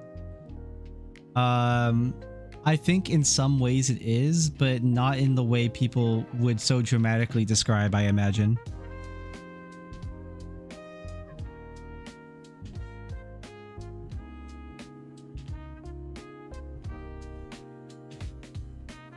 Oh, Deadline, you if you ever lead with that again.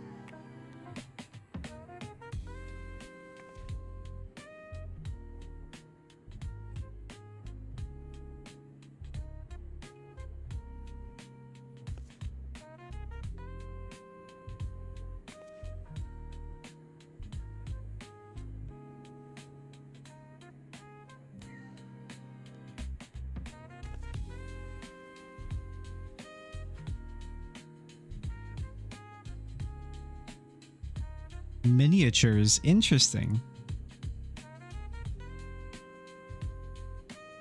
Life-size cushion soap sculptures. Honestly, anything. Wow.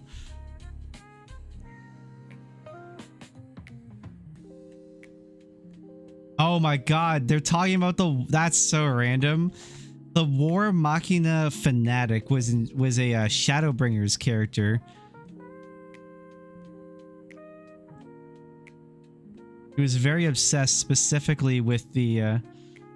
he was very specifically obsessed with the weapons from in Shadowbringers, like Emerald Weapon, Sapphire Weapon, Diamond Weapon, and Ruby Weapon. Did I say Emerald? I don't even know. But yeah.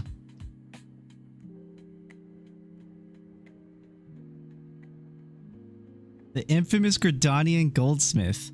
Wait, why are we're calling Sarah? What was her name? We're calling Serendipity infamous?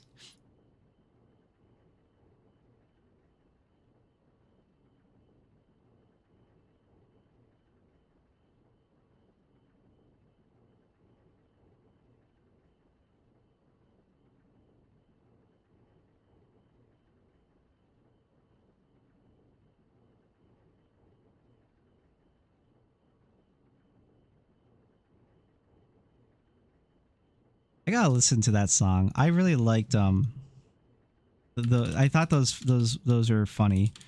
Which one is it? It's the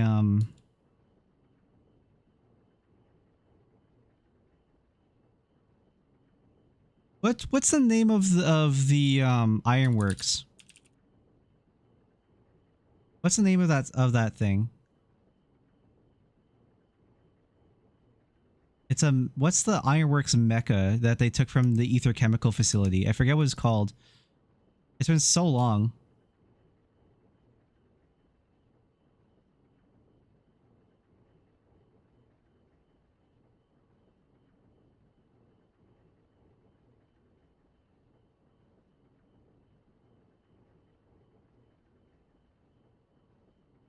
What was the name of the mech that they use? It's like looking at a random thing. Oh my god.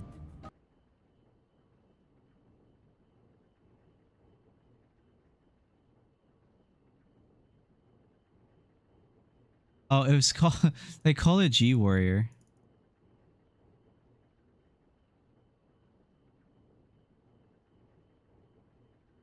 It has its own song. I forgot what the name of the G-Warrior is called.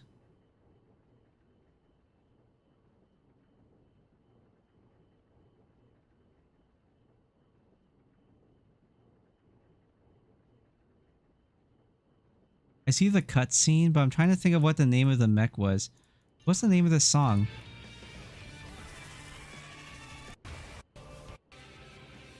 What's the name of this song?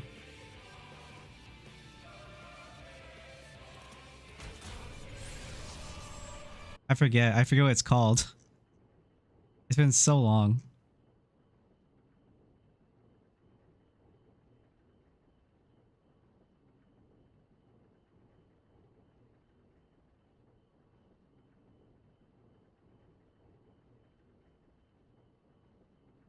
I think you first hear it in yeah,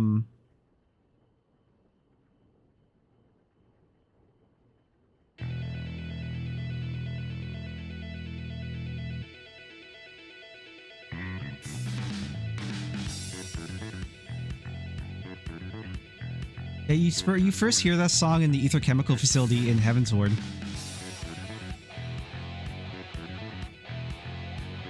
This is a cover apparently.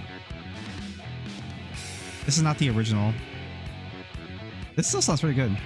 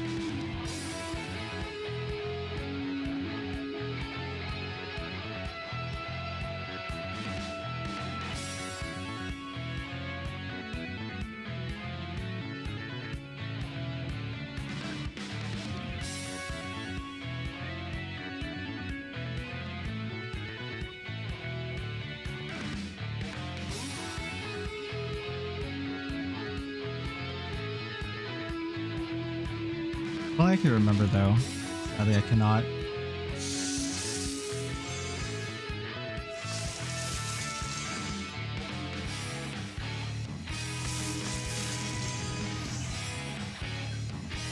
It does have a bit of a Mega Man vibe to it, you're right.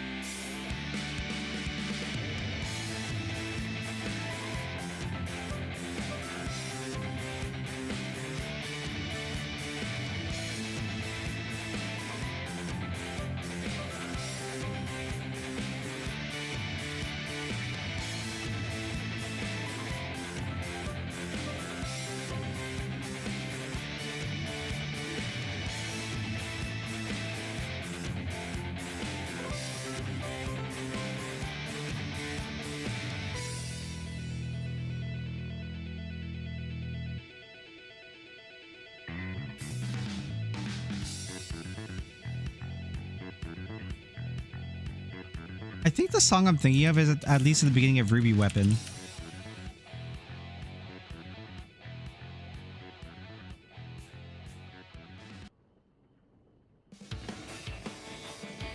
Yeah, this was the song I was originally thinking of.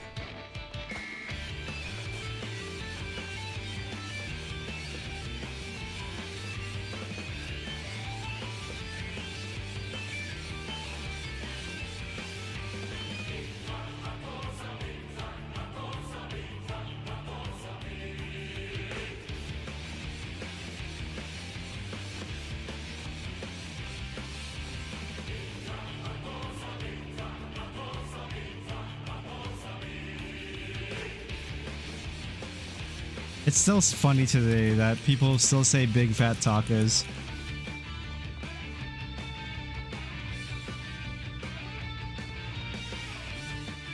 Oh, actually, the end game collectible for this expansion is actually tacos. It's rarefied tacos de carne asada.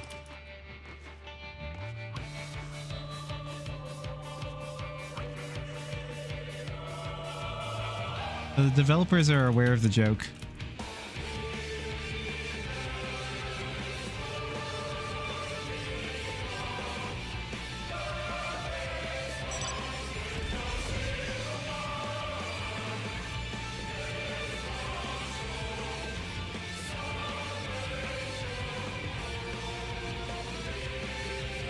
Devs. Devs are really good about stuff like that. There's a lot of really good community support for that kind of thing, and just do community like conversations and stuff like that. Devs are generally pretty spot on with the memes.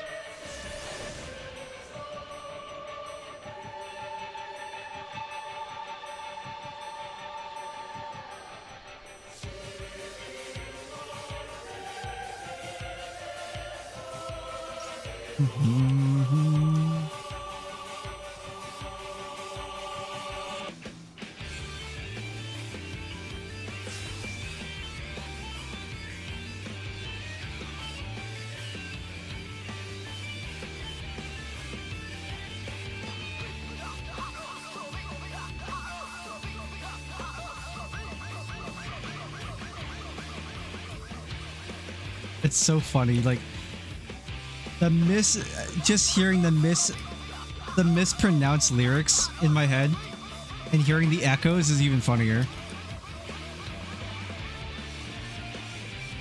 Actually, I don't need to be here yet. It's so funny.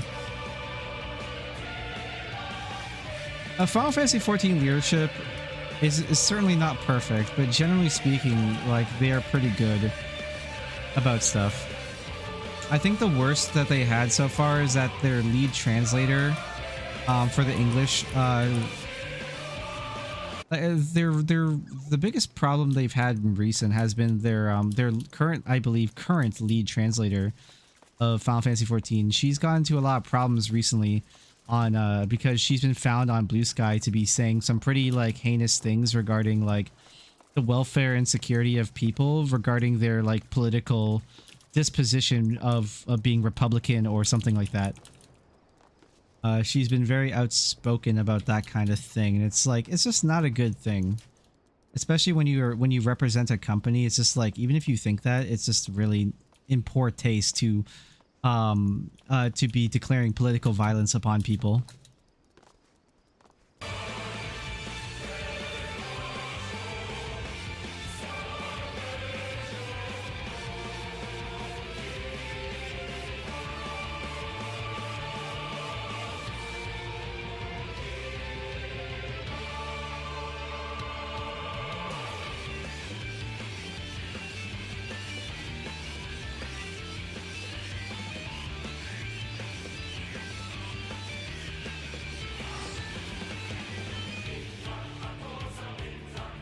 And no, it wasn't Koji Fox. No, not the guy. It was someone else.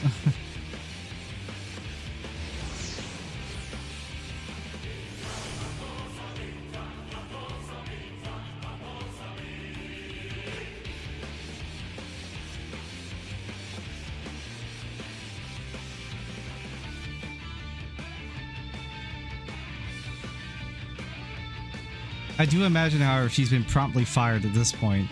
And if I see her at FanFest, I'll be extremely disappointed and I'll be booing for sure.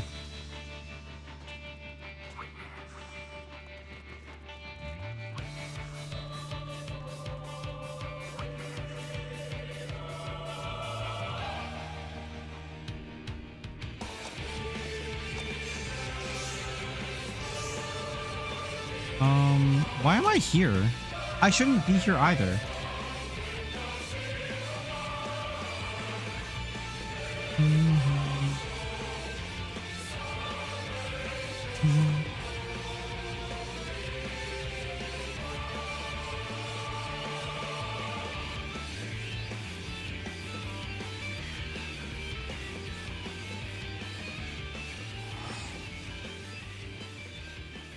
Actually, you should hear some of the new stuff. I really want you to hear some of the new stuff in Final Fantasy XIV. You need to hear this.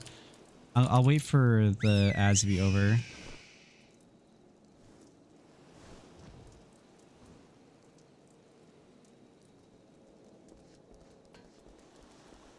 I'm at the wrong place. At least I'm on the right map.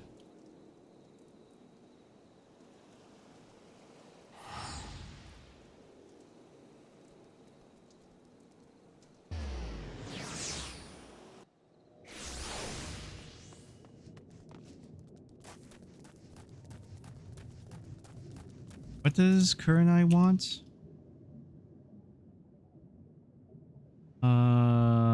Cloud.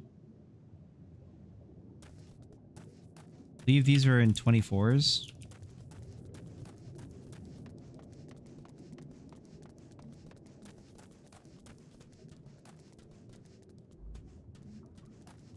Okay.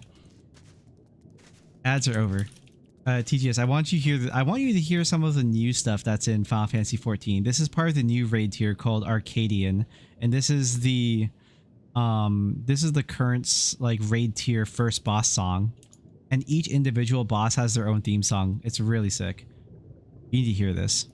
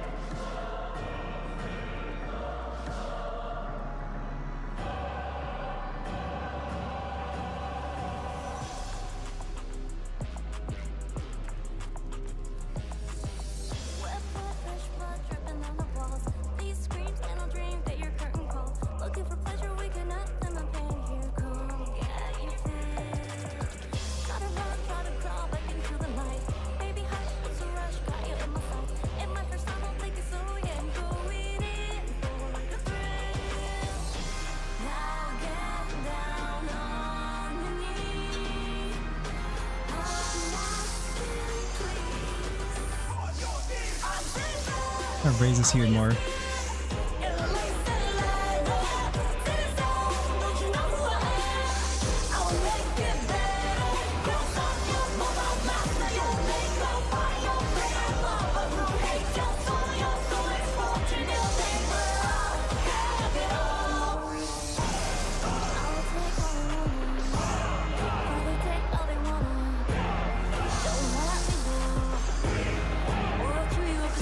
Paul Chandler is the new English localizer. Oh, so they chose a band this time. Interesting.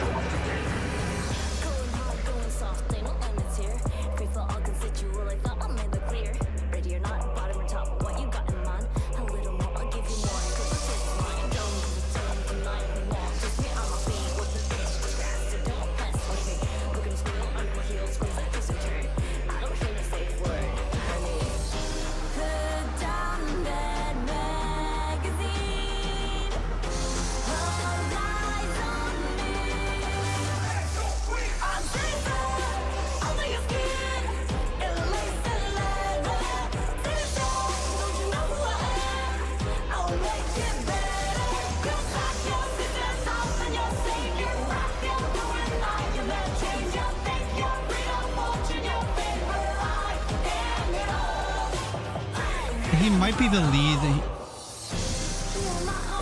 Paul Chandler might be the lead now, as Kate probably got fired, if I have to imagine.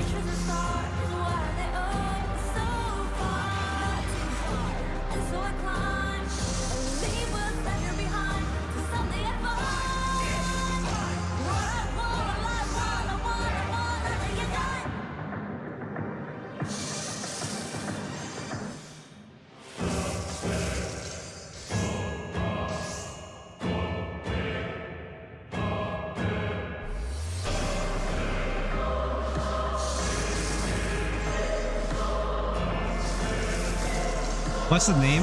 Vamp Fatale. The name itself is called Sinister. The boss is called Vamp Fatale. And this is floor 9.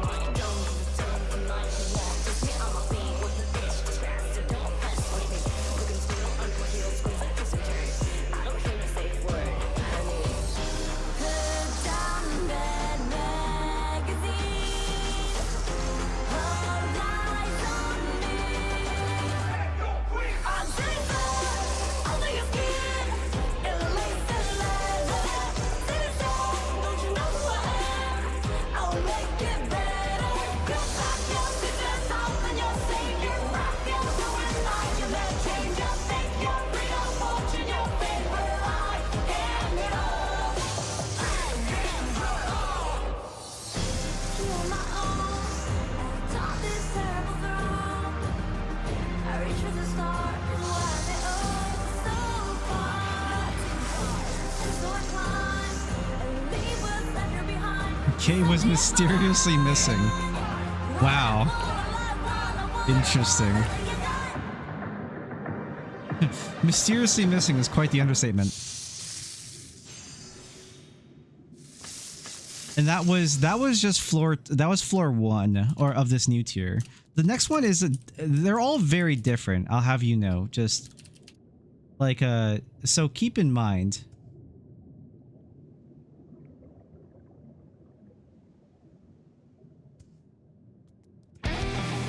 This is floor 2 or floor 10 if you would.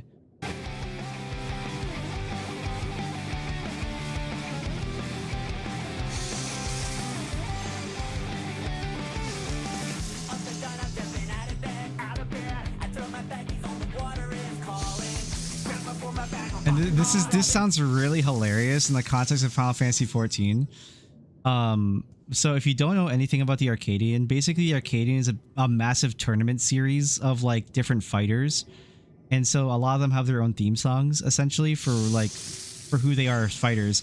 And this one is very punk rock. Like punk rock / like kind of hard rock. Because the next boss are like these guys are surfer dudes, and it's a two boss battle.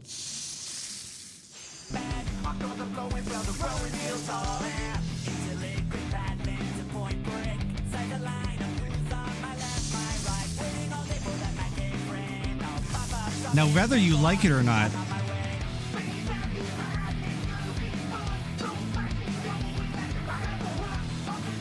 I enjoy it because it's so all over the place. It's fun, it's dopey, it's goofy. I like it.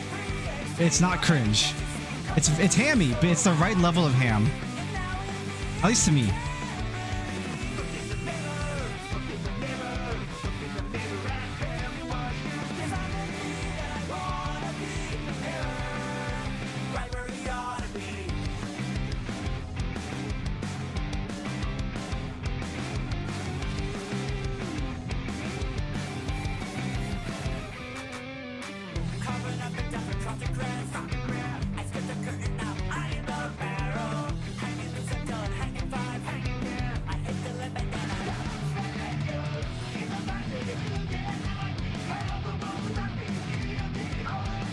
I like the breakdown a lot too.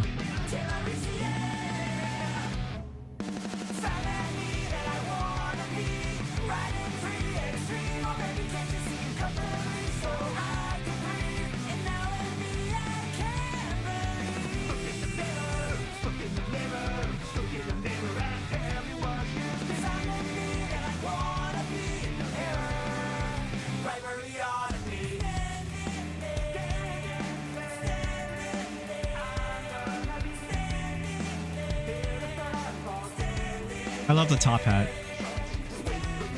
It's very nice. It's really well mixed into the audio.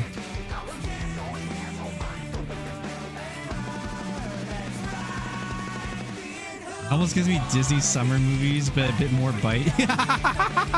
It's made by Pixar.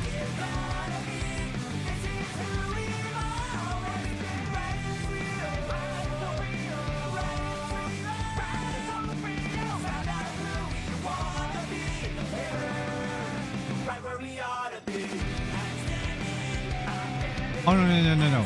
Pixar's part of Disney. It's made by DreamWorks. There you go.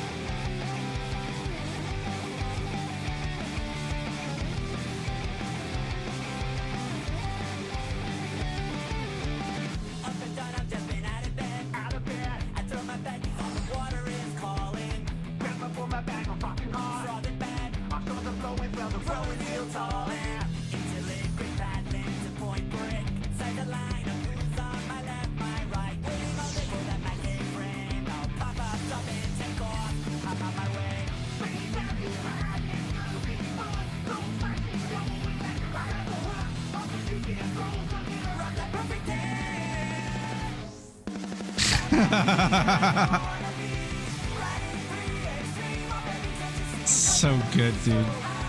so dumb. We're so back. We're so back the song, you know?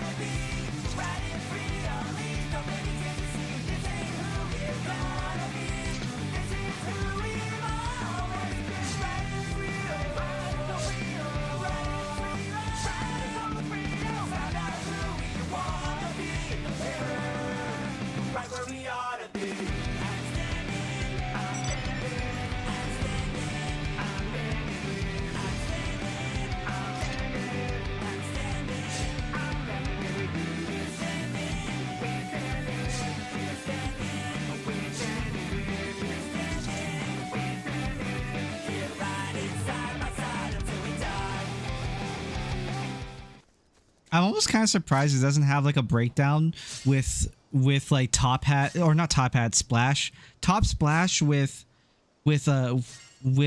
snare and kick all at the same time. There's like a really funny little like breakdown there.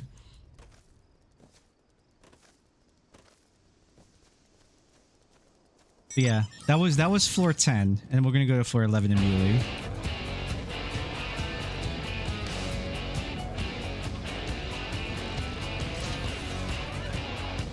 This is more like blues hard rock, I would say.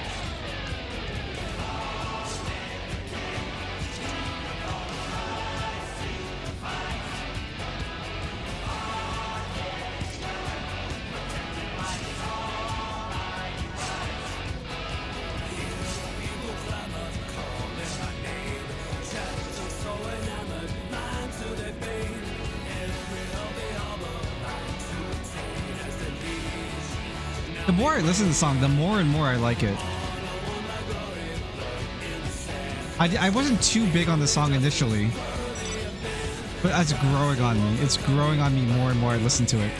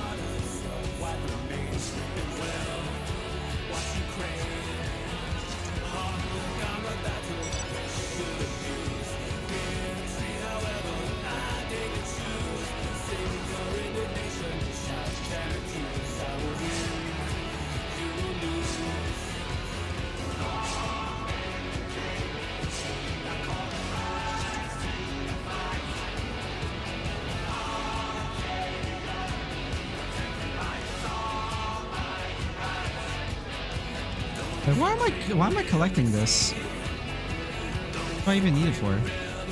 Oh, okay, Pirelli oil.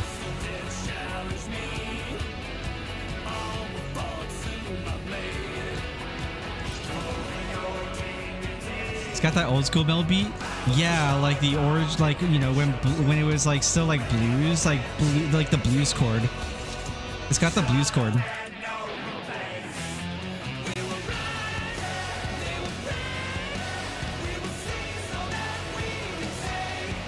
It's like it kind of like, it's almost like a Kiss song, or like maybe like Twisted Sister a little bit.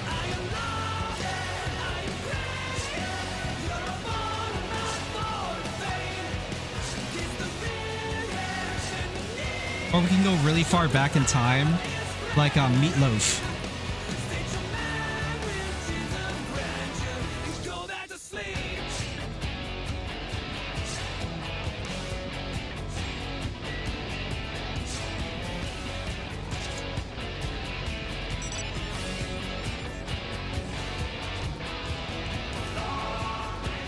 If you said the song was from an 80s band, I would believe you. Yeah, a little bit.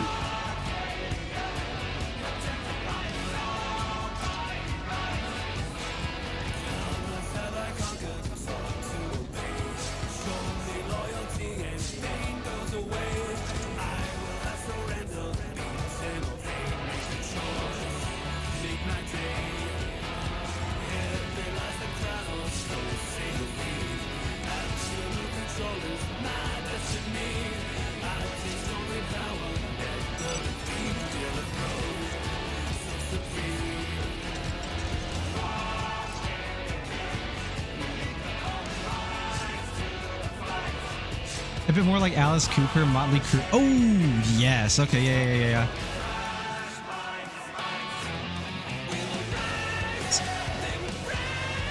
Yeah, I can see Motley Crue for sure. I actually haven't listened to enough Alice Cooper to have like a strong opinion on that one.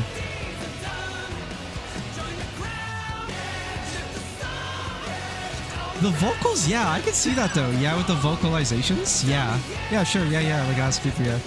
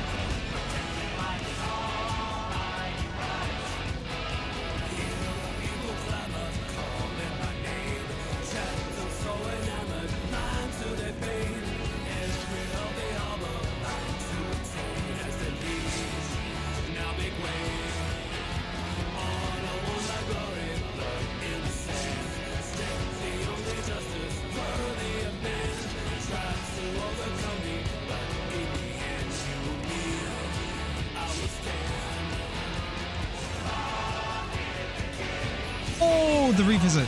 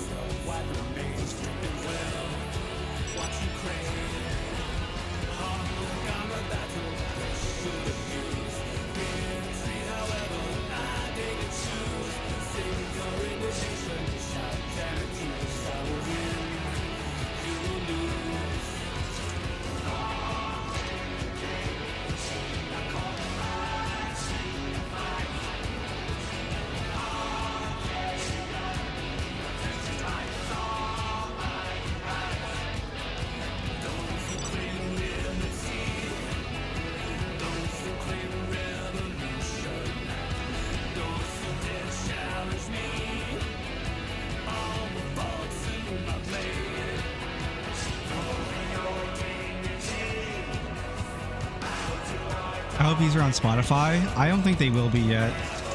If I were you, I would unironically just like download them off of YouTube, turn them into MP3 files.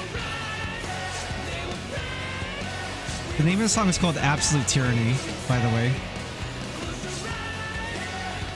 And the boss for this fight is called the Tyrant.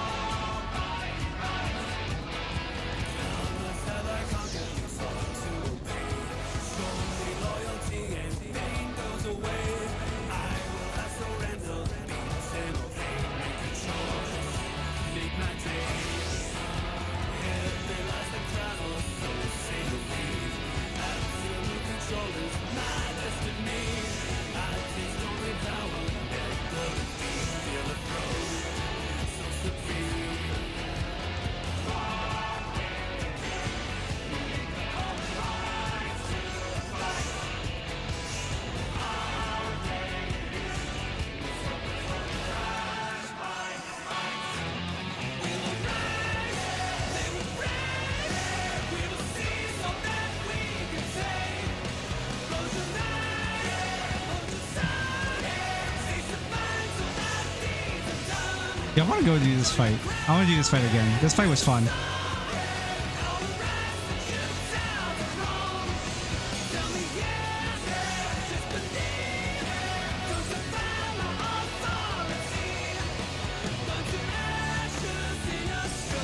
Might have to rip these. Just do it, bro.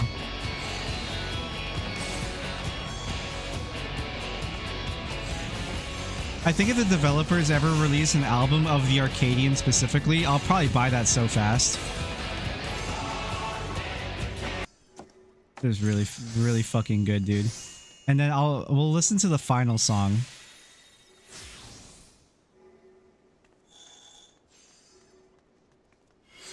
This is the final song of the normal tier, but there's 5 songs with every raid tier because floor 4 is like is a 2 boss fight. Like it's a transition phase. Like you have first phase and then second phase, which is usually door boss. So let's see if we can find it. It shouldn't be too hard to find. I'm gonna go. There's a guy named Flappy Seal who has like copies of them on YouTube. So let's have a look. See. Never had a choice, never let the ops win. Calm them nerves, got the whole world watching. Ready, set, go, and there ain't no stopping. Only this is the final boss. Light it up. This is against the president of the Arcadian, and he's turned himself into like this serpentine creature. Heart is pounding out my chest, the blood boils inside of me. Looking at the walls around me, closing in, I think what's it gonna be? Never had a choice, never let the ops win. Calm them nerves, got the whole world watching. Yeah, that was an unfortunate, very unfortunate what do you call this type? Tragic.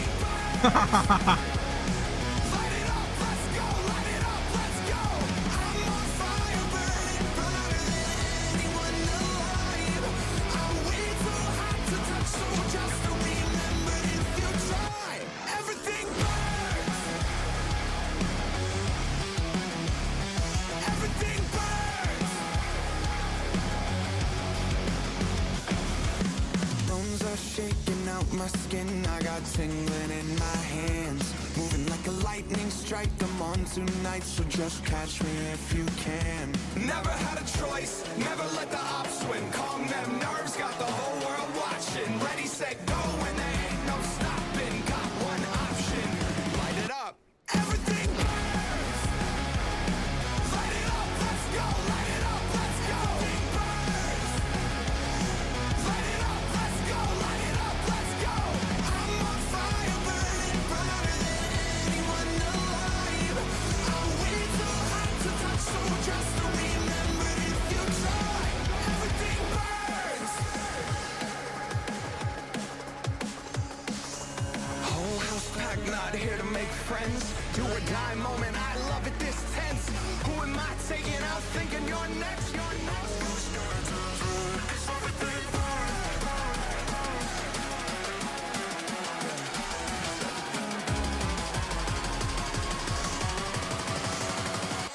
Everything burns. Light it up, let's go. Light it up, let's go. Everything burns. Light it up, let's go. Light it up, let's go. I'm on fire, burning brighter than anyone alive. I'm way too hot to touch, so just remember if you try. Everything burns. Everything burns. Heart is pounding out my chest, the blood boils inside of me. Looking at the walls around me, closing in, I think what's it gonna be? Never had a choice, never let the ops win. Calm them nerves, got the whole world watching. Ready, set, go, and there ain't no stopping. Got one option, light it up. Everything burns. Light it up, let's go. Light it up, let's go. Everything burns. Light it up, let's go. Light it up, let's go. I'm on fire, burning brighter than anyone alive. I'm way too hot to touch, so just remember if you try. Everything burns.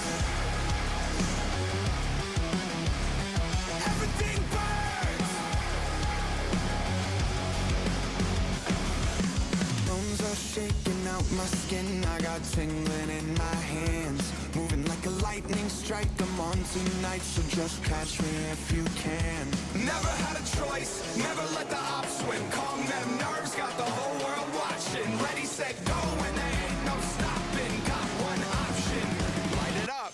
Everything burns. Light it up, let's go. Light it up, let's go. Everything burns. Light it up, let's go. Light it up, let's go. I'm on fire, burning brighter than anyone alive. I'm way too hot to touch, so just remember if you try. Everything burns. Whole house packed, not here to make friends. Do or die moment, I love it this tense. Who am I taking out thinking you're next? You're next. Everything burns.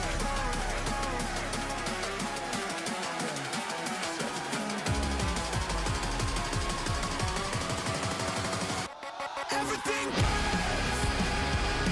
Light it up, let's go. Light it up, let's go. Everything burns. Light it up, let's go. Light it up, let's go. I'm on fire, burning brighter than anyone alive. I'm way too hot to touch, so just remember if you try.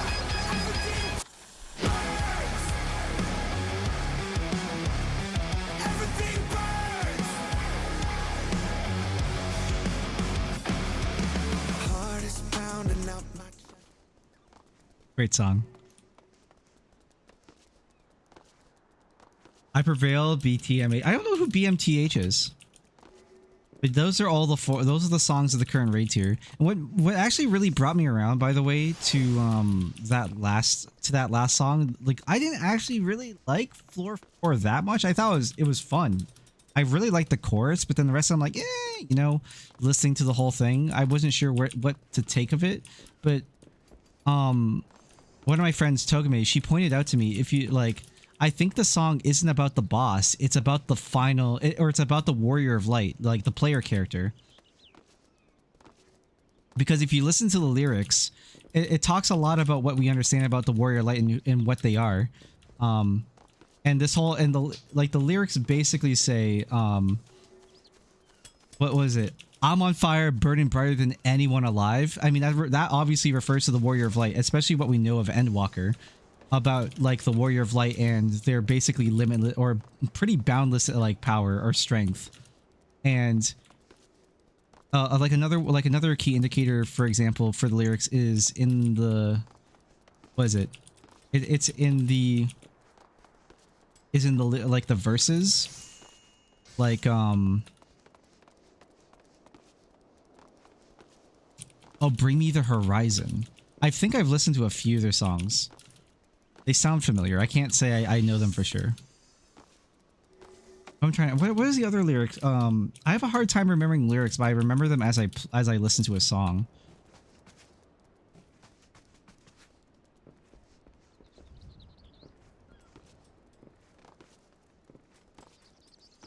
Oh, I got Calm My Nerves. The Whole World's Watching.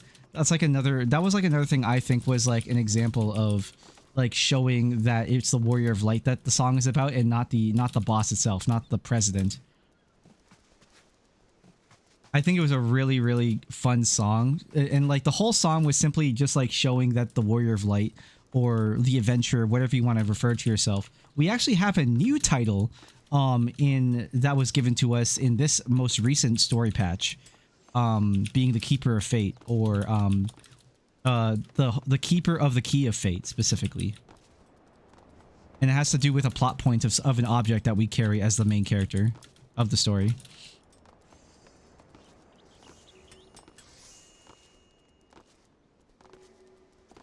But yeah, what was I gonna say? The Warrior of Lights, the story, the song is basically about the Warrior of Light basically just letting loose, and just like in the context of this raid tier, this like final fight, the Warrior of Light basically is just allowed to just go ham and just like have no remorse or no like restraint essentially against his opponent, which is like a super rare occasion, right? Because I imagine the Warrior of Light isn't there to kill, right? But they are to like maim and defeat if need be. But this, like, in this particular song, it's about the warrior of like just like not caring. Not caring, I'm here to fight. And it's awesome. You know?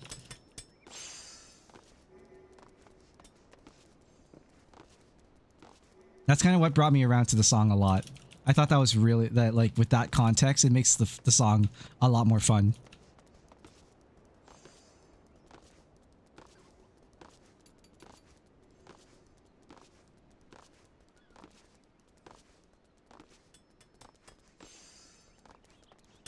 Yeah. I had a lot of fun listening to that and like kind of like dissecting those songs a bit. You know, I think I'm going to make some maybe crafter. I think I'll make crafter food.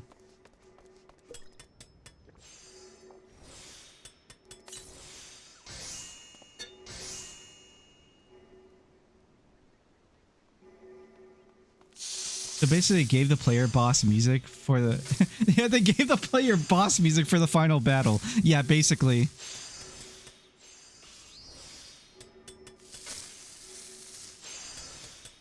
It's like the raid boss spawns, he's like, wait, where's my theme song? And then you just hear in the distance as the player like walks into the room and he has the yeah, he has the boss music. Like, wait, what? Wait, what?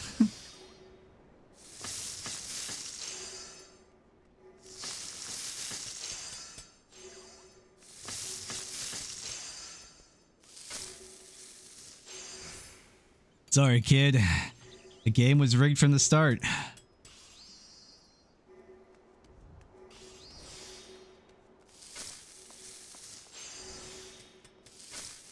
Yeah, this raid tier goes really hard. I'm really happy for it. I'm really happy. This is why I subbed to Final Fantasy 14. I keep saying why I keep subbing to Final Fantasy 14. The music in this game is so damn good that I will never unsub because I'm only subbed so that way I can fund Soken's next album. Final Fantasy 14 is a music album that so happens to come with a video game.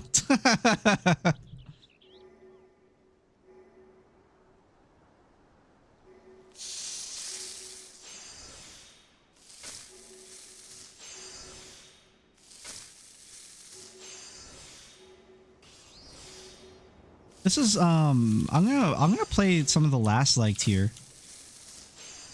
Honestly, just for fun. I want to listen to it too. Did you get some sleep? Was fun chatting and hanging out. All right, man. Have yourself a good night. And thanks for hanging out, man. Definitely, again, like if you want to listen to any of the songs from this raid tier, like go to Flappy Seals YouTube. Like this guy. This guy has all the songs there. You can listen to any of them, any of the new stuff.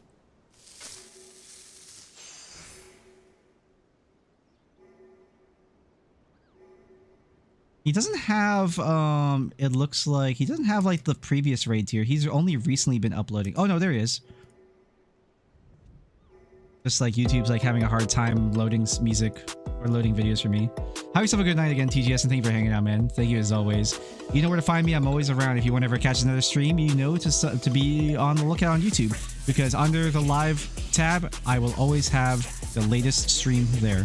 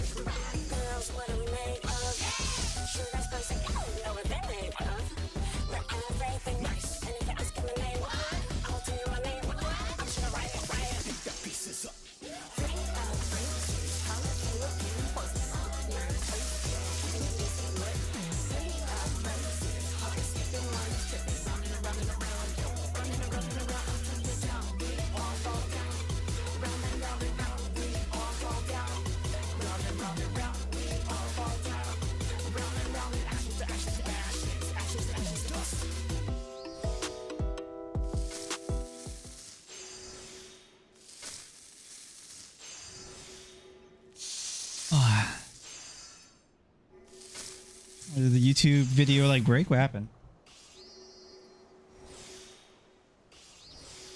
This is the problem with this whole GPU. It's really starting to like crackle, honestly, under like the pressure. Like videos like and stuff kind of like break apart nowadays.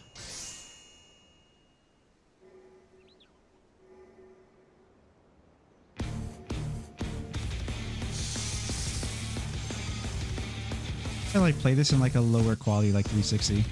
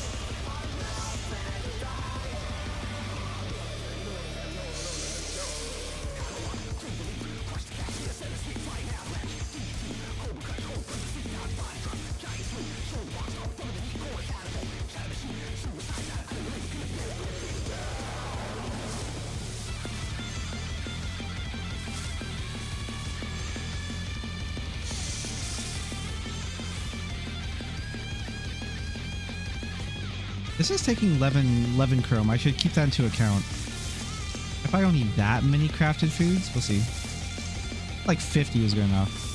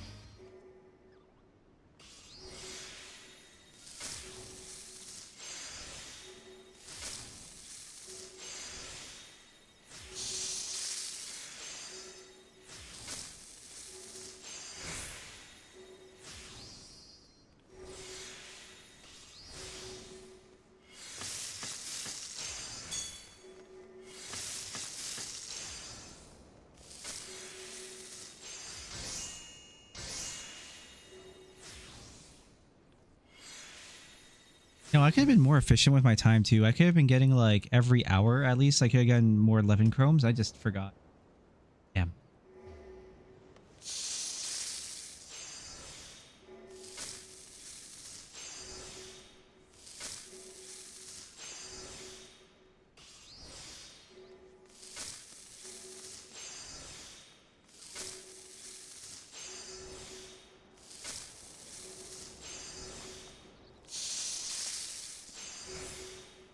Netflix just announced it is partnering with FIFA to create a newly reimagined FIFA football simulation game developed by Delphi Interactive, exclusive on Netflix games this summer. Well, that's a flop. Hopefully they're not spending too much money on that. Not going to see a return on investment, that's for sure. Canada being audited for financial crimes. Oh, wow, I would have never guessed. The Financial Action Task Force, an international crime watchdog, interviewed 13 government agencies and some banks over 3 weeks in November, given Canada's links to TD's $3 billion fine and Ryan Wedding's drug ring. Oh my god.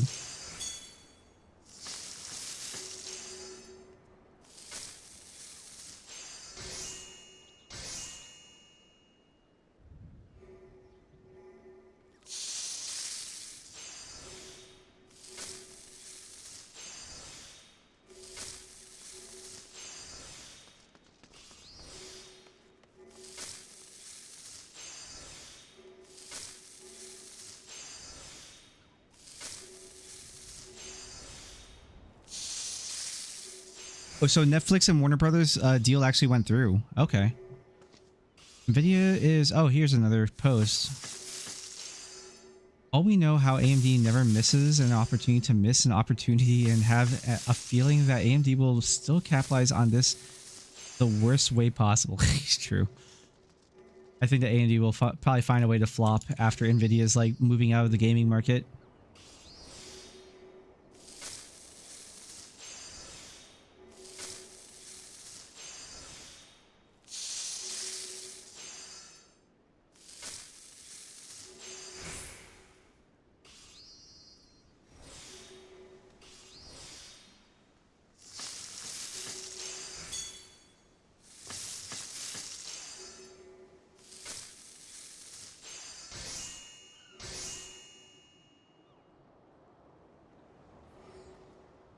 I will make a couple extra. I want to make like two sets more, like so 6.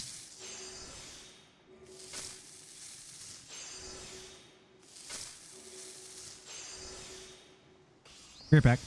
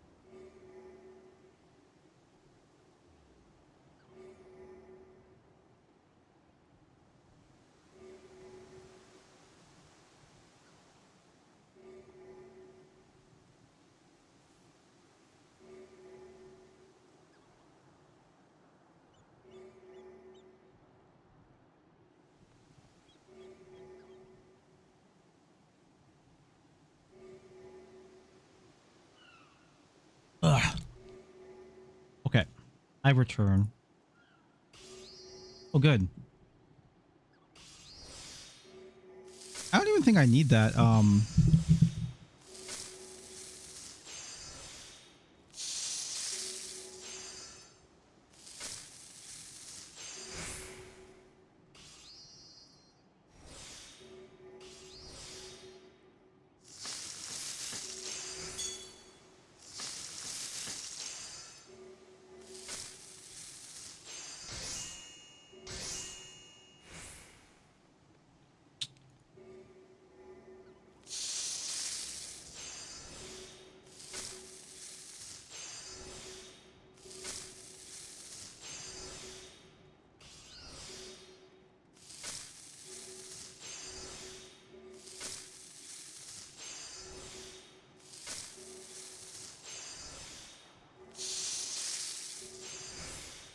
Yeah, right. Nina Lynn has been permanently banned on Twitch.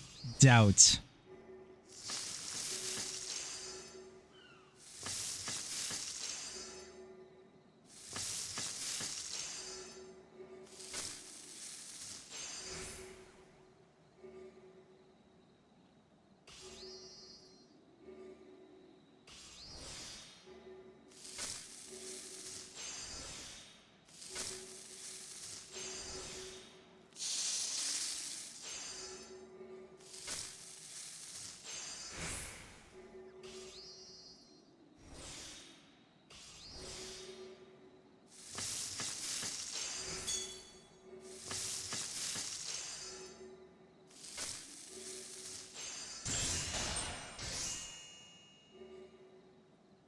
Perfect. All right, that's enough food. Swap over to Popito Potage. The remainder of this, and then we'll probably go to bed after this.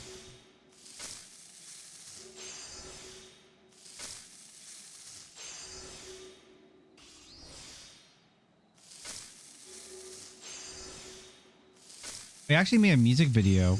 Never had a choice. I want to see this. There's actually a music video from Tom Morello for this.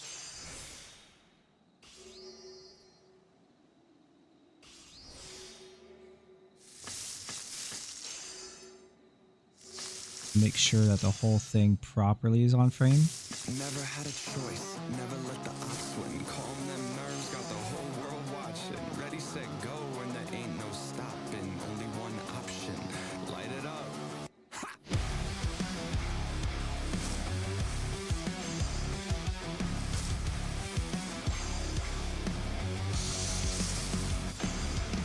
Heart is pounding out my chest. The blood boils inside of me.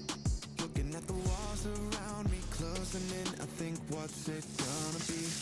Never had a choice. Never let the ops win. Calm them nerves. Got the whole world watching. Ready, set, go. And there ain't no stopping. Got one option.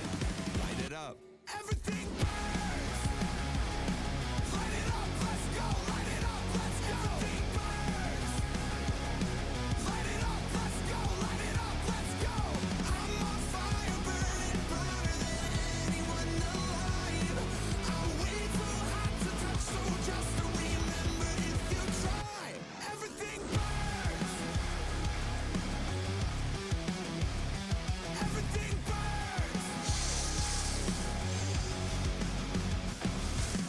Bones are shaking out my skin. I got tingling in my hands. Moving like a lightning strike. I'm on tonight, so just catch me if you can. Never had a choice. Never let the ops win. Calm them nerves. Got the whole world watching. Ready, set, go. And there ain't no stopping. Got one option. Light it up. Everything burns. Light it up. Let's go. Light it up. Let's go. Everything burns. Light it up. Let's go. Light it up. Let's go. I'm on fire, burning brighter than anyone alive. I'm way too hot to touch, so just remember if you try. Everything burns. Whole house packed, not here to make friends. Do or die moment, I love it this tense. Who am I taking out thinking you're next? You're next. Everything burns.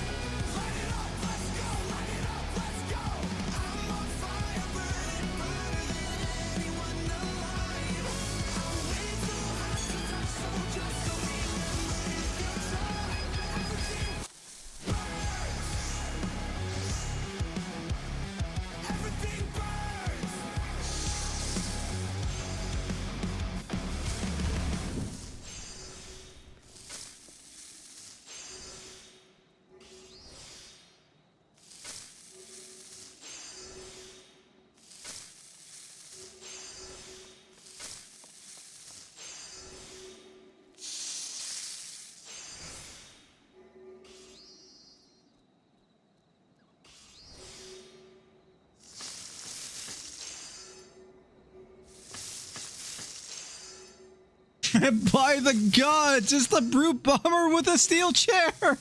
I love the comments, dude. I don't know how I feel about the music video. I don't think the music video was particularly interesting necessarily. I thought it was okay, but I mean, like, the song is good. That's all I care about the most.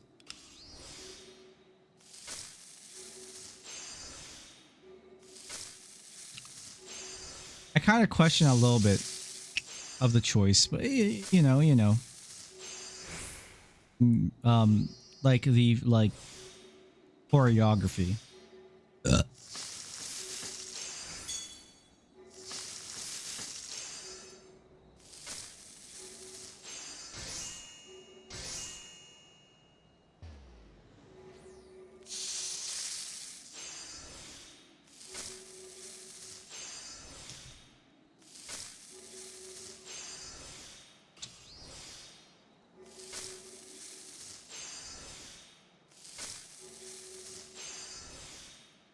Back to U plus 2. Or 2 plus U, rather.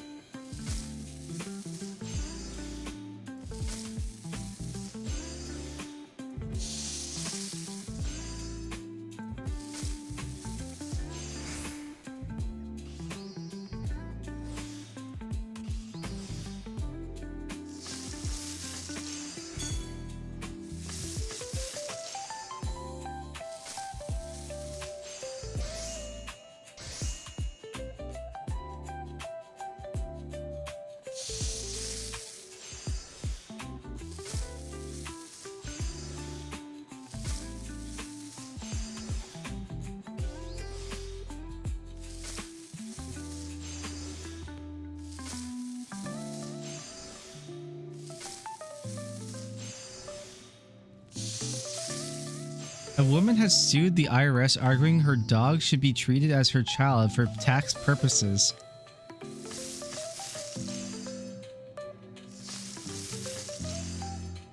I'm sure that will go over well.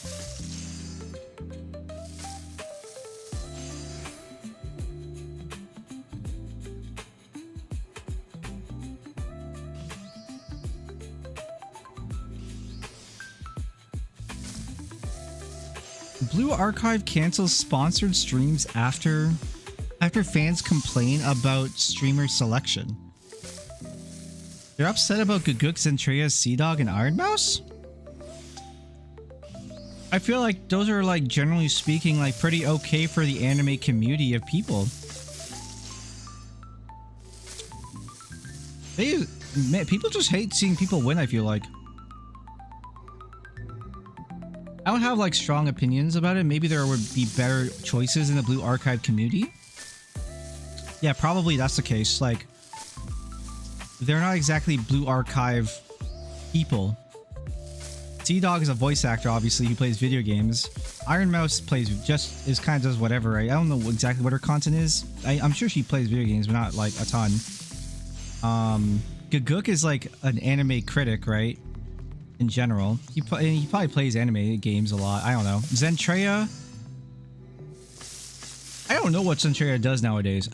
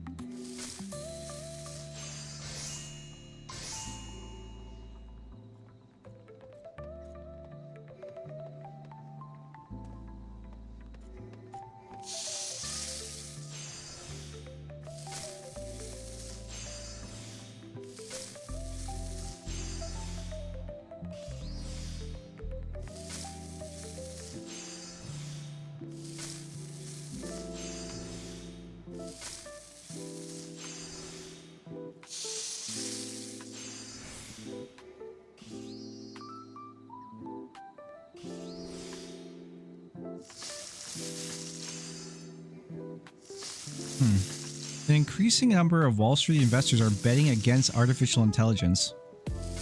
Curious.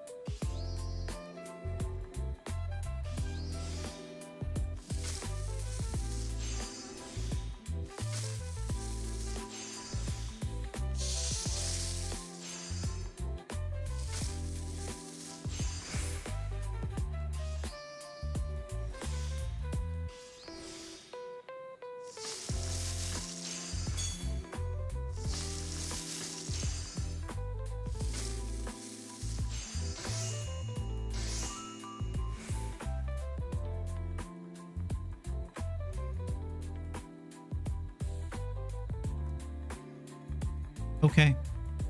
Sorry, I was reading some news in the meantime. Apparently, like, a company called Quantum Scope signed a joint development agreement with a top 10 global automaker. I'm not sure what Quantum Scope does, but what it has to do with, like, vehicles. It's the company's 2025 commercial engagement milestone and signals real OEM buy-in. I'm not sure. I've heard OEM a few times, but I'm not quite sure what OEM is either. I'll have to look into that.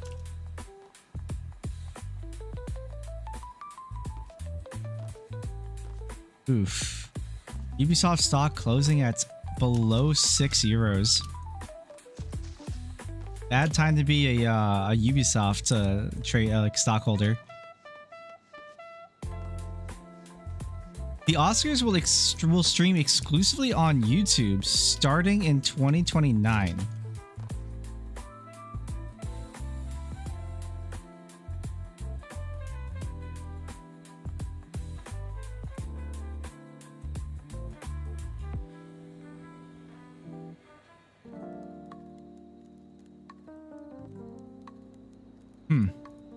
Interesting. That is a very interesting thing. Will it actually happen is the question. It's one thing for it to be said, but it's another thing for it to actually happen. We will see on that one. 3 years. Take 3 years for that one to come to fruition. Okay. How is my food looking? 177 raid food, 56. 56 on and then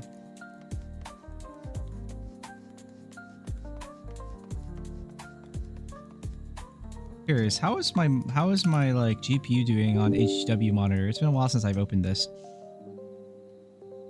Like, is it a heating issue? Or like a power throttling issue? I have no idea.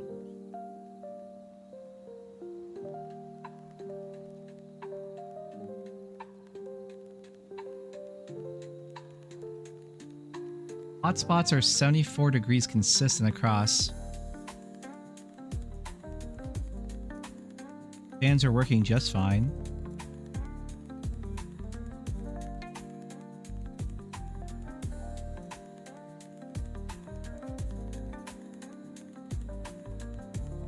The It seems like everything's working just fine according to like the information here.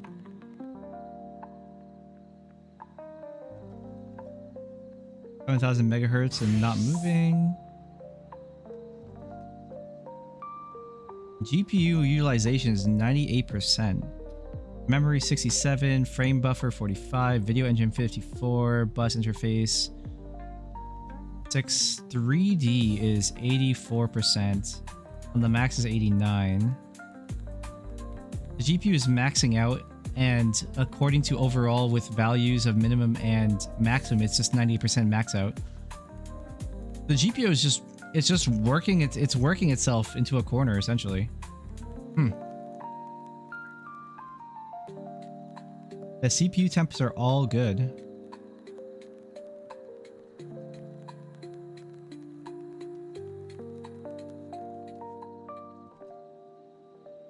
Yeah, everything's in fact pristine. It's literally just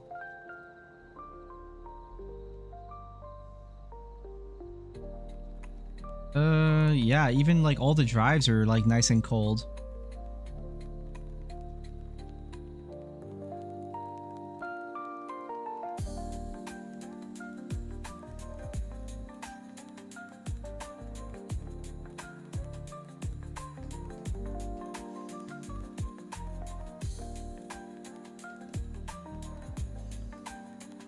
Yeah, I'm just having a little run through everything. Fascinating. Yeah, I don't know. It's just that the RTX 2080 is just maxing itself out. Essentially, it's getting old, man. You just need a new GPU. It needs to retire. It wants to retire.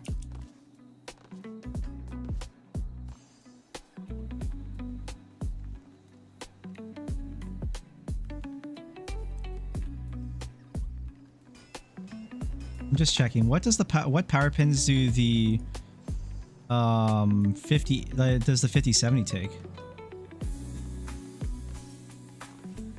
They look like standard power pins to me.